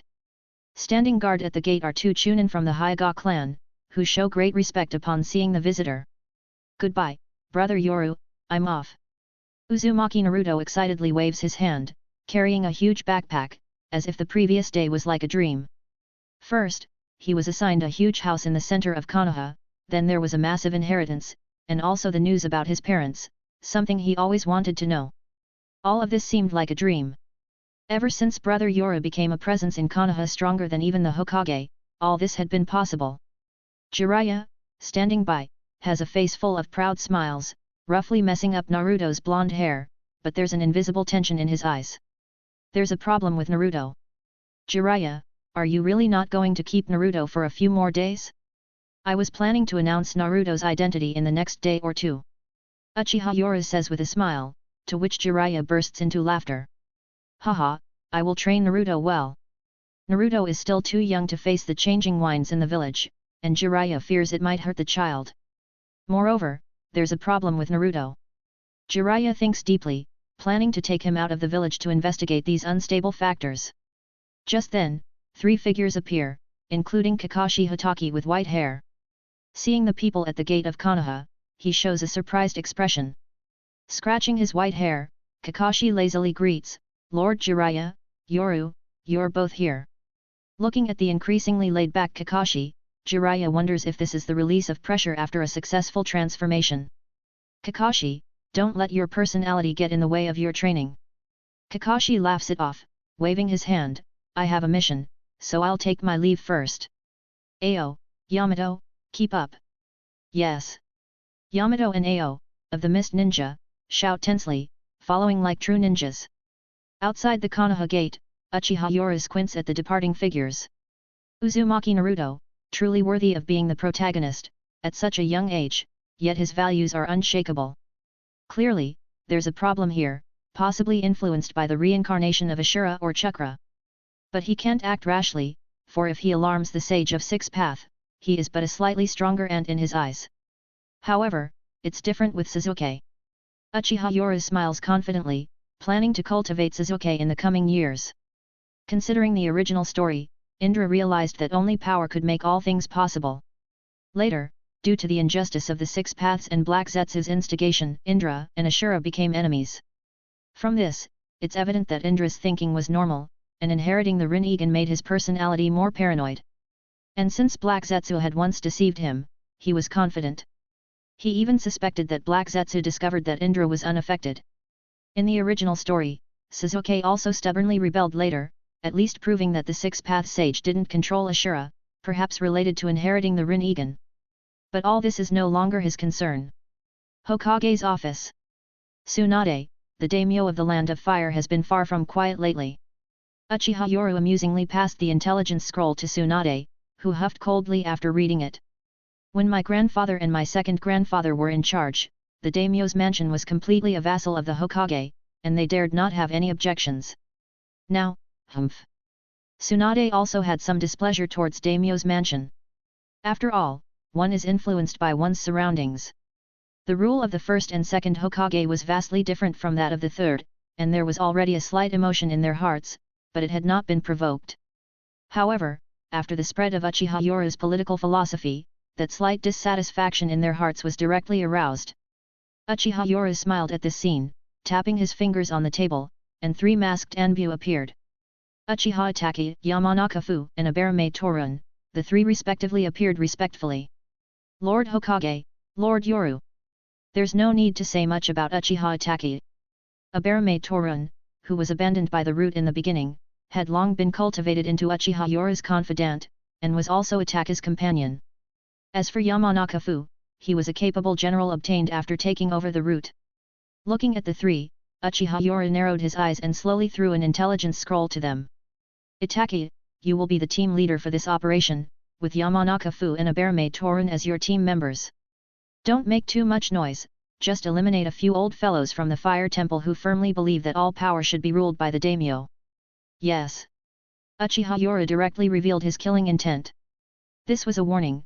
He intended to gradually erode everything the daimyo relied on with a slow-boiling frog approach.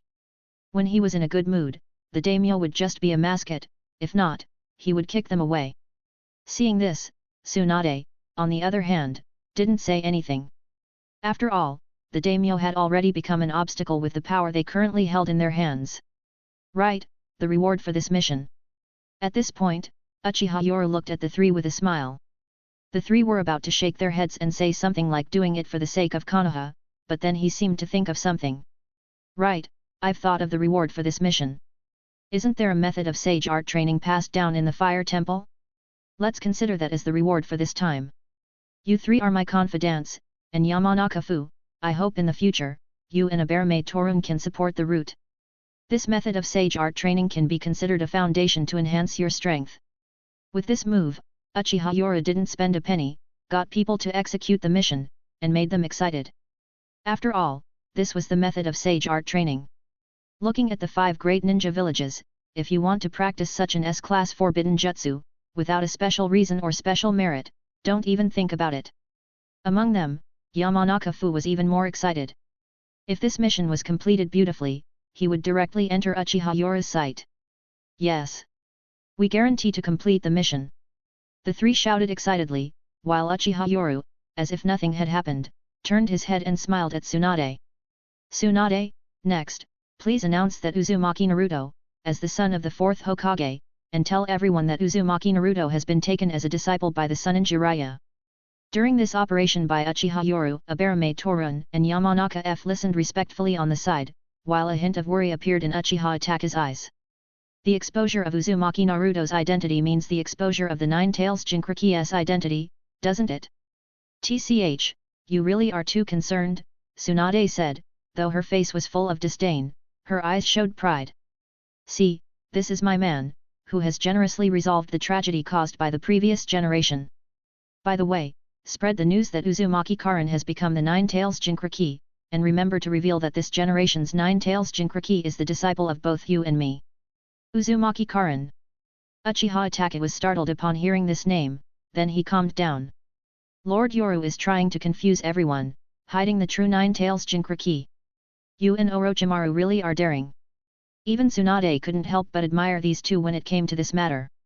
They dared to play tricks with the Grim Reaper and even created a second Nine-Tails Jinchuriki. The revelation of Uzumaki Karin as the Nine-Tails Jinchuriki is to protect Uzumaki Naruto. After all, the identity of the 4th Hokage's son is worth doing so. At the same time, letting everyone know that this generation's Nine-Tails Jinchuriki has been taken as a disciple by the 5th Hokage Tsunade and Uchiha Yoru will also stop some people's hatred. After all, he didn't want Karin to suffer the same treatment as Naruto did in the original story. Then, Konoha issued a notice revealing that Uzumaki Naruto is the son of the 4th Hokage and not the Nine-Tails Fox or something similar. Immediately, the Konoha ninjas were shocked and in an uproar. The fourth Hokage had a child? They never heard of the child of the Hokage who saved the village for all these years. Then the news that Jiraiya, one of the legendary Sunin, took Uzumaki Naruto as a disciple also came out, and now he has taken the child on a training journey. While everyone was reflecting, another piece of news broke out. The Nine-Tails Jinchuriki is Uzumaki Karin, a child they had never heard of or seen before, who seems to be a girl. Then, this child was taken as a disciple by the current Hokage Tsunade and Uchiha Yoru. Don Base Pain, revealing his Rinnegan, looked at the information from Konoha and said solemnly, Obito, has the Jinchuriki of the Nine-Tails in Konoha been replaced? Obito, behind his mask, sneered disdainfully, it's just a boring trick. Konoha once had an incident with a Nine-Tails Jinchuriki test subject. This so-called Uzumaki Karin is probably just a pawn that was cultivated. The real Nine-Tails Jinchuriki is still Uzumaki Naruto. The actions of Uchiha Yoru are just to manipulate the public opinion, nothing but a boring trick. Obito, with a knowing smirk, said, don't bother with this so-called Uzumaki Karin. She's just a fake pushed to the front. When capturing the Nine-Tails Jinchuriki, our target is still the son of the fourth Hokage, Uzumaki Naruto. Listening to Obito's explanation, Pain showed a sudden realization and nodded, I understand. A fake is put forward to attract everyone's attention, while the real Jinchuriki is hidden. Jinchurikis themselves are deterrent weapons of the great ninja villages, naturally kept secret. Even if exposed, information and whereabouts within the village would be erased or confused. These are the common tactics of the great ninja villages. Meanwhile, these two notices from Konoha also reached the desks of the great ninja villages. But the cage of each village reacted differently, many falling silent. Such blatant revelation of the identity of the Nine-Tails Jinchuriki is a sign of confidence in their own strength. Some even wondered if Uchiha Yoru, with the Mangekyo Sharingan, had already gained perfect control over the Nine-Tails. After all, it had happened before. Their intelligence recorded that during the final battle in the Valley of the End, Uchiha Madara rode the Nine-Tails into battle against the first Hokage, Hashirama Senju. Konoha, Uchiha clan area. Lord Yoru, it's okay now. Uzumaki Karin, with a flushed face, lifted her lower abdomen, revealing the seal mark, while Uchiha Yoru's warm palm was placed on it. Karin, focus your mind, I'm about to enter your body and help you resolve some issues. Yes. Uzumaki Karin quickly threw away her impure thoughts, her expression gradually becoming solemn. She knew that she could only qualify to stand behind Lord Yoru if she became a perfect Jinchuriki. Uchiha Yoru's eyes flashed a scarlet light, and instantly the vision in front of them changed. A golden cage appeared before them, with a giant fox inside. Upon seeing them, it angrily revealed its terrifying eyes. Damn! It's you ninjas again, just wait for me to get out and tear you apart.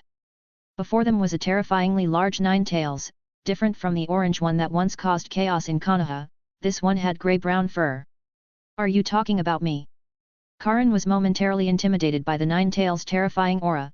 Being a sensory ninja, she could feel the horror of the Nine-Tails even more clearly. At this moment, Uchiha Yoru shielded Karin behind him, his Sharingan eyes slowly evolving into Mangeki as they spun, causing the Nine-Tails' expression to stiffen noticeably. Clearly, the Nine-Tails was reminded of some terrifying memory, its face revealing a fierce murderous intent. Mangeki. I didn't expect it to appear in this generation, and at an eternal level like Uchiha Madara. Obviously, the Nine-Tails, having lived for so long and witnessed the changes in the ninja world for thousands of years, knew a lot. Nine-Tails, Karin is the Jinchuriki of this generation. I hope you can cooperate with her well, adapt quickly and become a qualified perfect Jinchuriki. Uchiha Yoru's calm voice echoed in the space, his composed demeanor infuriating the Nine-Tails, who roared angrily. Uchiha brat, are you ordering me? However, Uchiha Yoru's Mangeki calmly stared at the opponent, and the big fox was ferociously defiant. Being the strongest tailed beast, the Nine-Tails, how could it submit? Nine Llama, there are some things I need to tell you, things I think you'll be curious about. Nine Llama. At this name, the Nine-Tails was stunned, disbelief in its eyes, but looking at the domineering brat, it swallowed back what it wanted to say. But Uchiha Yoru calmly continued. There's a mysterious force in the ninja world that even I can't track down. This force has a member, someone you should be familiar with. He calls himself Uchiha Madara. Impossible. Hearing the name Uchiha Madara, the Nine-Tails exploded, staring wide-eyed and exclaiming, "Damn, that old guy isn't dead yet." Dealing with one Uchiha's Mangeki was hard enough, let alone if that old guy was still alive. Too unfair to the tailed beasts. Also, according to intelligence, there's the legendary Rinnegan. Uchiha Yora didn't give the Nine Tails a chance to explain, but calmly continued. The information I've gathered suggests this force is plotting something against the entire ninja world, targeting the tailed beasts. According to bits and pieces of information, we've learned that this mysterious and terrifying organization plans to gather the nine-tailed beasts and create the most terrifying weapon known as the Ten Tails, to achieve their own ambitions. As Uchiha Yora narrated, the Nine Tails broke out in a cold sweat. This young kid didn't know, but it was all too clear to him. The Ten Tails isn't a weapon that was made, but something that truly existed. Damn! The ninja world is too dangerous. So Nine Tails, you wouldn't want to fall into this organization's hands, right? Kairin's talent goes without saying, perfectly inheriting the Uzumaki clan's bloodline. As the Nine Tails was stunned, Uchiha Yora calmly pushed Kairin forward, and a human and a fox in a sealed space reached some kind of agreement. Eventually, in front of the golden cage, Kairin timidly approached the cage, extending her fist to bump with the haughty Nine Tails, who snorted coldly, deciding to cooperate for the time being. Chapter 267, The Plot Begins. Time flies, and the years pass in the blink of an eye. Konoha has reached the time for graduation exams again. In just a few short years, the ninja world has undergone earth-shattering changes. The Konoha and the Mist ninjas have integrated almost perfectly. Genin and Chunin can still distinguish between ninjas from the land of water and the land of fire, as they still wear headbands representing their regions. However, for Jonin, the unified headbands make it impossible to distinguish their origins. After years of collaboration, ninjas from these two lands have become familiar and close to each other, forming deep bonds in life and death situations.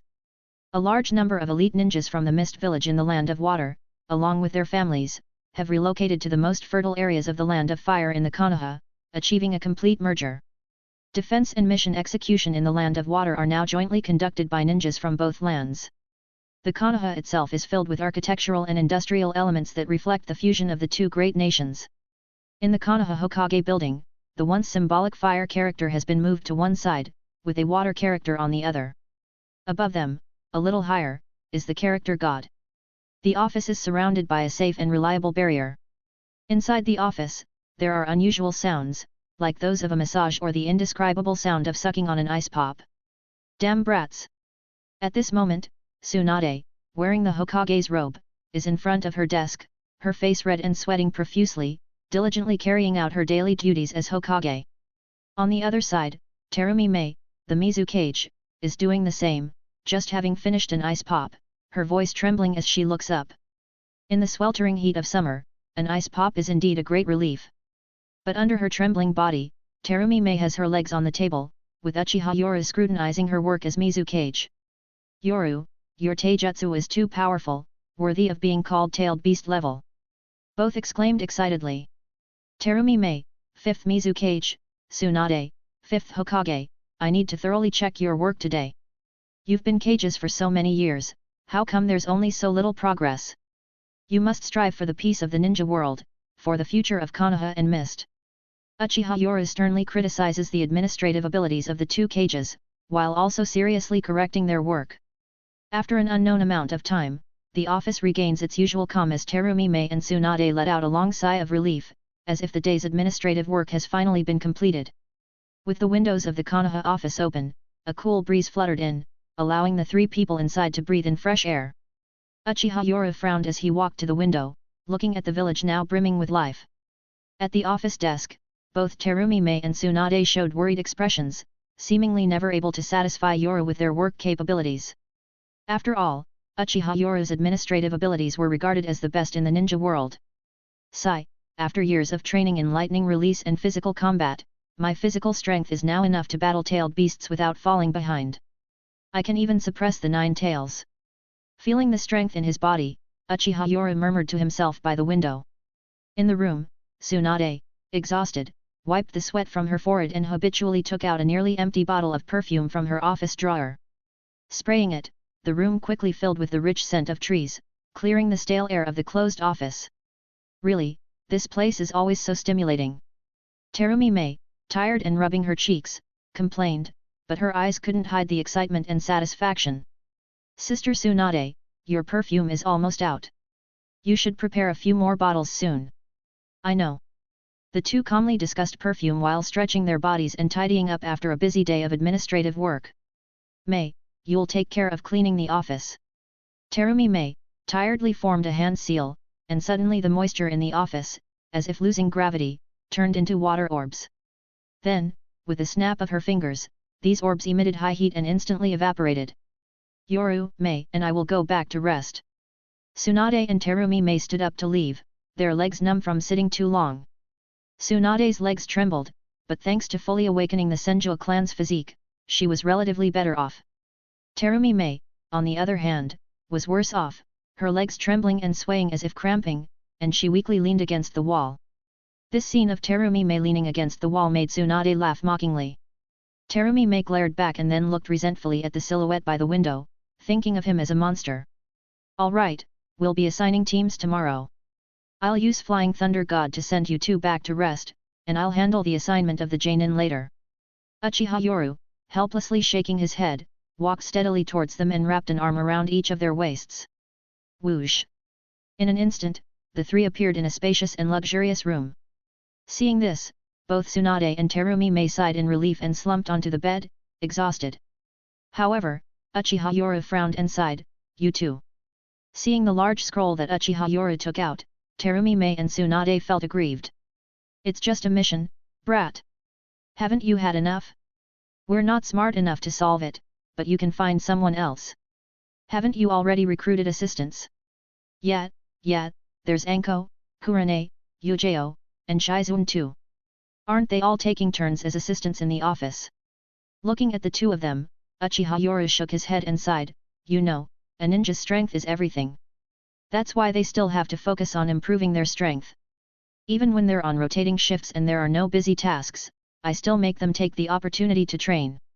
Clearly, Tsunade and Terumi May had finished their shifts, and with exhausted faces, they waved their hands, saying they couldn't deal with today's government affairs and they would handle it themselves if it really came down to it. "Lady Tsunade." Just then, the sliding door was pushed open, and Shizun looked surprised to see her returning superior but also showed a look of realization, followed by a bit of embarrassment on her face.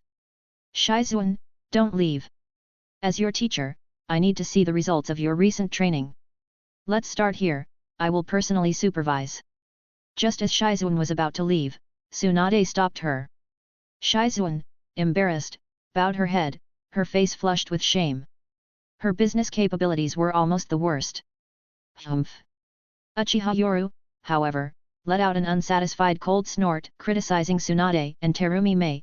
"I need to check Shizun's training results, but I am very dissatisfied with your years of training. Use your hands. Use your feet. I don't care what method you use, even if it's holding a pen in your mouth, today's government affairs must be dealt with." Faced with Uchiha Yoru's criticism, Tsunade immediately showed a defiant look and glared, "Little brat! You're really getting ahead of yourself. Just you wait." Finally, after a busy period of more than 2 hours, the three of them, working together in a flurry, managed to barely complete their assignments. Looking at the huge scroll that was barely completed, Uchiha Yoru was finally satisfied and put away the scroll, saying, "You all rest well, I'll go to the office to continue dealing with government affairs." On the luxurious, huge bed, Tsunade, Terumi May, and Shizun were all exhausted and panting heavily, barely able to keep their eyes open. Shizun's lips were red and weak, with remnants of drinking milk tea when her mouth was dry. "Lady Tsunade, I have disappointed you." Tsunade, weakly lying on the bed, immobile, equally weakly said, "It's not you who disappointed me, it's this kid who's too strong. You tell me, a proper ninja, you don't practice ninjutsu, but actually practice taijutsu, pure physical taijutsu. Damn it! This monster's taijutsu." In the messy room, the three of them, weak but with satisfied smiles on their faces, fell into a beautiful dream, as if it was the smile of completing the task. At the same time, the messy room was filled with torn stockings of various colors, high heels and all kinds of strange clothes. It looked like the three had gone shopping, tried on all the clothes in turn, and then, dissatisfied and angry, threw them all over the place, even tearing some up to vent. Finally, after a busy day of shopping, the three fell into a deep sleep. In the evening, at the Hokage's office, one after another, famous jonin from the ninja world entered the room, showing fervent admiration when they saw Uchiha Yoru sitting alone at the office desk. Seeing all the jonin gathered, Uchiha Yoru smiled and nodded in satisfaction. This is the graduation season for the Ninja Academy. You already know about leading the teams as jonin. So, I won't waste time on these trivial matters.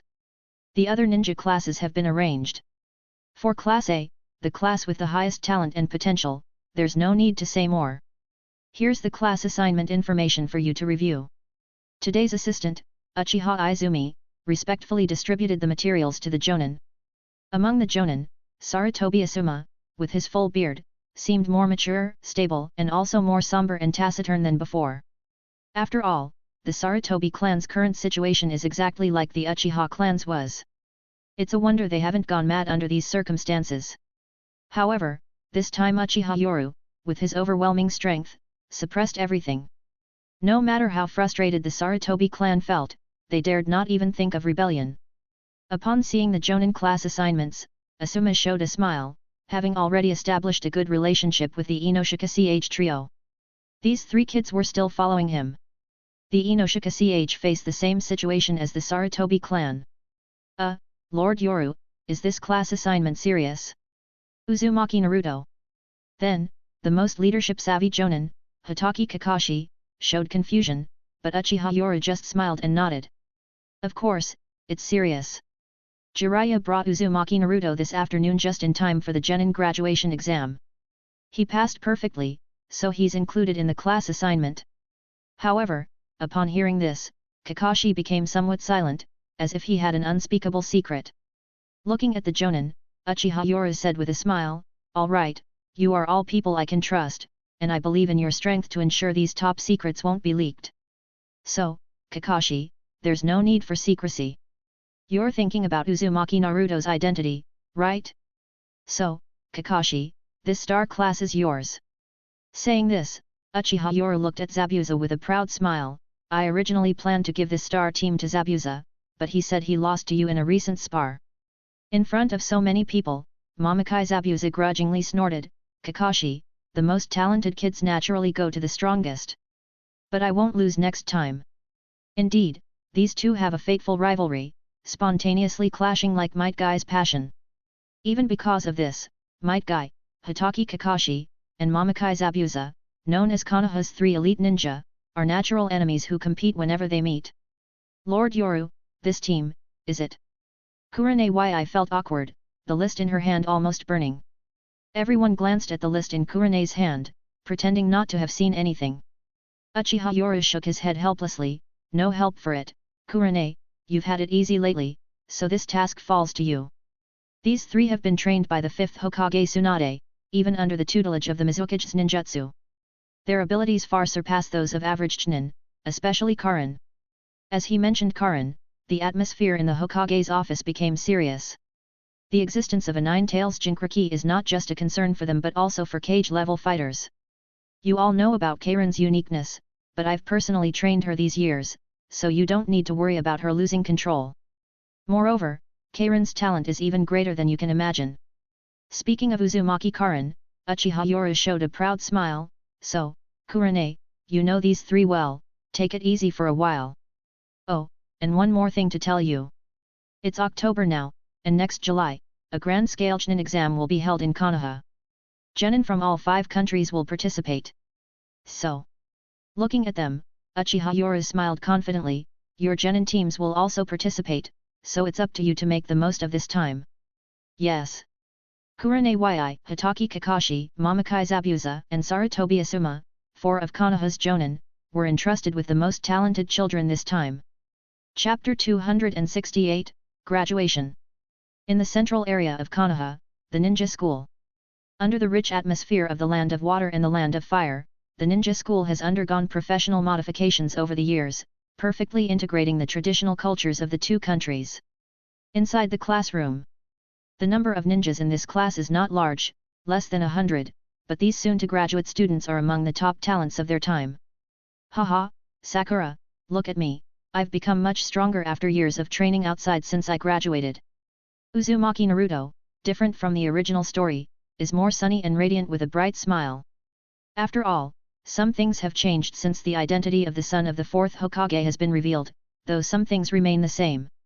For instance, Uzumaki Naruto is still as excited as he was in the original story, even after many years when he returned, showing off in front of Sakura. Sakura, however, wore an awkward and stiff smile, her eyes drifting towards Sasuke. Clearly, Naruto's identity as the son of the fourth Hokage made her more considerate, no longer hitting and scolding him like in the original story. Naruto, can you not do this? Sakura tried to control her emotions, pretending to be a lady, but Naruto was straight-eyed, thinking Sakura liked him, and suddenly became more energetic.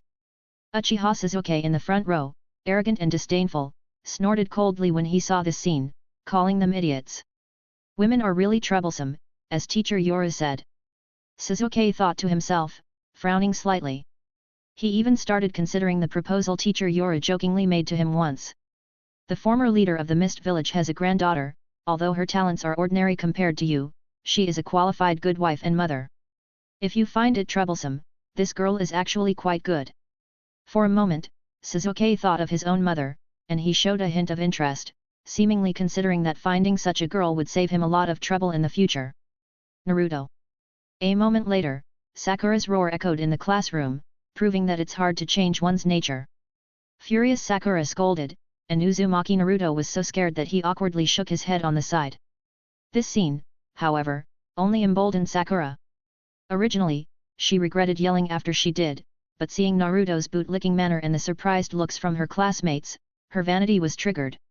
It was as if she was saying, "Look at me, Sakura. Although I don't come from a prestigious background, the son of the fourth Hokage is my bootlicker, letting me hit and scold him without talking back."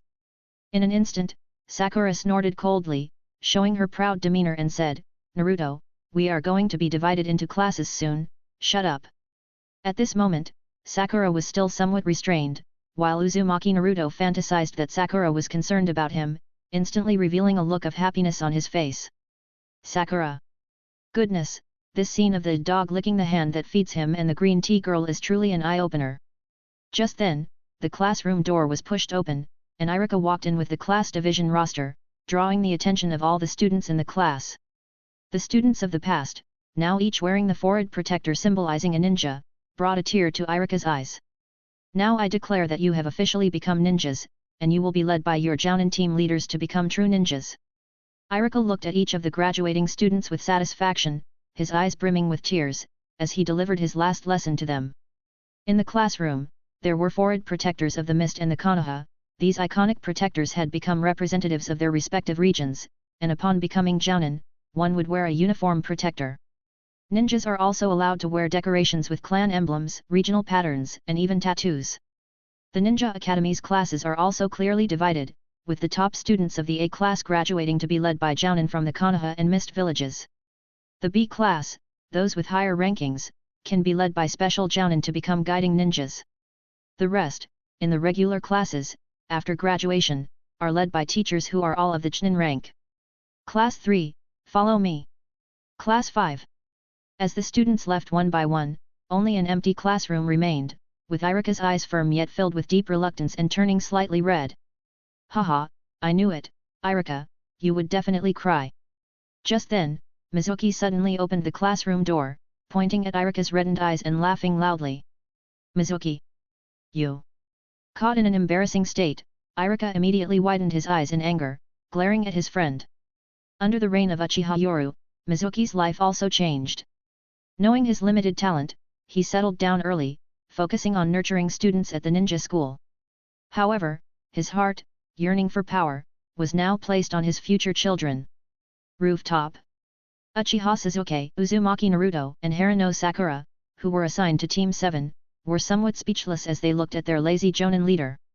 "Now you guys introduce yourselves." Kakashi, with a lack of enthusiasm, yawned lazily, while there were 3 other classes beside them. Team 8 led by Kurane Ui, with members Hyuga Hinata, Yamanaka Ino, and Haku, from Mist. Team 9 led by Momokai Zabuza, with members Aberame Shino, Inyazuka Kaiba, and Koto Hime, from Sound. Team 10 led by Sarutobi Asuma, with members Yamanaka Hai, Akimichi Koji, and Nara Shikamaru. The 4 elite Jonin-led teams gathered on the rooftop. The 4 elite Jonin, being classmates, chose the same location for this gathering. What should I say for the introduction? This was asked by the seemingly obedient and sensible Haruno Sakura. Kakashi, upon seeing this, lazily waved his hand and said, "Just talk about what you like, what you dislike, your dreams for the future, and your interests. That's about it." "I think it's better if the teacher introduces himself first," Naruto said boldly, pointing at Kakashi. Looking at Naruto, Kakashi scratched his silver hair and lazily said, "Me? My name is Kakashi. What I like and dislike, I don't want to tell you. As for my dreams for the future, well, I have many interests." "What? In the end, we only got to know his name," Naruto complained loudly. Watching this, Kakashi thought to himself about what Jiraiya had taught Naruto over the years, feeling like Naruto hadn't changed at all. "My name is Uzumaki Naruto, I like ramen and..." Naruto, excited, glanced at Haruno Sakura, and then continued his introduction enthusiastically. "What I dislike is waiting 3 minutes for ramen. My dream for the future is to surpass the Hokage." Naruto's determination moved the others, but Kakashi felt a chill inside, knowing the secret and problematic information about Naruto. Kakashi, yawning, pretended to be casual and joked, "So what will you do after you surpass the Hokage?" Naruto, with a bold laugh, replied, "When I become the 6th Hokage, I want to earn the recognition of the entire ninja world through my own efforts." Naruto, having traveled with Jiraiya for years, had matured more than his peers, witnessing the strife in the ninja world. However, Kakashi frowned upon hearing this and said in a serious tone, "Naruto, your thinking is dangerous. The village now is a family of peace between Konoha and the Mist, not just Konoha." Naruto, stubborn, showed a defiant look, "Teacher Kakashi, the Mist ninjas originally came from the land of water, it was because of the war that they..." Before Naruto could finish, Kakashi's lazy demeanor vanished, replaced by an unprecedented seriousness, as he stared intensely at Naruto. "Naruto! Shut up!" At this moment, Kakashi was furious. His teacher's child had actually reached this extent. Damn the manipulator behind the scenes. Looking at the stubborn Naruto, Kakashi showed no pity, and directly scoffed, "Since Naruto, you say so, then your father, the 4th Hokage Minato, wasn't a person of Konoha either. Don't tell me you don't even know where your ancestors came from. Your grandfather was a civilian from the land of wind, who also came to the land of fire due to the war and eventually settled in Konoha village. So, shouldn't you, Uzumaki Naruto, also leave Konoha?" When serious, Kakashi is very particular. Over the years, the Mist and Konoha villages have gone through many hardships and finally became one family. And now, there are still people who want to separate their family members. "Teacher Kakashi." Uzumaki Naruto was full of frustration and at a loss for words. After all, he is still a child. However, Kakashi didn't indulge Naruto and continued coldly, "And your mother, she was from the Uzumaki clan, now part of the land of water. So, should you go to the land of wind or the land of water? Or maybe your forehead protector, I think you should change it to that of the Mist, since you inherited the Uzumaki surname." Goodness, under Kakashi's sharp language, Sakura is frightened pale, and Uzumaki Naruto is speechless and a bit panicked. His parents, it turns out, are not from Konoha, who would have thought? Indeed, when it comes to others, one speaks confidently, feeling like a righteous hero. But when it's about oneself, silence falls. This is human nature. Looking at the frightened Uzumaki Naruto, Kakashi sighed lightly, reducing his intimidating aura, but still looked solemnly at the three. How difficult it has been for Konoha and the Mist to come this far, it's not something you can understand by just seeing and hearing a bit. The current peace and coexistence between the two great countries is like a family. Anyone who dares to have thoughts of destroying our home, I will personally kill them. With the last sentence, Kakashi showed a hint of killing intent, scaring Sakura into trembling with a pale face. Then the next moment, Kakashi's expression changed, showing a lazy smile. "All right, let's continue." After this interruption, Haruno Sakura also began her introduction. Almost the same, only she naturally treats Naruto as a backup, a lapdog to satisfy her vanity, without expressing dislike. However, when it comes to likes, her eyes towards Uchiha Sasuke cannot deceive anyone. When it's Uchiha Sasuke's turn, under the personal guidance of Uchiha Yoru, having executed missions under the secret protection of Itaki and Shisui 2 years earlier, he is even more mature. My name is Uchiha Sasuke, there are many things I dislike, especially denying the current village and its rule. Saying this, Uchiha Sasuke's gaze towards Uzumaki Naruto was filled with deep coldness, even scaring Naruto. My dream is to become the future 6th Hokage, to help teacher Yoru realize the dream of reforming the ninja world. For this dream, my father and the Uchiha clan have already shed too much blood. Anyone who dares to stop me will be my lifelong enemy. With a cold tone, at this moment, Uchiha Sasuke's joy of seeing Uzumaki Naruto again has disappeared, replaced only by cold indifference. Sasuke, I. At this moment, Uzumaki Naruto is in disbelief, even somewhat unable to understand why. Kakashi yawned as he saw this scene, smiling at the three people with his eyes curved, saying, well, get to know your future battle companions. I'm going to greet some old classmates. This time, Asuma Sarutobi spoke up to invite them for a meal. It's rare to gather together, and given the current situation of the Sarutobi clan, it's clear Asuma is doing this for integration, to ease the current family difficulties. Everyone naturally knew this purpose, but Kakashi didn't refuse, instead, he smiled, as he naturally hoped for peace. After Kakashi left, Uzumaki Naruto approached Sasuke, speaking with a heavy tone, Sasuke. Over the years, I've traveled to many places with teacher Jiraiya, seen a lot, and witnessed the great hatred that war brings to the ninja world. Faced with Uzumaki Naruto, the two, as if born to be natural enemies, two 12-year-old genin locked eyes. Uchiha Sasuke's mouth curled up, revealing a disdainful cold smile. Uzumaki Naruto, you're too self-righteous. Do you think you're the only one who has traveled many places in the ninja world? Haven't I? I started carrying out family missions in secret since I was 10. What right do you have to say these things? Sasuke, only mutual understanding can resolve hatred, and hatred only gives birth to war. It's undeniable, Uzumaki Naruto, who had seen too much too early, matured early. His thoughts were also mature, solidifying his naive ideal that mutual understanding among people can bring peace. Understanding? Did the Uchiha not understand the third Hokage back then? What was the result? My father was killed, and the Uchiha were nearly wiped out. And about your understanding?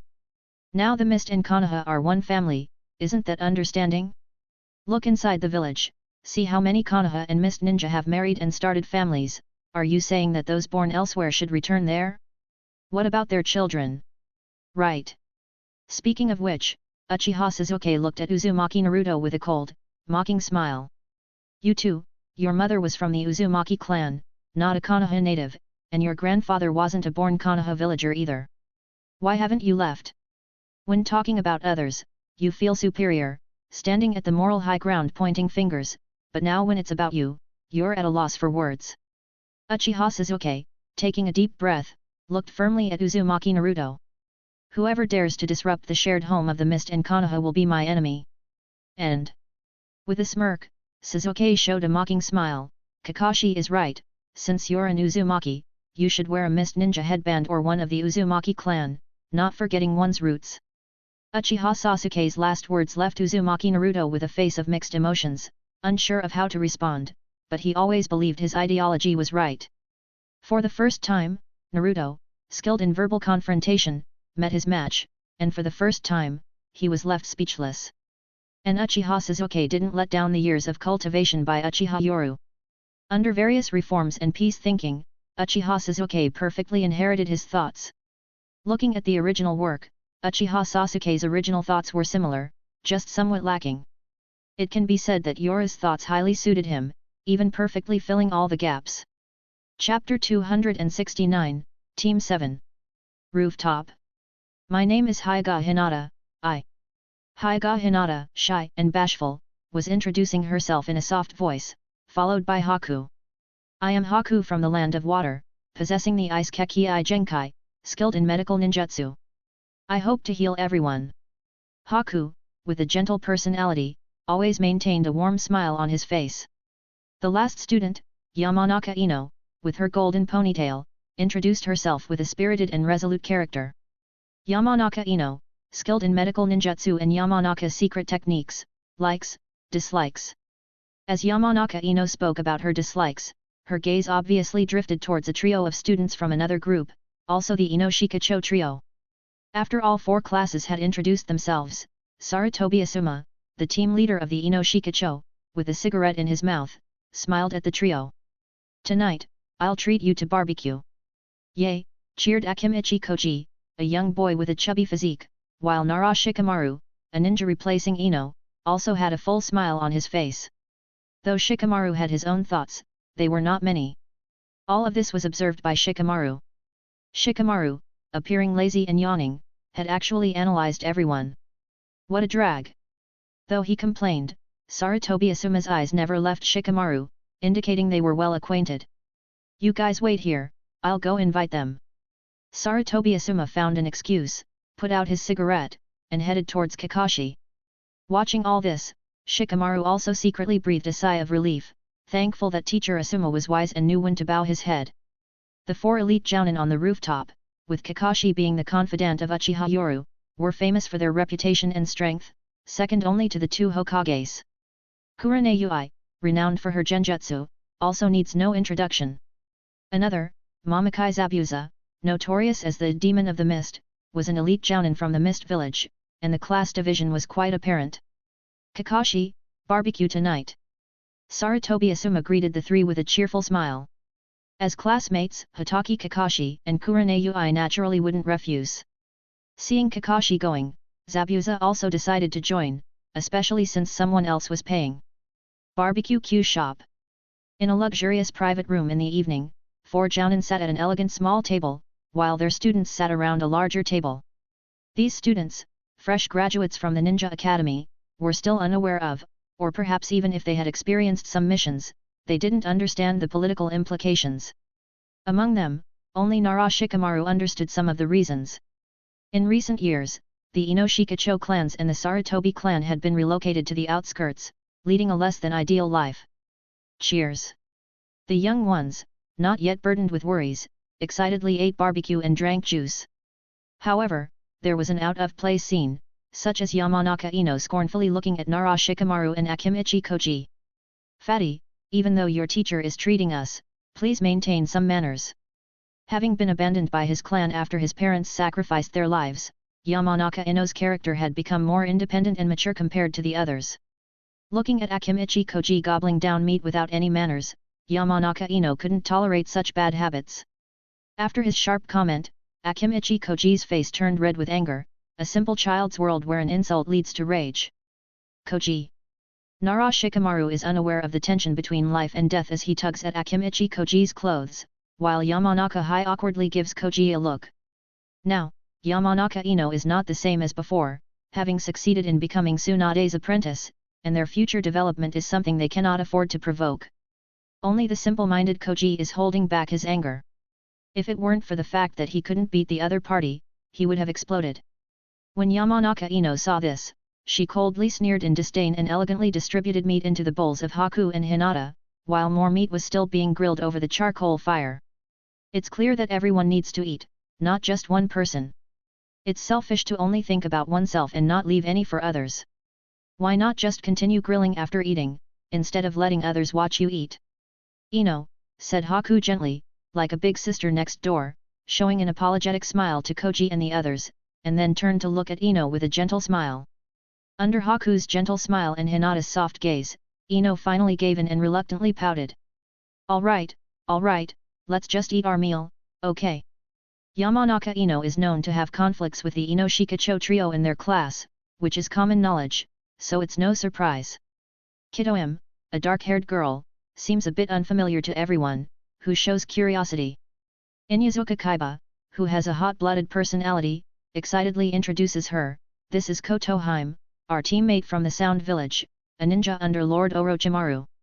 Orochimaru, one of the legendary Sunin, still operates outside of Konoha, and his exact activities and whereabouts are unknown. However, it's known that Orochimaru has his own forces in the ninja world. Recently, each year during the ninja graduation season, ninjas under Orochimaru come to join, proving their existence. "Hello, everyone," says Kotoheim, the black-haired girl, calmly nodding in self-introduction. As Kaiba excitedly tries to say more, she cuts him off without hesitation. Ninjas only like the strong. With just one sentence, Kitoim makes Kaiba feel awkward and scratch his head. And then, Abarame Shino, who usually has the least presence, suddenly makes a comment that turns the atmosphere cold. The strongest in the ninja world right now is the night god, Uchiha Yoru. Shino, as always, ends the topic. Of course, replies Uchiha Sasuke, who is usually arrogant. He speaks as if to say, look who's talking. Uzumaki Naruto will definitely surpass this so-called night god in the future. Exclaims Naruto enthusiastically, as if declaring his goal to everyone. Some laugh, others become cold, like Hinata, Ino, and Haku, who look displeased. Kitoim from the Sound Village coldly says, shut up, you blonde brat. Your arrogance will be your downfall. You'll understand when you die on a mission, insignificant as an ant. Sasuke, unfazed, nods in agreement. Naruto, you don't understand the strength of teacher Yoru. As for surpassing him? Ha! Naruto is confused by the turn of events, not understanding why everyone is against him. Even Kaiba looks at him with a smirk, as if mocking his overconfidence. Haku, in an attempt to ease the awkward atmosphere, points to the meat on the grill, suggesting they should eat before it burns. Ah, my grilled meat! Under the loud and noisy voice of Naruto, it seemed as if the atmosphere was restored. However, it was clear that the people were divided into three small groups. Most of them represent the village's rising new power, the Inoshikacho trio represents the ostracized old power, and the remaining one, the neutral and ignorant Naruto. It was obvious to Nara Shikamaru, who knew about Naruto's situation, that his eyes were gleaming with intelligence. At the Jounin's table, the atmosphere was somewhat calm. Mamakai Zabuza, who was silent and spoke little, had eyes only for Kakashi and grilled meat, while Kurane Yui occasionally looked at the students' table, clearly distracted. This scene made Sarutobi Asuma secretly sigh.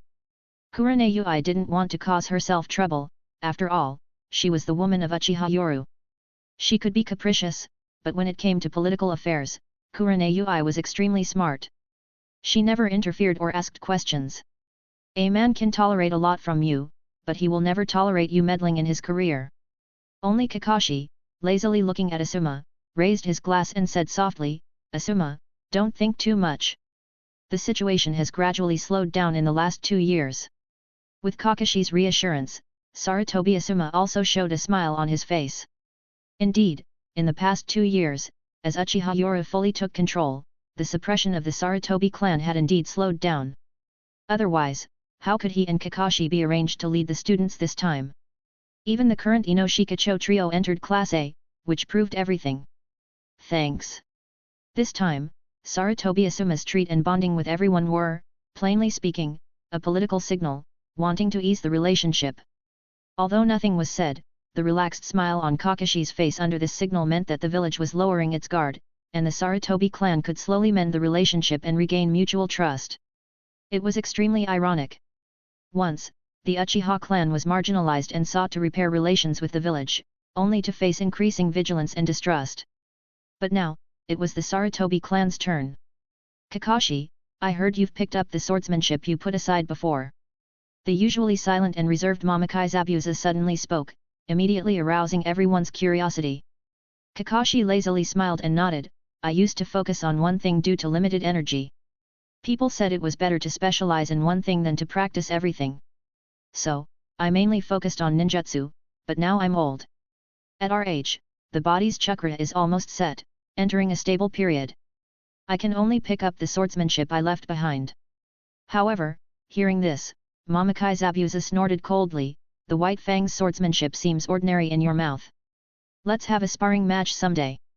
At this, everyone looked at the giant Kyubikaribch next to Mamakai Zabuza's seat. Kakashi's eyes twitched, realizing why Mamakai Zabuza, who usually kept to himself, had come today. He was clearly here to show off. Yo, BYJZ actually willing to hand over the Kyubikaribch? Kakashi curiously raised this topic, but Mamakai Zabuza, who usually had a deadpan face, showed a barely visible smile. I heard that recently BYJZ and Karin sparred with the Kyubikaribch against tailed beast bombs, resulting in the 5th Mizukage Terumi Mei scolding them severely. Now, his main weapon is Shivuki. It was clear that Mamakai Zabuza's eyes flashed with schadenfreude, and upon hearing this, everyone fell silent. Especially Kakashi, even under his expressionless mask, the corners of his mouth twitched. Using a big sword against tailed beast bombs was indeed brave. It seems the 7 ninja swordsmen of the mist are about to appear. At this point, Kakashi, rarely showing curiosity, looked at Mamakai Zabuza and asked, "Could you tell who the current wielders of the 7 swords are?" Seeing that even Kakashi was curious, Mamakai Zabuza's mouth under his bandages curled up, and he snorted coldly. "Secret. But you'll know at next year's Chunin exams. But I can tell you that not all the 7 swordsmen this time are from the Mist Village, but from Konoha."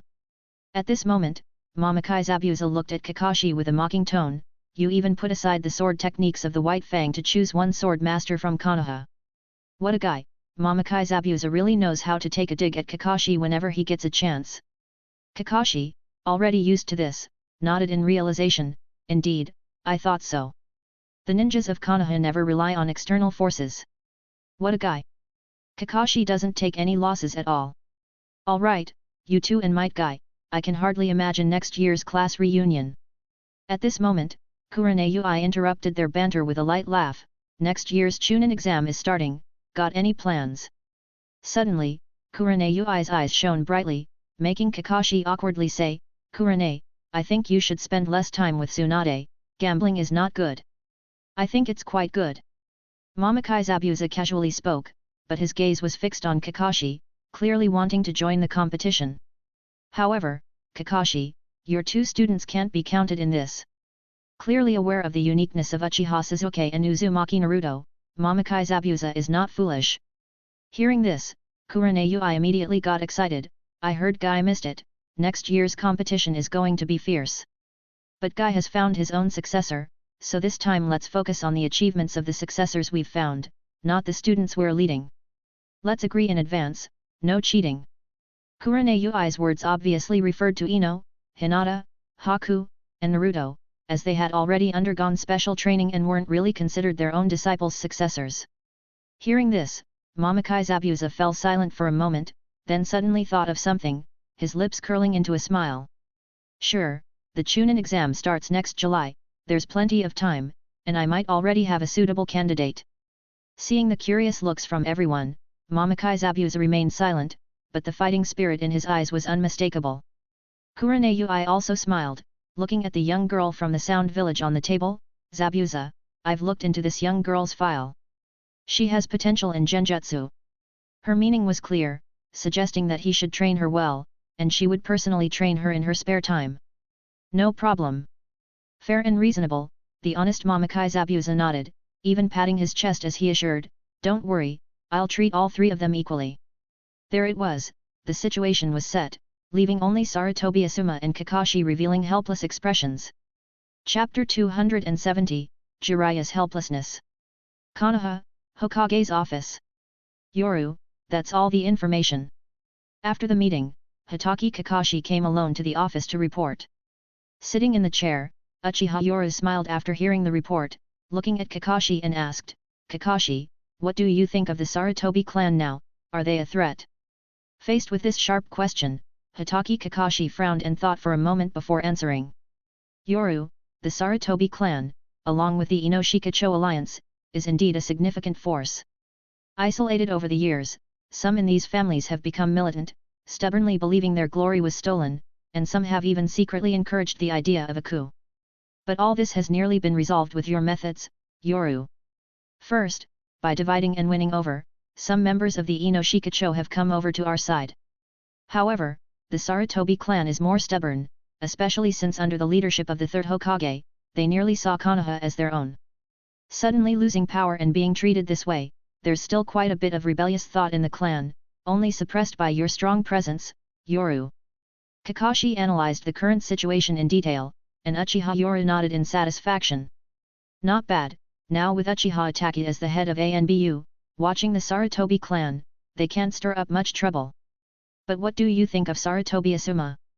On this sensitive topic, and also about a classmate, although he once had a bad relationship with Yoru, Kakashi is extremely calm and never biased on major issues.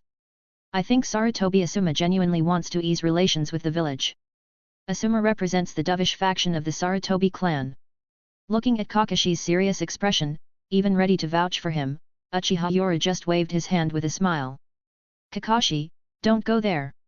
Right now it's just you and me, no superiors or subordinates, only comrades. I believe what you say, and as for Asuma, what happened in childhood was just childish play. But since you think Asuma is sincere, and I think so too, I believe we can give the Sarutobi clan a chance, give Asuma a chance, not to discourage those who truly long for peace. Saying this, Uchiha Yoru showed a resolute expression. Kakashi, it might be awkward if I step in. I'll let Tsunade do it as the 5th Hokage. Now that we hold the power, we no longer fear these minor issues. But at the same time, we want to resolve it peacefully, without bloodshed. Yes. Kakashi's face was full of smiles, happy for his old classmate Asuma. At least there was a start, and if they tried hard, they would eventually succeed. He was also impressed by Uchiha Yoru's magnanimity, who hadn't changed over the years, maintaining his original intentions, which comforted him. Even he often asked himself, if he were in the Uchiha clan's shoes, would he forgive the Sarutobi clan? But Kakashi, although I want a peaceful resolution, I will not tolerate any nonsensical conditions. At this moment, Uchiha Yoru's expression became serious, and he spoke about the key issue, throwing a scroll. Take a look for yourself. These are the militants, the so-called hawkish Sarutobi clan ninjas. These ninjas were once in high positions, suddenly removed and resentful. These people often use regaining their former glory as an excuse in the clan. In plain terms, they just want to regain their former power. Uchiha Yoru sneered, these Sarutobi clan ninjas have come to see the Konoha as their backyard, even forgetting that it was established by the Uchiha and Senju. When the master leaves for a few days, the monkeys think they are the masters of the house. When the master returns, seeing themselves caged, these monkeys become angry and agitated, thinking someone has taken everything from them. Kakashi, looking at the intel from ANBU, was also secretly alarmed. Yoru, I believe Asuma will handle these matters well. In the end, Kakashi didn't want a bloody conflict, as internal strife always hurts oneself. Uchiha Yoru also nodded solemnly, good, I believe too. So keep in touch with Asuma, we need to maintain good relations with the Sarutobi clan ninjas who are peace-loving and self-aware. As for those who can't recognize themselves, still living in the past, as long as they don't betray the village, I can turn a blind eye. After hearing this, Kakashi secretly breathed a sigh of relief, and at the same time, he couldn't help but admire Uchiha Yoru. His magnanimity was indeed worthy of being the one who could lead Konoha to rise again. In just a few years, the Mist and Konoha villages merged to become the strongest force in the ninja world, full of confidence. Especially in terms of personnel, it was full of boldness. For example, in the 6 major departments, the heads of the Anbu were Uchiha Itachi and Hoshigaki Kisame. The head of the Root Division was Aberame Torun and Yamanaka Fu, directly led by Uchiha Yoru. For the Jainin squad leaders, considering various factors, Kakashi became the most suitable choice. The head of the intelligence department was exceptional, with Hyaga Hisashi, Aoba Kugan, and Hyaga Hayashi in charge of their respective areas of intelligence gathering. The intelligence department had its own internal competition. With a three-way balance of power, anyone wanting to rise to the top needed to win over Aoba Kugan, who had now become highly sought after. Next was the police force, which was no longer Uchiha's private force but had transformed into a public entity, another department directly managed by Uchiha Yoru. The current heads of the police force were Uchiha Shisui and Biwajozo, gathering a large number of elite ninjas from various clans. The medical department was nominally headed by Tsunade, but almost entirely managed by Yakushi Nono. The barrier team was led by Terumi Mei, as currently, no one in the 2 villages could match her in barrier techniques. The Konoha and Mist villages had become intertwined, indistinguishable from each other after years of integration. Even the once secret and revered sealing jutsu scroll was generously shared by Uchiha Yoru, including techniques from the 2nd Hokage. Biwajozo and Hoshigaki Kisame both received the 2nd Hokage's water release forbidden jutsu, and so did many others, like Kurane Yis Genjutsu, etc. The most significant event impacting both villages in recent years was the integration of the Mist's forbidden jutsu scroll with sealing techniques, becoming a shared asset. Uchiha Yoru's orders were clear, unlike during the 3rd Hokage's era when the sealing book was tightly guarded and became almost legendary. How to access the techniques in the sealing book? There was only a vague condition of making significant contributions, but it was subjective. Uchiha Yoru's command was simple, become a Jainin, and the village will reward you with an A-rank jutsu, but only for personal use. It cannot be shared privately, not even with one's own children unless they also become Jonin and are registered for permission to learn. For significant contributions to the village, an A-rank jutsu might even be awarded as a heritage technique. Accessing S-rank jutsu was straightforward: accumulate merits, and you can learn them, but only the beginning part, which is incomplete. S-rank jutsu really depended on talent; without it, even a decade of practice was useless. Thus, many Jonin eligible to learn S-rank jutsu entered excitedly, only to leave disappointed and give up after a while. As for S-rank forbidden jutsu, one needed to apply and get the village's approval. The difference between jutsu and forbidden jutsu was clear: once you learn a jutsu, it's yours, but forbidden jutsu often comes with a price, either harming oneself or being cruel. Yoru, I'll head down now. Okay, Kakashi, Asuma's work is up to you. When Uchiha Yoru was alone in the office, he looked at the information in his hand and couldn't help but smile. It's ironic. If I hadn't changed anything, Itaka would have been the bridge. Now, after switching to your Sarutobi clan, Asuma has become that bridge. Click. Just then, the office door opened, and a mature and tempting Kurenai walked in. Compared to before, she was now a ripe peach, especially in her bandage outfit, which was uniquely seductive. Lord, are you free now? Kurenai walked in with a seductive smile, approached the desk, and sniffed, revealing a smile. It seems today, Yoru, you haven't completed your task. Uchiha Yoru smiled and shook his head. Yujao and Anko are at a critical point in their training. Shall we go home together? Hearing this, Kurenai snorted. At home, I have to share with the two, but here, you're all mine. Kurenai, your outfit. After forming a hand seal, a simple sensory jutsu and a soundproof barrier were set up. Uchiha Yoru and Kurenai began discussing jutsu techniques. Kurenai, your skin is so fair, why is it red now? Under the office desk, the evening red, like a hidden kitten, sneakily took out a large popsicle from Uchiha Yoru's pocket. As if afraid of being discovered, the Kurenai hurriedly devoured the popsicle. In the scorching summer, a wave of coolness instantly arrived. Uchiha Yoru showed a look of helplessness. Kurenai, why are you eating secretly? With your body more terrifying than a tailed beast, who can handle it? Without using some tricks, how can I face the students tomorrow? Shadow clone technique. Hiding under the desk and secretly eating the popsicle, another Kurenai slowly sat down at the office desk, revealing the enticing bandaged outfit. Yoru, slow down, this ninjutsu is so good. Even though she is not skilled yet loves to play, Uchiha Yoru coldly snorted without mercy. Kurenai, you should know the consequences of the shadow clone technique. All the sensations will be transmitted to you. Less than an hour later, the evening red in the office had already dispelled the shadow clone technique, panting and lying exhaustedly on the desk. Yoru, this ninjutsu is too hard, let's go home and practice. With trembling legs, the current Kurenai-Ui's face was flushed with weakness, her eyes brimming with emotion, but it was clear that while he had just warmed up, she was already exhausted. Quick, use the Flying Thunder God technique, let's go home first. At home, I'll ask Sister May and Sister Tsunade to teach together. On this night, someone found it hard to sleep. In the heart of Konoha, inside a luxurious house that was empty all year round, Uzumaki Naruto looked around the unfamiliar room, feeling somewhat downhearted. Pervy sage, why can't people understand each other? He asked. Jiraiya, alone by the window sipping on his drink, was taken aback upon hearing this, after seeing Naruto's spirit diminished since his return. Then, Jiraiya showed an expression he had anticipated, shaking his head and sighing, Naruto, your ideology is indeed correct, even the purest and most beautiful, but there's something you are really wrong about. Am I wrong?